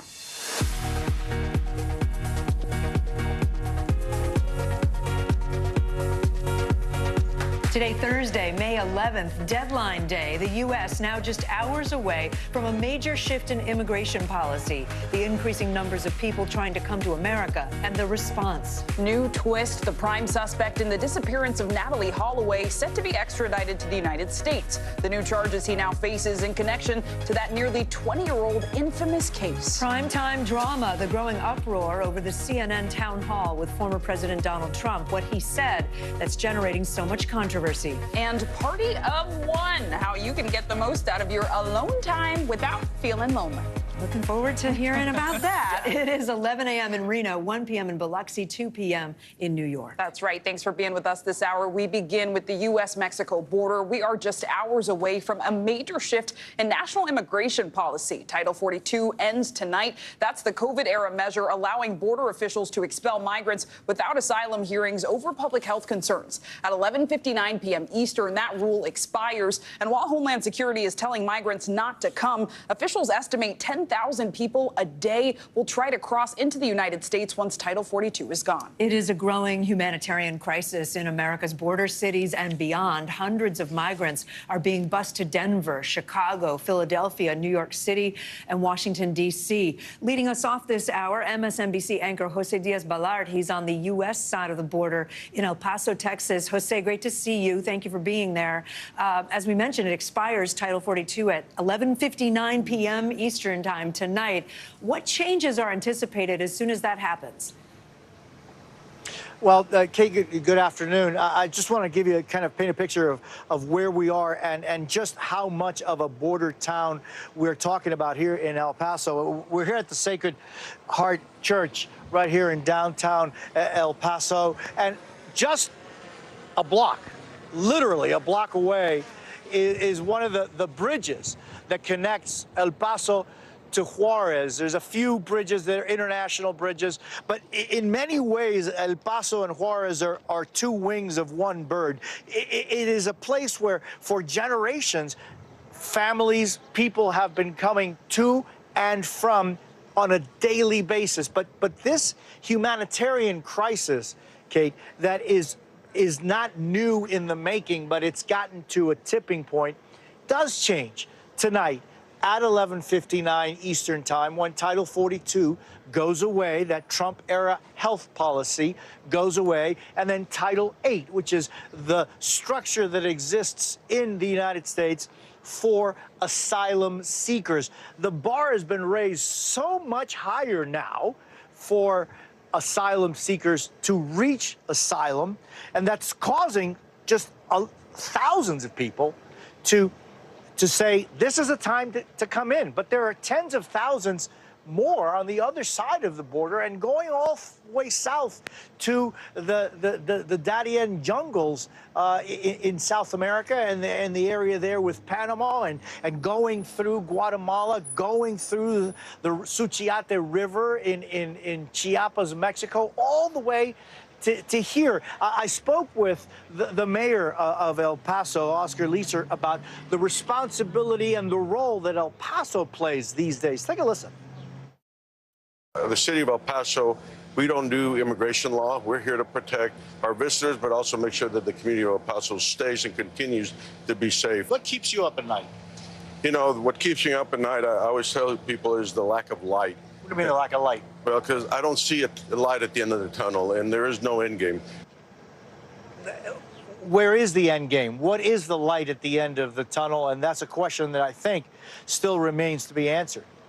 And Jose, I know you've also been speaking with a lot of families at Zincle here. You spoke with a family from Venezuela. What exactly did they tell you about their journey and where they go from here? Rithmari Medina and her husband, their daughter and granddaughter left Venezuela more than a month ago. They got here just this last week. They were separated once they arrived. The husband was told yesterday that he is going to be deported. Now Rithmari has decided that she will join her husband. Even though she has been through the process, she will join her husband and be deported. But their daughter and granddaughter shall stay here and have a new life. This is that question about what it is that they're living through. Yeah, just... If I had known this, I wouldn't have come. ¿Por qué dices eso? If I had known, because the separation. Pues la idea era Because que the idea was llegáramos that we todos would all juntos come together y cumplir nuestros sueños todos juntos como and lo planeamos. fulfill our dreams, our common dreams. That is a story we hear over and over and over again. Things are going to change in many ways come 11:59 p.m. Eastern Time tonight, but in so many other ways, they are not going to change. And that reality of what people have to go through to get here is not going to change. Yeah, that sound of that child crying, just sobering. So many stories of separation and resilience. Jose Diaz-Balart, thank you so much. We have major developments this hour in the disappearance of Natalie Holloway, a case that captured America's attention for nearly 20 years now. Yeah, Natalie vanished in 2005, and her case, well, that's never been solved. The prime suspect in the case is now set to be extradited to the United States from Peru, where he is already in prison for the murder of another woman. NBC News correspondent Kristen Dahlgren joins us here on set. Kristen, I think we all need a little bit of a refresher on the case, although I think people remember Natalie Holloway's name, but Joran van der Sloot is the suspect in all this. He's being brought to the U.S. now. Explain. Right, and stick with me because it is complicated. So he was the last person that was seen leaving a club with Natalie Holloway the day she disappeared. He was never charged. He was questioned. He was held, but he was never charged. Her body was never found. These charges relate to an alleged extortion plot against her mother, where Joran van der Sloot, according to the indictment, told her mother that he would tell her what happened to Natalie and where her body was if she would give $250,000. So they did give $25,000. He took her attorney to a house in Aruba. And then later, according to the indictment, he said that that was nothing. It was worthless information that he gave them. He then goes to Peru, where he admits to killing Stephanie Flores. He's sentenced to 28 years in prison. A whole different person. A whole different person. He has been serving that 28-year sentence. He was going to be extradited to the U.S. after the 28 years. Now the new president of Peru says he can come now temporarily to face these charges. I mean, so much back and forth. Have we heard from Natalie's family on this, and Yoren as well, the alleged killer? Right. And so his attorney tells the Associated Press they're going to fight it. As for her mother, she had a statement. She says she was blessed to have Natalie in her life for 18 years. As of this month, she's now been without her for 18 years. She would be 36 years old right now. She says it's been a long and painful journey, but hopes that finally this is justice. It's hard to believe it's been that long. Kristen Dahlgren, thank you. You bet. Turning now to Utah, where we are learning disturbing new information about a murder mystery there. A mom who wrote a children's book about grief after her husband died is now charged with his murder. Now, new court documents are showing just how concerned the husband was for his own safety. Let's bring in NBC News correspondent Erin McLaughlin now. Erin, this is such a disturbing story. I know you spoke to a representative of the husband's family. What exactly did they tell you? Hey, Clay, that's right. The family of the father of three, Eric Richens, is speaking out. A family spokesperson telling me they've long been suspicious of his wife, Corey. Take a listen. Does Eric's family believe Corey killed him? I think the family has always felt that Corey was somehow involved in his death. They felt that from the beginning. What did Eric tell his family before he died? He indicated, at least on one occasion, that he felt like Corey was trying to kill him, and that if he did die, that she should be investigated for that. Now, police allege Corey poisoned Eric last March with a massive dose of fentanyl. And according to court documents, Eric's family told investigators it may not have been the first time she poisoned him. Investigators also say Eric had recently changed his will and life insurance from his wife to his sister and was looking into a divorce. I asked the spokesperson about that. He had no comment. I also asked him why Eric was staying with Corey given everything that had happened. He said it was so that he could spend as much time as possible with their three boys. Now, Corey Richens has not yet entered a plea, but is expected in court next week. Her attorney declined to comment when we reached out for that comment. I'll have to follow on this one, Erin McLaughlin. Thank you. Peloton issues a major recall, and Adidas has a plan for the unsold Yeezy products after cutting ties with Kanye West. Christina Portzanevelos joins us now with today's CNBC Money Minute. Hey, Christina. Hi, well, let's start with Peloton. They're recalling over 2 million exercise bikes because there have been reports that the seat on the exercise bike will break during use. This is coming from the Consumer Product Safety Commission. They're saying that they've seen so far 35 incidences as well as 13 reports of injuries. Peloton is now telling consumers to return the bike and they'll repair it for free. Let's switch gears and talk about regional bank PacWest because shares are plummeting today after the regional bank announced that deposits did decrease 9.5% just last week alone. And that's why you're seeing the stock in free fall, and it's dragging down the entire regional bank sector. A lot of these names are coming down just over the past few months. And then I'll end on Yeezy.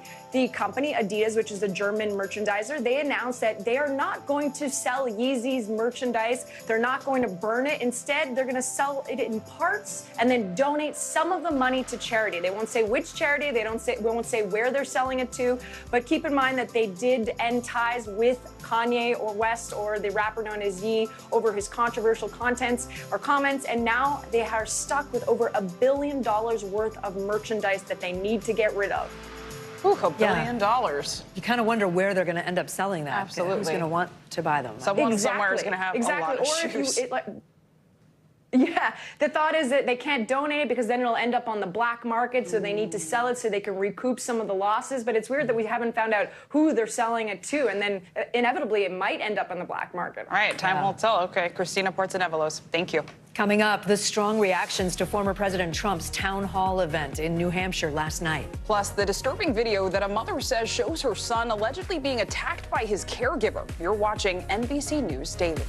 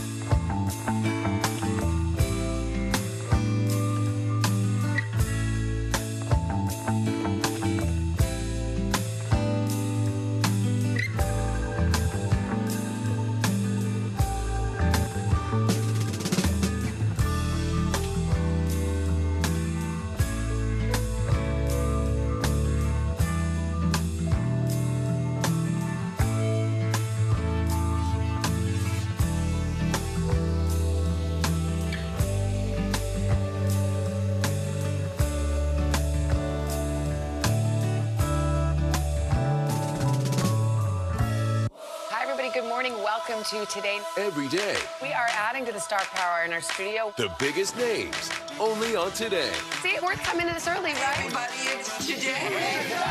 Like I won the lottery. How do you feel at this age, this stage? Liberated. We're just getting started, folks. Anal stop with a snap. The boys are back in town. Boys are back in town. It's a miracle. It's a miracle. This has been fantastic. Everything and everyone you're talking about, only on Today.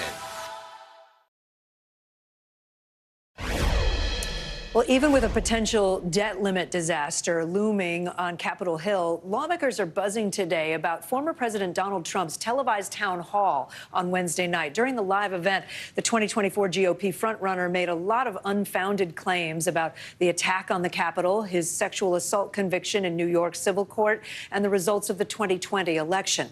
Here's NBC's Garrett Haake. Former President Donald Trump, the Republican frontrunner, showing voters he hasn't changed. Mr. Trump again pushing lies and conspiracy theories about the 2020 election he lost, and going further in his support of people convicted of crimes related to the January 6th attack on the Capitol. I am inclined to pardon many of them. I can't say for every single one because a couple of them probably they got out of control. I would say it will be a large portion of them. You know, they did a very, and it'll be very early on. The former president also describing his supporters who attacked the Capitol on that day, which left 5 people dead, this way. They were there with love in their heart. That was an unbelievable, and it was a beautiful day. He refused to give an answer on whether he'd back U.S. ally Ukraine. Can you say if you want Ukraine or Russia to win this war? I want everybody to stop dying. Russia invaded Ukraine over a year ago, and the U.S. has backed Ukraine throughout its resistance in one of the major conflicts Mr. Trump would face as president. On another, the economy, Mr. Trump downplaying the consequences of America defaulting on its debts. I say to the Republicans out there, if they don't give you massive cuts, you're going to have to do a default. But while he was president, Republicans voted to raise the debt ceiling 3 times, allowing the country to borrow more money to avoid default.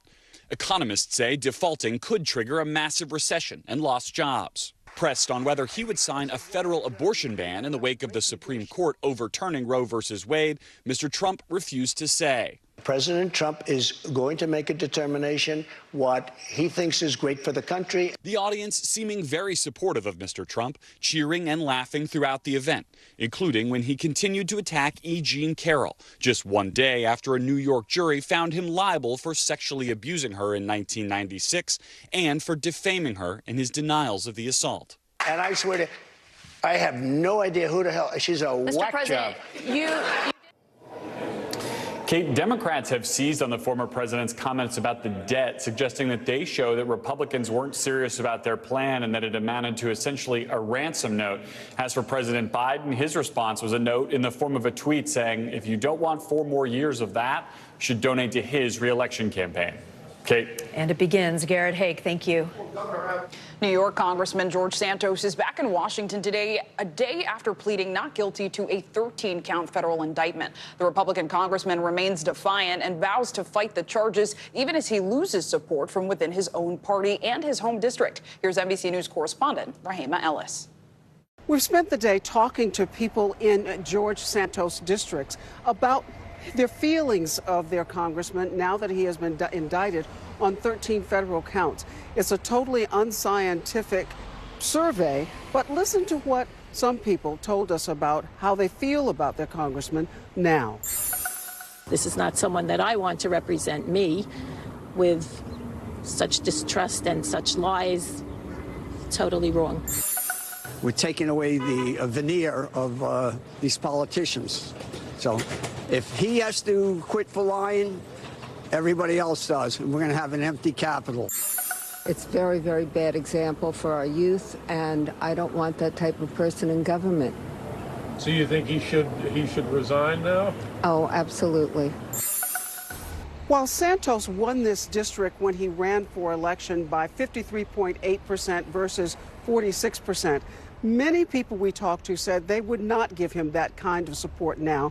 Of course, we did speak with someone whose reaction to all of this is that all elected officials tell lies and misrepresent the truth. So what's wrong with Santos? He seems to be just run-of-the-mill of the course of what you can expect from politicians. However, the large majority of people whom we talked to say that they felt that they did not have a proper representative in Congress right now, and if given the opportunity, they would ask him to step down, and they certainly would not vote for him for Congress again. Back to you guys. All right, Rahima Ellis, thank you. Coming up, the growing mystery behind the disappearance of an EMT worker and why the timing is raising suspicions. You're watching NBC News Daily. We're also streaming free 24/7 on NBC News Now. You can watch us wherever you stream live. The news continues right after this.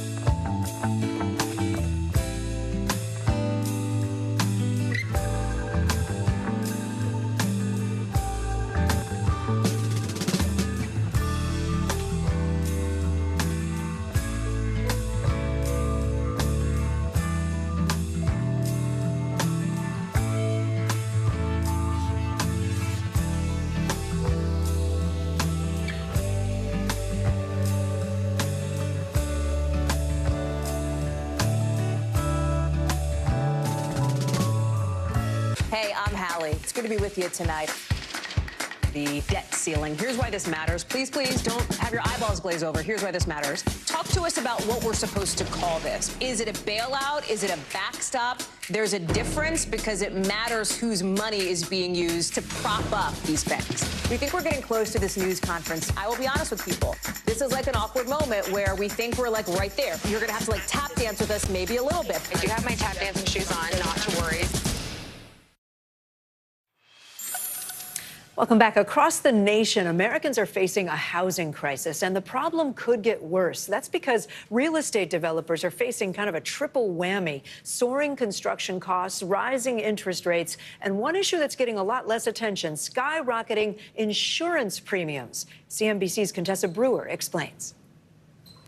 In Corpus Christi, Texas, this apartment complex is home to nurses, retail workers, and those who work at the airport and oil fields. But the property owner is grappling with soaring costs that potentially could make rent unaffordable.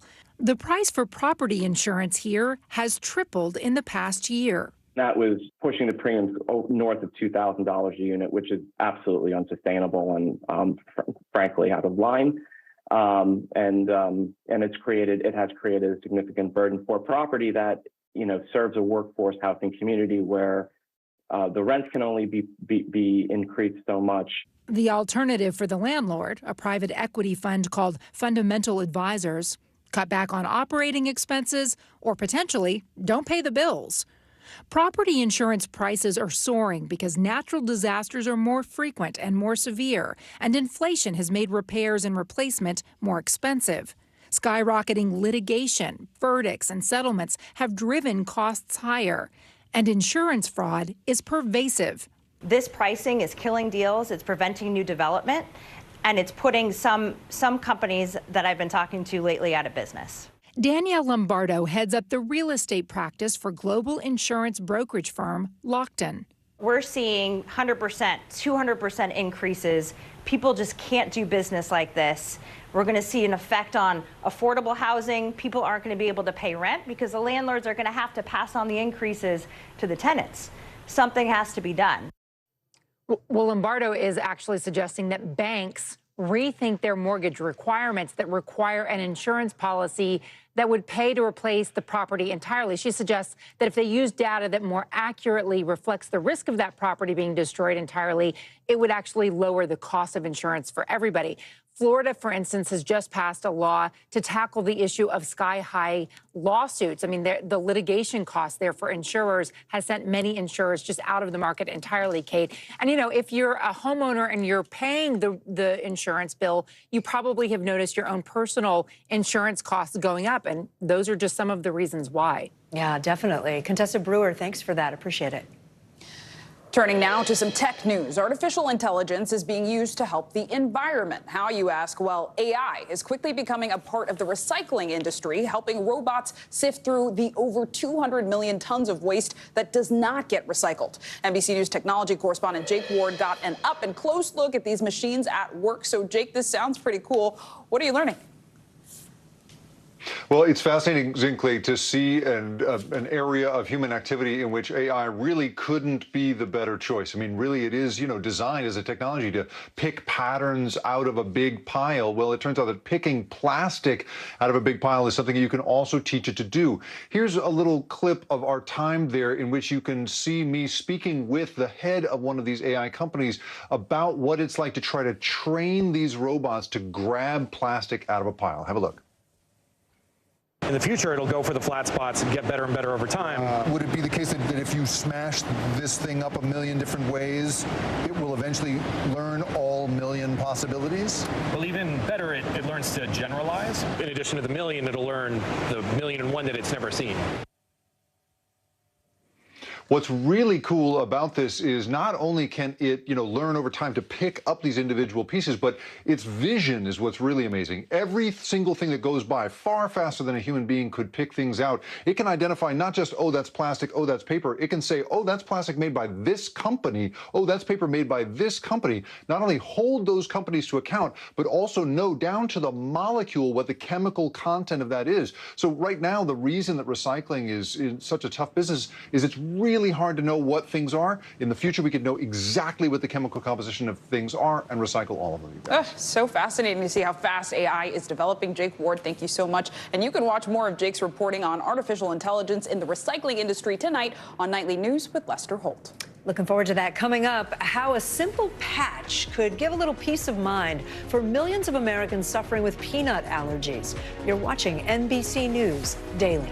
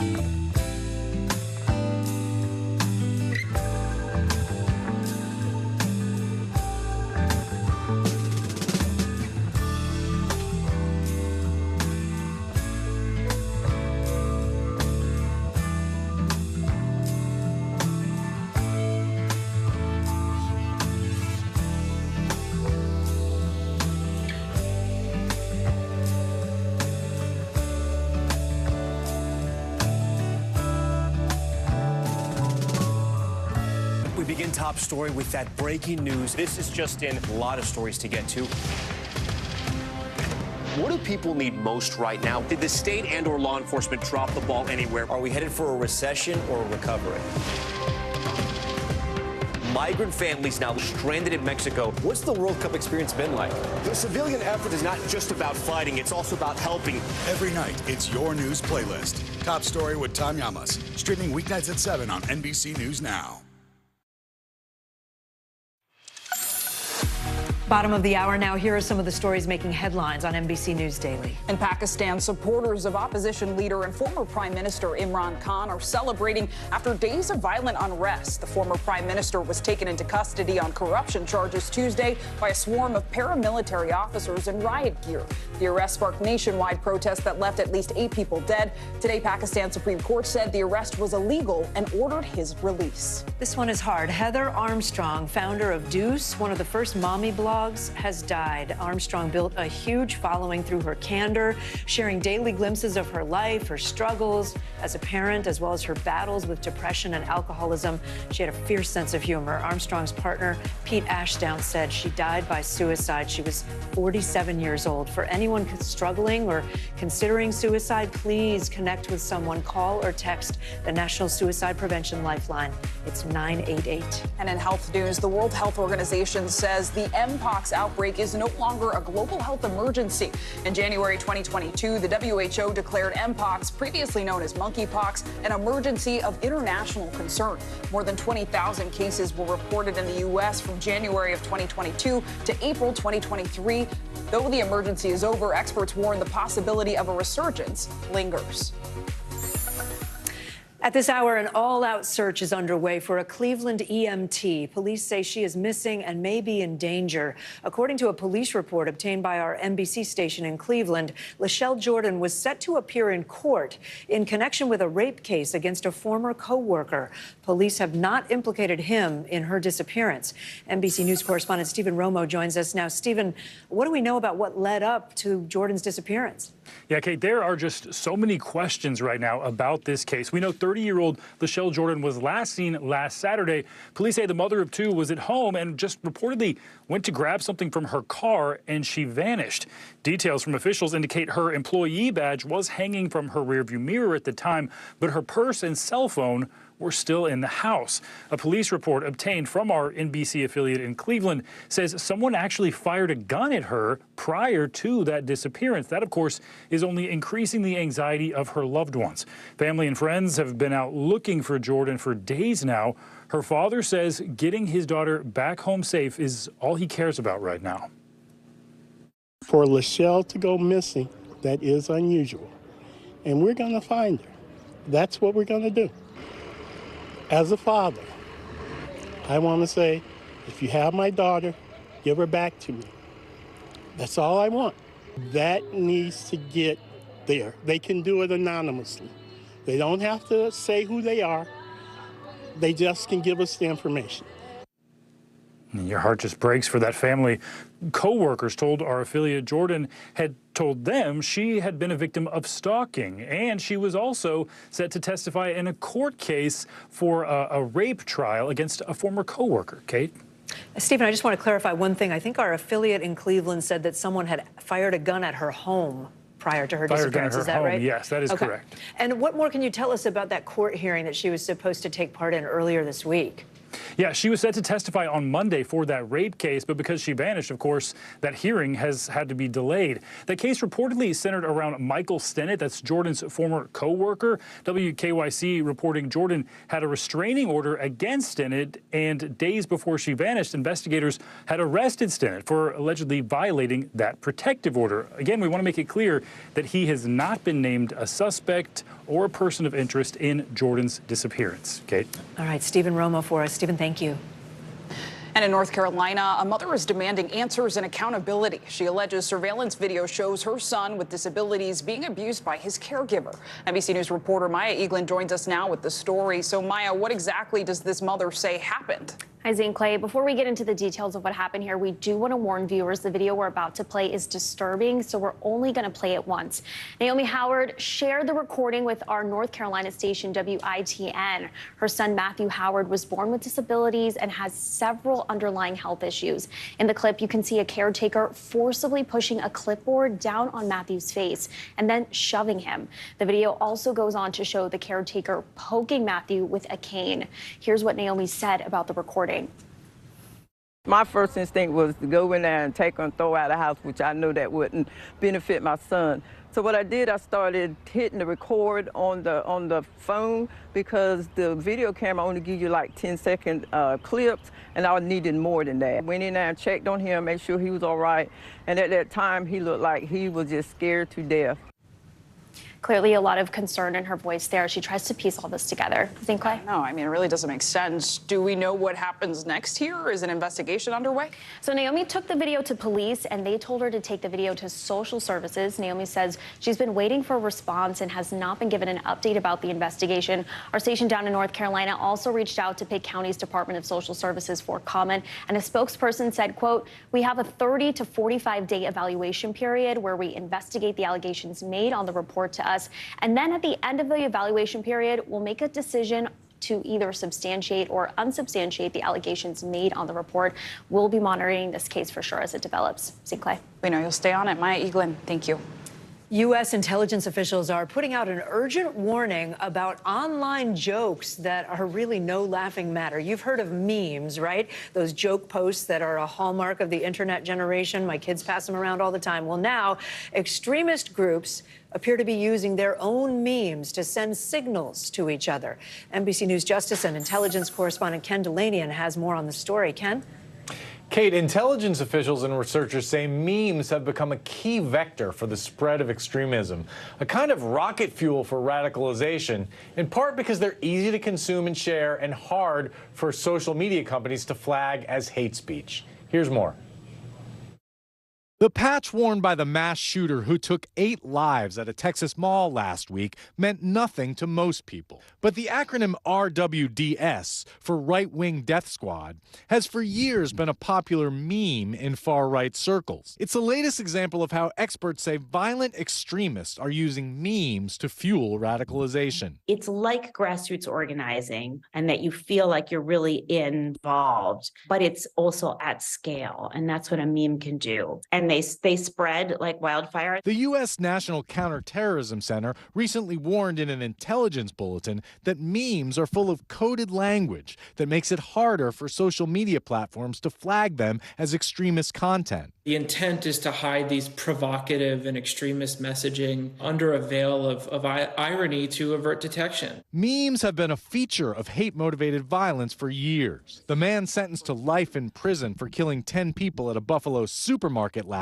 year plastered his gun with racist slogans. In the winter of 2020, Aaron Swenson posted these crude anti-police memes on Facebook. A few months later, Swenson, a self-described member of the far-right extremist group, the Boogaloo Boys, started a Facebook live stream capturing what he said was a mission to hunt and kill a police officer. Prosecutors say this is the moment he tried to ambush a Texas patrolman.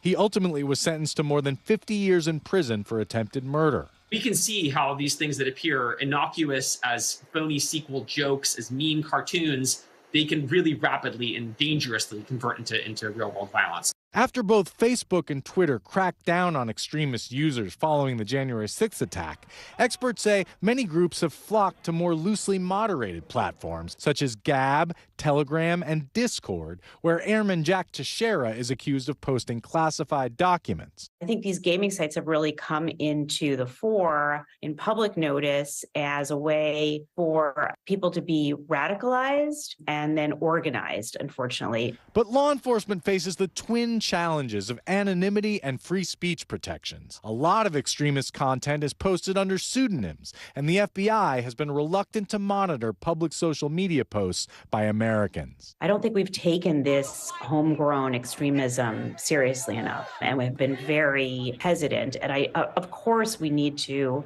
protect the First Amendment, respect the First Amendment, but we also have to take extremism seriously.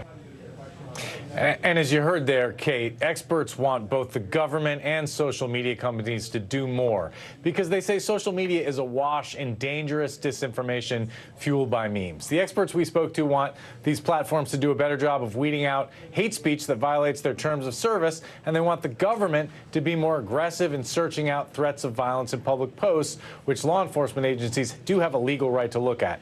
And lastly, they want schools to train young people in media literacy so they are better able to sort facts from conspiracy theories. I think that's something every parent would support. Ken Delaney, and thank you.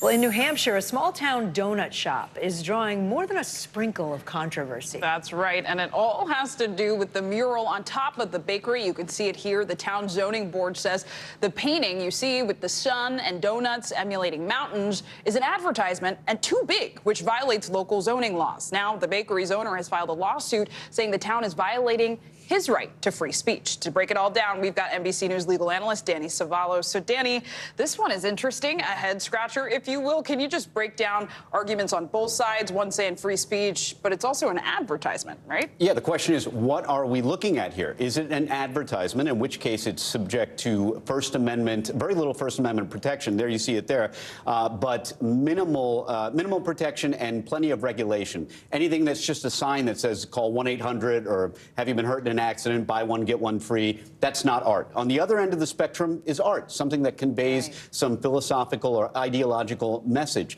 Somewhere in the middle is something called commercial speech, maybe like a Super Bowl commercial, right? Part art, part selling something as well. There is some artistic value there. And in that middle ground, the state and the municipality can regulate. Just as an observation, you see right there, that image, you go back to the image, it's behind me a little. You might think, taken alone, that rising sun is art, but underneath, look, it's consistent with the color theme of the sign. And also, the key is don't be fooled. Just because there aren't words here doesn't mean it's not an advertisement. I was just going to ask that. I mean, kids painted it, though, right? That's Like the local thing. school kids painted it, and they were having fun, and they painted some donuts. What's wrong with that? Local kids having fun and painting donuts is not part of the First Amendment analysis. And just because it doesn't say 1-800 or donuts here doesn't mean it's not commercial speech, doesn't mean it's not an advertisement. One could argue that because of those drawings, something's communicated that there is something here. And that thing, if you walk in the door, we are selling those things up there on that painting. That's what the town is saying, essentially, right? That's This is essentially an what the ad. town is saying. And they're saying that, look, you can do that, but you made it too big. Yeah. And that's something that towns, look, this is the kind of zoning and municipal coding that they are allowed to do, but this will require a court. All right, a lot to watch on this one. I love this story. It's interesting. Danny Savalas. I like donuts. And coming up, why spending time by yourself could be good for your mental health. Don't have to tell me twice. You're watching NBC News Daily.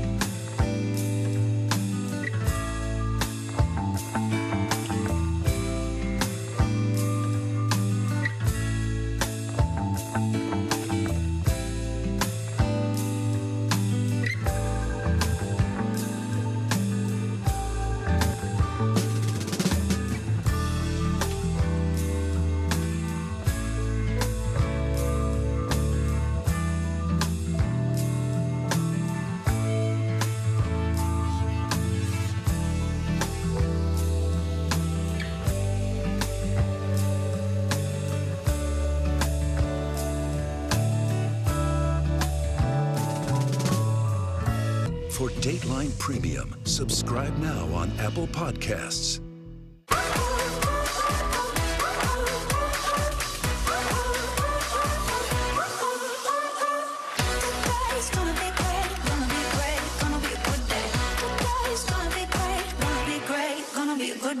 This is what it looks and feels With the latest film, a bigger piece of the puzzle. Here's some of the stories we're watching tonight. How much water ultimately will be forced inland? Whenever it happens, wherever you are, NBC News, streaming free now. Welcome back. In today's mental health check, we're talking about embracing alone time. Being alone without dreading it, right, can be difficult for some of us, but it can really have a positive impact on your mental well-being. And here to talk about that is psychotherapist Dr. Robbie Ludwig. Dr. Robbie, if you're maybe afraid of spending too much time alone, how do you get past that? Well, I think, first of all, there's a difference between being lonely and spending time alone. And sometimes people confuse those two ideas. And to know that spending time alone really is a time of self-reflection. It can be a time to really get to know yourself. And it's almost like rebooting. So really spreading that idea that this is a good thing for you to think about yourself and know yourself, that could be a great place to start. And you said it, right? It's a good thing. What are some of the benefits of solitude for your mental health and maybe even your physical health? It's good not to be distracted by others. We have so many things coming at us, and we feel like we need to please certain people or be a certain way. When you're alone, you can just be with yourself.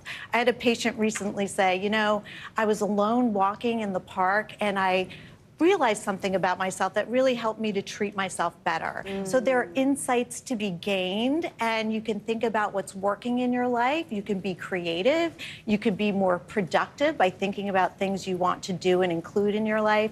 And just knowing that you can be an independent person and like being with yourself sometimes is also very important to our mental well-being. Yeah, that all resonates. I go for runs alone a lot in the morning, and I find it's even better if I don't put my headphones in, right? Because then I can really be in the moment and mindful. Talk about what we can do to kind of make the most of that alone time. I think to really plan it out. So if you do have alone time, I know sometimes people get overwhelmed. I don't know what to do. So plan that in advance. Like maybe it's listening to a podcast. Maybe it's attending to a book that you always have wanted to read, or listening to music, or just learning something about yourself. Like what do I want to learn during this time by myself? So using it in a way that is productive and advances your goals for yourself. Yeah, I know a lot of my friends talk about you don't want to just hang out with other people or go on dates. You should date yourself, get to know yourself, spend time with yourself. And we talk a bit about burnout on the show and mental health. What are some of the signs that, I might need to spend a little more time alone? Yeah, if you feel irritable, or you notice you're feeling depressed, or you have no energy or motivation to do anything, it probably means that you have too much on your plate. And that's the time to look at what you're doing, reassess what you're including in your life, and learn how to say no and set boundaries. I was saying recently in New York City, there's so many great things to do. Sometimes it's learning how to say no to all the great things and figuring out another time. There's always another time. Yes, that's so key. Yeah, for people who are in relationships, how do you tell your partner? I mean, my husband likes to be alone a lot, so sometimes he'll be like, I just want to do this by myself. But how do you do that? I think you do it in a way that doesn't feel personal or offensive. So you could say, you know what, I'm feeling like I need time to regroup. I don't want to attack anyone. I don't want to be mean. I don't want to push you away. So would it be okay if I took the afternoon and got a manicure? Or is it okay if I took the afternoon and just went into the park and took photos and just was with myself? And I think if you can make it not personal and it's not because of them that you want alone time, that could be tremendously helpful. And of course, we're talking about the joys of being alone, but of course there's something called too much alone time, right? I think a lot of us are familiar with that, with the COVID pandemic. Yeah. So what are the signs there? So it's basically a balance, but if you feel that you're spending so much time alone, that you're focusing on everything that's wrong. So I say with illness, it's focusing too much on the I. And if we're going too much into that place, everything in life is a balance. You can say to yourself, I'm spending too much time alone. I need to get out and connect with other people. We do need to be distracted sometimes from ourselves, but we also need to pay attention to ourselves. And there's a time for both. We are social beings, right? We are social beings. We do need some social time, too. Yeah. Yeah, and it's that balance that we all need to keep. Absolutely. Dr. Robbie Ludwig, thank you for this. This is so important. Thank you. Yeah. Appreciate it so much. There is much more news ahead. You're watching NBC News Daily.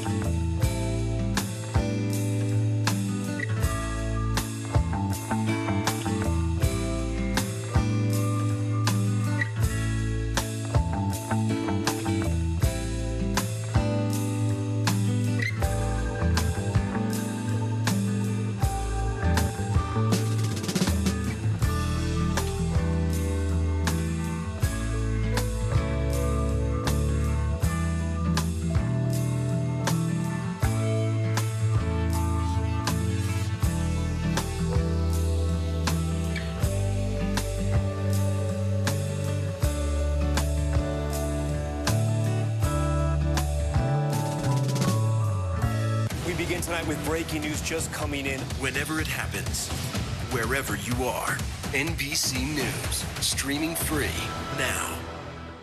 Your music is so familiar. What do you think when people start humming back your tunes? How you doing, Lester?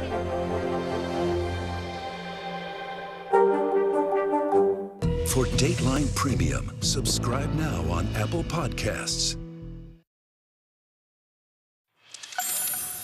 In today's Daily Health, millions of families live in fear that their child could have a severe allergic reaction to peanuts. But now there is new hope for protecting toddlers from that allergy. NBC News correspondent Dana Griffin shows us a treatment that could give patients peace of mind.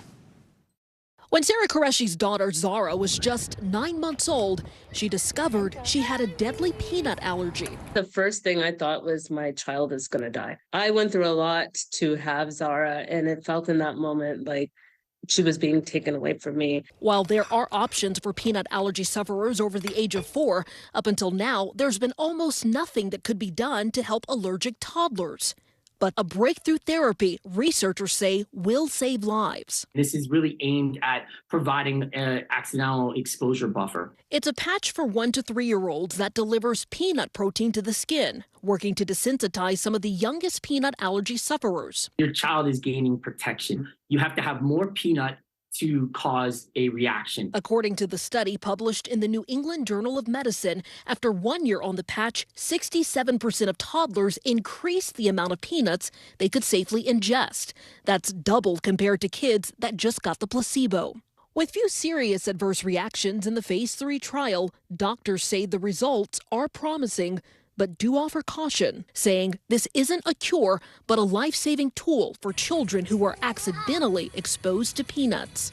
Oh, it would be huge. A patch where we're not even thinking about it, where she doesn't have to think about it or feel anxiety would be amazing. A patch offering parents peace of mind. Dana Griffin, NBC News. Let's dig into this a little more with NBC News senior medical correspondent Dr. John Torres. Dr. John, great to see you. We know this peanut allergy patch is still being tested, right? But could it become available for toddlers? And it could become available very soon, as a matter of fact, because they're in last stage tests, final stages here. Then they'll apply for FDA approval and go through that process. So, probably within a year or so, we might be seeing this patch on the market. And like they mentioned in the package there, the important thing to remember is this is not a cure. This is protection for the child in case they accidentally ingest peanuts, which we know are ubiquitous. They're kind of everywhere. Right. And so you can imagine, like you said at the beginning, parents live in fear of an allergic reaction happening, and this could help alleviate some of that fear. Exactly. Yeah, no, that protection is so critical. I mean, I have a close family member who had a reaction in front of me once, one of the scariest things, and all you want is the treatment there. I wonder, with this patch, how does it compare to the oral treatment that already exists? So the oral treatment actually got approved in February 2020, and it's for 4 to 17-year-olds, so it's actually more for the higher age groups. This is for the younger age groups, but they both are right around 67% effective. The other one is an oral one, and it takes a little bit longer, and they do incremental increases. This one's a patch that doesn't seem to take as long and seems to help, but both are equally effective, different age groups. But it doesn't take away your allergy altogether, it's not a cure, right? Because I wonder about, there's 4.5 million adults who have peanut allergies. So if I was wondering if they started on this patch as a toddler, would they not get to the point of having an allergy? That's the theory behind it. It actually builds up your tolerance of peanuts and keeps that tolerance going, is what we're hoping to have. And right now they're doing it on children mainly because children are the biggest numbers right now, because this has tripled over the last 20 years, peanut allergies. And on top of that, children they're not always able to recognize if peanuts are in an ingredient in a product they're eating, whereas adults are more likely to do that. And it's a little tough with adults because their allergies have been with them longer and are harder to treat. And I think you said the allergy has tripled right now. What is the reason for that, if you know? And also, are there any risks associated with using the patch? And that's the biggest thing. We don't know what is causing this increase in peanut allergies. There's a lot of theories out there. But one thing now is the American Academy of Pediatrics has changed their recommendations that actually that they want you to introduce peanuts early on in a child's life now as opposed to before, and they think that helps out. There were some side effects. There were some anaphylactic reactions in this, but they were very mild. And that's one of the things they found out from the patch. Not only did it get that 67% effectiveness at preventing any kind of issues, but the issues that happened weren't as severe as they were in those who weren't taking the patch. It's really good news for a lot of parents. Exactly. Yeah, and those are some big shifts. A lot of times we weren't giving peanuts to young kids, but it looks like more exposure might help. We think it is helping. Fingers crossed. Dr. John Torres, thanks so much. You It's bet. good to have you. Thank you. I'm Sinclair Samoa. I'm Kate Snow. You're watching NBC News Daily. We are also streaming free 24/7 on NBC News Now. You can watch us wherever you stream live, including all the names you see on your screen right there, on Peacock, on Fire TV, YouTube TV, Apple TV, Roku, the list goes on. The news continues right after this.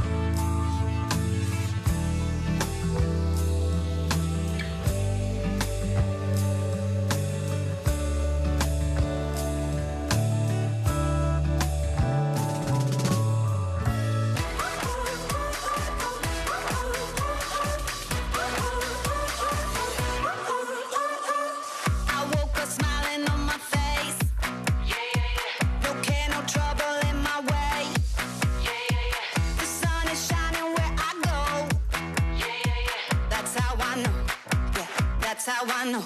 Today's gonna be great, gonna be great, gonna be a good day. Today's gonna be great, gonna be a good day. Hello, everyone. I'm Kate Snow. And I'm Sinclair Samoa. NBC News Daily starts right now.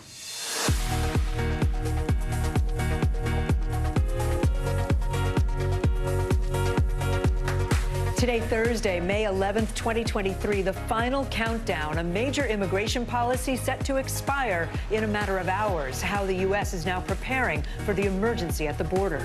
Imminent extradition. The prime suspect in the Natalie Holloway case set to be handed over to U.S. authorities. The charges he faces in connection to this nearly 2-decade-old unsolved mystery. Under scrutiny, California now launching a civil rights investigation into one of its police departments. The new evidence the state's attorney general says is linked to a racist texting scandal. And our very own Morgan Chesky opening up about a frightening health scare. I'm having to stop every 50 yards just to catch my breath. Or a lot less than that. What happened to him during a hiking trip and the warning signs you need to look out for. We begin this hour on the U.S.-Mexico border. We are hours away from a major shift in national immigration policy. Title 42 ends tonight. That was the COVID-era measure allowing border officials to expel migrants without asylum hearings over public health concerns. At 11:59 p.m. Eastern, that rule expires. While Homeland Security is telling migrants not to come, officials estimate 10,000 people a day will try to cross into the United States once Title 42 is gone. It's a growing humanitarian crisis in America's border cities and beyond. Hundreds of migrants are being bused to Denver, Chicago, Philadelphia, New York City, and Washington, D.C. Leading us off this hour is MSNBC anchor Jose Diaz-Balart. He's on the U.S. side of the border in El Paso, Texas. Jose, thank you for being with us. So as we just mentioned, Title 42 expires at 11:59 Eastern tonight. What exactly does that mean? What do those changes look like after that? Oh, that's a great question, and I thank you very much. You know, I am so close to the border here. El Paso is a city. It's a border city. I'm here at the Sacred Heart Church in El Paso. And I just want to give you a little bit of a perspective of where things are and how close we are. Right, just about a block and a half from where we are right now is the International Bridge, one of the 3 international bridges that connects this area with Mexico, with Ciudad Juarez specifically. And take a look at this building. Right there is the Border Patrol main processing center in El Paso. And one of the things that we're seeing government officials do today is that they are bringing in folks to this processing center via buses, folks that are crossing over on the different gates that there are here. Between these 3 bridges, there are gates in the fence 41, 40, 42, and they're allowing people to come in, and then they're bringing them to this processing center on buses. What's going to change at 11:59 p.m. tonight? Well, Title 42 is going to go away. Title 42 is the Trump-era policy that for the last 3 years has been utilized so that people are automatically sent back, not even allowed to request asylum. That's going to change. But what's not going to change is the hopes, dreams, and aspirations of so many people that have made the most dangerous journey imaginable to try and reach the United States and ask for asylum. I spoke with Mari Medina. She and her husband, her daughter, their daughter, and their granddaughter made the trip 1 month in to get here. Just yesterday, the husband was told by U.S. officials that he is going to be deported. So the wife has decided she is going to go with her husband and be sent back, but their daughter and granddaughter will stay. I asked her about that decision and how difficult that decision is. How is it going to be when you have to say goodbye to your daughter and to your granddaughter? ¿Cómo va a ser esa despedida de tu hija y de tu nieta? Aquí. ¿Cómo va a ser eso? How are you going to say goodbye? Dios me dará la fuerza. God will give me the strength.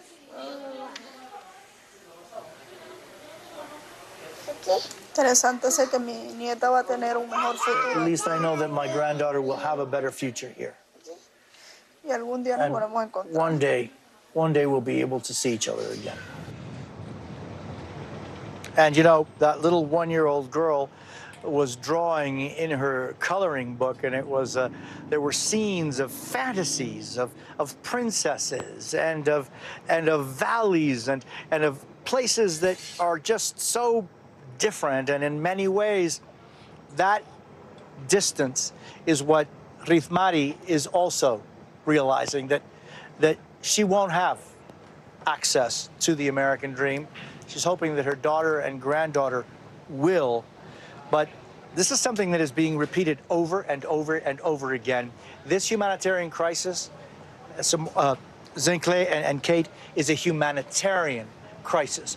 Men, women, and children who are making this decision to come here, and there is very little that is going to dissuade them from making that journey for a shot at the American dream.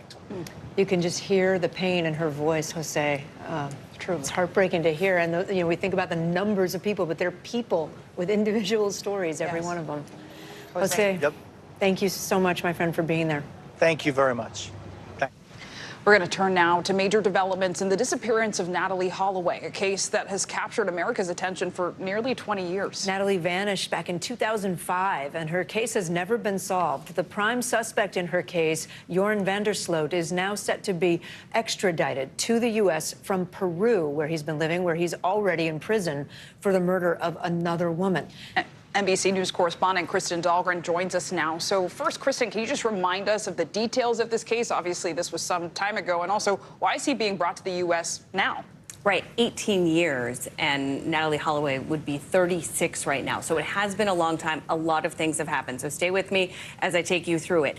Jorn van der Sloot was the primary suspect. She disappeared when she was on a high school trip in Aruba in 2005. He was considered a suspect. There was no body, though, and no hard evidence. So he was never charged. And so he went on to ask her mother for $250,000, according to the indictment here in the U.S., in order to tell her where her daughter was and where her body was and what happened to her that night. She gave him $25,000 as the first payment in this. He then, according to the indictment, later said that that information that he gave them was completely worthless. He then goes on to Peru, where he admits to killing Stephanie Flores, another woman, and he is serving a 28-year prison sentence for that.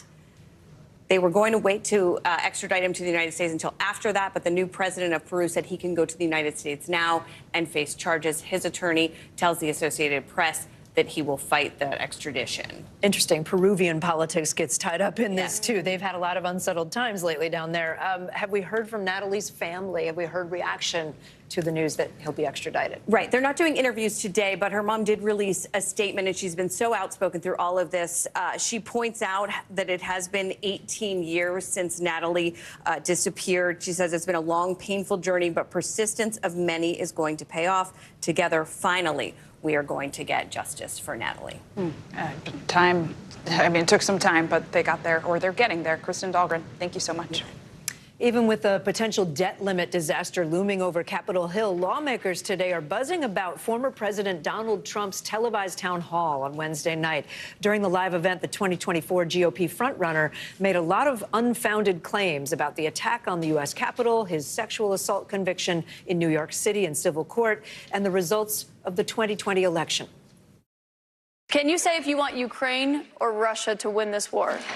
I want everybody to stop dying. Will you pardon the January 6 rioters who were convicted of federal offenses? I am inclined to pardon many of them. Will you commit tonight to accepting the results of the 2024 election? Yeah, if I think it's an honest election. I would like for you to answer the question. Okay, it's very simple to answer. That's why I asked it.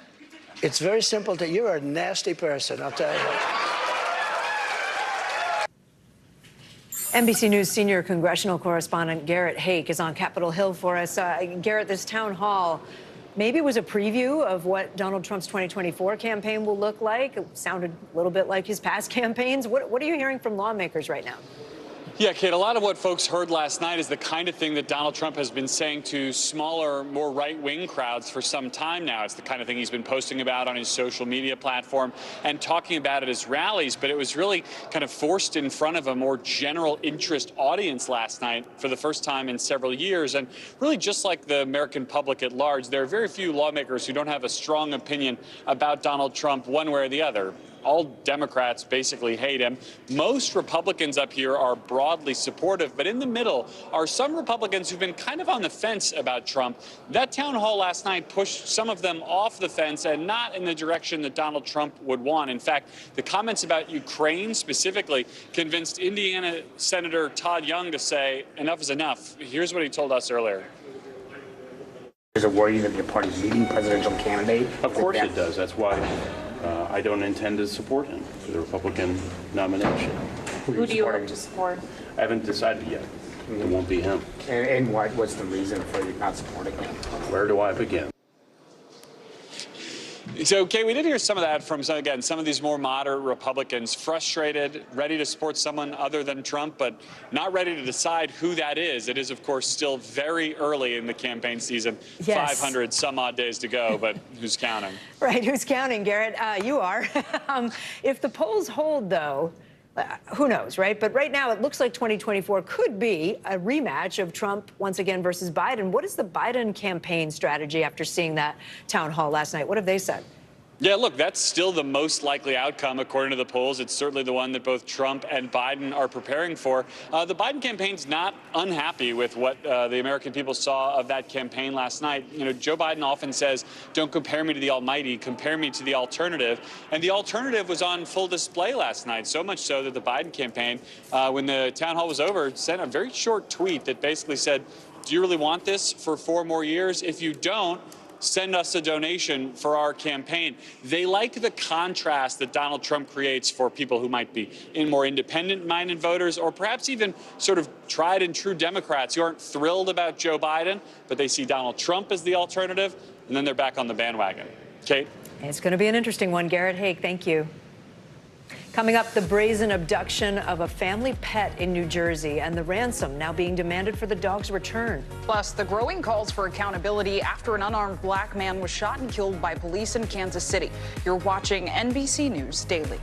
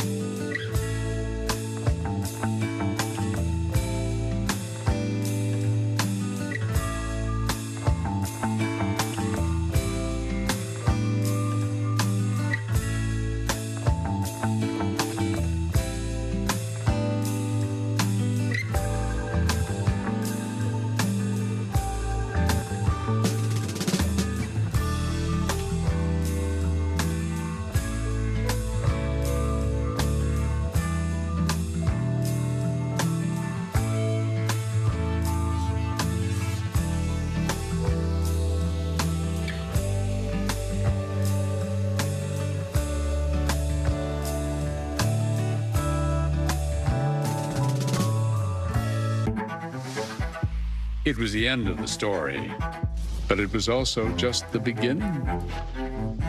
We couldn't know then that following the mystery would take us to places as strange as any fiction.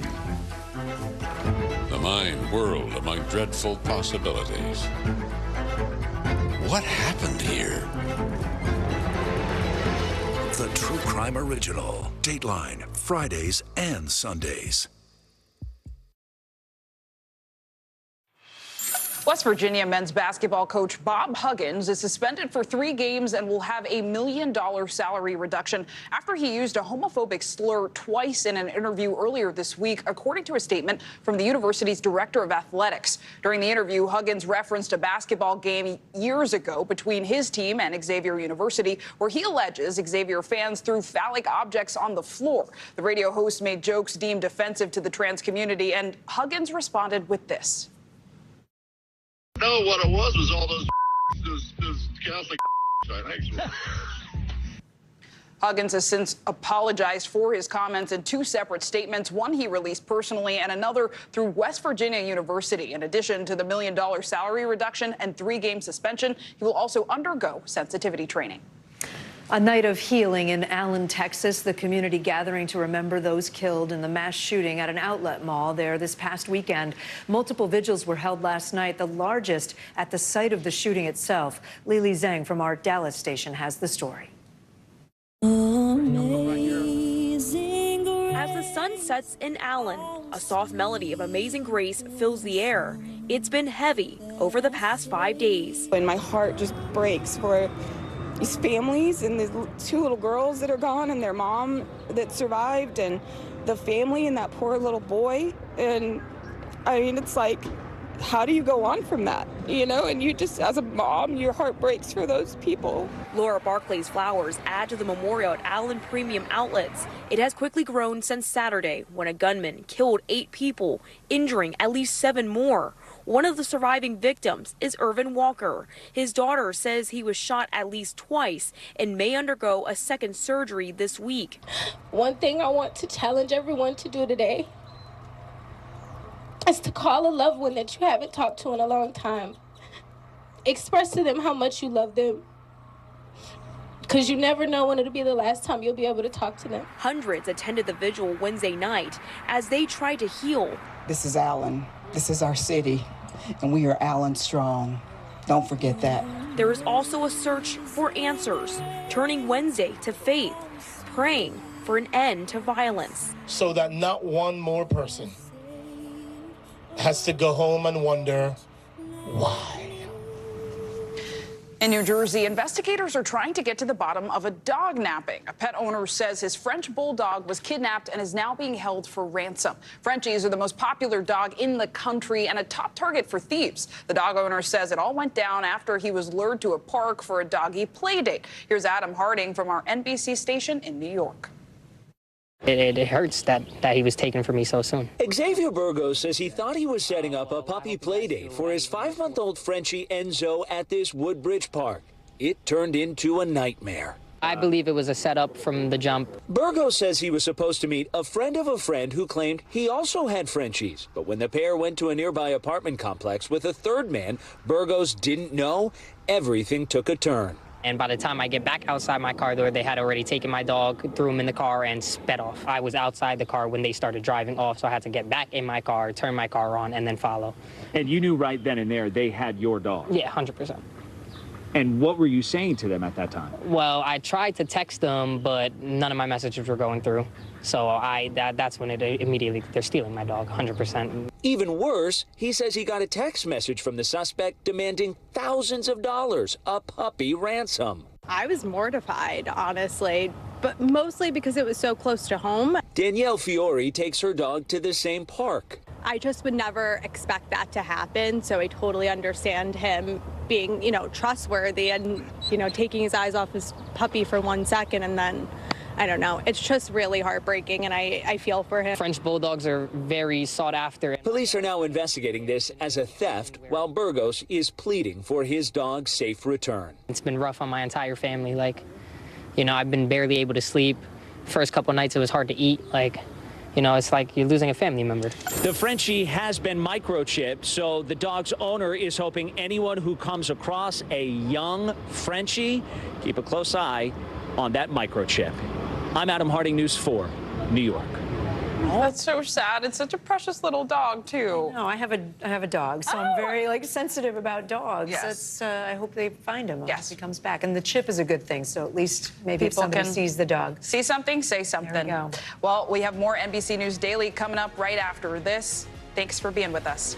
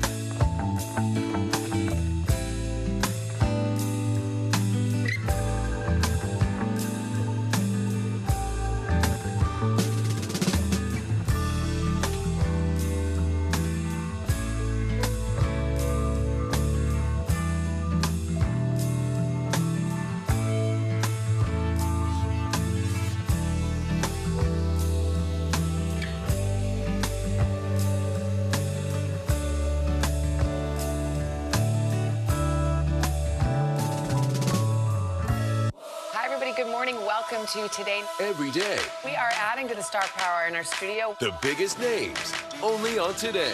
See, it worth coming in this early, right? Everybody, it's Today. Like I won the lottery. How do you feel at this age, this stage? Liberated. We're just getting started, folks. Ain't no stopping us now. The boys are back in town. Boys are back in town. It's a miracle. It's a miracle. This has been fantastic. Everything and everyone you're talking about, only on Today. Now to a potential danger for drivers and pedestrians. Yeah, those new ultra-bright headlights were designed to improve visibility, but they're also causing some car accidents. Here's NBC News senior consumer investigative correspondent Vicki Wynn. Social media is filled with photos and videos of blinding headlights. I can't even see. I'm like literally getting blinded from the guy's headlights behind me. Watch these close calls apparently caused by the glare. This driver barely misses that pedestrian. Another near collision with an oncoming car. And this crash into a downed tree. The light does look much brighter. John Bolo is a scientist who studies lighting for the Mount Sinai School of Medicine's Light and Health Research Center.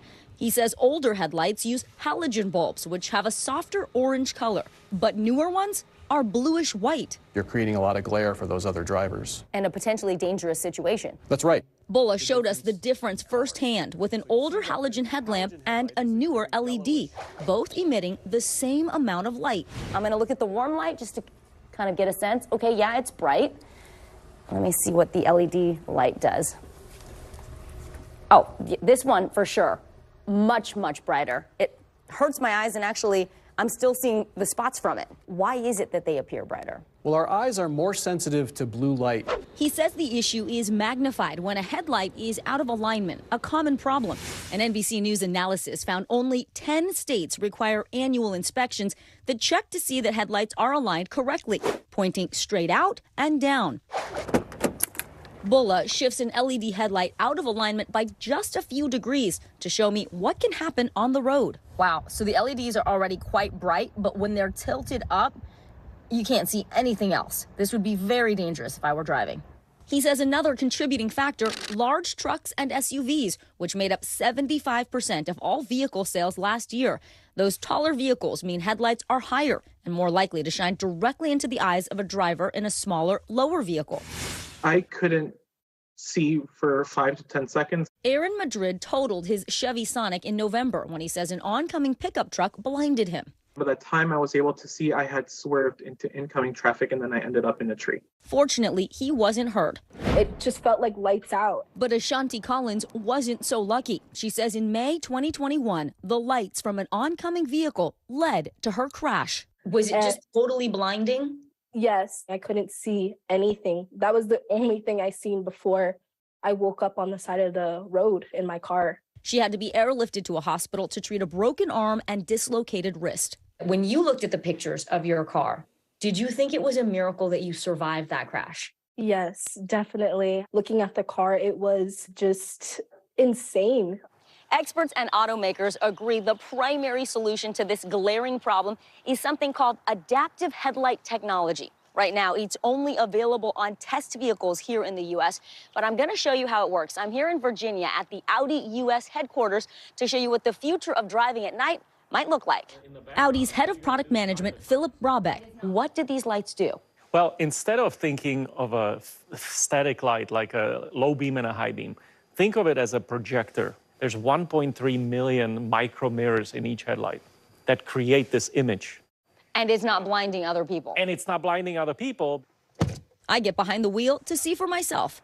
Wow, I can see everything. This experience of driving at night is completely different and so much better. I feel like a safer driver. Notice these arrows on the pavement. It's helping you stay within the lanes. As I pull onto the highway, the lights highlight my lane without affecting other drivers. Okay, so this car now he got in front of me. And notice how it's got a shadow on him now. Yeah.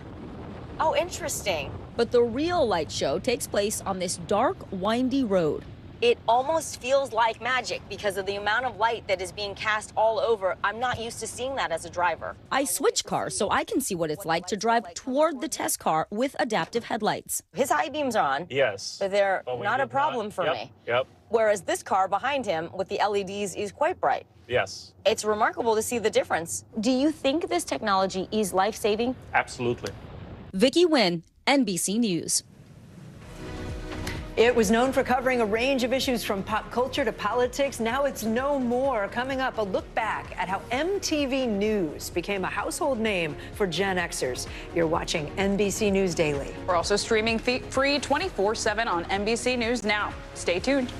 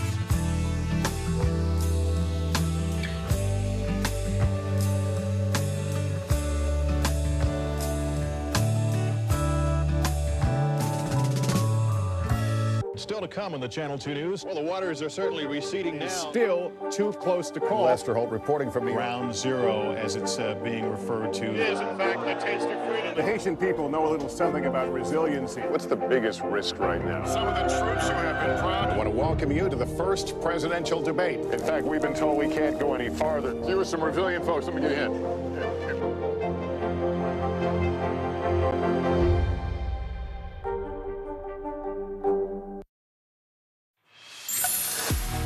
Bottom of the hour now. Here are some of the stories making headlines on NBC News Daily. A federal appeals court has overturned the fraud and conspiracy convictions of two parents in the Varsity Blues scandal. You probably remember this when wealthy parents were charged with paying bribes to get their kids into elite universities. While a panel of judges found mistakes were made at trial for two of the parents, and the prosecutors failed to prove the two were part of the overarching conspiracy.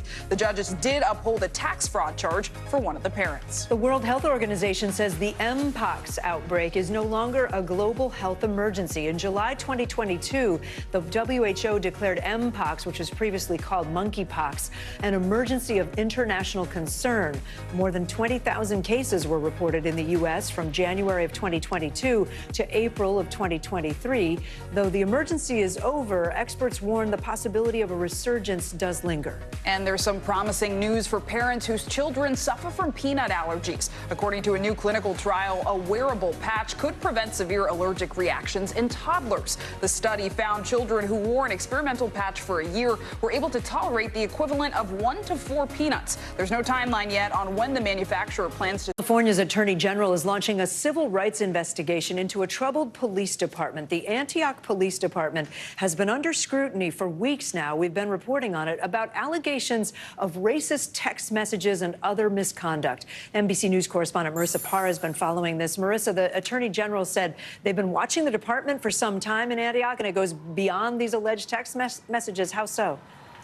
Absolutely. He said that complaints about excessive force were already a red flag. And he said that as they started looking deeper, they found that the use of force was 2.5 times more likely against black people in the area. And keep in mind that in this area, northeast of San Francisco, over half of that community is made up of minorities. So this is something that he was saying that was already on their radar to begin with, as you pointed out. And I want to read you some of those texts that came from this investigative report. One text from an officer saying, quote, "I'm only stopping them because they are black." Another text from a different officer said, quote, "I sometimes just say people gave me a full confession when they didn't.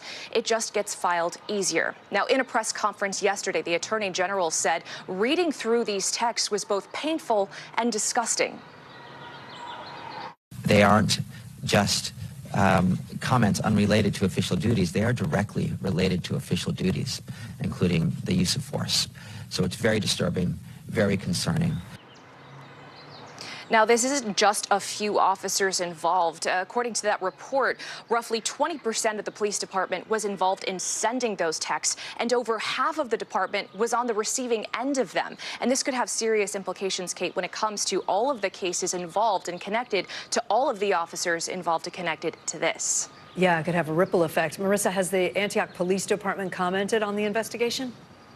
So we do know that the police chief for the department, who, by the way, was not actually in place in his current position of power during the time span that these texts were sent between 2020 and 2021. But he said that the texts were deeply shameful and embarrassing for the department. And we do know at last check, a number of officers remain on administrative leave, Kate.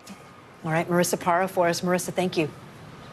The family of a Kansas City man who was shot and killed by police is demanding accountability. They just announced a lawsuit against the city of Independence, a suburb of Kansas City, and the officers involved in the shootings. NBC News correspondent Sam Brock is following this story for us. So, Sam, this shooting happened last year, and prosecutors did not file charges against the officers. Can you just remind us what exactly happened in this case?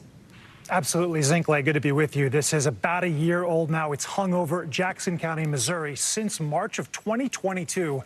And Zinkley, it all started with a call over a disturbance at a house there. When police did arrive, they found a car that matched the description of what the caller had phoned in. Someone they said was trying to break into their house. So they followed this car, but they lose police a mile away, even less than that. The car you're looking at your screen right now through that dash cam ends up getting into a car accident, plowing through a red light, striking another vehicle. The police for several minutes responded on scene. You see them, they're actually taking one of the passengers who was in the back seat out of the car. Meantime, the driver, that's Tyree Pryor, was in the driver's seat. And initially there's an officer in the back seat there, Zinkley, who spots an AR-15 style rifle wedged between the seat and the console, tries to remove it. Then the officers get confused and think there's another pistol he might be trying to access. Turns out there was no other pistol. Two officers fire 15 shots, killing Tyree Pryor. And now the question from family members and attorneys representing him and his family is, why was there not more scrutiny and potentially criminal charges here? They are filing a civil lawsuit in federal court. A lot of questions here. I mean, Sam, what are the details of the lawsuit specifically? And also, have we learned or heard anything from the police department on this? So the prosecutor's office in Clay has said that they have definitely assessed this. They had a use of force committee that examined what happened, the chronology, the accounts from officers multiple times, and decided it did not rise to the level of bringing charges. So let's look at some of the comments from earlier today. These are from attorneys describing sort of their apoplexy over how there could not be criminal action here. They said that Tyree was shot approximately 15 times while he was unarmed, defenseless, and trapped in a wrecked vehicle. Now, Independence Police, you asked about that, Zinkley, on this death say that each instance in which our officers utilize force of any kind is reviewed and evaluated to help us adapt training. Further, any officer-involved shooting is reviewed by an external agency and then evaluated by the relevant prosecutor's office. So many questions right now about why this was not brought before a grand jury. The county says they don't do that unless there's issues of witness credibility, and that was not the case in this instance. Zinkley? Yeah, we know you'll stay on it, Sam Brock. Thank you. A Minnesota bar is facing charges in the death of a 20-year-old who was served alcohol the night he died. The bar's owner could actually be facing prison time. NBC News correspondent Stephen Romo is following this story for us. Stephen? Yeah, Kate, this is an unusual story that leaves the business criminally charged here. But family members of this young man say someone does need to be held accountable for him allegedly being served alcohol underage the same night he disappeared before being found dead. A Minnesota bar is charged with a crime that could put the owner behind bars in connection with the death of a 20-year-old last December. There was a big hole this holiday without having George at the table. Prosecutors say George Musser visited Brian's Bar and Grill in Stillwater on the night of December 23rd, where he was served alcohol without an ID check into the early morning hours. Musser, a student at the University of Wisconsin River Falls, then wandered out into the sub-zero temperatures that night in an extremely impaired state, eventually collapsing and dying from cold weather exposure. After a massive search, his body discovered in Baytown Township, more than 2 miles from the bar. How do you move forward? How's the family supposed to celebrate Christmas? Loved ones and community members holding a candlelight vigil for Musser, remembering him as a loving and generous son. He hugged everybody, told them he loved them. The criminal complaint says Musser's mother had alerted the bar 2 weeks earlier that her son was underage and had been getting drunk there, and that the bar was known to other underage individuals as a place they could drink. A manager allegedly said at the time that the bar knew about the problem. The bar charged with misdemeanor and gross misdemeanor crimes for serving Musser underage, which could carry more than a year in prison combined if the bar is convicted. It's very unusual for a bar to be charged criminally in the death of a patron. Usually it's whoever served that person directly, but it's not unheard of. Brian's Bar and Grill did not respond to our request for comment. Now the bar where he spent some of his final moments facing potential consequences for his death. Now, Kate, the attorney we talked to about this said because it's so uncommon for a bar or a business to be charged in this case, it seems like prosecutors are trying to send a message that this could happen to other bars in the area if they do the same thing, sort of making an example out of them. Meanwhile, those representatives for the bar are due back in court on June 8th. Kate? Stephen Romo, thank you. The Biden administration is announcing aggressive new standards on power plant emissions. It's the latest in a string of moves out of the White House aimed to significantly cut America's contribution to the climate crisis. But the new proposals are likely to face political backlash. NBC News correspondent Tom Costello joins us now from Washington, D.C. So, Tom, can you just first walk us through these new pollution regulations in layman's terms? What does it all mean? Yeah, let's do it in layman's terms, because the weedy technical stuff will go right over everybody's heads, including mine. So the bottom line here is that the Biden administration wants to further cut greenhouse gases, emissions from the coal and gas-powered power plants that really help power the country's electricity. So they're talking about deep cuts to carbon dioxide emissions. That's a greenhouse gas, of course. It would be the equivalent of 137 million cars coming off the road each year. And the Biden administration says that would mean that when you reduce the pollution, 3,000 fewer asthma attacks, 1,300 fewer premature deaths related to that pollution by 2030. They say it's pretty significant. Here's the EPA administrator speaking today at the University of Maryland. Folks, this is our future we're talking about. And we have a once-in-a-generation opportunity for real climate action. So failure is not an option. Indifference, it's not an option. Inaction, it's not an option. The bottom line here is that this is going to already is getting pushback from some Republicans, from power utility companies, and also specifically from the state of West Virginia, with about 90% of the population there dependent on the coal industry in some way to make a living, guys. Big deal there. I mean, Tom, what kind of opposition, though, might these new regulations face? Well, I think you're certainly going to have legal challenges. There's a principle here, a technical principle, which would be using new technology called carbon capture. You're capturing the carbon before it goes into the atmosphere. A lot of these utility companies are going to say the technology is exciting. It's not yet proven. Right now, there's only one plant using that technology up in Canada. So the question is, could you implement carbon capture technology quickly enough to help with this greenhouse gas problem in America? But on the other hand, if it's a very expensive proposition, look for electricity rates to potentially go higher for you and for me. A lot to watch out for. Tom Costello, thank you. And you can watch Tom's full report tonight on NBC News Nightly News with Lester Holt. Coming up, the health scare that sent a member of our NBC News family to the ICU. What you need to know so it doesn't happen to you. You're watching NBC News Daily.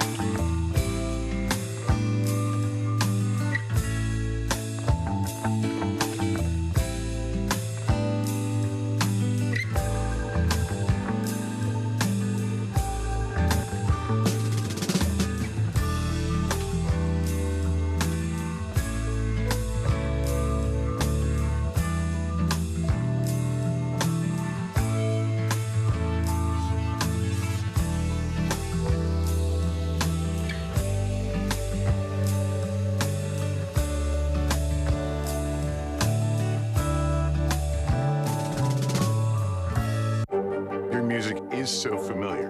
What do you think when people start humming back your tunes? How you doing, Lester?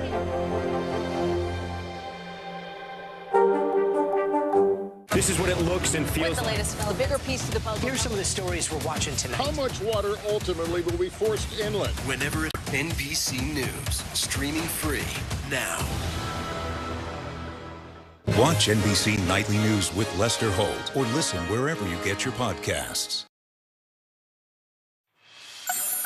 In today's Daily Health, we have a story that really hits close to home. Our friend and correspondent Morgan Chesky was on a hiking trip in Utah recently. It ended up with him in the ICU. Yeah, he was diagnosed with high-altitude pulmonary edema, also known as HAPE. It's a condition that can affect anyone, and it can even be fatal. And Morgan is fine. He's here to talk about it with us. Thank goodness. Also with us is NBC News senior medical correspondent Dr. John Torres. Morgan, I can't believe this is only 2.5 weeks ago. Yes, Yeah. all part of. How are you doing? Yeah. Appreciate you asking. Good to see you. I don't think I've ever met that more than right now. Very wild ride in that I went on a hiking trip here to an elevation that I didn't think would be an issue because I've been higher. And our hike at Bryce Canyon and at Zion, highest altitude about 9,000 feet. My second day at Zion, as you can see right there, is when I started to feel significant issues. I made it to where that group picture was taken. I had nothing left in the tank, though, feeling very lightheaded, very weak. And I could only walk about 50 yards before I'd have to stop, catch my breath. And my resting heart rate was well over 100. And that's when my Uncle Eric kind of grabbed my backpack, helped me off the trail. I thought I could sleep it off with a good night's sleep, maybe some over-the-counter medication. I took a COVID test. It came back negative. And when I woke up the next day and I felt worse, I knew something was wrong. And that's when we ended up in a clinic that tested my oxygen. It was about half of what it should be. And I all of a sudden take my first ambulance ride and end up in the ICU. Was that Angel's Landing? It was close to that. Because Yes. I've been there. That's not high. You don't think of that. It's like not the top of a mountain or Right. anything. Zion, only about 6,000 feet. Our highest hike was at Bryce, our first day, I might add. And the doctor, upon admitting me to ICU, he said, wait, let me get this straight. You went from Dallas to Bryce at 9,000 feet, less than 1,000 feet in Dallas in about 12 hours. He goes, that's a big red flag to me, particularly with HAPE. And you are also fit. You've hiked this sort of level before, so you were no stranger to this. I wonder, Dr. John, what should people know about it? You know, and this is very typical for what I see in Colorado, where people come in either with acute mountain sickness, which is kind of the lighter end of this, and people get headaches, fatigue, nausea, that kind of thing because they're at altitude. And then it can go to HAPE, which is the pulmonary edema he had. And then even more worrisome is a condition called HACE, which is high-altitude cerebral edema, swelling in the brain. And those are conditions that can happen to anyone. It doesn't matter how fit you are, doesn't matter what your body looks like. Right. It can happen to anybody. And the key is that switching altitude very quickly is one of those things that can happen. And not only did you go from Dallas to that high altitude, but you went from Dallas to an airplane, down again, and up to that high altitude. And so that kind of thing can really cause some problems. Some people are more genetically susceptible to it, and it looks like you might be one of those that, you know, moving forward in the future, you might be more at risk for this happening as well. Can you define pulmonary edema So for us? pulmonary edema, what happens here is because of the pressure changes, the blood vessels in your lungs start leaking plasma into your lungs and start filling up with fluid. And if it starts getting bad enough, luckily you didn't get to this because we talked about this earlier. You didn't get to the stage, but people actually can start having this pink frothy froth just come out of their mouth because it's so much fluids coming out and they have a hard time breathing. Oxygen saturation is down in 50%. Right, and I think just real quickly, what was scary is that my oxygen levels had depleted. Because of that, your heart is having to work overtime to get more blood to your body that has less oxygen. Doctor told me if I didn't come in when I did, essentially you either pass out from lack of oxygen or you have a cardiac event because your heart can't handle it. Wow. So, I mean, summer is around the corner. What should those who want to be active, want to hike, be And looking out again, the for? main thing is to make sure that you acclimate slowly. And we have a saying that you want to climb high, sleep low. And so climbing up in the day and then coming back to lower altitude to sleep is the key to doing that over a few days. You know, making sure you don't get off an airplane and go straight to a hike like this. You know, getting a day or two of rest can help. And there are some medicines that can help as well if you're susceptible, which is something you're probably going to be using in the future. Right, and Doc, I should add, I've been to Grand Teton National Park, hiked there alone. I took a medication in that case because I knew I was going to be going higher than 10,000 feet. I looked at my itinerary here. we're hitting 9, I thought it was fine. And 8,000 is kind of the key. If you're going above 8,000, think about it. I've used that oxygen that you can, bottles, canned oxygen. Sometimes and I mean, briefly, how are you feeling now? How's recovery? I mean, my lungs are not going to have any permanent damage, but doctors have told me that, I kind of need to take it slow and steady, so you won't see me in any boot camp class anytime soon. And I'm already planning, I'm planning a beach vacation for a nice long hike there. Perfect. Right, So, low altitude beach vacation. Exactly. Dr. John, we have you. I want to ask you something that's just breaking this afternoon. The FDA just ended the ban on blood donations from gay and bisexual men. How significant is that? This is very significant. It's going to expand the blood pool, number one. And number two, it's not going to discriminate against those that they should not have been discriminating against. And up until now, they've been singling them out, saying, if it was men who had sex with men, especially within the last 3 months, then you couldn't donate blood. Now they're expanding the questionnaire to everybody, so everybody's going to have to answer those questions. And if anyone has had a new sexual partner or multiple sexual partners within the last 3 months, they don't want you to donate blood. So it's not isolating a specific group that they should not have isolated. All right, well, Morgan Chesky, great to see you, Good to see you. And Dr. John, thanks for being here. You bet. Thank you all so much. There's more news ahead. Stay with us.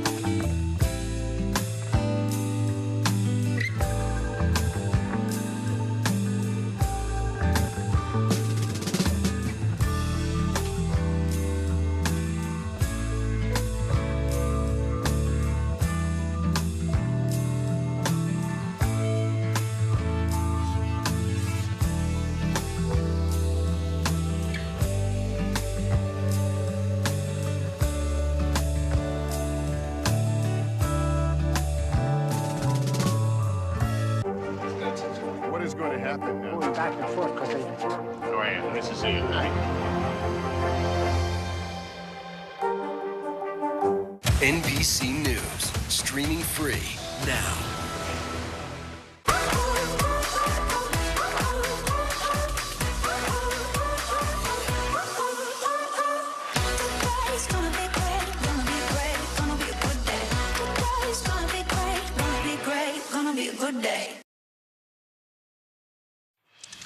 All right, if you're a child of the 80s or the 90s, a fixture of your youth is disappearing for good. Yes, that would be me. After 3 decades, MTV's parent company has put an end to MTV News. The program covered generation-defining moments for music fans, really for everybody, from the death of Kurt Cobain to interviews with leading politicians. NBC's Joe Fryer takes a look back.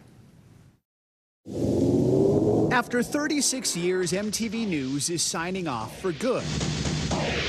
It's shutting down as part of major layoffs at its parent company, Paramount. The renegade media outlet launched in the 80s with music critic Kurt Loder as an alternative to traditional broadcast news.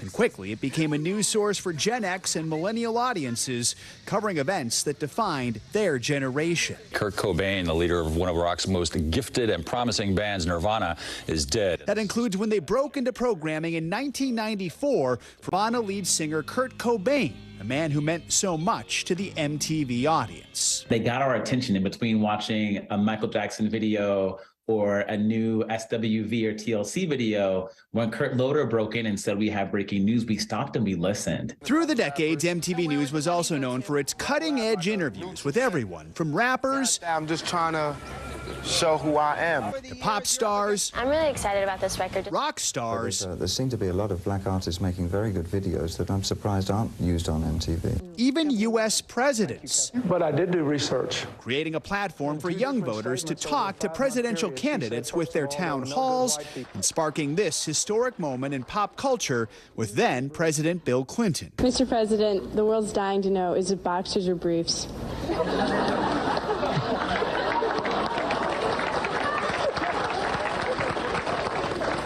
Usually briefs. I can't believe she did that. Those town halls were really ways to put the political stories in front of pop culture and bring politics and pop culture together. MTV News also sent reporters out on the campaign trail, including NBC's very own Jacob Soboroff. It's been super low turnout in Boston all day. The outlet also managed to make its young viewers part of huge moments in history on the ground in New York City following the terror attacks on September 11th. They could do as many bombs or as explosion or as many attacks as they want to. New York is still going to be here. MTV News would eventually move away from its breaking headlines and rugged reporting, recently keeping its focus on music and entertainment. Okay, the second season of Stranger Things 2 just dropped. With award show coverage and interviews with A-list actors and musicians. I think that it's important to recognize that we're always going to want to understand news in new ways. And I do believe MTV at one point was that for us. It filled that void. While MTV News may be coming to an end, it undoubtedly left a lasting impact on an entire generation, the news and pop culture. That's the news for now. Stay tuned for more music on MTV. I know I'm going to miss it. That is so nostalgic for me. Yes. I just have to say, I'm dating myself, but yeah, it takes me back.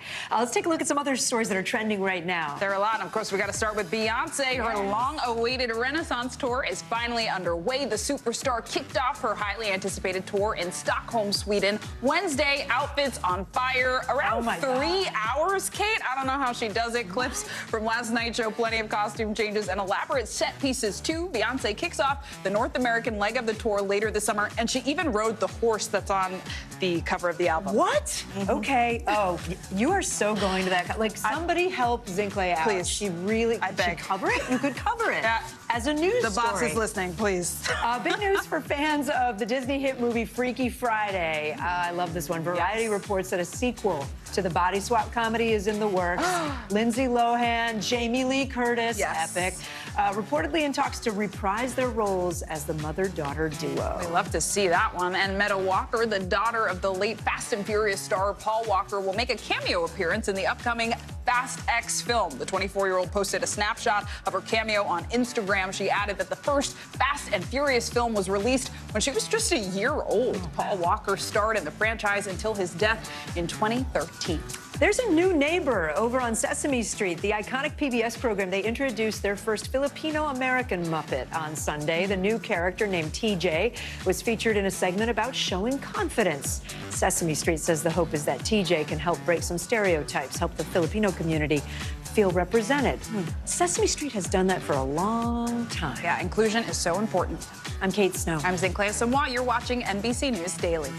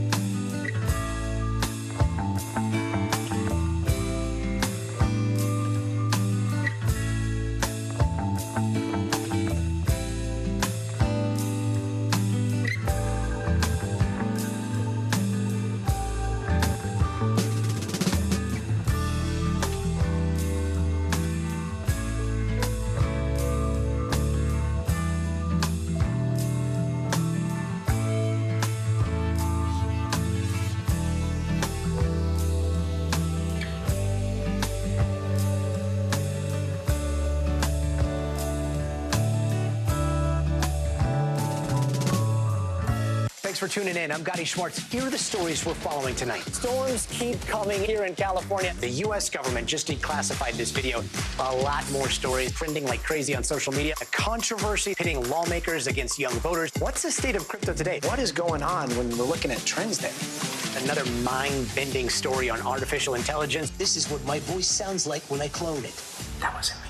You gotta see this. Stay tuned now, weeknights at 8 Eastern, 5 Pacific on NBC News Now.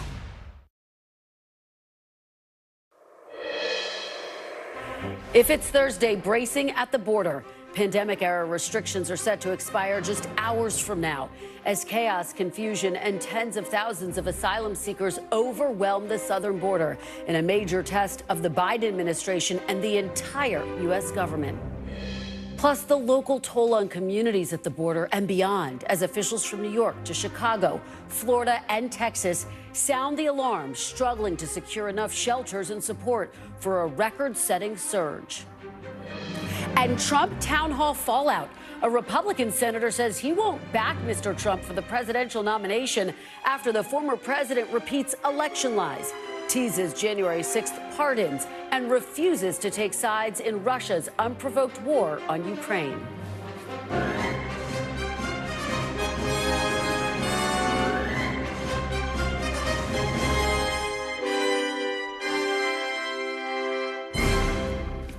Welcome to Meet the Press Now. I'm Kristen Welker. We begin with breaking news along our southern border, where in less than 8 hours, the pandemic-era border restrictions known as Title 42 will expire, leaving border officials without a key tool they've used nearly 3 million times since 2020 to turn away migrants. The surge predicted by Border Patrol agents when Title 42 expires is here. Agents saw a record-setting 11,000 border apprehensions Tuesday and another 11,000 yesterday. One official estimates roughly 65,000 migrants are gathered on the Mexico side of the border ahead of tonight's deadline. Communities in the area say they are already overwhelmed as they brace for an even bigger influx. The Biden administration sending in thousands of military troops to help Border Patrol agents while rolling out new policies and procedures in an attempt to keep the situation under control. Here's DHS Secretary Alejandro Mayorkas speaking to reporters at the White House this afternoon as he vows that the administration's existing enforcement authorities, what's known as Title 8, will mean tougher consequences for some migrants. The transition to Title 8 processing will be swift and immediate. We have surged 24,000 Border Patrol agents and officers, thousands of troops, contractors, and over 1,000 asylum officers and judges to see this through. We are clear-eyed about the challenges we are likely to face in the days and weeks ahead, and we are ready to meet them. I want to be very clear. Our borders are not open. People who cross our border unlawfully and without a legal basis to remain will be promptly processed and removed. President Biden, meanwhile, has acknowledged the situation will be, quote, chaotic for some time, while renewing calls for a gridlocked Congress to act. Secretary Mayorkas echoing that call today. Congress has been unable to pass immigration reform that everyone agrees and understands is desperately needed. We are working with an immigration system that was last reformed in the 1990s. Migration has changed dramatically since then, and we need our laws updated. Now, for their part, House Republicans will be voting on a border security bill in just a few moments. But even if it passes, it will die in the Democratic-controlled Senate, as the White House argues it will make the problem worse, not better. The fallout from the crisis at the border is far-reaching. Migrants have been bused to Democratic sanctuary cities, including Chicago and Philadelphia. This morning, more migrants were dropped in front of the vice president's residence here in D.C. The state of New York has even declared a state of emergency as Mayor Eric Adams criticized the Biden administration for not doing enough to secure the border. Adams is scrambling to find places to house and shelter incoming migrants outside the city, prompting backlash and legal challenges from nearby counties. Joining me now is Julia Ainsley in El Paso, Texas, and Ali Rafa is outside the White House. Julia, I have to start with you there along the border. What are you seeing? And take us through what's going to happen tonight, the moment when Title 42 lifts. Well, it's funny. I'm actually at gate 42 right now, Kristen, and this is where we've seen some migrants come across. In fact, yesterday, they were bringing them in about groups of 10 or 20 as hundreds were lined up just behind me in Juarez, Mexico to get in.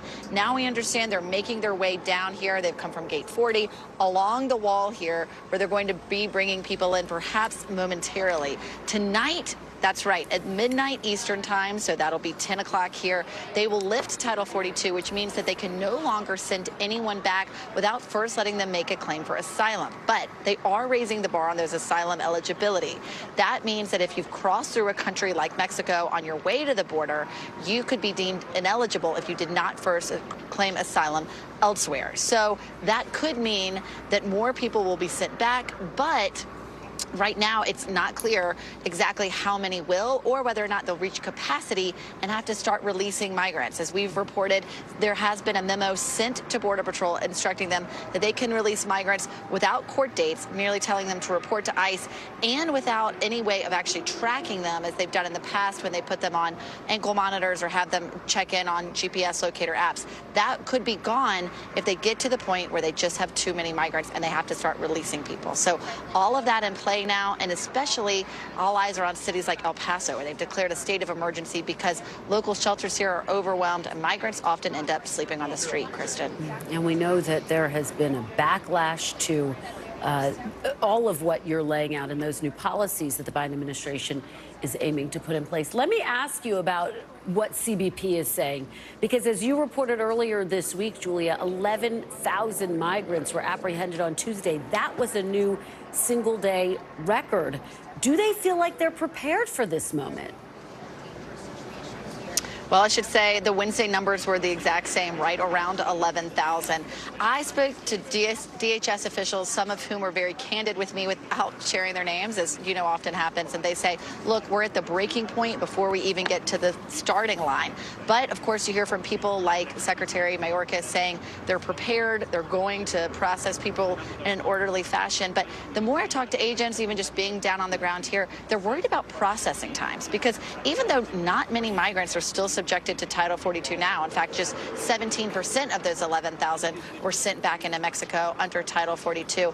They are worried that when they bring more people in, it'll just take longer to process them. They'll get that overcrowding, have to do more releases. It's all just something that could be triggered if they get to certain numbers. So they're preparing right now. Chief of Border Patrol Raul Ortiz says he's estimating between 60 and 65,000 migrants are in northern Mexico waiting to get in the coming days. And we know that you're going to be there to track it. Ali, Rafa, let me turn to you at the White House. Obviously, this dominated the briefing today at the White House. Secretary Mayorkas was there. Does the White House feel as though it is ready for this moment? And the president raised eyebrows yesterday by signaling that he's open to potentially sending more troops to the border.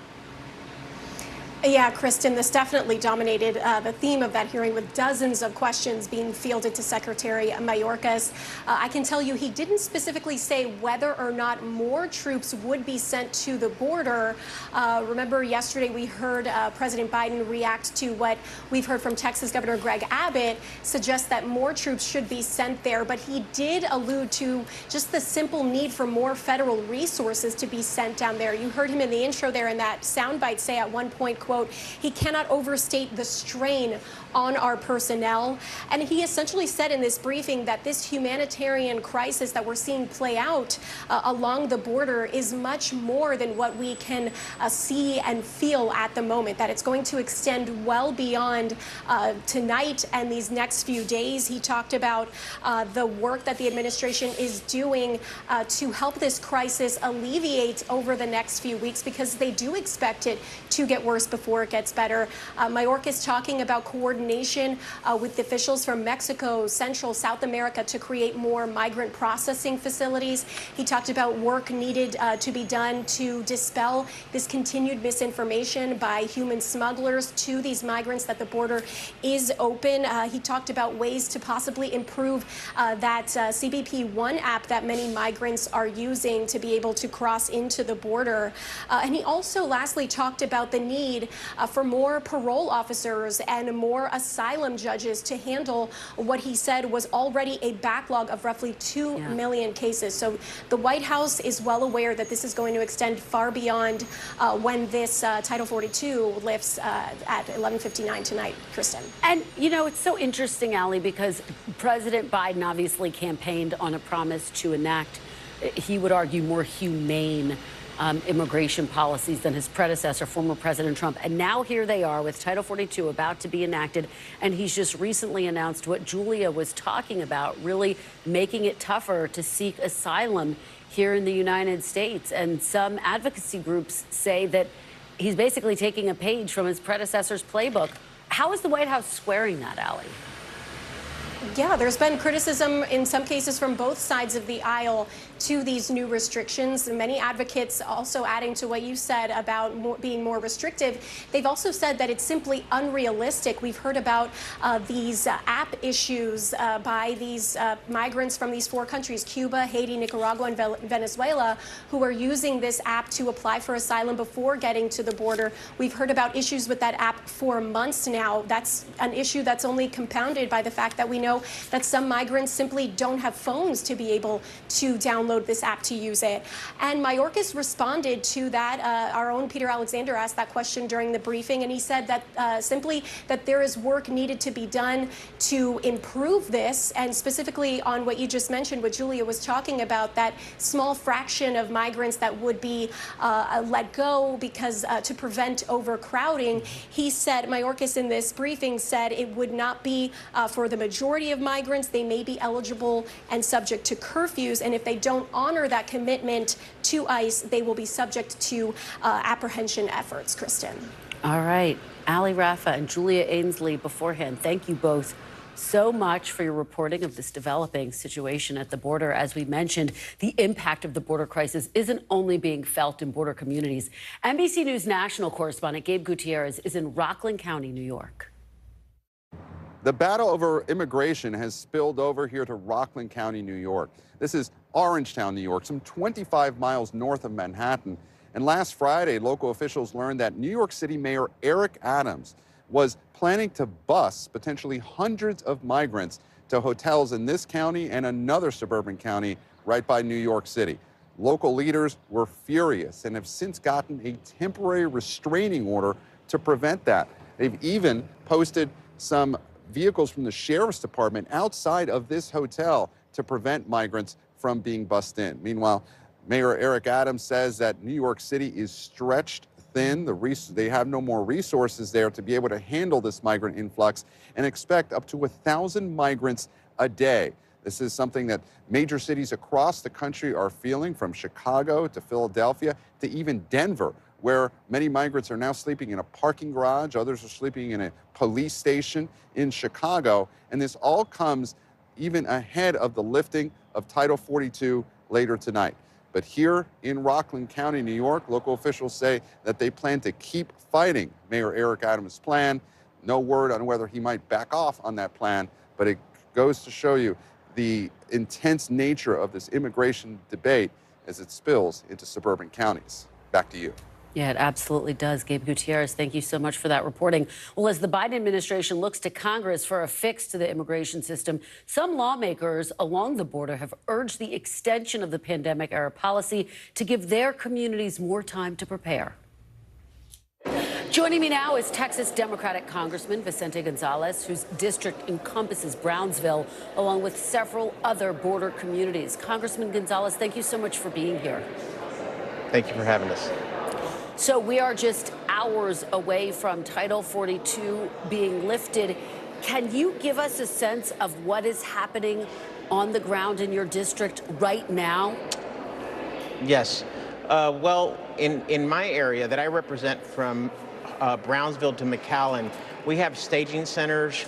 We have the Border Patrol throughout the region. We have the state officials also assisting on the border. We have a staging center in my district in Brownsville, Texas. It's called Camp Monument, which is on a golf course right on the Rio Grande, where migrants are coming and processing right now, as we speak, every day. and are being processed and being moved laterally out of the region and hopefully north into their final destination as fast as possible. The Border Patrol has done a phenomenal job so far, and we're just expecting, we're anticipating a larger amount of crossings every day. Is the situation right now under control? Do you feel like you're prepared in your community, in your district? Well, I was one of the members that was against lifting Title 42, at least for the time being. I thought we could have waited another 60 or 90 days and built more infrastructure along the southern border. We could have built more of these asylum processing centers early on. It's something that I've been advocating for the last 5 or 6 years, of creating safe zones where migrants can come and ask for asylum far away from our southern border. This does two things. It takes the pressure off our southern border and allows Border Patrol and law enforcement to do their job. And it also removes the cartels out of the equation, cartels who make billions of dollars transporting migrants to our southern border. I think there is a lot more the Mexican government can do, and I think we should be urging them and pressuring them to do their part in stopping some of this migration on their southern border with Guatemala. But just very quickly to my question, do you feel like the situation right now in your district is under control? It sounds like, based on what you've described, there's a somewhat orderly process right now. There really is right now. We're hovering in the Brownsville crossing, for example, we're hovering at about 1,000 crossings a day. We can handle that. If it grows to 4, 5, 8, 10,000, that is a huge concern that we're extended too thin and we don't have the resources. So I'm concerned if that were to happen. We're cautiously optimistic. We don't know what to expect, really, at the end of the day. We hope that migrants continue to follow the orderly process, which is not an official process. It's just kind of the way things are flowing along the border. And I think that's why people are so concerned. Obviously, border communities need more federal resources to deal with this problem. This is not the fault of a municipality. Let me follow up with you on your perspective that Title 42 should have remained in place. The Border Patrol chief says only about 17% of the migrants apprehended on Tuesday were actually subject to Title 42 removal. So I guess the question is the policy really as impactful as is perceived, as you are describing it to be? So that's a great analysis, right? It's not as impactful as somebody would expect. I mean, the Border Patrol and CBP are going to pivot from Title 42 to Title 8, which is still... to my point, Congressman, is it time to therefore lift Title 42, given what you just said? Yeah, I mean, we don't know until we actually do it, but that's why I said I would have given myself a little more time, built a little more infrastructure along the border, but we definitely are going to come to a point where we have no choice but to lift Title 42. Today, it's going to be because that's what was determined, that tonight at midnight it's lifted. But what I'm saying is it's not like there's no laws in the books to continue to enforce. We still have Title 8.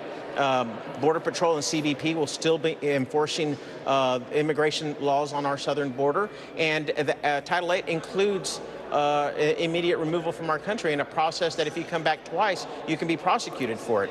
So we are going to go back to the traditional laws that we've been enforcing for a long time now on our southern border, but it's not just a clear path that Title 42 has been lifted and you can just come into the country. As you know, the Biden administration has implemented some new provisions to try to brace for this moment, including enacting stiffer asylum laws, as well as getting Mexico to help more. But I wonder, given that the president has acknowledged that it's going to be chaotic at the border, at least in the short term, do you think that the administration waited too long to implement the groundwork? I don't know if they've waited too long, but I'm just saying I would have extended Title 42, built more infrastructure, had more personnel, got Mexico to do more on their southern border, which they now apparently they're sending a bunch of their National Guard to their southern border. This is something that I've been talking about for 6 years. It's common sense. We need Mexico to act responsibly on their southern border. There's a lot more they can do, and I hope that they comply with their end of the bargain, and they do it. DHS Secretary Mayorkas is calling for Congress to enact immigration reform, essentially saying there's only so much we can do. As you know, House Republicans are voting on their border bill today. It mainly deals with enforcement, but is there anything in the bill, any area where you think you can find common ground that you would support? Well, let me tell you, this is a bill that everyone from NGOs to farmers are opposing. That ought to tell you a lot. From really progressive groups in our country to the most conservative in our country oppose this immigration bill that they're putting on the floor. I don't know that they have enough Republican votes to pass it. This is a messaging tool being used by Republicans in Congress for their next campaign. This is not a serious proposal that has any chance of passing on the Senate side. They're not asking us for suggestions, or they're not really being negotiable with us on trying to come up with a comprehensive bill that would have bipartisan support. Let me ask you this. President Biden said that he spoke with the Mexican president earlier this week and called him, quote, very cooperative. You've been clear you want to see Mexico do more. Can you be specific? Right. What more do you think Mexico needs to do at this critical moment when Title 42 is about to be lifted? Right.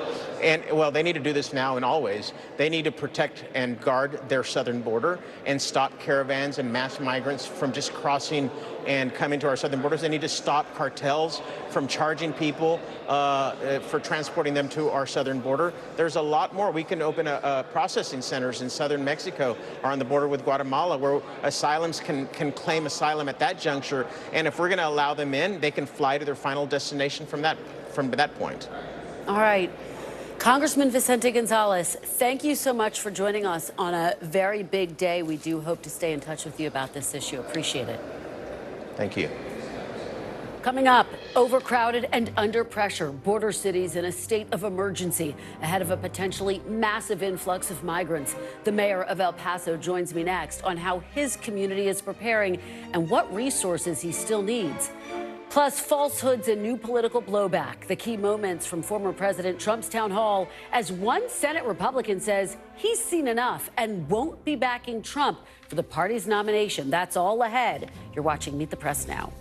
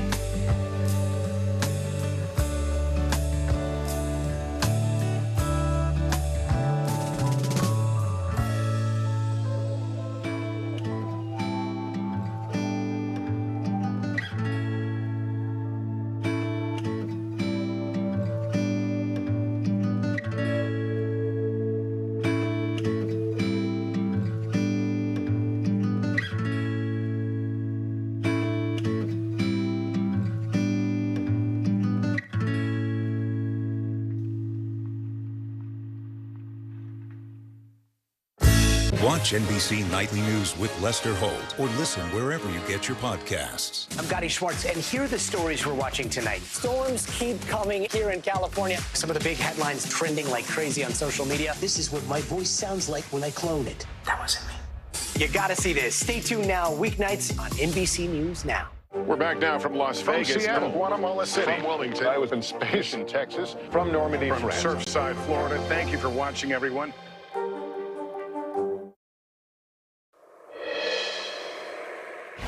Welcome back. We have some breaking news in the New York City subway death of Jordan Neely during an altercation with a former Marine. The medical examiner ruled Neely's death a homicide, and the Manhattan DA is looking to charge that Marine, Daniel Penny, as early as tomorrow. Sources familiar with the matter tell NBC's Jonathan Dienst.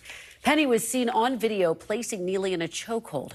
Neely's family, along with many political leaders, have called for criminal charges. Penny's attorneys have said the former Marine was protecting himself and others from a man with a history of violence and mental illness.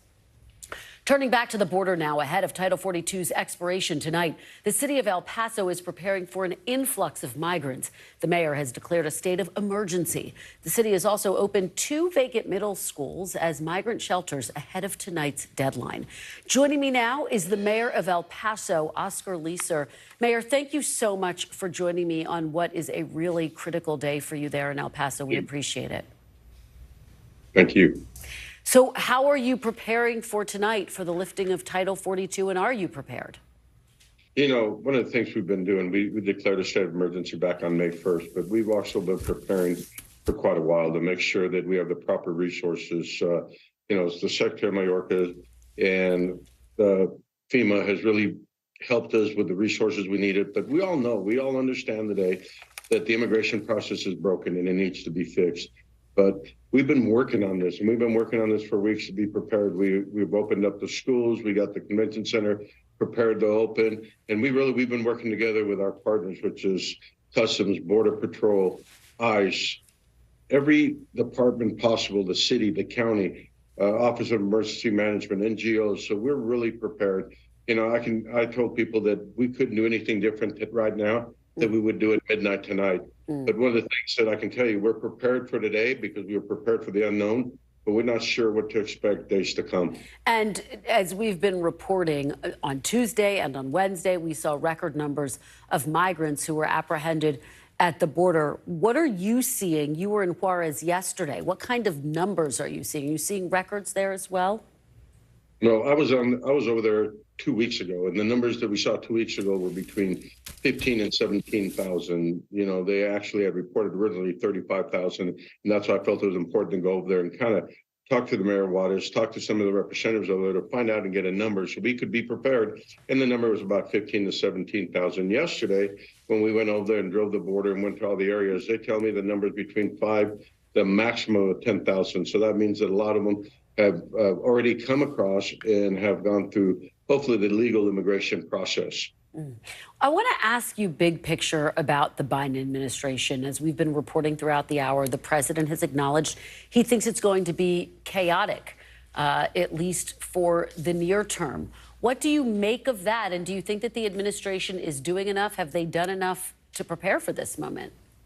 Well, I've worked really well with the Biden administration, and like again with Secretary Mayorkas, said we are prepared, and you know we're preparing for the unknown, like I said a minute ago. But really, we know there's going to be a huge influx, and we're prepared. Everybody we met this morning with every agency you could think of, and we kind of made sure everybody understood what we're going to do, how we're going to do it.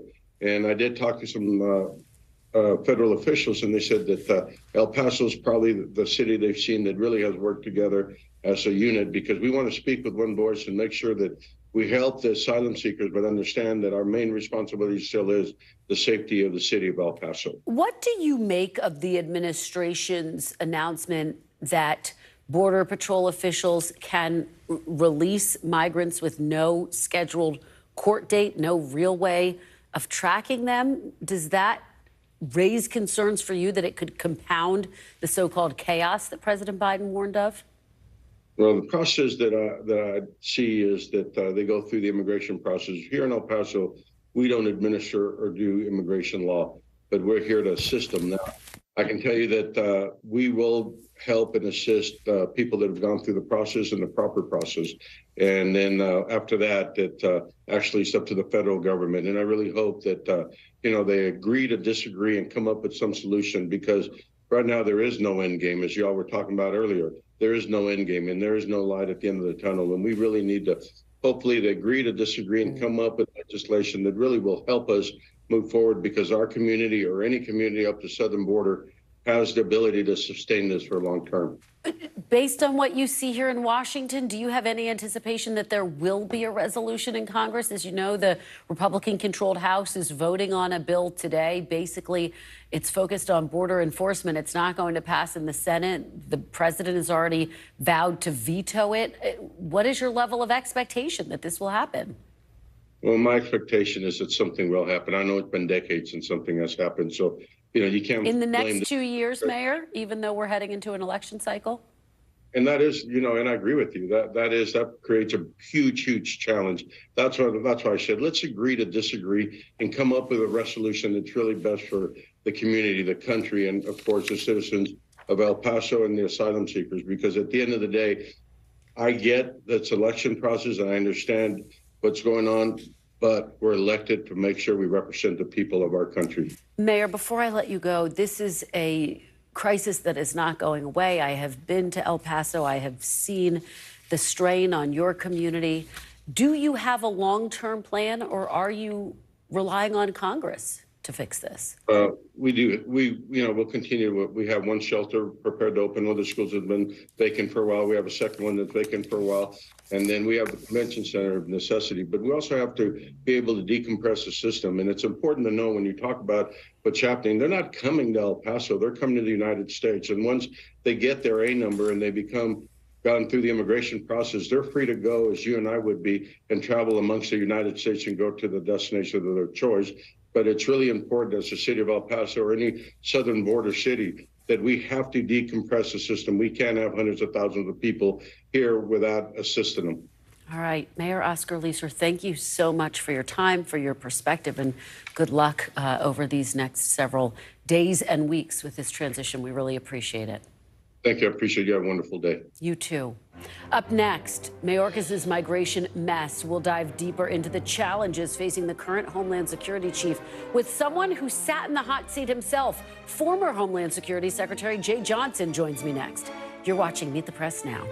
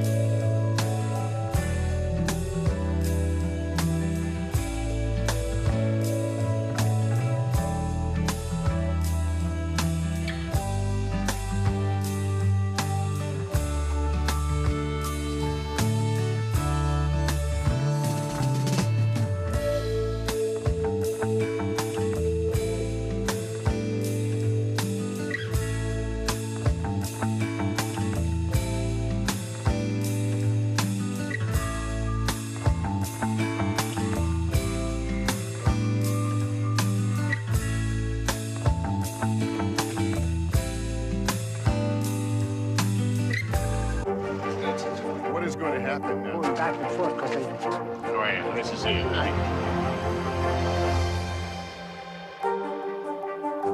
For Dateline Premium, subscribe now on Apple Podcasts. This is what it looks and feels With the latest, a bigger piece of the puzzle. Here's some of the stories we're watching tonight. How much water ultimately will be forced inland? Whenever it happens, wherever you are, NBC News, streaming free now.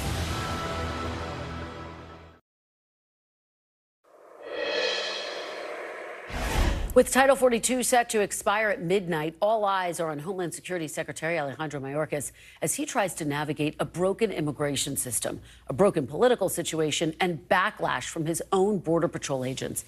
Today, Secretary Mayorkas again called on Congress to take legislative action to fix the decades-long problem as Senate Republicans try to put the onus right back on the Biden administration. This is a chaotic situation that Americans do not like. Americans like legal immigration. They do not like illegal immigration, and they certainly don't like what's happening right now on our southern border. Biden has failed our American people, failed, utterly failed, and put us at the mercy of these drug cartels that literally control our southern border. Joe Biden has decided he wants an open border where anybody can come across the border and you're just flown anywhere you want in this country. This is despicable what he's doing to American citizens. Joining me now is Jay Johnson, former DHS secretary under former President Obama and partner at Paul Weiss. Thank you so much, Secretary Johnson. Appreciate your being here. Hi, Kristen.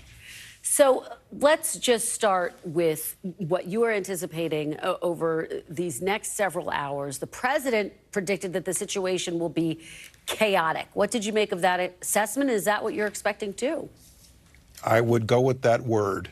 First, it can't be reassuring to the American public to see the two political branches of our government doing this, one blaming the other. With the numbers that are reportedly piling up on the southern border, yes, it will be chaotic. It will be chaotic for the mayor of El Paso, who you just interviewed. It'll be chaotic for communities all across the southern border, in Arizona, in Texas. You know, I used to own this problem. My wife volunteers for Catholic Charities in El Paso and McAllen, and she comes back and she tells me these remarkable stories. And ultimately, it's much easier to talk about this now that I'm out of office and I'm here on Meet the Press now. It's a larger problem than it used to be, but there are certain basics to this problem that I think remain true. One is that the push factors always overwhelm any degree of enforcement or defense we can put up on our southern border. As long as the conditions in Guatemala, Honduras, El Salvador, Nicaragua, Venezuela, Cuba, and Haiti remain as bad as they are, families are going to make the basic choice to come to the United States because they know they're better off here, even just for a few years, than they are staying at home. And so there has to be a way to address the underlying causes, to help eradicate the poverty and violence in these countries and the corruption. We started on that path in the Obama administration in the last year. The Trump administration suspended that aid. And I know that President Biden believes this to be true. And then here we can talk about enforcement on the southern border. There's a fair amount that can be done that I believe is being done now. Do you think the administration should have done more on the front end? And how do you assess how Secretary Mayorkas is handling the situation? Is there anything you would have done differently? Well, it's easy for me to sit here and say I could have done something differently, but I'm not in it anymore, and I don't live with this problem day to day like he does. I can think of nobody more committed to Homeland Security, to immigration than Ali Mayorkas. He's fully committed. He's all in. He's a loyal soldier to President Biden, and he's going to work this problem as hard as any human being can work this problem. I do believe that this administration must continue to send an enforcement message, a clear, coherent enforcement message that there is a right way and a wrong way to come here, and if you come here the wrong way, we will send you back. The one thing about illegal immigration is it reacts sharply and quickly to information about perceived changes in our enforcement policy here in the United States. And so it's important to continue to send the enforcement message. It's also important, Kristen, I believe, to support the Mexicans in their efforts. The border between Mexico and Central America is only 300 miles long as opposed to 1,900 miles long here in this country. And last time I looked, the Mexican government does not have much of a border patrol. And so encouraging the Mexicans to do more on their southern border, as we did in 2014, 2015, is also very important. And there are aspects of our system that operate as magnets. The backlog and the asylum applications and the relatively low bar to establishing credible fear to stay in this country. And these are things that both the executive branch and the congressional branch can help fix. I want to try to sneak in 2 more questions, and we have less than a minute. But first, on the messaging, no, it's really critical to hear what you're saying. On the messaging, has the administration been consistent? Because the president got into office vowing to be more humane than his predecessor, and some of his critics saw that as an invitation, and we've seen the language get tougher. But was there a lack of consistency in the messaging from the administration? Well, I believe that now I'm going to emphasize. I'm going to answer it the other way. I believe that now we're seeing a coherent message about enforcement, about alternatives, safe legal paths, regional processing centers. You've got to give people hope, and you've got to give people a lawful, safe alternative to illegal immigration. And the administration, I believe, is definitely sending that message. It's going to take a while to set all that up, however. And final question, very quickly. When you were in the Obama administration, you could argue we saw Congress get closer than they have ever before to actually passing immigration reform. It didn't happen. What is it going to take, particularly given in this increasingly divided environment? Should there be a small piece of legislation that gets passed, for example, something akin to the gun legislation that we saw, where it wasn't the big sweeping bill that everyone was hoping for, but they did get a few things done? That's an excellent political question. In the Obama administration, we believed you had to do it all at once. We came close, as you noted, in 2013, 2014. I still tend to believe that there should be an effort at compromise where everybody gets something in an immigration reform package, because this issue is so difficult politically. Yeah. All right. Secretary Jay Johnson, thank you so much. It's always wonderful to have your perspective. We really appreciate it. Thank you. And before we go to break, a new development in the ongoing debt ceiling talks between the White House and leaders on Capitol Hill. The group met on Tuesday. There was little movement in the talks. And now we've learned that the second planned meeting, which was set for tomorrow, has been postponed. A White House spokesperson tells my colleague, NBC News' Peter Alexander, staff will continue to work together and the principals will meet next week. A source familiar with this adds that the delay is a positive development, that staff are continuing to meet, and the time wasn't right to meet again at that moment. So we will continue to track that and bring you any developments we get. Coming up next, new reaction and new fallout from the former president's town hall performance last night. We're live in New Hampshire with the latest next. You're watching Meet the Press Now.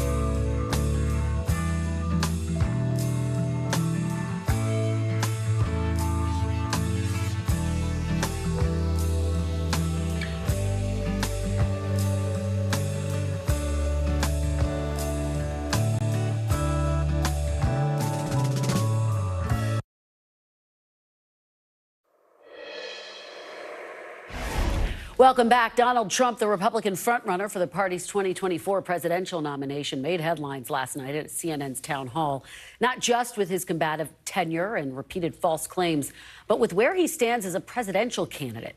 He called January 6th a, quote, beautiful day and pledged to pardon many of the rioters. He urged Republicans in Washington to let the U.S. default if Democrats don't agree to big spending cuts as part of the debt ceiling negotiations.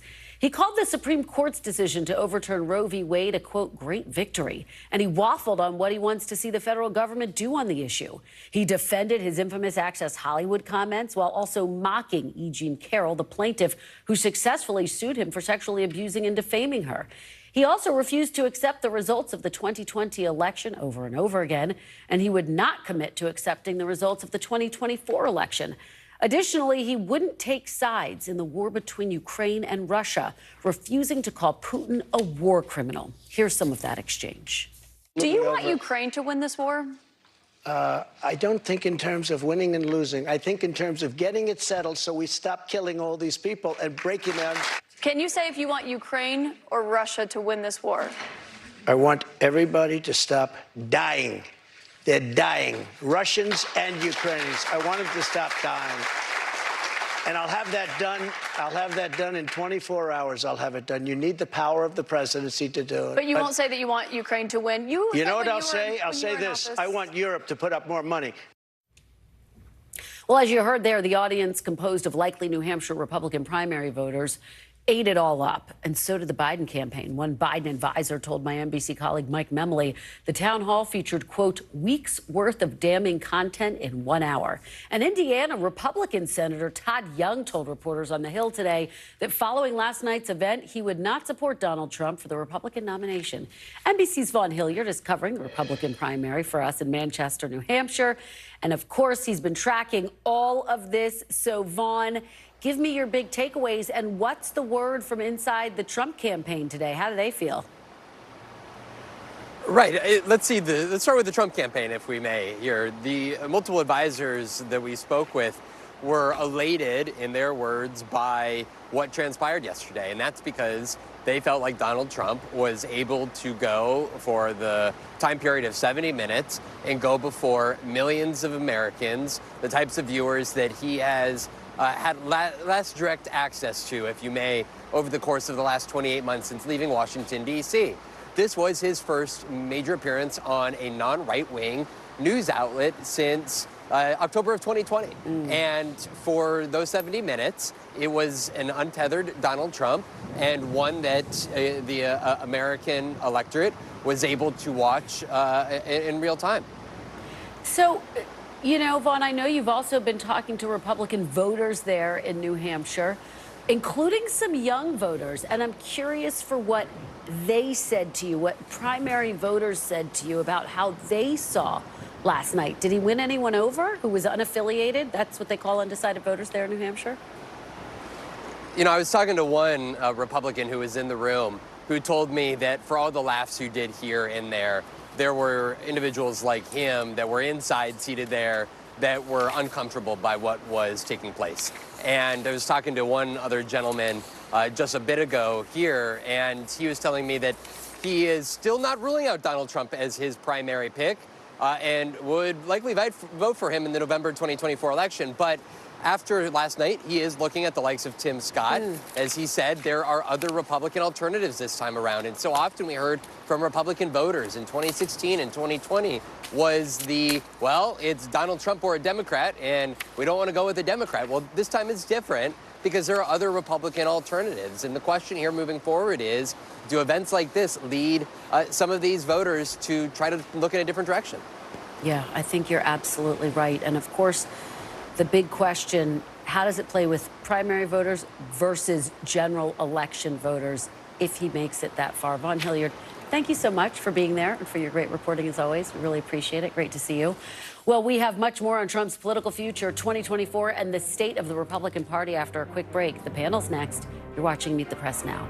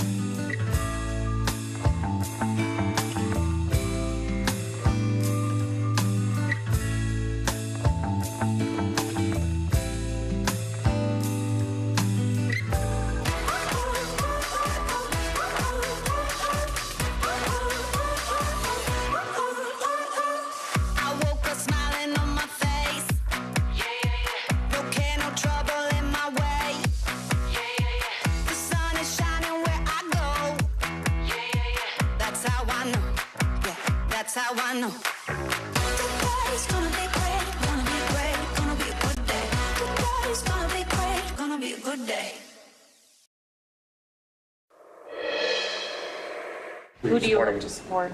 I haven't decided yet. It won't be him. And what's the reason for not supporting him? Where do I begin?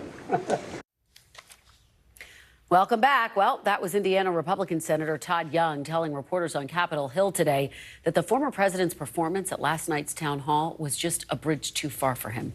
Joining me now to discuss this on set is Rhonda Colvin, senior congressional reporter for The Washington Post, Mo Alithi, Democratic strategist and executive director of the Georgetown Institute of Politics and Public Service, and Sarah Chamberlain, president and CEO of the Republican Main Street Partnership. Thanks to all of you for being here after a bit of a raucous night last night in the political world. Rhonda, let me start with you. What was your big takeaway from watching last night? Do you think that former President Trump won over any undecided primary voters? Because really, that's the goal for him at this point. I think that remains an open question. I think that town hall was very much for his supporters. You saw a lot of engagement and enthusiasm among the people who were in attendance. So it seems it was for them, those hardcore Trump supporters who will likely vote for him. I know the CNN did say that the audience was made up of people who will be likely primary voters in New Hampshire. So it was really for his base. You really have to look at who tuned in. Did people in the middle want to watch that? I think that a town hall like that may have been structured for those who remembered why they did not vote for him and those who want to vote for him. Yeah. Sarah, what did you see last night? I saw the same thing. I actually agree with you. That was for his base to get them fired up that he's back and he's ready to go.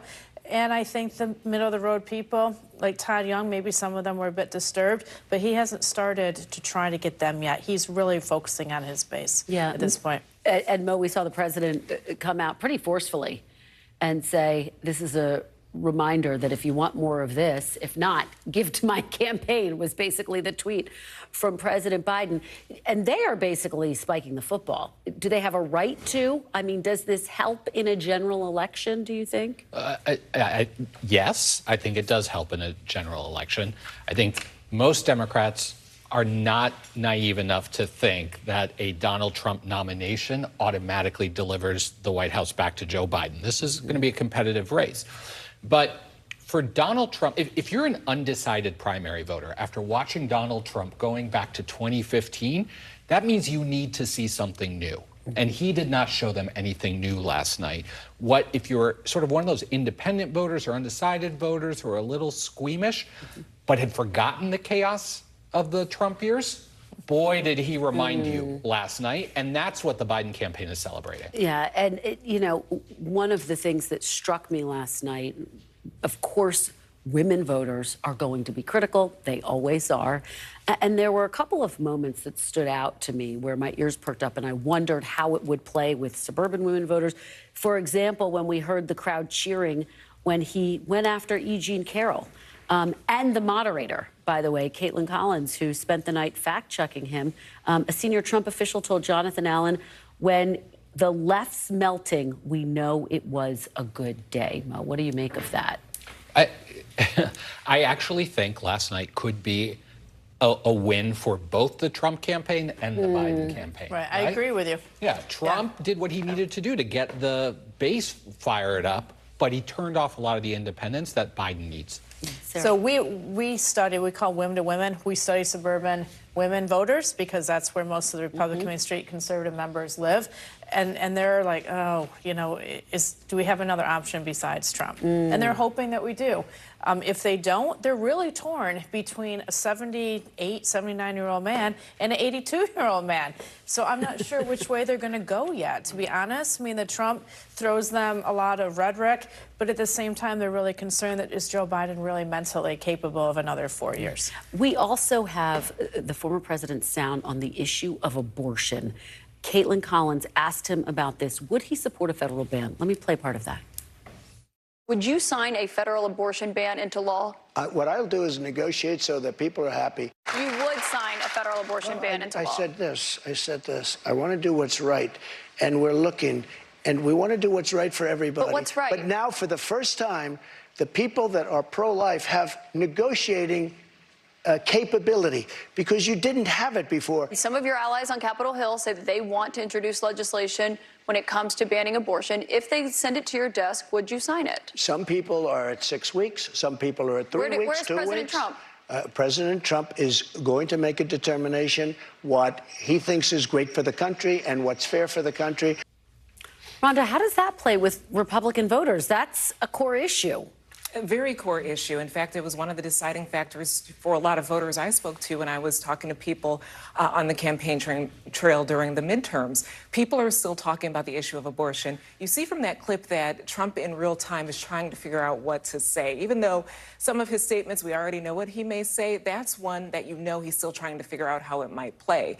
And he'll, again, it was for his base, too. Bringing up about his role in placing the Supreme Court justices on the bench.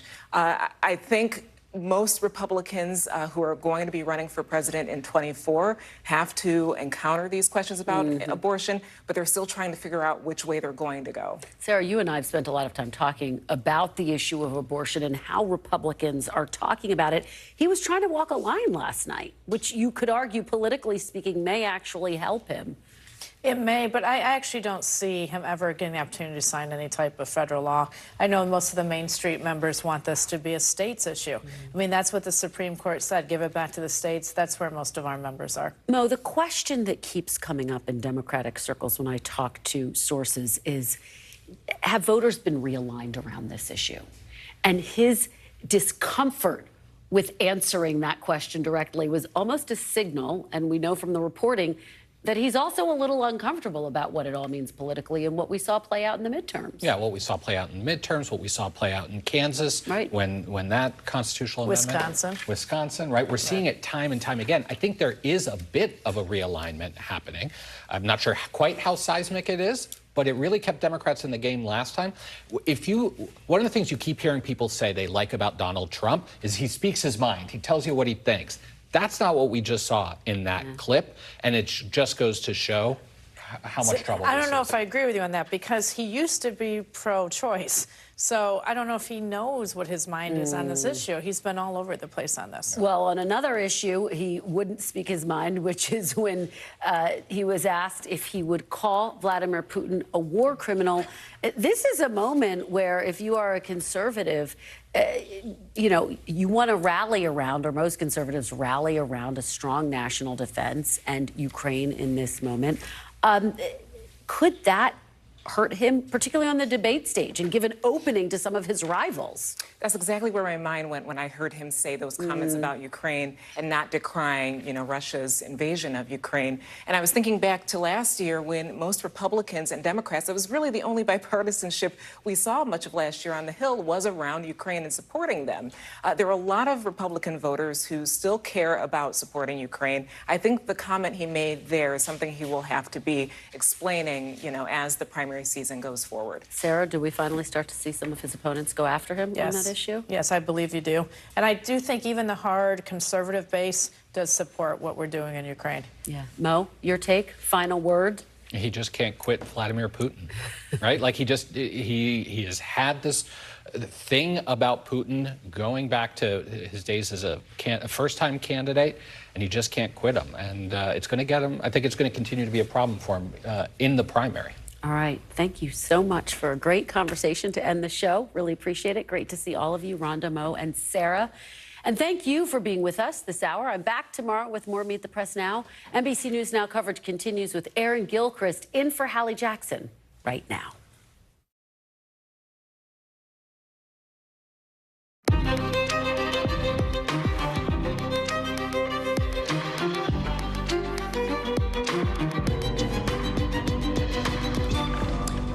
As we're coming on the air tonight, an influx of people are coming right now to the U.S. southern border. A crucial COVID-era immigration rule ending today. Troops are standing by there, putting up wire fences as families, some of them desperate for asylum here in the U.S., tell our team on the ground they are just looking for a better life. We are live in Texas and on Capitol Hill with the whole political firestorm that's coming with all this.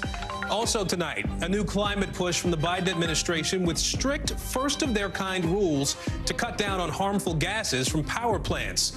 Why they say this policy could save lives. Plus, in tonight's original, as the U.S. ends the COVID public health emergency, we're looking at a new illness hitting the nervous system and happening more and more to young women, how it could be connected to the pandemic. And in the backstory, our reporter tells us how she was blinded by the light, if you will, as she got a first-hand look at this new technology that could make it safer to drive at night. And then, could robots help us recycle? How AI is being used to put your trash where it should be. That's a bit later in the show. Hey, everybody, I'm Aaron Gilchrist in for Hallie tonight. And right now, migrants are rushing to the southern border just hours before the end of Title 42. That's that key COVID-era rule that, once lifted at midnight tonight, will change immigration in this country in a big way. So take a look at this. Armed U.S. troops at the border racing to prepare there, building a new, taller layer of barbed wire fencing. Border officials say they apprehended a record 11,000 migrants per day over the past 2 days, and up to 65,000 migrants are in northern Mexico right now waiting to cross into the U.S. And this comes as we are seeing desperate scenes like the one you see here, migrants sleeping in the streets in El Paso. Our NBC News team on the ground there talking to migrants through the border wall. Watch this. We flee the country because of the violence to a small island, and we hear about the border, so we came here to try to seek a better life. But it seemed like it ain't working. I'm just trying to seek a better life. I'm not a bad person. I'm not a violent person. So just to refresh you here, Title 42 is that pandemic-era restriction that basically lets border officials quickly turn away migrants at the border because of health concerns. Come midnight, though, that will end, and some migrants will be able to stay in the U.S. until their status is resolved. And we're already seeing states take action here. Florida's Attorney General is suing the Biden administration now to block the release of migrants. And then there are cities that are far away from the border, New York, Chicago, for example. They're feeling the impacts of the migrant influx, declaring states of emergencies because of people coming into those places. Right here in D.C., House Republicans just passed a border security package just hours before those border restrictions get lifted. Ali Vitale is on Capitol Hill watching the situation there. First, though, let's go down to the border. Julia Ainsley is in El Paso for us today. Julia, you have been there for a couple of days now, one of your many trips to the border there. Walk us through what you're seeing right now, and then also help us understand exactly what will change at midnight when Title 42 actually ends. Yeah, Aaron, there's some action going on behind me right now, actually. A bus has just pulled up, an empty bus that we believe is here to take migrants that are going to start crossing through. Right now, I can already see some that are coming through on the other side. Border Patrol will process them, bring them to a processing center. If they could be potentially pushed back under Title 42, but that's only a smaller number. Those 11,000 that you mentioned that we've seen crossing over the past 2 days, only 17% are sent back under Title 42. Mostly, they're ending up being released here. They end up on the streets of places like El Paso, and then they try to get to their final destinations. Some are crossing now, though, because they believe that when Title 42 lifts, it will actually be harder for them to get in, because the Biden administration is going to impose tougher restrictions on asylum, that if you haven't already claimed asylum on your way into the U.S. in another country you pass through, like Mexico, and try to get asylum there, you could be ineligible when you get to the United States. Basically, we're only offering asylum to people who were first denied it on their way here. So it's a tough spot to be in. My Telemundo colleague, Damia Vanati, spoke to a 26-year-old Venezuelan today who could really just get to the heart of what's happening here with these migrants. Take a listen. We have our hearts in our hands. And the only thing that we ask the President of the United States, or whoever's in charge of us, the migrants, to put his hand on his heart. We want to do things right. We want to legally work in your country. When you hear that there, they want to do things right, but the rules are often changing and shifting, and there's a lot of confusion here. On that side of the border, people wondering when they should cross, and then when they get here, they wonder exactly how long they'll be here, where they can go. A lot of confusion of migrants that are sleeping on the streets, wondering if they should turn themselves in, if they weren't already processed by Border Patrol. Things are pretty chaotic here, and that's something actually that President Biden warned about. He said it could get even more chaotic in the coming days. Well, I want to ask you about that in particular, Julia. We heard the Homeland Security Secretary, Alejandro Mayorkas, say really just in the last couple of hours that the White House is ready to deal with that chaotic situation, to deal with the increasing difficulty that's going to be happening there at the border. What's the logic there? How are they planning on actually handling this situation? Well, they've certainly surged resources down here, Aaron. There are 24,000 Border Patrol agents he talked about. He's surged them. He's surged down over 1,000 asylum officers. There are more immigration judges who can quickly decide who can stay and who can't. But really, it's a math problem, because if you get about 14,000 migrants crossing a day, and that's what they're predicting, is there are over 60,000 waiting on this side of the border behind me. If you get about 14,000 crossing a day, they simply won't be able to process them quickly enough to be able to meet those new standards that they've put in place, to be able to put that new asylum restriction in place. And so they'll have to start releasing them. And that is what Florida is suing over. And some news that we broke yesterday, it's a memo that went out to Border Patrol last night that said, if your centers are over capacity, as most of them already are, it's okay to start releasing migrants without court dates, just telling them to report to an ICE office, and not to put them on what they would call alternatives to detention, which is a way of tracking a migrant until their court date or until they can report. So really, that's what a lot of these states are upset about, is that, yes, they can put these new guidelines in place, but if they get overwhelmed, they're going to have to start releasing. It's hard to see how they would get around that. So many questions to be answered here. Julia Ainsley for us on the U.S.-Mexico border, really, as this is just beginning to come to light exactly the scale of the problem there. Julia, thank you. Let's turn to Ali Vitale now on Capitol Hill for us today. Ali, the Republicans there in the House just passed this bill, really in the last half hour or so, to tighten border security before we see the end of Title 42, obviously. We know that this really doesn't have any future in the Senate, where the Democrats are in control. So at the same time, we know the White House is calling on Congress to do more, right? To pass some immigration reform. We know that hasn't happened in decades. Talk to us about what you're hearing on the Hill today, and how this all fits into this, super spotlight that is on immigration right now. Well, look, and this was one of the House Republican majority's signature bills. It's H.R. 2, so one of their top priorities here that they wanted to use their majority to pass. Although it is a messaging bill, there are many within this Republican conference that I've spoken to who do want to see bipartisan action in some effect. What that looks like, of course, is the open question. I mean, you have some people on the Senate side, including Senators Sinema and Tillis, who are leading the charge on basically an extension of Title 42 for 2 years that would make it a law and not a public health ordinance, and allow the administration to continue turning migrants away. Of course, that's not going to be a fix for the deadline, which expires tonight, but it could be something that they're working towards in the future. I think although the fact that this House bill has no future in terms of actually becoming law as it is, what senators who are working on this say is they almost want to treat this as some kind of a shell bill to build off of. They're thinking about this as a starting point. The Senate, of course, can make changes. They can negotiate their own version of this bill,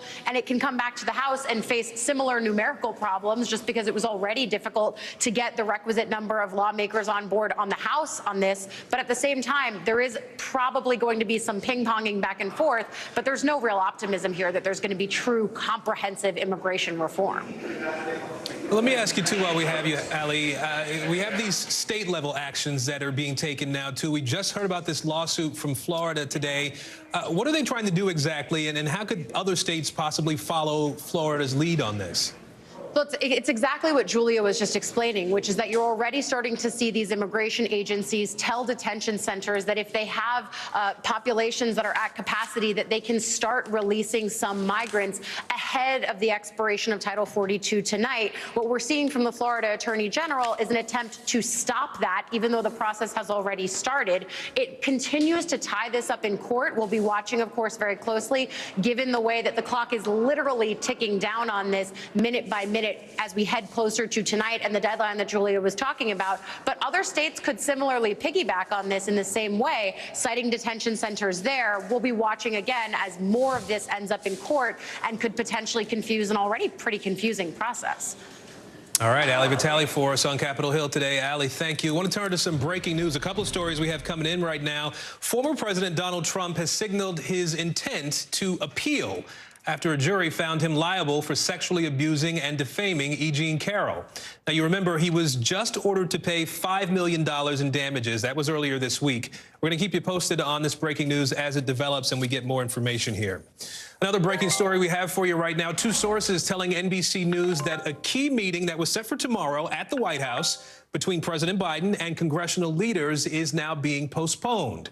Now, you remember, this is all about talks to try to prevent the U.S. from running out of money to pay off its existing debts. That could wreak havoc on the global economy, of course, by the start of next month. Peter Alexander is at the White House keeping an eye on all this for us. So, Peter, I understand that there are sources that are familiar with the meeting saying that this could actually be a positive development. Help us understand what's happening here and how this delay could be a good thing.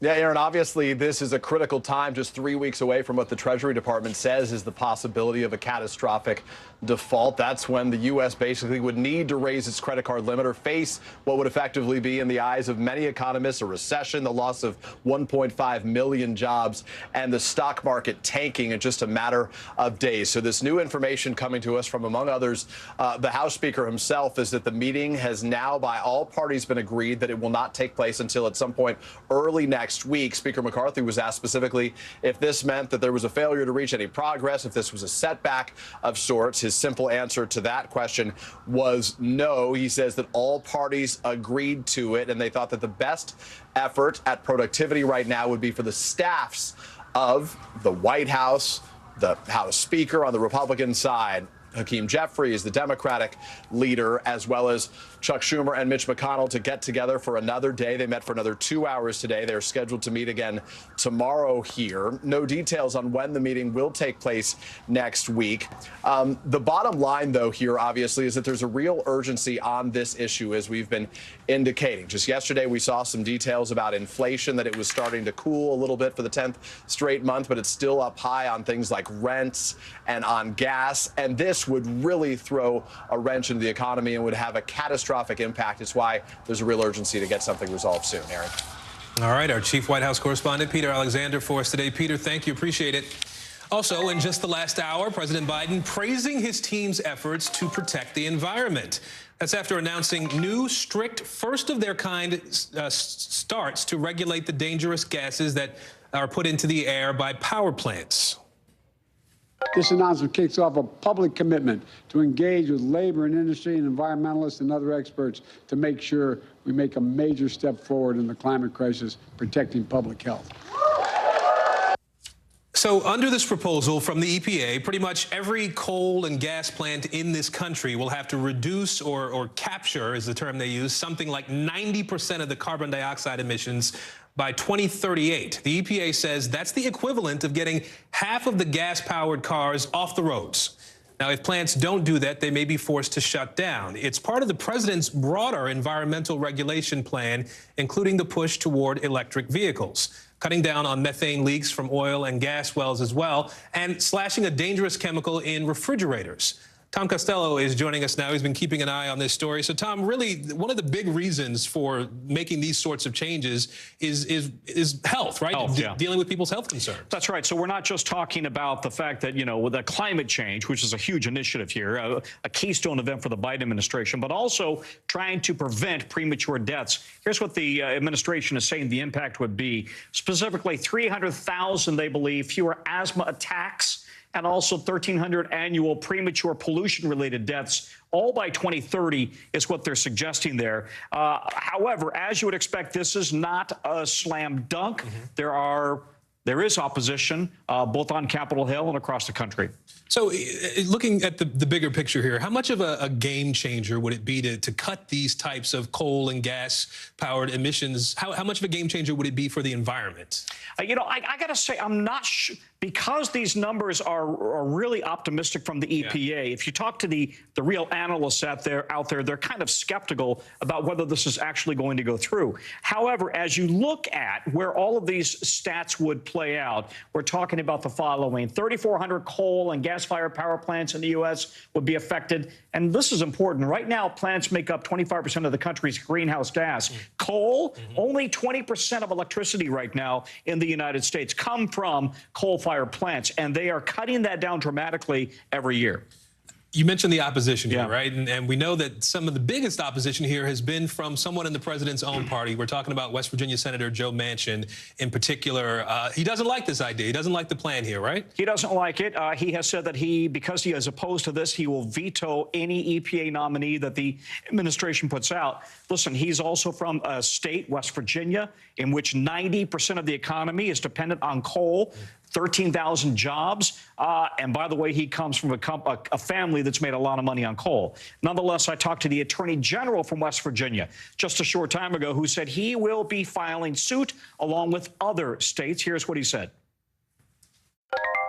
Not only will it cost a lot of jobs, but it's trying to encourage people to change over to technologies that have no proven marketplace right now. Here's what he's talking about when he says that carbon capture, as you alluded to earlier, is the idea that you can strip carbon out of the emissions. Right. Now, there is one plant in Canada using that right now, one plant. And the argument is this is untested, and it's going to be very expensive, and therefore it will certainly, in their view, mean job layoffs and mean that you and I will pay more for electricity. Much more to come on this, obviously. The battle just getting started on this issue. Oh, it's a battle, sure. Absolutely. Yeah. All right, Tom, thank you. You bet.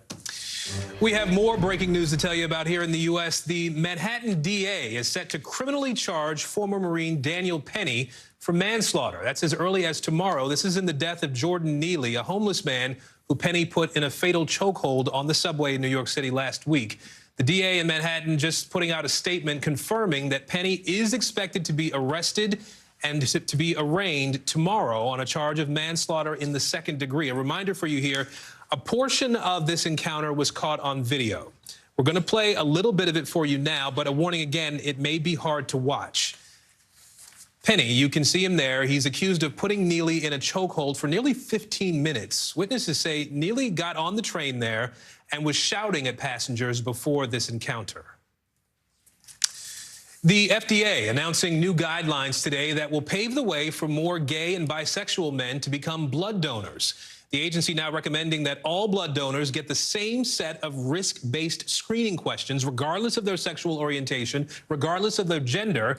Now, everybody could be asked things like this, whether they've had anal sex with a new partner in the last 3 months and whether they've had anal sex with multiple partners in the last 3 months. If the answer to either of those questions is yes, the donor will be told to hold off on giving blood for 3 months. Dr. John Torres is joining us now, our chief medical correspondent. So, Dr. John, break this down for us. Walk us through the big differences that these guidelines, not necessarily hard and fast rules, right? These are guidelines that walk us through this compared to what was in place before. And Aaron, you're right. These are the guidelines that blood donation centers are going to be using. And these guidelines have changed over the last decades. And going back to 1980s, that's when these things first started popping up. And it was because of the AIDS crisis that was going on and not much understanding of HIV and the transmission of HIV. So they restricted anybody who might have had any kind of men having sex with men overall. For life, they were restricted, and that kept them out of the blood supply and kept them from donating blood. In 2015, they went ahead and said, okay, it doesn't have to be a lifetime ban. Let's make it a 1-year ban. And then in 2020, they said, okay, now we can make it a 3-year ban. And what some critics have said is the science is there, but the FDA has been a little behind the times. And so a lot of them are saying, you know, thank goodness they're finally putting this out there, making that questionnaire for everybody, not singling out a certain population, not making it a stigma to be in a certain population, and just saying, across the board, we'll ask these questions, and you might have that 3-month waiting period if you answer these questions yes. Yeah, you know, I was going to ask you why now? You know, why did the FDA make the decision about this now? Is it just government catching up with the rest of society 30 years after the AIDS epidemic started? And what it is government catching up to science. And what we know now, there's a few things going on. Number one, a better understanding of HIV. Number two, better testing methods for HIV. And number three, better questionnaires as well, really focusing on the questions that make sense. As a matter of fact, here's what the FDA had to say about why they're changing this now. Our goal has always been and will continue to be to use the best available science to have the least restrictive policies and to enable as many people to be able to donate as can be supported by the science that we have in hand. And Aaron, one caveat, in addition to what we talked about of those who couldn't donate for 3 months, they're also saying if you happen to be on medication to either prevent HIV, to prevent it after exposure, before exposure, or if you're treating HIV now, the ART, PrEP, or PEP medications, then you cannot donate while you're taking those medications. All right, Dr. John Torres with us today. Dr. John, we appreciate it. Thank you. You bet.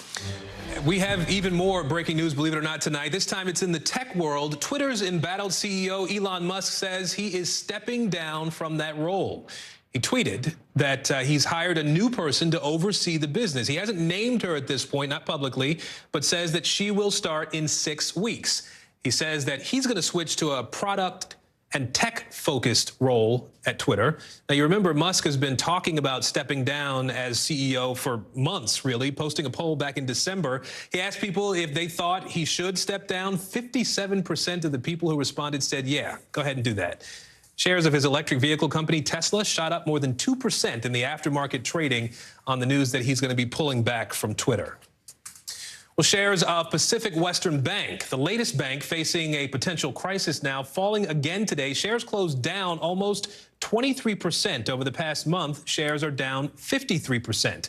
Now, this fall comes as the bank announced its deposits declined last week by 9.5%. And that means its customers have been pulling out a decent amount of money from the bank. Now, the regional bank sector really has been under a lot of pressure since early March when Silicon Valley Bank collapsed. 3 other banks have collapsed since then. Now, this news from PacWest raising a lot of questions about whether it will be the next to go. I want to bring in NBC News business and data reporter Brian Chung now to break this all down for us. So, Brian, help us understand what's happening here. Why is this latest news about deposits a sort of a red flag about the status of the bank? Well, because there were a lot of jitters after the failure of First Republic on May 1st. And interestingly, PacWest got a lot of attention after the failure of that bank in the days following. And now we're getting disclosure from the bank that Thursday and Friday of last week, they saw almost 10% of their deposits go out the door. Now, keep in mind that deposits leaving the bank was the predecessor to the failures of Silicon Valley Bank, First Republic Bank, as well as Signature Bank, the 3 large banks that have failed in the last 2 weeks. Although it should be mentioned that the size of those deposit outflows at about 10% was substantially lower than the 40% that First Republic had announced prior to its failure. So the scale of that needs to be remembered, as well as the scale of PacWest Bank itself, which is a fraction the size of First Republic. It isn't necessarily even close to that scale here, although it is in the billions. So for what it's worth, this shows that the jitters in the banking system since the explosion of Silicon Valley Bank in mid-March are not yet over, and that's underscored by J.P. Morgan Chase CEO Jamie Dimon telling Bloomberg just this morning this isn't abnormal and that he might take another few banks to go down to really resolve all of these banking system issues, something that we'll have to closely watch. Although, again, remember the scale of what's happening with PacWest as the stock does go down isn't necessarily the same as the other banks that have failed in the past few months. Yeah, some scary message there, though, from Jamie Dimon for some of those smaller banks that don't want to be the next ones to go. Brian Chung for us today. Appreciate it, Brian. Thank you.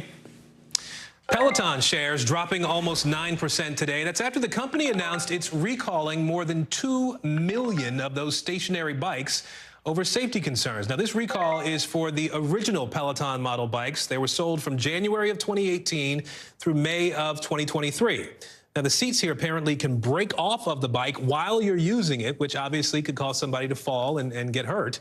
The Consumer Product Safety Commission says customers should stop using these bikes immediately, the recalled ones, and contact the company for a free repair. Now, remember, this is not the first major recall for this company. 2 years ago, it recalled about 125,000 treadmills after a child died.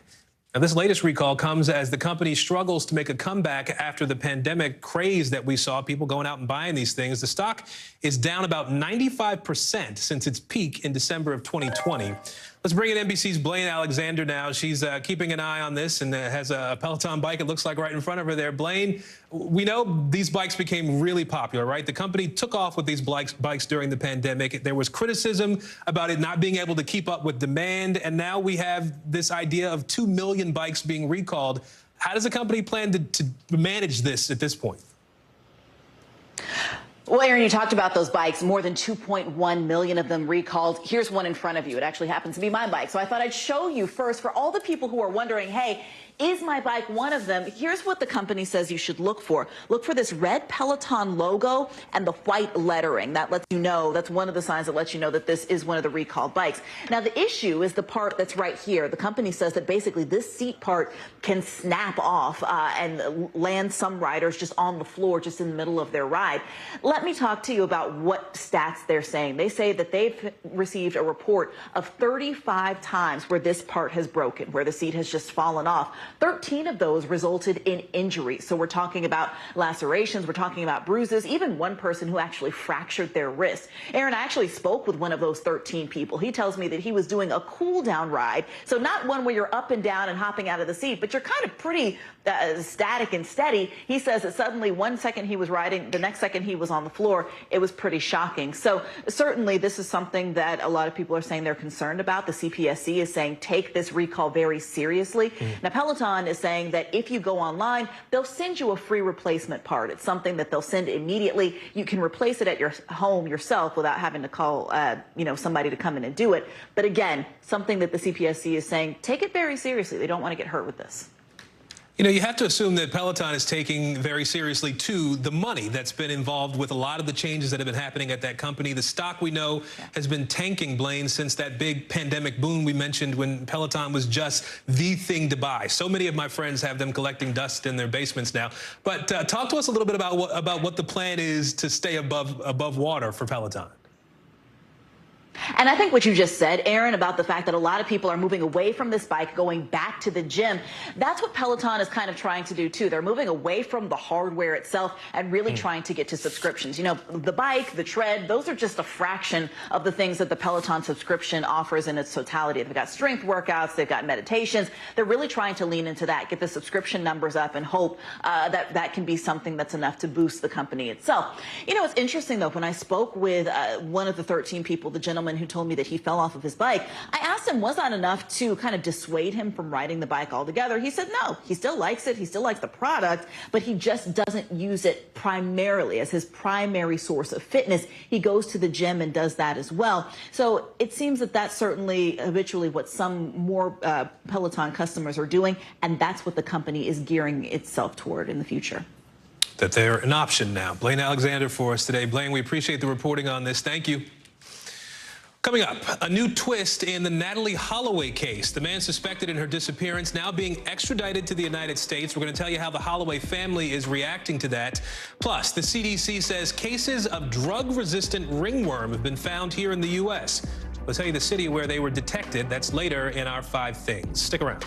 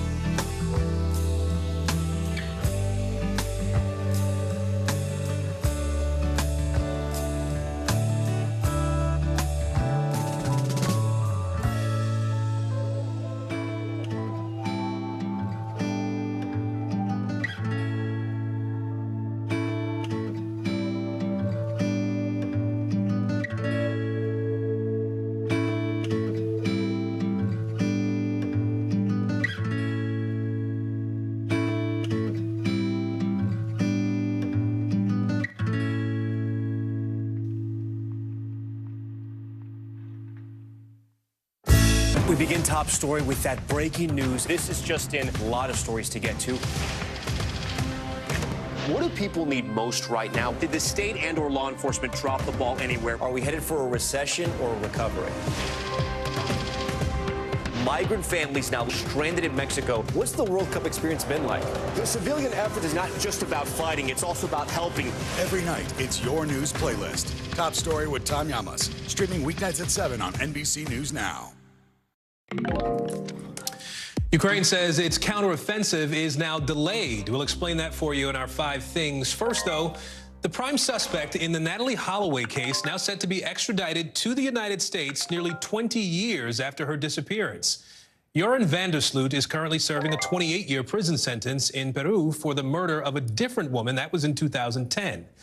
Federal prosecutors here in the U.S. are charging him with wire fraud, alleging that he sent thousands of dollars to the Netherlands, where he's from, on a promise that he would reveal the location of Holloway's remains and details about her death.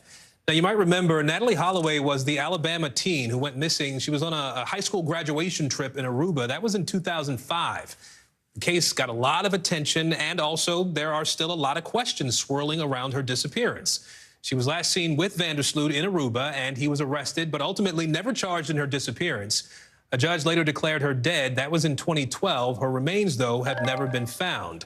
NBC's Kristen Dahlgren has been following this story and joins us now. So, Kristen, what has the Holloway family had to say about their hopes of what will come out of this extradition? Can this finally lead to some justice for them?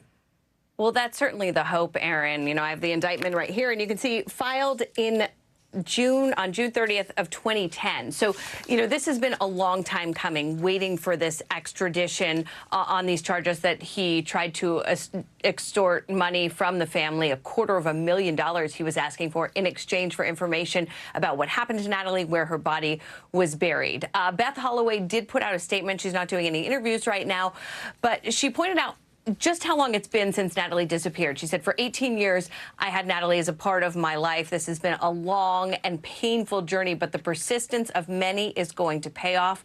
And together, we are finally going to get justice for Natalie. By the way, Aaron, she also pointed out that Natalie would be 36 years old today. Yeah, yes. I mean, that story just got so much attention, and so many people were hopeful about what the outcome would be for Natalie and for her family.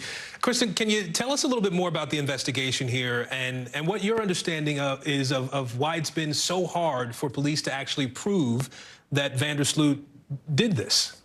Well, you know, in very simple terms, it probably comes down to the fact that no body was ever found and no hard evidence was ever found. So while they know, according to police, that she left the bar with van der Sloot and with 2 of his friends, they were never able to find anything more. So they held the 3 of them. They questioned him.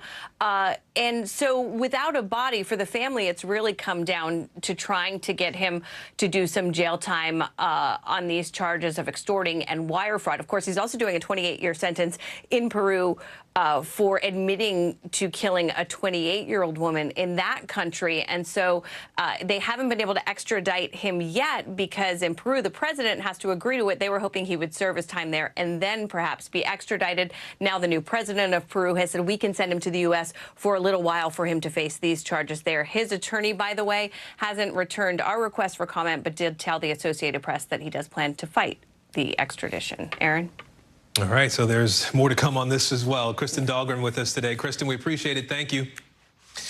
All right, let's get you over to the 5 things our team thinks you should know about tonight. Number 1, Ukrainian President Volodymyr Zelensky saying Kyiv is delaying its spring counteroffensive against Russia. Zelensky says that's because his country is still waiting on weapons and that doing anything now would cost too many Ukrainian lives. But there are some who speculate that this delay could also be a fake-out, something designed to confuse Russia while Ukraine advances on that contested city of Bakhmut in particular. Number 2, Pakistan's Supreme Court is calling for the immediate release of former Prime Minister Imran Khan after ruling his arrest was unlawful. There's been violent protesting all across that country since Khan was arrested. That was earlier this week on corruption charges. He denies those. Government officials are denouncing the ruling, saying they will look for other ways to arrest him. Number 3, California's Attorney General launching a civil rights investigation into the Antioch Police Department. Now, we've told you about that federal probe that found that dozens of officers were sending racist and homophobic text messages.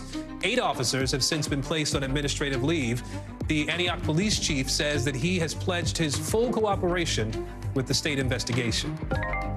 Number 4, the CDC warning that 2 cases of highly contagious drug-resistant ringworm infections have been detected in New York City. Now, it's the first reported cases in the U.S. Officials say only 1 of the 2 people infected had recently traveled abroad. That suggests there may be community spread happening already. Number 5, a Boston federal appeals court just overturned a bunch of fraud convictions. These were for 2 parents who were involved in that huge college admissions scandal. You remember that. They were both found guilty of bribing their kids' way into prestigious colleges. Today, though, the court said that the trial judge gave incorrect instructions to the jury and that prosecutors failed to prove the 2 agreed to join the overarching conspiracy. Well, still to come, at least 1 million people who've gotten COVID also coming down with a different condition. The impacts from it are life-altering for a lot of them. We're going to explain that for you in today's original. Stay with us.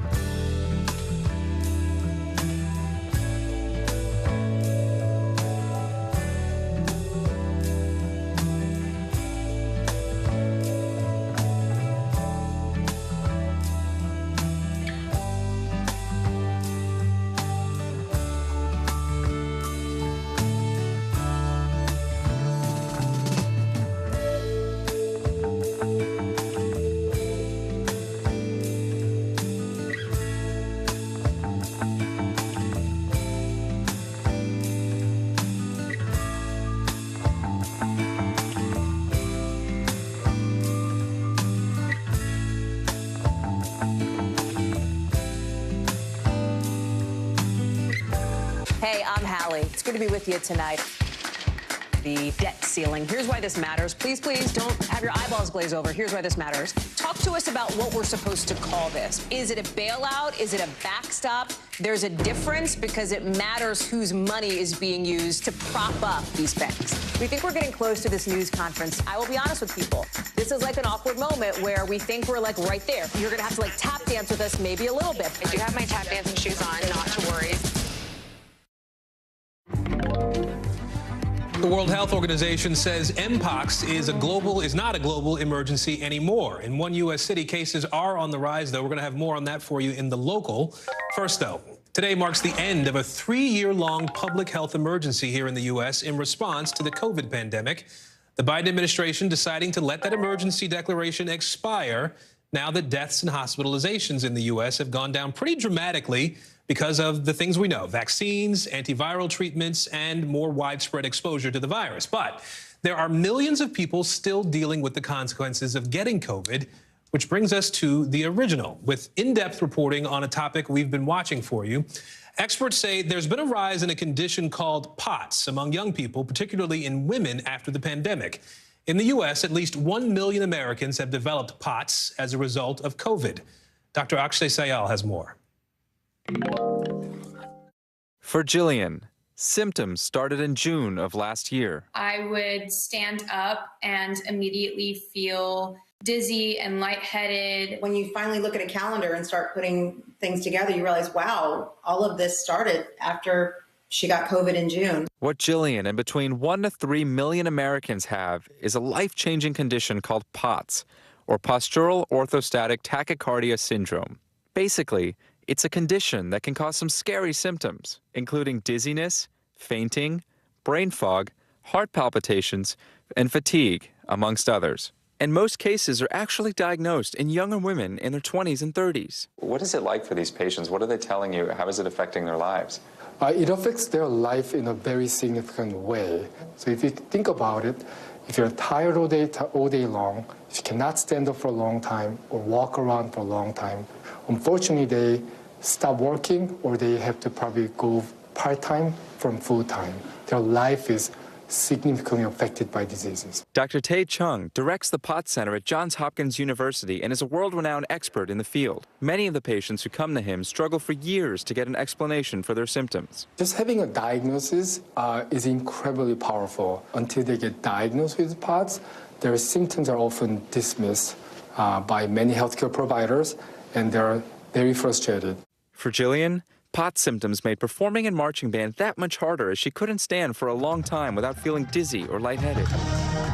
Her case is not unusual. Scientists are saying there's been a rise in POTS since the pandemic, as the coronavirus is believed to play a role. Data shows that up to 14% of COVID survivors can develop the condition. More than just about a year waiting list before COVID pandemic. Now, after COVID pandemic, my waiting list has gone more than 2 years. The issue is, POTS isn't very well understood yet, and diagnosis and treatment can take months. We're going to start the tilt. POTS is typically diagnosed using a special test called a tilt table, where a patient lies on a table to see how different positions affect their heart rate and blood pressure. Now you can see 2 different monitors here. Your heart rate went by just less than 10 points, which is very normal, although you feel like you feel a little went up there, but it's completely normal. So it went up by 10 points. In a POTS patient, what would you see there? I would say definitely more than 30 to 40 points up from their baseline. Not only is a special test typically used, there's a shortage of doctors who actually know how to care for people with POTS. In the U.S., there are only about 100 clinics specializing in this condition, and we don't yet have effective treatments besides hydration and a high-salt diet. But for Jillian, her best advice to those struggling: advocate for your own health, especially if you feel dismissed. My biggest message is just to listen to yourself and not let other people dictate who you are or how you're feeling. Dr. Sayal joins us now, and it's good that she feels empowered as a result of this, Akshay. But, you know, we have this diagnosis. That's one issue, right? Once some of these patients have a label for what's going on with them, figuring out how to treat it, how to get better, that seems like that would just be a whole other obstacle on its own, right? Yeah, Aaron, I mean, part of the problem, as you just heard, is actually getting a diagnosis. And for patients who are often struggling with symptoms for a long time, just hearing those words that we think you have this condition can be really cathartic and really set up the next phase in terms of getting treatment. But it's fitting that we're talking about this today as the COVID public health emergency is set to end, just because as we move into the next phase and deal with the long-term impacts of the virus, this is really a condition that stands out, this and long COVID in general, Aaron. But there is some good news and some bad news. You know, the bad news is there's no cure for this disease. The good news, about 80% of people do improve, and this is very manageable with things like hydration and a high-salt diet. You know, I want to ask you, too, since you mentioned it, the COVID public health emergency ending tonight. You're a practicing physician. What exactly does that mean for regular folks? What do we all need to understand about that?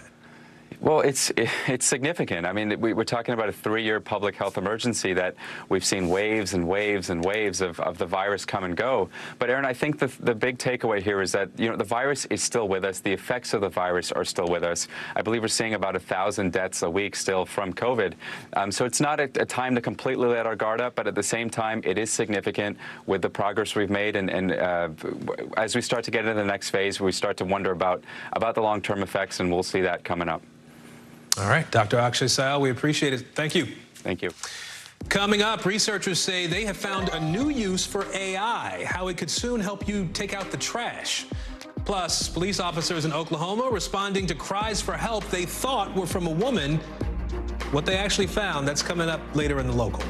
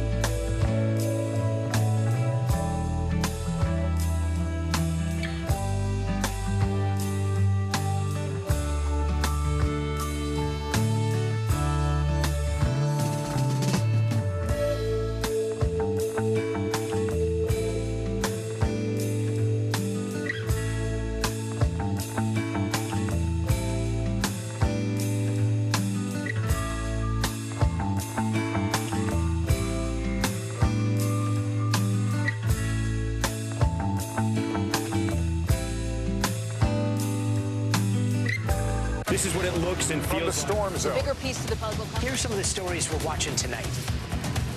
Good evening. We begin tonight with breaking news just coming in. We begin this hour with the latest developments. We're coming on the air with some shakeups big time on Capitol Hill. How much water ultimately will be forced inland? Whenever it happens, wherever you are, NBC News, streaming free now.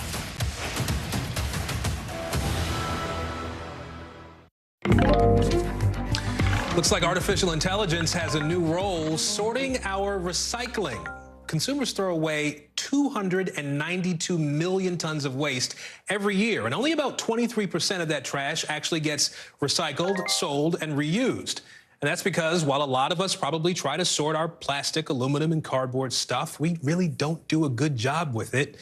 Items get contaminated, and that can ruin the whole effort. So bring in the robots, right? Officials say machines are quickly learning to sort our trash better than we can do it, recognizing the difference between plastic and paper and sorting the stuff so exactly that recycling companies can guarantee a purer form of recycled paper or plastic. Jake Ward is joining us now. He's been tracking this. So, Jake, I know you went to a recycling facility in Colorado, right? You saw firsthand how the robots are being used there.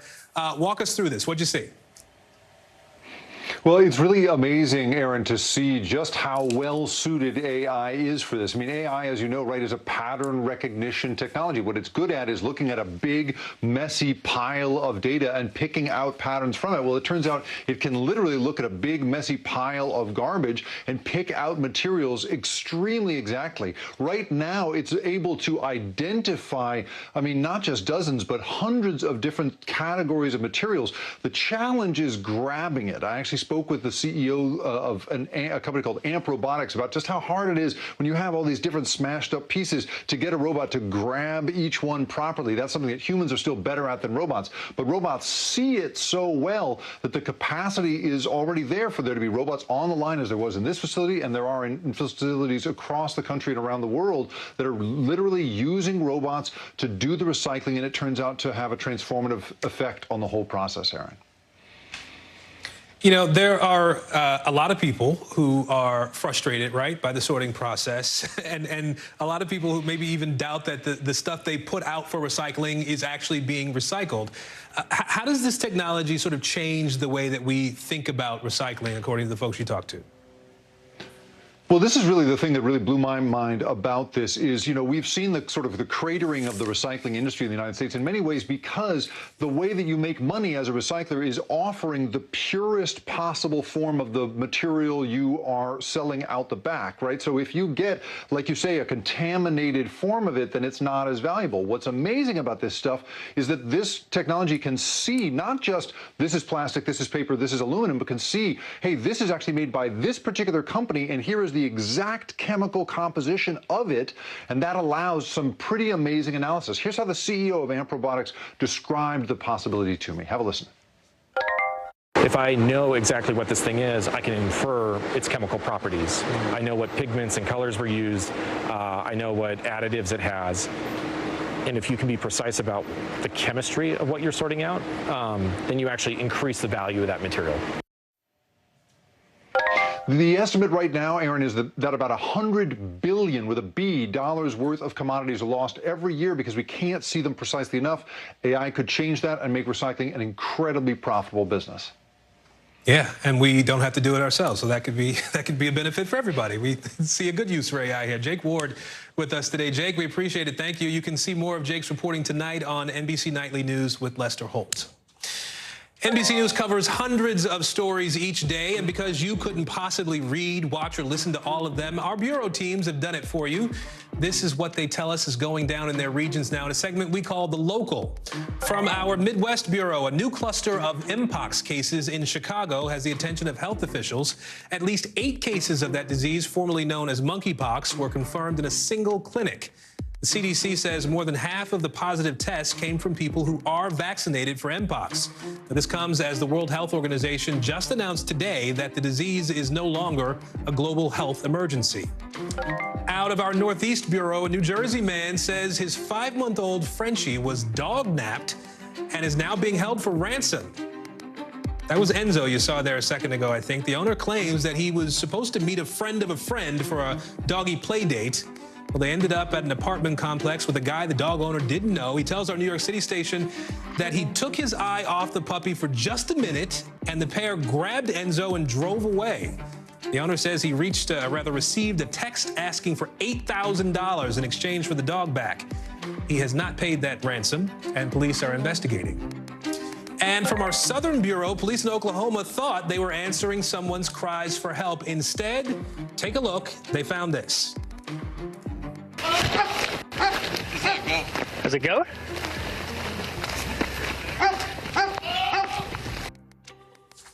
Yes, that was a goat, a very distressed goat. You could hear it there. A spokesman for the Enid, Oklahoma Police Department says the farmer told police officers that the goat was separated from a friend and just wasn't happy about it.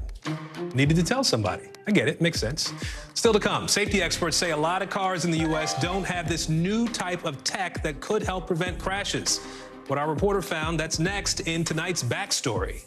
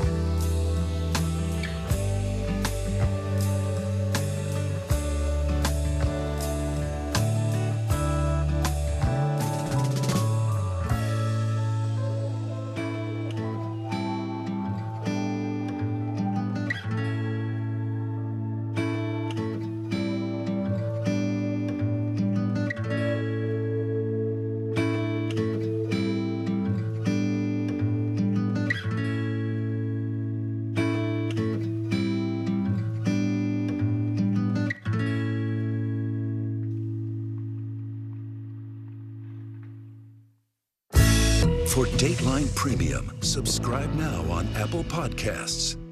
Your music is so familiar. What do you think when people start humming back your tunes? How you doing, Lester?